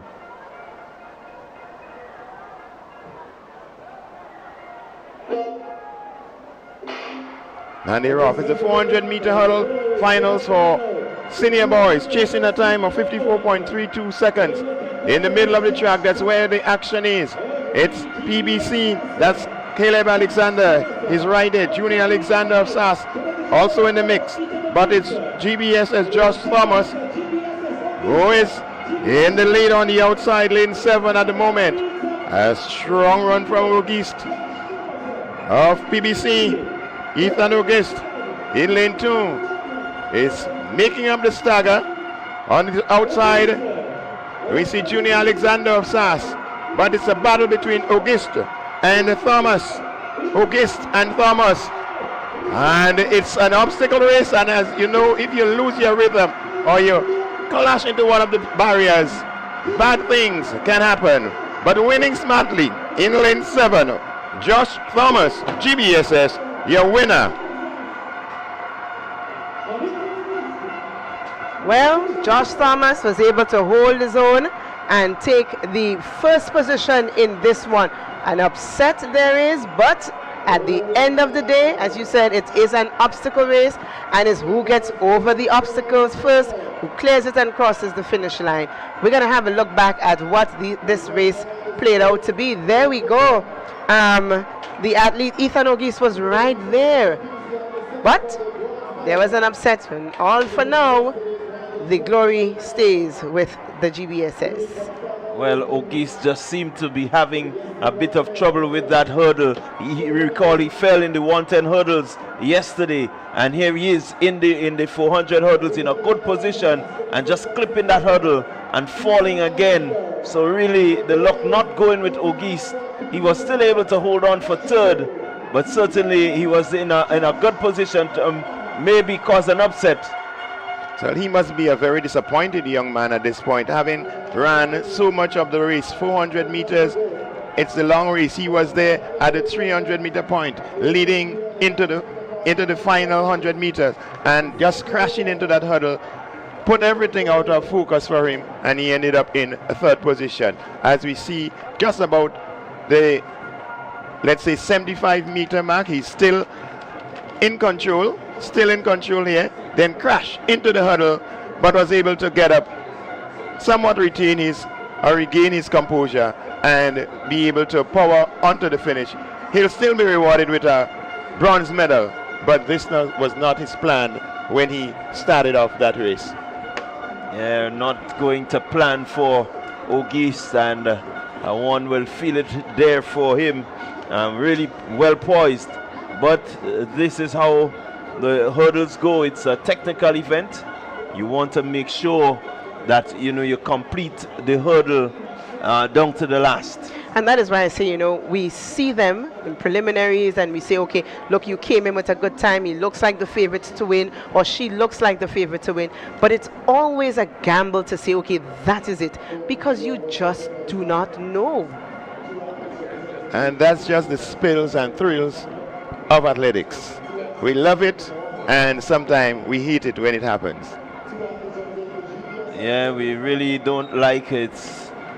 But again, there's nothing much you can do when the event calls for, that sort of precision.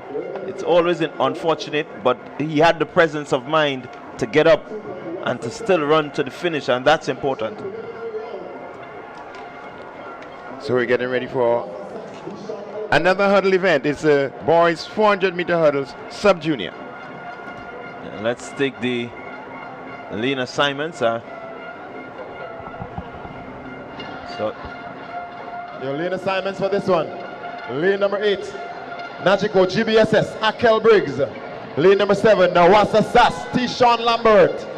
Lane number 6, Classic Lighting, Boca Secondary, Romario Philip. Lane number 5, fastest in qualifying, current record holder, Nawasa Sass, Deshaun Oliver.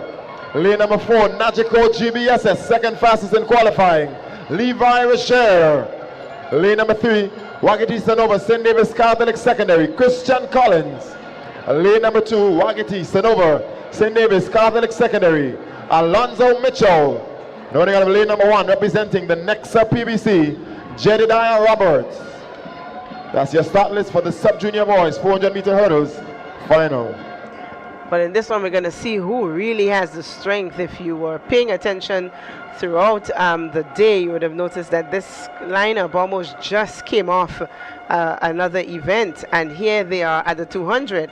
And here they are again going to make another lap with an obstacle around the track. So we're going to see the test of strength, tenacity. Let's see who has it in them to do this. This is a lot being asked of these athletes. You know, they haven't really, I think it's safe to say they haven't gotten time to rest. But let's see who's going to do it. Well, they've been doing a lot in training, and I think they've been doing circuit running and going over and over in events. So let's see what happens. Well, what I know is that Deshaun Oliver should be the new record holder in this event. He ran a 1 minute 02.16 seconds in the heat, and that has surpassed Anthony Phillip of 1 minute 02.20. So certainly Oliver is the person to beat here.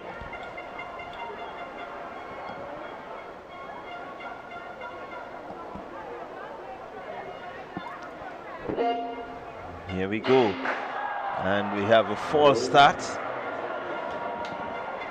Is it a fatigue in the legs? We do not know, but I just said to you, these young men, most of them, I don't know if this particular one came off the 200, but lane number 2. Lane number 2. Or maybe he thought that he would catch them because they all, well, the others may have been fatigued from the previous event that they had just a few minutes ago. And this is his time to shine, so I don't know. Yeah, again, it's a bit unfortunate. Alonzo Mitchell, that's another of my athletes. Yeah, he came from my primary school. It's unfortunate, but that's how the cookie crumbles sometimes. Oh yes, I saw the grimace on his face. I feel it for him, but it happens. Yeah, it happens, and you want to, as I often say, any race that you're in, the first obstacle is to get past the gun. So it's raining a bit, and well, I guess the only thing rain stops is cricket, right, Klein? And here we go, clean start. 400-meter hurdle. Let's see who gets over the first hurdle. It's going to be Sass in the middle of the track. Deshaun Oliver already over the first hurdle. He's into the lead here now. Gets over yet another hurdle. So he's poised to take this one, Oliver, and has certainly taken the lead. Down the back straight he goes. Clears another hurdle as he heads into the 200-meter mark. Just rounding the turn now. Behind him is quite a big bunch, but he's clearly ahead by some 10-15 meters. Deshaun Oliver, what a bright spark in athletics for the St. Andrews Anglican Secondary School as he rounds the turn and into the straightaway. He does have a lead. Here comes the GBSS athletes as they give chase, but it's going to be Deshaun Oliver holding on and winning. He has certainly lowered his time here. As we look at the flash time, Deshaun Oliver showing the medal. Just came off the 200 meters, and yet still he has the presence of mind to run to the line and present a new record. I'm certain it's going to be a record run. So there we go, Deshaun Oliver, the first place in the boys 400 meter sub-junior. No competition behind him. GBSS Akel Briggs takes the second position, and the athlete from GBSS again would have taken, that's Levi Rache, would have taken, or did take, the third position. But Deshaun Oliver, it is his time to shine. He is having an excellent season. There is no one that can stamp on his glory. He is doing extremely well. Yes, congratulations to Deshaun Oliver. Yes, he has lowered his time 1 minute 01.60 seconds, and this is another new record. He has broken the record twice in one day. Yeah, that's the mettle of the man. Deshaun Oliver has lowered his own record. And you can see the run. He was determined. He got out early. He led the pack all the way. There was no letting up here as he entered the straightaway. You look at him striding while ensuring that he keeps his momentum, keep his rhythm as he gets down the stretch, clearing that final hurdle, and you can see the extra zip, the extra push from Oliver to ensure that he crosses that line in record-breaking time.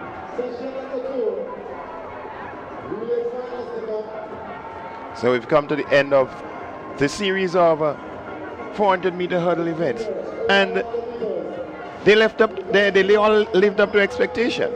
You can say that again. This was an entertaining set of races. All the athletes delivered what they set out to do. Whether it was rain, sun or shine, they were there and they did exactly what they had to do. Looking at Deshaun Oliver was indeed breathtaking. A young man just came off the 200. Also Akel Briggs just off the 200, and here they are again in the 400 meter, and they were able to do very well.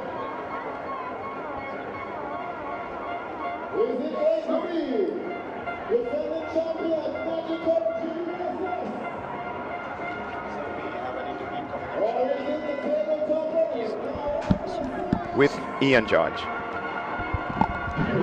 With me now is Ian George. Ian George is one of our determined athletes here. He is, well, we have to say it officially now, one of the fastest 100-meter athletes we have here on the island in the senior category.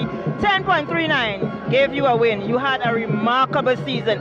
Speak to us about putting everything together, blocking out the extra noise and focusing on that 100-meter. Well, first of all, I want to give thanks to God, Almighty God up in heaven. This season was a great season. It was my comeback season. Everybody doubted me last season. I had some challenges, and I decided to work hard and just come back stronger this season. And finally I did, and I feel so great. I feel so great. And finally, I want to thank my coach also, Mr. Gary James. I know he's so emotional right now, and my family up home in Guav. I love you all so much for just believing in me and just being there for me. Even though I had my setbacks and so on, challenges, so on, you all stayed with me, and I'm very grateful. Is 10.39 a personal best for you? Yes, miss. I ran it. Well, I equalized my personal best. My personal best is 10.39. I ran it earlier in a meet in January, and I came back and I equalized it. You're also a very good athlete in the 200 meters. Yes, but today in the 100 hits, I felt something in my hamstring, so I'm not sure if I'm going to do my strongest event tomorrow, God's will. But give thanks and praise, pray that I can do it tomorrow, God's will. That was our 100-meter senior boys champion here, 10.39, the athlete out of the St. John's Christian Secondary School, Ian George.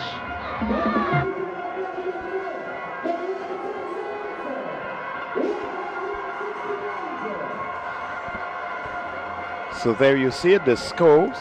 While the interview was going on, the scores for the female division was also given.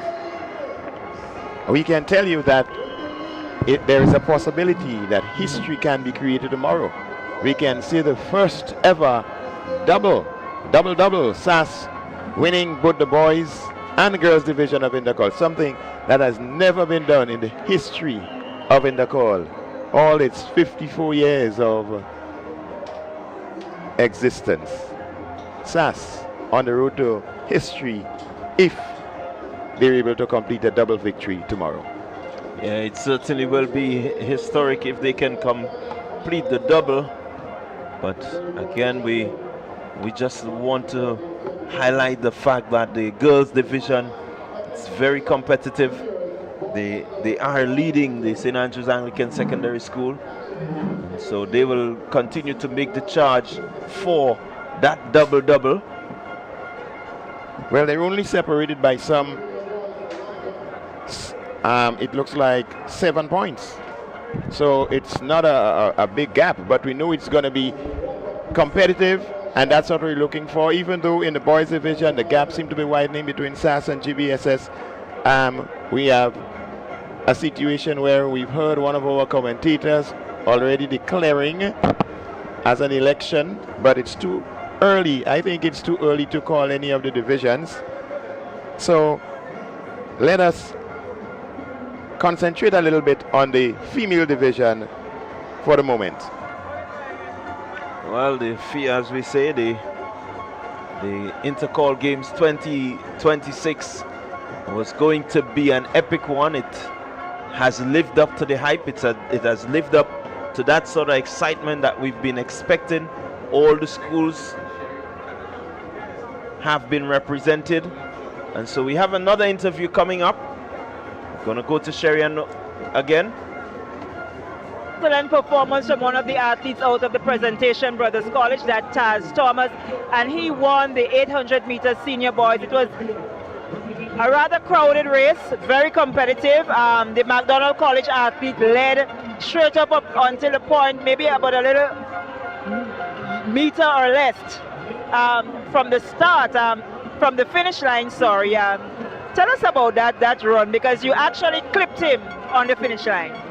So I went through the whole race, and I have this thing that I feel a lot pressured during the race, but I said for myself, I have to push through this race, and I didn't give up, and I believed in myself. I believed in what my coach told me. I believe in my school, and I have this mentality when I finish in a race, I must always sprint to the line. So I caught him, and I felt very proud because yesterday was kind of a disappointment with my 15 and my 400, but I tried my hardest and I came out on top. You redeemed yourself today. And how happy are you with the overall performance of the Presentation Brothers College? I'm very happy. We could have done better on the first day, but I'm grateful for all the points we got. Well, congratulations again. That was the winner of the 800 meter senior boys, Taj Thomas, out of the Presentation Brothers College.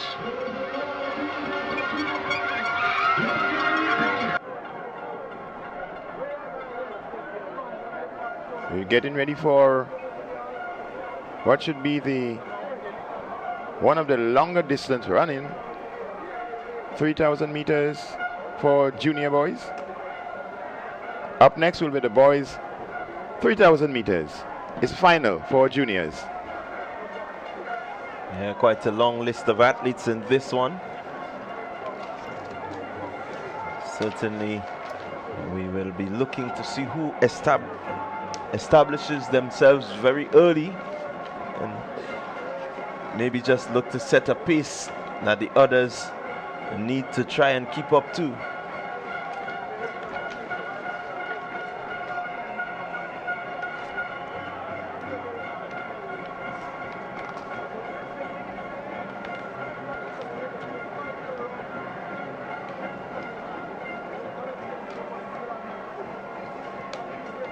Given their final set of instructions.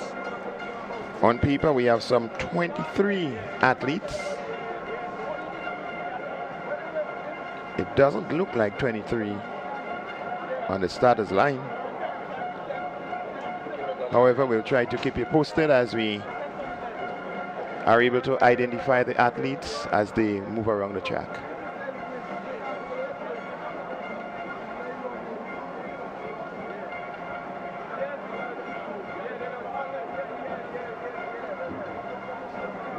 So getting closer to the end of day 2.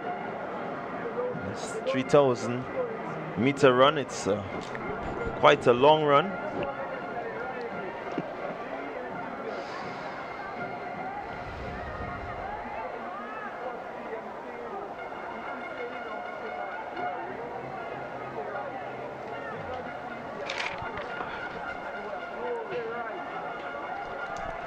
And so here we go. It's all set. 3,000. I would make it the master of the 3,000 in Michael Moses. He looks to get himself to the front. He's really been outstanding at this distance, Moses. And so one will expect that he will take charge. So again, as we have seen for the entire day, you cannot, when it comes to these distances and middle distance, you cannot say that someone has won unless they're way out front. So let's hope that someone can challenge Moses. He doesn't just run away with this one. But out front, it's Michael Moses, 3,000 meter junior boys. Record in this event stands at 9 minutes 52.28 seconds. And that was set by Lyndon Gonzalez of the Boca Secondary School.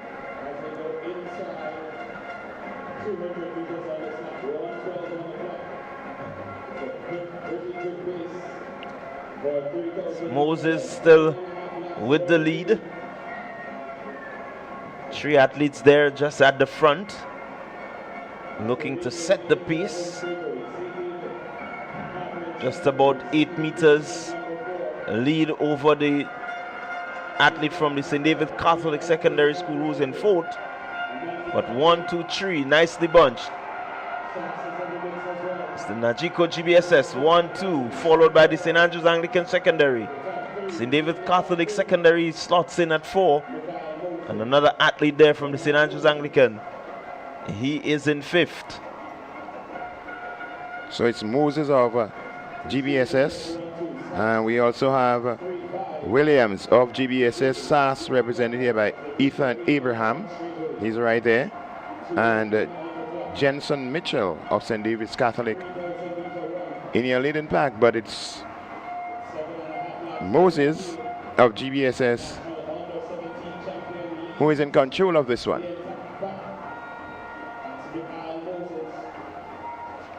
So this is indeed a very interesting race. It's one that calls for a lot of stamina, a lot of determination. As we say, you gotta have guts to run this one. You certainly have to have guts, though the athletes look pretty slim, Bunstein. They have to have that inner gut that will bring them around that track 7.5 times. Well, we have watched Michael Moses over a period of time, and we have seen his development. I myself I know Michael Moses since at the primary level, and he's always shown that kind of level of determination. It's going to be hard for the rest of the field to really keep up with him. He has a different mindset, and so really and truly, if you ask me, the race is for 2nd and 3rd, because Moses runs his own race. He runs it in his own timing. He sets his pace. He stays at it. It's quite controlled. There's nothing else you can say about young Michael Moses. This is his thing. I mean, to me, the longer the race, the better you see Moses comes. Like, he's not going to run a 400. That's too short for him. 800, still too short. He really shines at the longer distances. This is his pet. This is his baby. So I'm thinking that in this race, most of the winners of the cross country in the various schools will be participating there. I notice in 2nd position is Nathaniel Richardson. He's the winner of the cross country at SAS. I guess Moses won the cross country at GBSS, and the St. David's Catholic Jensen Mitchell should have been right up there in the cross country at St. David's Catholic also. Yeah, certainly these are the athletes that you see on the road. In their training many times will be on the road. as the leader there in Moses, just establishing just about a 40-50 meter lead and looking to extend it. And the trailing pack there of 3 nicely bunched together. But Moses, steady as ever, continues his prowess towards the gold medal here at the 3,000 meters. I think that this is such a long race that all of the competitors deserve some name recognition.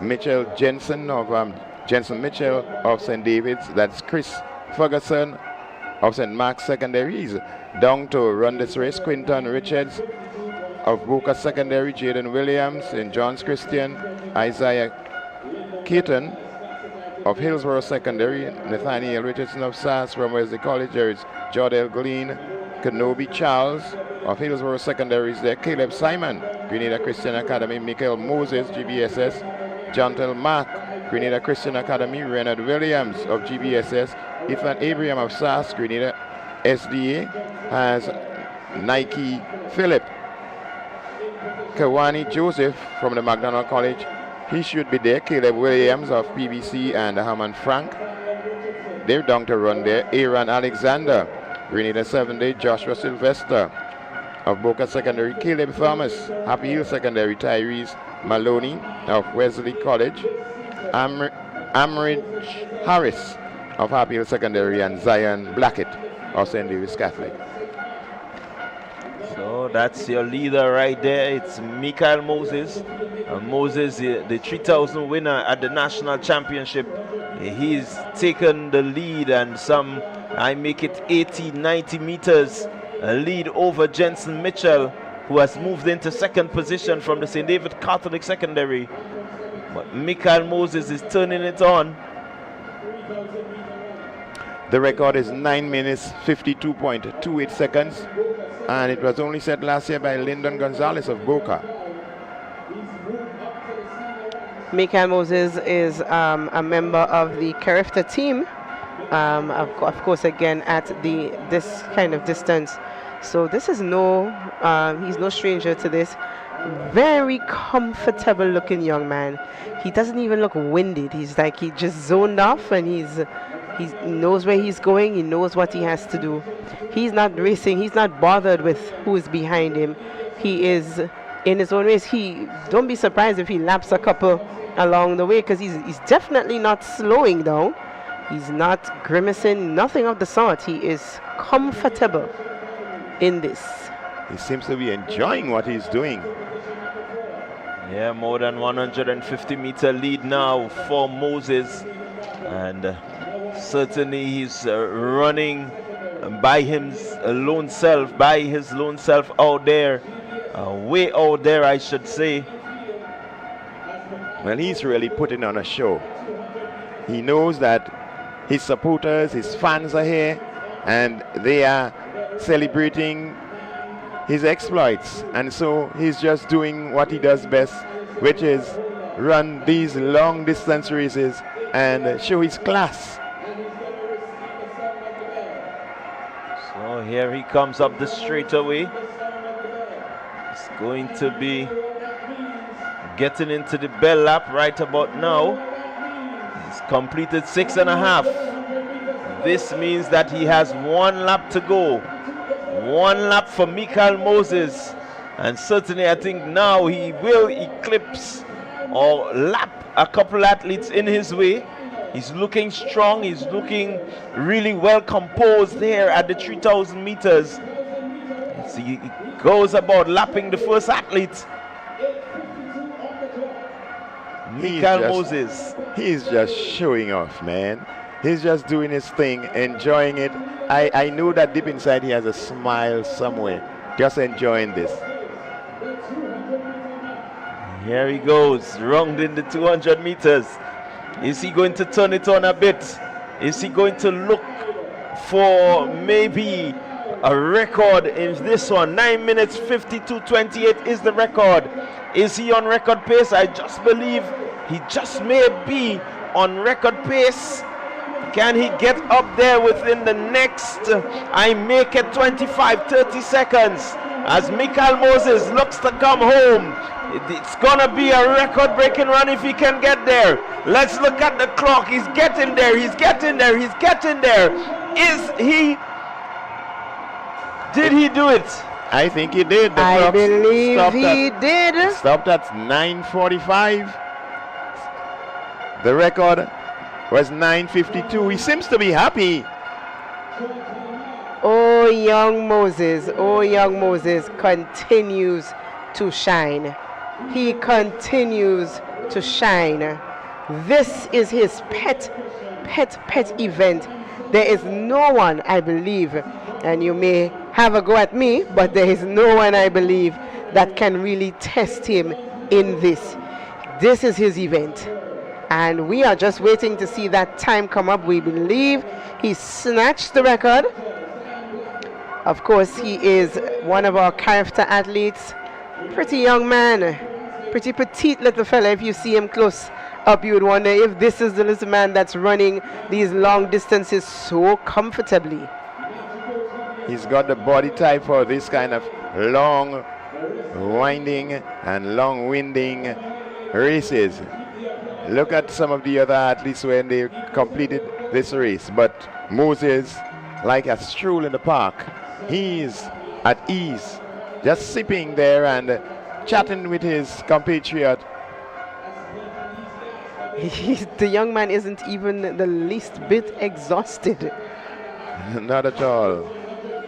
Well, I think by now the muscle memory for Michael Moses is well tuned.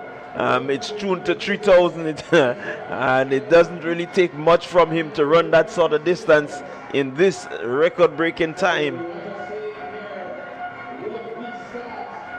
So one of our character athletes, one of those medal hopefuls for Grenada. You are correct. I am putting him there in that medal bracket because he is that good.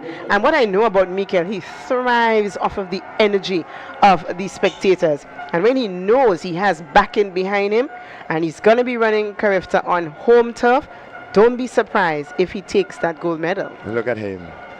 In stride. No grimace on the face. Relaxed, composed, striding elegantly. Getting to the finish line. What a run, what a race. Congrats, young man. You've done yourself, your coach, and your team proud. Yeah, keeping calm there, Michael Moses. No sweat, man. Stroll in the park. So easy. So we just completed 3,000 meters. Again, another event that brings the records tumbling here at the GAPS Intercol 2026. Certainly been a record-breaking day today.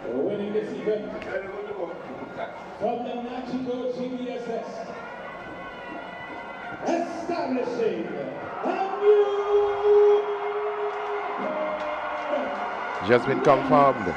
A new record. There you see the GBSS fans. They may not have much to shout about, but they certainly have a record in the record books. Michael Moses, someone to look forward to in distance running here in Grenada. And as we look at him again, the composure of this youngster, the awareness, just glancing there at the clock and saying, hey, it's just that simple. Yeah, that's what he said. So easy. This was so easy.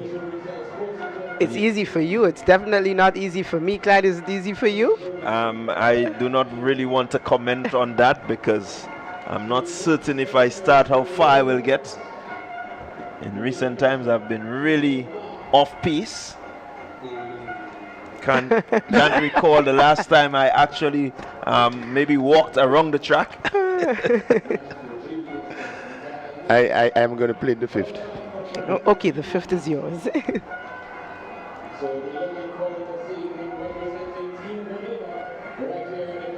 So the fun has already begun for these youngsters. I know tomorrow they will be jumping and cheering because that's the time that they all look forward to, day 3. Day 3 will be the day when all the awards are given. The main awards, the individual awards are being given as the races continue during the day, as the races and the field events are completed. But the trophies and the accolades for championship honors will be decided on day 3. That's tomorrow, Thursday, the 19th. And the athletes are having a ball of it. Oh my, they're having a ball of a time. And I guess you free up. This is Intercol time. This is, we've all been there. Yeah, that's what the Intercol Games is all about. It's about enjoyment. It's about excitement, waving and jumping and cheering, ensuring that you represent your school to the fullest. So now we have on our screen the long jump. Looks like the long jump for senior boys. Paddy's Hillsborough Secondary. Maybe next on the runway.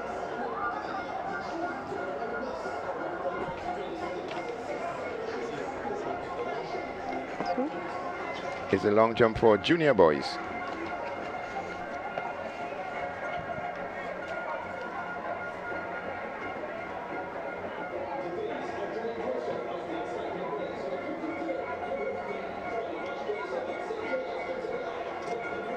So we're getting closer to the end of day number 2 at the Gaps Intercol. And what a day it's been. A number of records, a number of athletes getting close to records. It certainly speaks volume for the athletes that are on show here at the Kirani James Athletic Stadium. Most definitely. The athletes come out to show what they've been preparing for the whole season. And all the blood, sweat, and tears that they experience during the long season has come into fruition right here today and yesterday, and it will continue tomorrow. We're going to have a medal presentation coming up shortly, and we're going to join the team of house announcers to lead us into the medal presentation.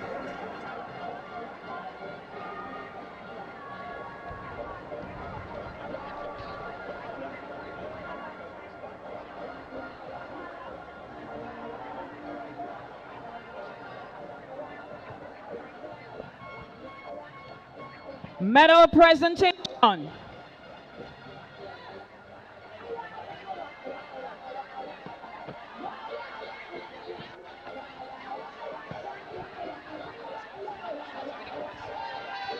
Event number 14, boys 200-meter dash sub-junior. Your bronze medalist from the Grenada Boys Secondary School with a time of 23.94 seconds, Akel Briggs.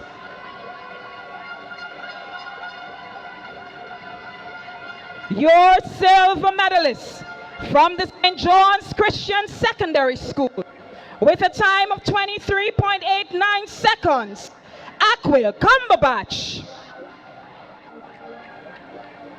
And your gold medalist from Nawasas with a time of 23.17 seconds, Dijon Oliver. Well done, young men. Congratulations. Medal presentation for event number 5, girls javelin throw sub-junior. Your bronze medalist with a distance 25.80 meters from McDonald College, Janelle Phillip.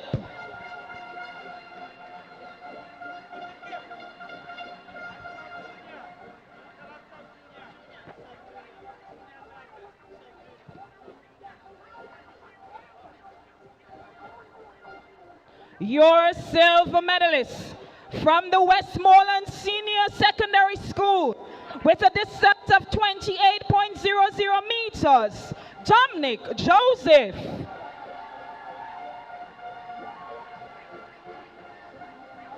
And your gold medalist for event number 5, girls javelin throw sub-junior from Nawassa SAS with a distance of 28.98 meters, Cassie Caliste. Congratulations, ladies. Well done. Medal presentation for event number 9, girls shot put sub-junior.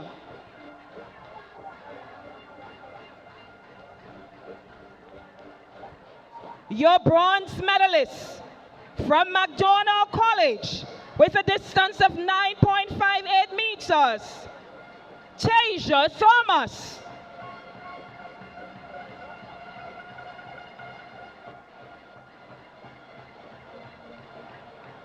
Your silver medalist from the Nawassa SAS with a distance of 9.59 meters, Michaela Mona.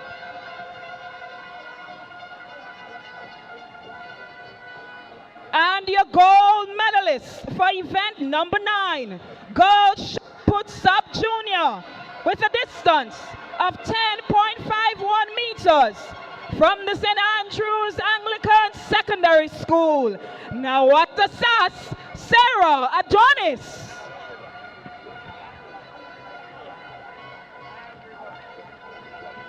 Congratulations, ladies.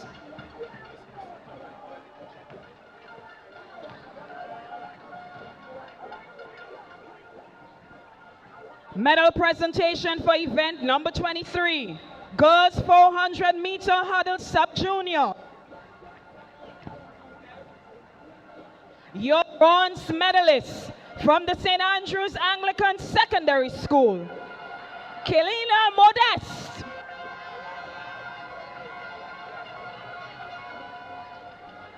Your silver medalist from the St. Andrews Anglican Secondary School, Kavia Walker. And your gold medalist from McDonald College, Emma Frederick.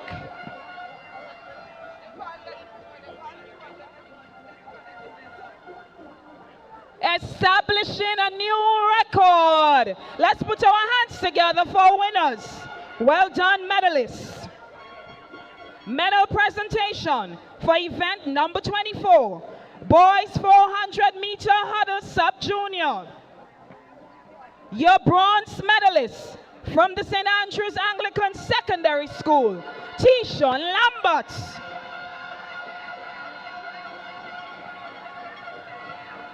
Your silver medalist from the Grenada Boys Secondary School, Akel Briggs. And your gold medalist for event number 24, boys 400-meter hurdle sub-junior from the St. Andrews Anglican Secondary School, Nawassa SAS, Ishon Oliver. Well done, gentlemen. Congratulations. Medal presentation for event number 72, girls 400-meter hurdle senior. Your bronze medalist from the Grenada Christian Academy, Tiana Joseph.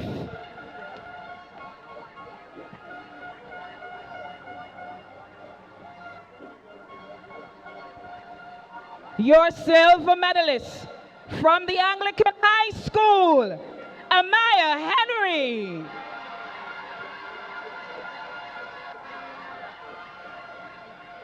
And your gold medalist for event number 72, girls 400-meter hurdle senior from the Boca Secondary School, Soraya Philip. Well done, ladies. Congratulations. Medal presentation for event number 73. Boys 400 meter hurdle senior.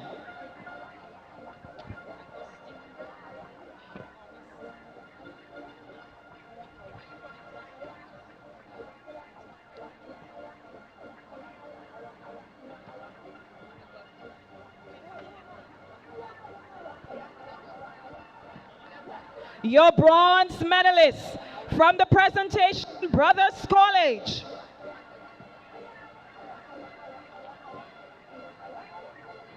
With a time of 57.82 seconds, Ethan O'Geets.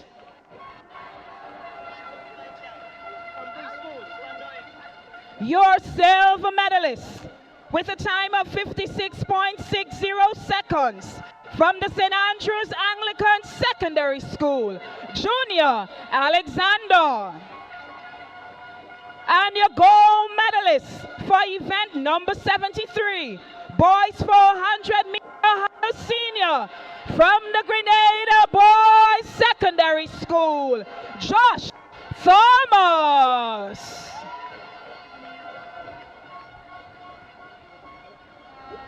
Congratulations, gentlemen. Job well done.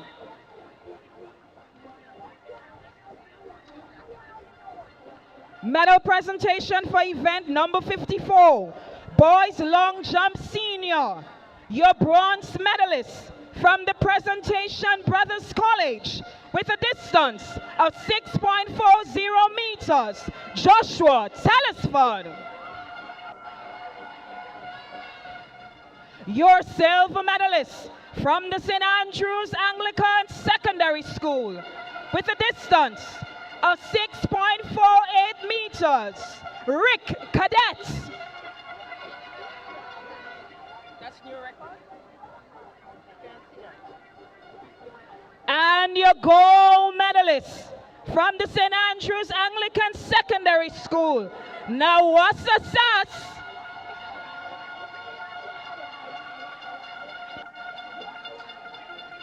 Your gold medalist for event number 54, your boys long jump senior, Christoph Kalis.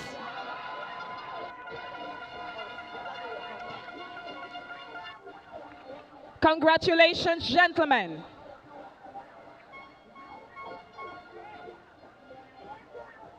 Medal presentation for event number 59, girls discus throw senior.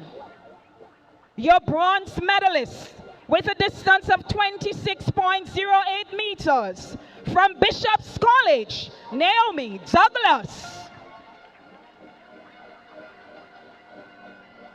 Your silver medalist with a distance of 26.77 meters from the Anglican High School, Hannah Charles. And your gold medalist for event number 59, the girls discus throw senior from the St. David's Catholic Secondary School with a distance of 30.86 meters, Naomi Augustine. Congratulations, ladies.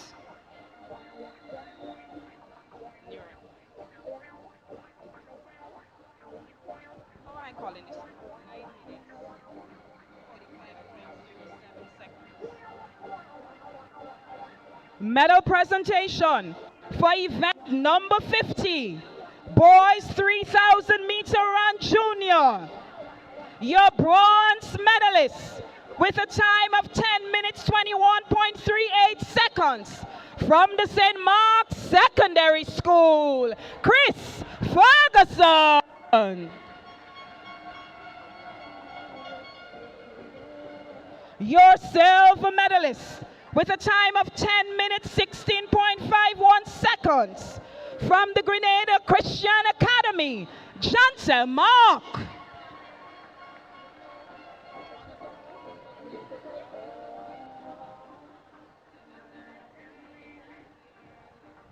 And your gold medalist establishing a new record with a time of 9 minutes 45.07 seconds from the Grenada Boys Secondary School, Michael Moses.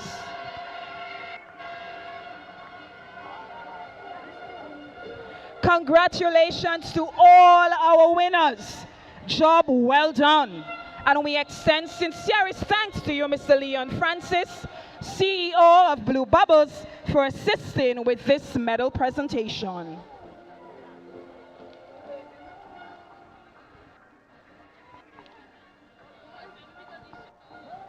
Moses, your name will remain in the minds of all those who have been watching the Intercol over the past couple days. 9 minutes 45.07 seconds. That is the time you did to take that gold medal in the 3,000 meter run for junior boys. You led from beginning to end. Share with us the whole strategy going into this particular race.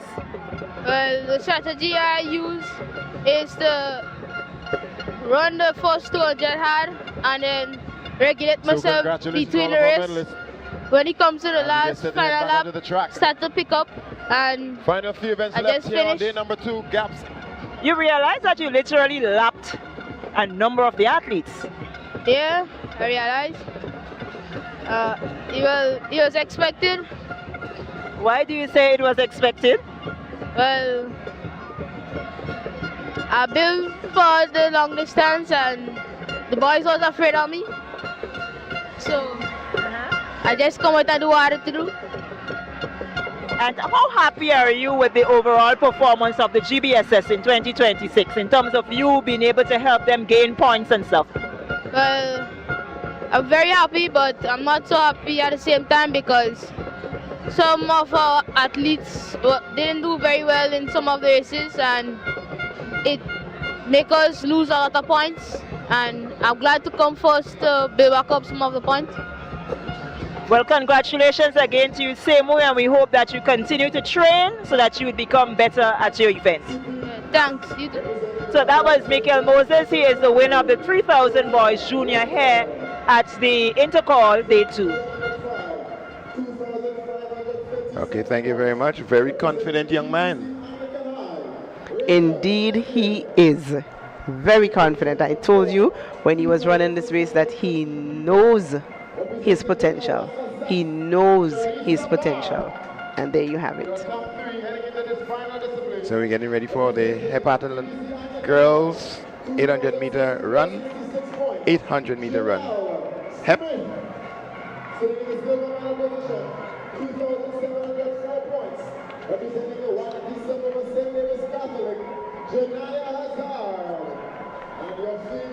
So this is the final event for the heptathletes, and earlier on today we saw an athlete out of the St. David's Catholic Secondary School. She had a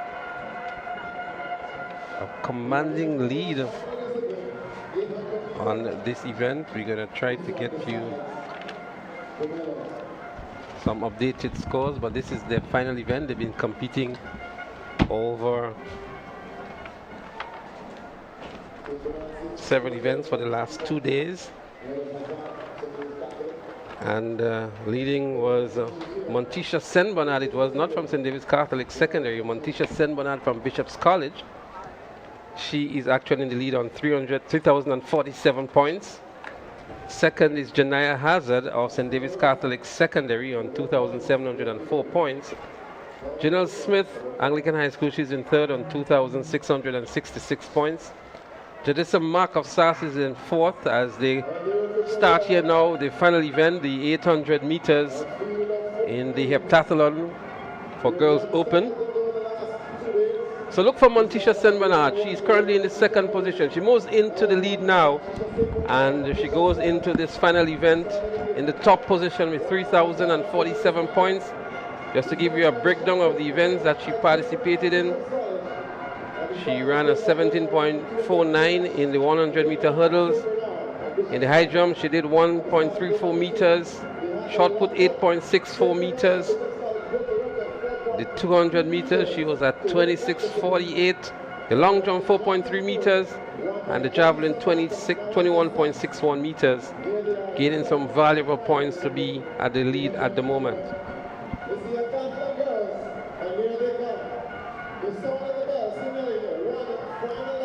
So that's Montisha St. Bernard. Saw a very interesting video from one of her supporters overnight. She was really having a good time looking at Montisha run. And I'm sure she's screaming at the top of her voice, you know, for Montisha from Bishop's College, Carriacou. And second is the athlete from SAS, that looks like Jadisha Mark. She's currently in the 4th position. Janaya Hazard of St. David's Catholic, she's in 2nd position overall. But that's your leader here, and from the looks of it, she's going to win this 800 meters quite comfortable. And she has one hand on the gold medal already. She just has to complete 200 more meters, and the second hand will be wrapped around that gold medal for Montisha St. Bernard of Bishop's College, Carriacou.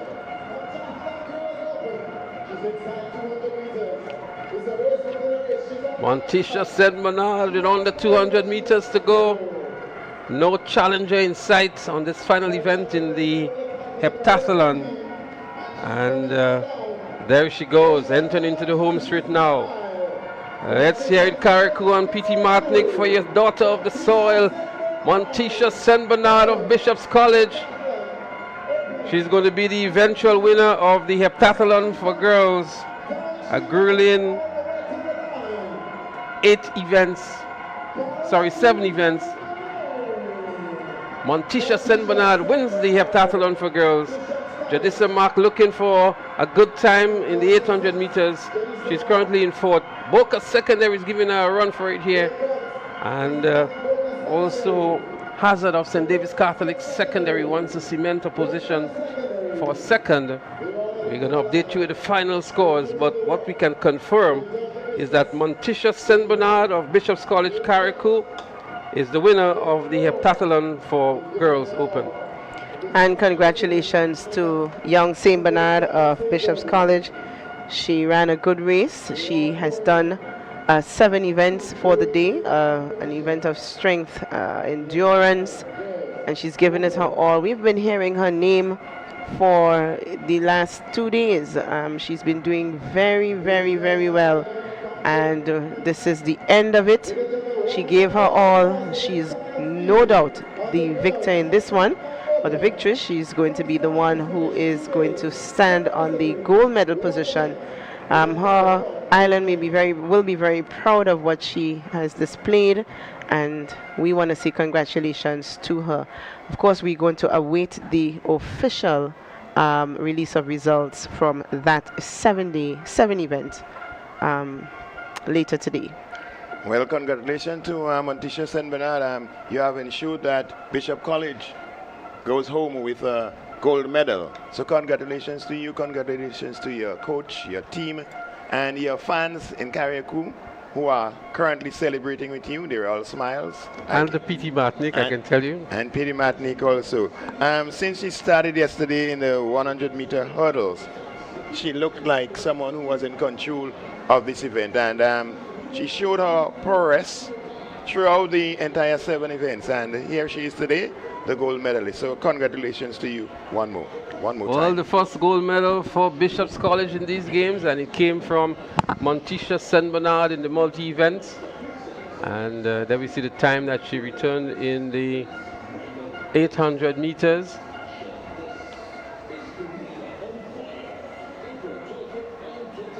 What we're going to do before we go into the 1500 meters for the octathletes, we're going to have another interview with Sherry-Ann. And so, Sherry, tell us who you got with you this time.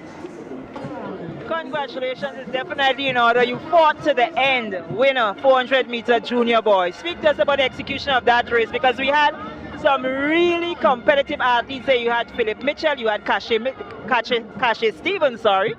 Yeah, the execution was well planned. Thank my coach for that. When you say well planned, we know that we had, as I said, a good crop of athletes. At which point you knew that you had to push even more? Coming down by the 100. And were you expecting that distance lead between you and the pack? Yes, I was. Yes, I was. You're also one of our character athletes. What can we expect from you? Even faster times. Well, congratulations again. That was the winner for the 400-meter junior boys, Giovanni Green, out of the Boca Secondary School. Thank you, Sherry. Thank you, Sherry. And Giovanni Green would have returned an impressive time of 49.72 seconds, as we see the 1500 meters for the octathlon is in place, is in progress now. It's a Boca Secondary. In the lead, that looked like Trevon Joseph of Boca Secondary. He's in control here, but if we just get some information as to the point standings or who is in the lead currently, I know that Quanel Pay of the GBSS had some wonderful performances throughout the event. It's an 8-event, multiple event activity. That's a octathlon, 8 different disciplines. It's one event really, but it's 8 different disciplines, and this is the final event. It's a 1500 meters.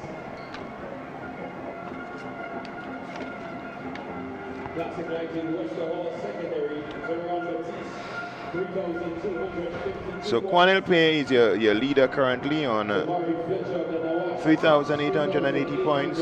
Randy Jones of St. Angela Anglican is on 3,869. Javid Noel of Grenada Boys Secondary, he's in 3rd position currently. But in this event, from the Boca Secondary, leads the pack, Trevon Joseph. He will want to win this to add some points to his tally. Quanel Pay is right there, our leader.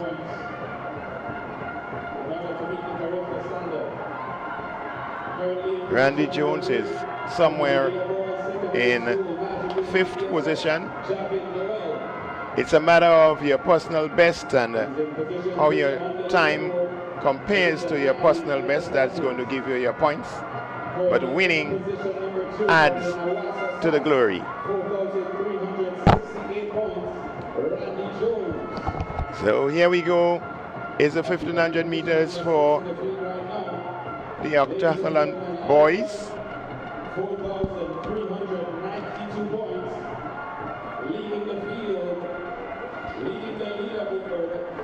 From the Nagico GBSS. So it's Javin Noel in 3rd position. Javin Noel in 3rd position. So Noel is there.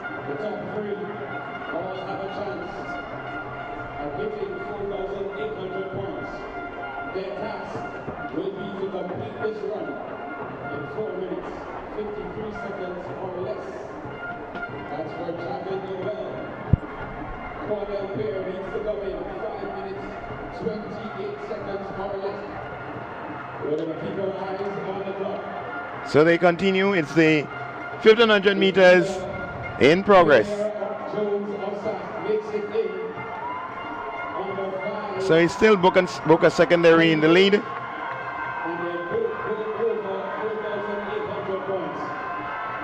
SAS is there. GBSS. Grenville Secondary in Cameron Richardson is also in the mix currently. Randy Jones, he's also in the mix. It's the 1500 meters, the final event in the boys octathlon 1500 meter flight in the 8th event activity. Boca Secondary, Joseph. He wants to win this, but Pierre is on his trail. Pierre is chasing, some 80 meters to go. It's going to be a sprint to the finish. Quanel Pierre taking control of this one. He's going to win the 1500 meters, and he does. In second position from Boca Secondary, Trayvon Joseph, and your SAS competitors in third and fourth respectively.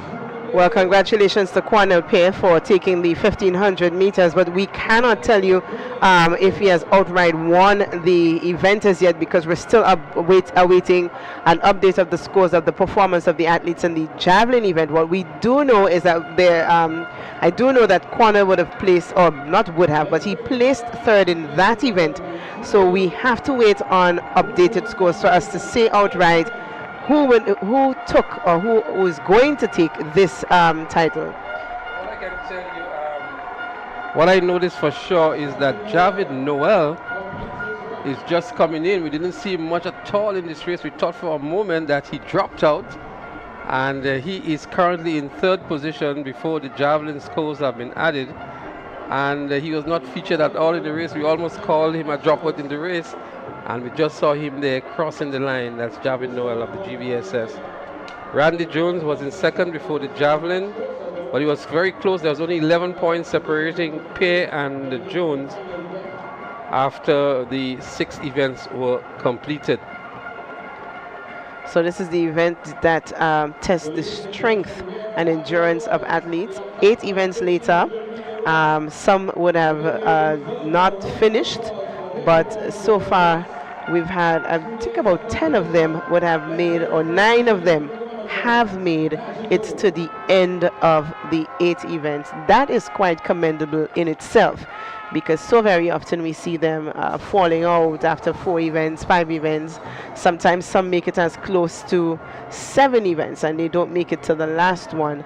But 9 young athletes and 9 young men just completed the octathlon event. Congratulations to the 9 competitors who made it right up to the end. We have a score alert.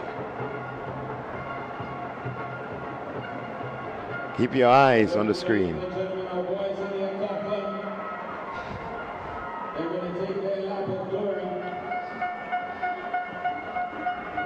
The Ironmen of Intercol Games 2026. Alongside the Iron Women, the girls in the heptathlon, the boys in the octathlon, hand in hand. And that's a common feature that we see amongst the hepathletes or the multi-athletes.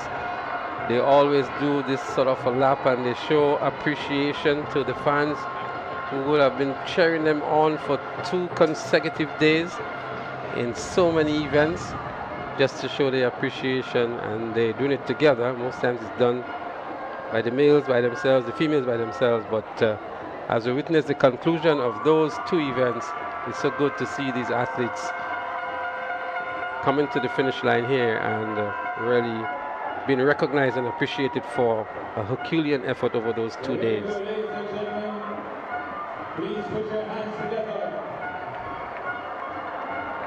As the spectators show some appreciation for the multi-eventers. Those of you watching on the live, don't be afraid to throw up your hearts and show some love. These are the strongest 8 events, 7 events, 2 days. They have made it. Montisha Sen Bernard, we know for sure she is the gold medalist in the heptathletes, and we await to see who is the gold medalist in the octathlon for the boys. Well, they are going to have a nice rest tonight. I don't think they have anything to do tomorrow. Please the Lord, I don't know what their team has in store for them, but these athletes are going to sleep tonight knowing that they would have done, or they have done, what they set out to do. Well, I'm sure some of them will have a nice cold ice bath just to relax the muscles a bit.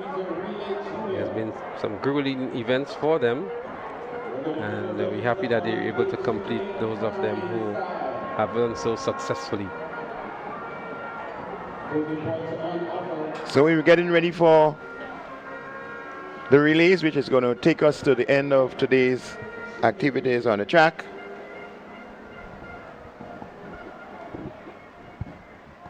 But before we do that, we have another interview lined up with Sherian, and so we're going to take that before we take the 4x100 meter relay for the... Josh Thomas, your final year at the Grenada Boys Secondary School, and it seems as if you're leaving here with a bang. You won the 400 meter hurdles. It was a rather spirited run. You led from the beginning to the end. Speak to us about that race. Well, I know I had to go out hard, and I was a little pressured by the athlete from the presentation by the college. But I just stay calm, and I know I had to bring it home for the team. So that's what I did. It is your final year. Would you say that you had a really good athletic, what do I say, season throughout the GBSS?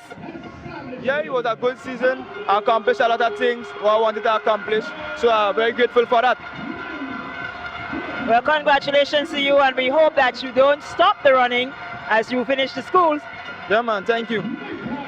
That was Josh Thomas out of the Grenada Boys Secondary School. He was the winner of the 400 meter hurdle senior boys.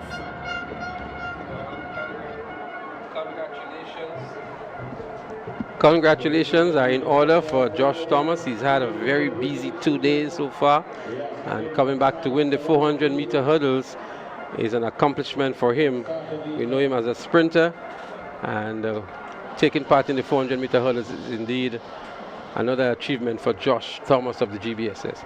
The girls 4x100 meter relay is next on the track, and we have Wester Hall Secondary, St. Joseph Convent, St. George's, St. Mark's Secondary, St. David's Catholic, Boca Secondary is also there, Anglican High School and Grenada Christian Academy. Junior girls finals. There they go, they're up and running. 4x100 meter junior girls finals. Anglican High School is really looking good up front there. Out there in lane 7. First handover. Anglican High School fumbles again. SAS is also in contention. St. David's Catholic Secondary making good run on the inside as well, but Anglican High School still has an advantage here. Boca Secondary is in the mix as well. Second handover. Anglican High School still has the lead. SAS in second. And then we have Boca Secondary moving into third now. St. David's Catholic Secondary falling behind. Anglican High School would make the first handover. And it goes to Kylie Williams. Haley Tyrrell will have to run real hard here. And then we have Boca Secondary on the inside. It's going to be a real fight to the finish line. Kylie Williams is going to hold that for Anglican High School. She does so. Haley Tyrrell picks up the silver medal for SAS. And the Boca Secondary picks up the bronze. That is what you call getting it right, getting that good chemistry in place. And no matter who you have on the anchor leg, once that team passes the baton the way they're supposed to, it doesn't matter who is at the end. It is going to be the team that does it most effectively. And this time, it is the Anglican High School. Haley Tyrrell, she fought to get to Kaylee Williams, but guess what? It wasn't going to happen today. Annalisa Brown couldn't do it either. The glory belongs to the girls of Tantine, Anglican High School, anchored by Haley Tyrrell. What else do you want in this race? So it was a good one. It was a good one, a good finish. Let's look at this handover here. It's Anglican High School still in control, making that handover. SAS chasing down the backstretch. Anglican High School still in control. We get to that penultimate handover. It's still Anglican High School, SAS right there. Some movements from St. David's Catholic. But we get to that final handover, the anchor. Haley Tyrrell having to make up some grounds on Annalisa Brown. But Haley was able to run past Annalisa Brown, but she couldn't catch Kylie Williams. Anglican High School. Maximum points. SAS getting that second place, which will help them to move above Anglican High School, not Anglican High School, but the St. David's Catholic Secondary, if we follow the last point standings that we had.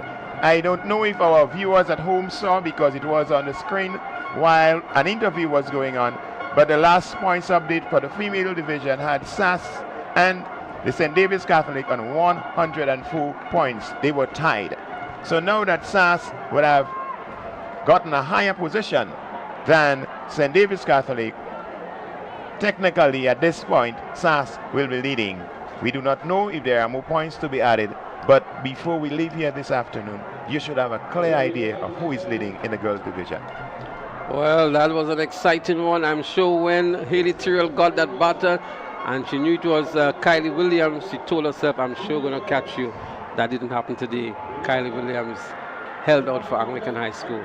But it was a good battle also between Haley Tyrrell and Annalisa Brown of the Boca Secondary School.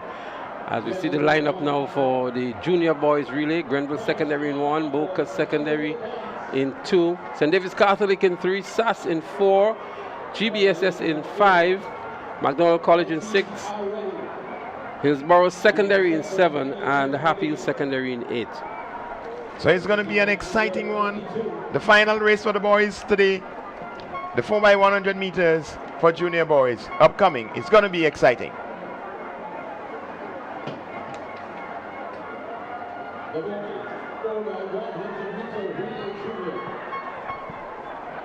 Senior boys discuss in progress at the southern end of the field. We get set now for the boys. The exciting relays continue here at Intercol 2026. This is the final relay for today. And the teams are all lined up here and ready to go. The junior boys relay, we are trying to get to you the seeded times coming into this event. But they're on the map.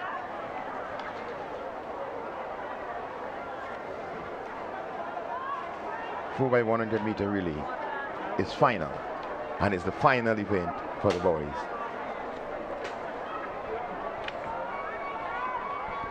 It's going to be a real battle between those schools. And they're off. And as usual, it's a battle between SAS and GBSS. GBSS is moving. Here comes SAS. It's GBSS, SAS. Let's look at the first handover. SAS running down that backstretch. It's GBSS pulling away slightly, but it's GBSS making up the stagger. SAS is right there. Let's get to the next handover. SAS with a slight lead and motoring away. SAS is now in control, and the handover is to Dishan Oliver, and once he touches this, it's the end of the game. Cassius Stevens is giving chase. It's Philip Mitchell. It's Philip Mitchell, and once he touches that, it's game over. SAS. Well, it was good to see Cassius Stevens coming back. We saw him injured in the 400, but what a clinical race here by SAS. That third leg was a bomb leg for SAS, and by the time he got to Philip Mitchell right here, it was curtains call. He's amongst the fastest junior boys. Cache was never going to catch him today, and Philip Mitchell anchoring SAS to a brilliant victory in the 4x100 meters junior boys. What a strategic setup of the athletes by the St. Andrews Anglican School. GBSS came out gunning.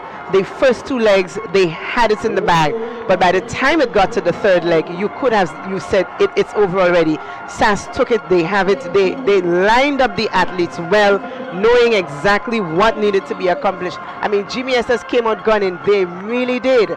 First and second leg going, but it was over after that third handover. So that was it. So we look at them coming down the back stretch there. It looks like Hall there, and then when it got to this point, that's where the movement took place. SAS took control here. It looks like Dishan Oliver, and here we go. That might have been Dante Oliver, and now Philip Mitchell just finishing it off, putting the cherry on the cake. One said, you know what? This victory here in this relay could mean the championship right there. That could be the deciding factor for the championship right there. SAS already won the 4x1 senior. They win this junior here. They have the best boys in the sub-junior. That yes. relay is yet to come. It's yet to come. That could be the curtains call right there. This could be what we call a heartbreaker. GBSS will not sleep well tonight. Well, that seems to be a new record as well, 42.56 by SAS. And what a run that was by the quartet from SAS. But 42.56, a masterful performance by SAS. That third leg really did the trick for SAS in that relay. It really did. It You really got did. it right. That third leg was the game changer. No ifs, buts, or maybes about it. You know, we don't need to ask where did it happen. It was right there. It was visible. Once that third leg got off, that was it. GBSS placed second with 40. Sorry, McDonald College. GBSS was disqualified. McDonald College has been elevated to the second position in 45.34, and Boca Secondary takes the bronze now in 45.46. So a And disqualification for GBSS. Let's look at it. What I want to say is that they already had a late infringement in the preliminaries. They were cautioned, so you only allowed two steps onto the lane. They had one in the preliminaries, and they had a second one here now. That makes it two. And so GBSS has been disqualified in the 4x100 meter relay for junior boys. Leslie. So we did see that in the preliminaries where, when we look at the drone shot, where they stepped onto the lane and they were cautioned, and now a second lane infringement. Leslie, will you call this the nail in the coffin for the GBSS? Well, I don't want to call it that, but I said it's curtains call, because that was an important relay that they would have loved to win to continue the championship's defense. And now that they've been disqualified altogether, I think it's going to damage their ego a lot here. But if you look back again, and thanks to Blondell and the crew for highlighting the infringement here, again, stepping on the line, that's a step on the line right there. They already had one in the preliminaries, and that's the two for the event. Well, I think the GBSS camp is not very happy at this moment. But They would not be happy. They would not be happy. Yesterday, at the end of day one, they were in second position, may have gone home, did the adjustments, went back to the drawing board, as we say, and were expecting to make that move on Saturday. And to have a situation where they've been disqualified in the final event, it will be heartbreaking. GBSS will have to dig deep to come back tomorrow and to be able to launch an attack in order to retain the championship. all right, so we have some good news anyway. Well, good news for SAS. They continue their dominance in this year's games, but we have some results for the senior boys discus. And we have Oswald Charles of GBSS. Well, that's some good news for GBSS here. Taking the gold medal in this. The second position, Stefan Strawn of PBC, 39.35, and Shakim Cox of JW Fletcher Catholic School, the third position, 39.32 meters. So, a little bad news for GBSS, but they also got a little good news, taking the first place, GBSS. On the screen. That's the score in the girls category here. A 2-point lead for SAS over St. David's Catholic Secondary, 120 to 118. It's that close in the girls category. What I've also noticed in the girls category is that positions 3, 4, 5, and 6 are very, very close indeed. So Anglican High School, Convent, and Boca Secondary are really battling down there. If you look at the boys here, SAS at 196, approaching 200. GBSS at 146.5. Presentation Brothers College 79. Boca looking really good in fourth at 53. McDonald College in fifth at 47. St. David's Catholic Secondary on 37. And St. John's Christian Secondary 26. So SAS with a commanding lead here again over the defending champions, the Grenada Boys Secondary School. Leslie, given the lineup we have tomorrow of events, do you believe that there can be any change coming in tomorrow, please the Lord, for any of these schools? Well, you never say never, as we say, because you never know what can happen tomorrow. But it's going to take a huge effort and a lot of mishaps and misfortunes of SAS and disappointments too for that lead to be eroded tomorrow based on the events that are scheduled. So let me tell you what is there tomorrow. The sub-junior boys relay where SAS is expected to win. We also have the 200 meters. We're not sure if Ian George would run because of what he said and the niggle that he has. If he doesn't run, it's going to be a toss-up now between Daryl Daniel, who plays second in the 100 meters, and also Josh Thomas. Deron Sincere is also there, so those points can split up quite easily. And the triple jump is there. That's Christophe Calise. Christophe Calise, he's expected to win. Cadet, who placed second in the long jump, he could also get the second position in the triple jump. And it's going to be a tough chance for GBSS from the way I see it. Based on the current scores, 196 to 146.5, it's going to take some asking. Yes, it's going to be almost impossible feat for GBSS to overcome the lead that SAS presently has in the boys division. And I think the sub-junior boys 400 meters will be coming up to Deshaun Oliver. He's going to win this. So Yes, SAS is just very, very strong in the sub-juniors. They've dominated the sub-juniors right through. The juniors have been split across GBSS, SAS, and others. And the seniors, I'm not sure what the points are now, but there again we have a lot of splits, and I believe SAS may be scoring more points than the seniors. But I think where the real conversation is now is in the female category. 2 points separate SAS and St. David's Catholic Secondary, and that's where I think the real conversation will be tonight. For SAS in particular, they would want to consolidate in the boys for sure, but they would think now that they have a real good chance. They came in thinking so, but I think now more than ever, they would really fancy their chances in the girls category. Yesterday, the leader for yesterday, St. Joseph's Convent, St. George's, I noted that they have dropped to the 4th position. And we can see why. They're not their strongest in the flat events. Today they didn't have a very outstanding day. I don't know what they're going to bring to the table tomorrow, but I know that SAS and St. David's, they are stronger on these flat events. So today they didn't rain, but let's see what happens tomorrow. And I just want to make the point, because a lot of times we've been accused of being biased and so on, but the writing is on the wall. The spoils are for the winners. We cannot call somebody else who is not in that category. And the competition in the boys is really between SAS and GBSS. And from what we're seeing here, the numbers don't lie. The scores don't lie. The performances on the track don't lie. So don't accuse us of being biased if we are predicting now that the eventual winners in the boys is favoring SAS more than GBSS. There are predictions and predictors, and I'm sure the pundits who are out there looking at these games would want to confirm that SAS is the favorite now for the boys category. So what I can say is that the ride over Granitang will be a pleasant one for all the supporters of the St. Andrews Anglican School. There exists a possibility of a double championship.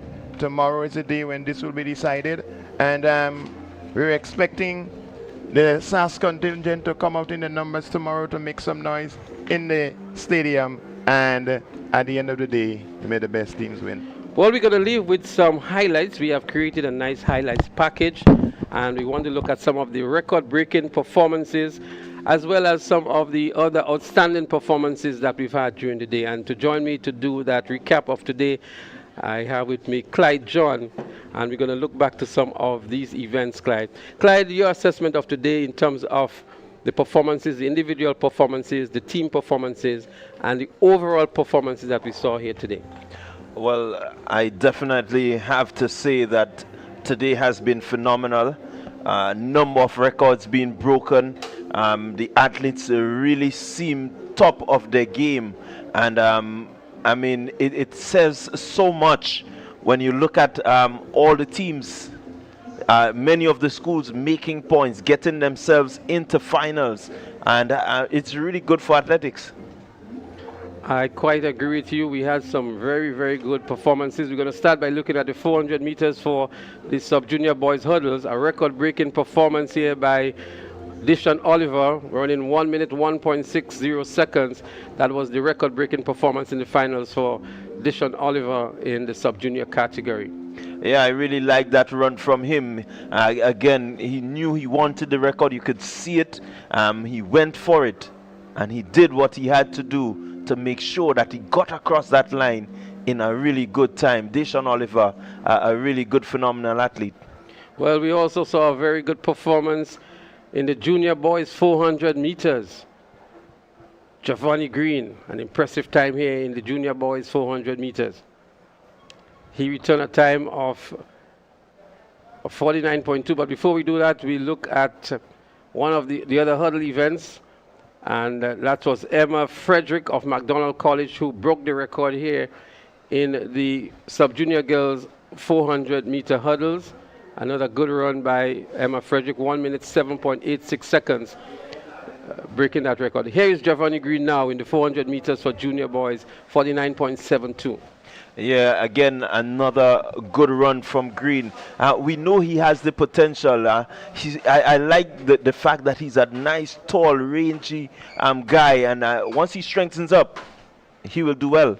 Annalisa Brown, another record-breaking performance, breaking Kashaya George record, running 56.24 in the 400 meters for junior girls. Annalisa Brown, a phenomenal athlete today. Certainly a good look, Annalisa Brown. Here we go.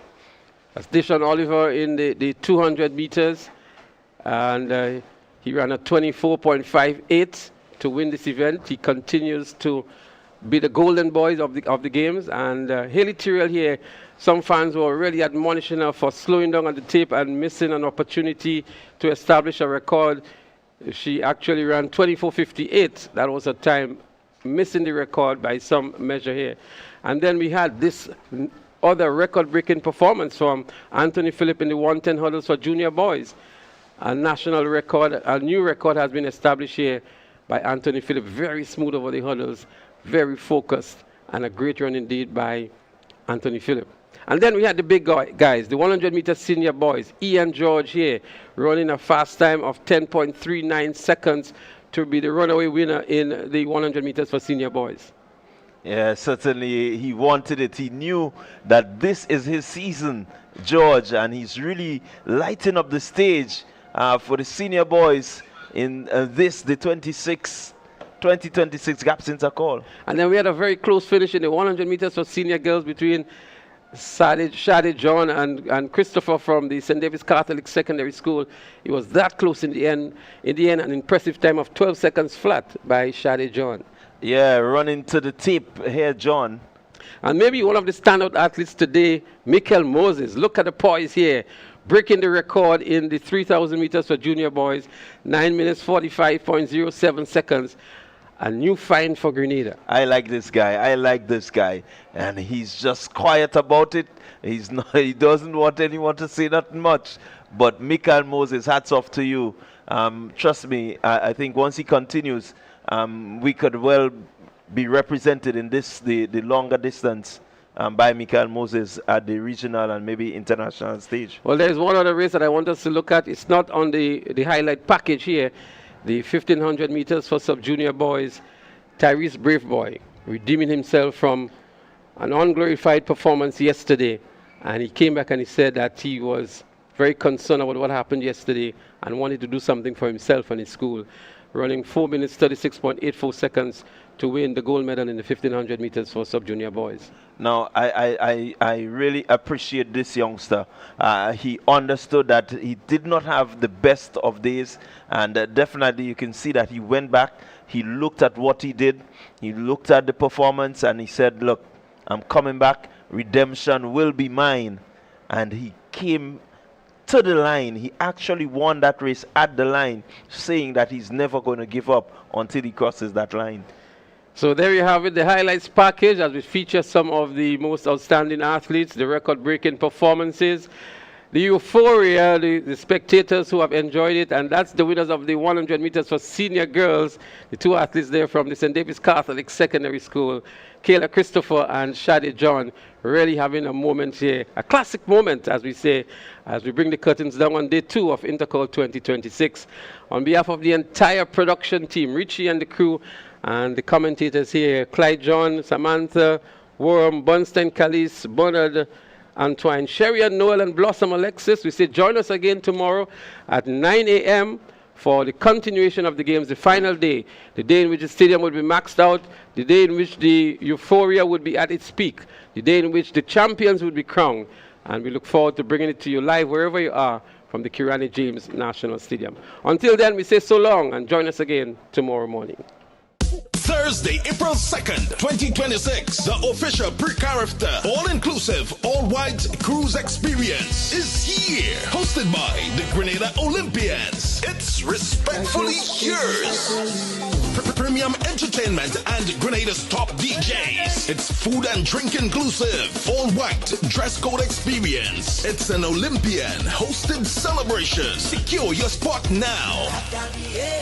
Ticket outlets, GoToFed.com. All proceeds support the next generation of Olympians. So on Thursday, April 2nd, respectfully yours. About the ecstasy, Carifta weekend starts.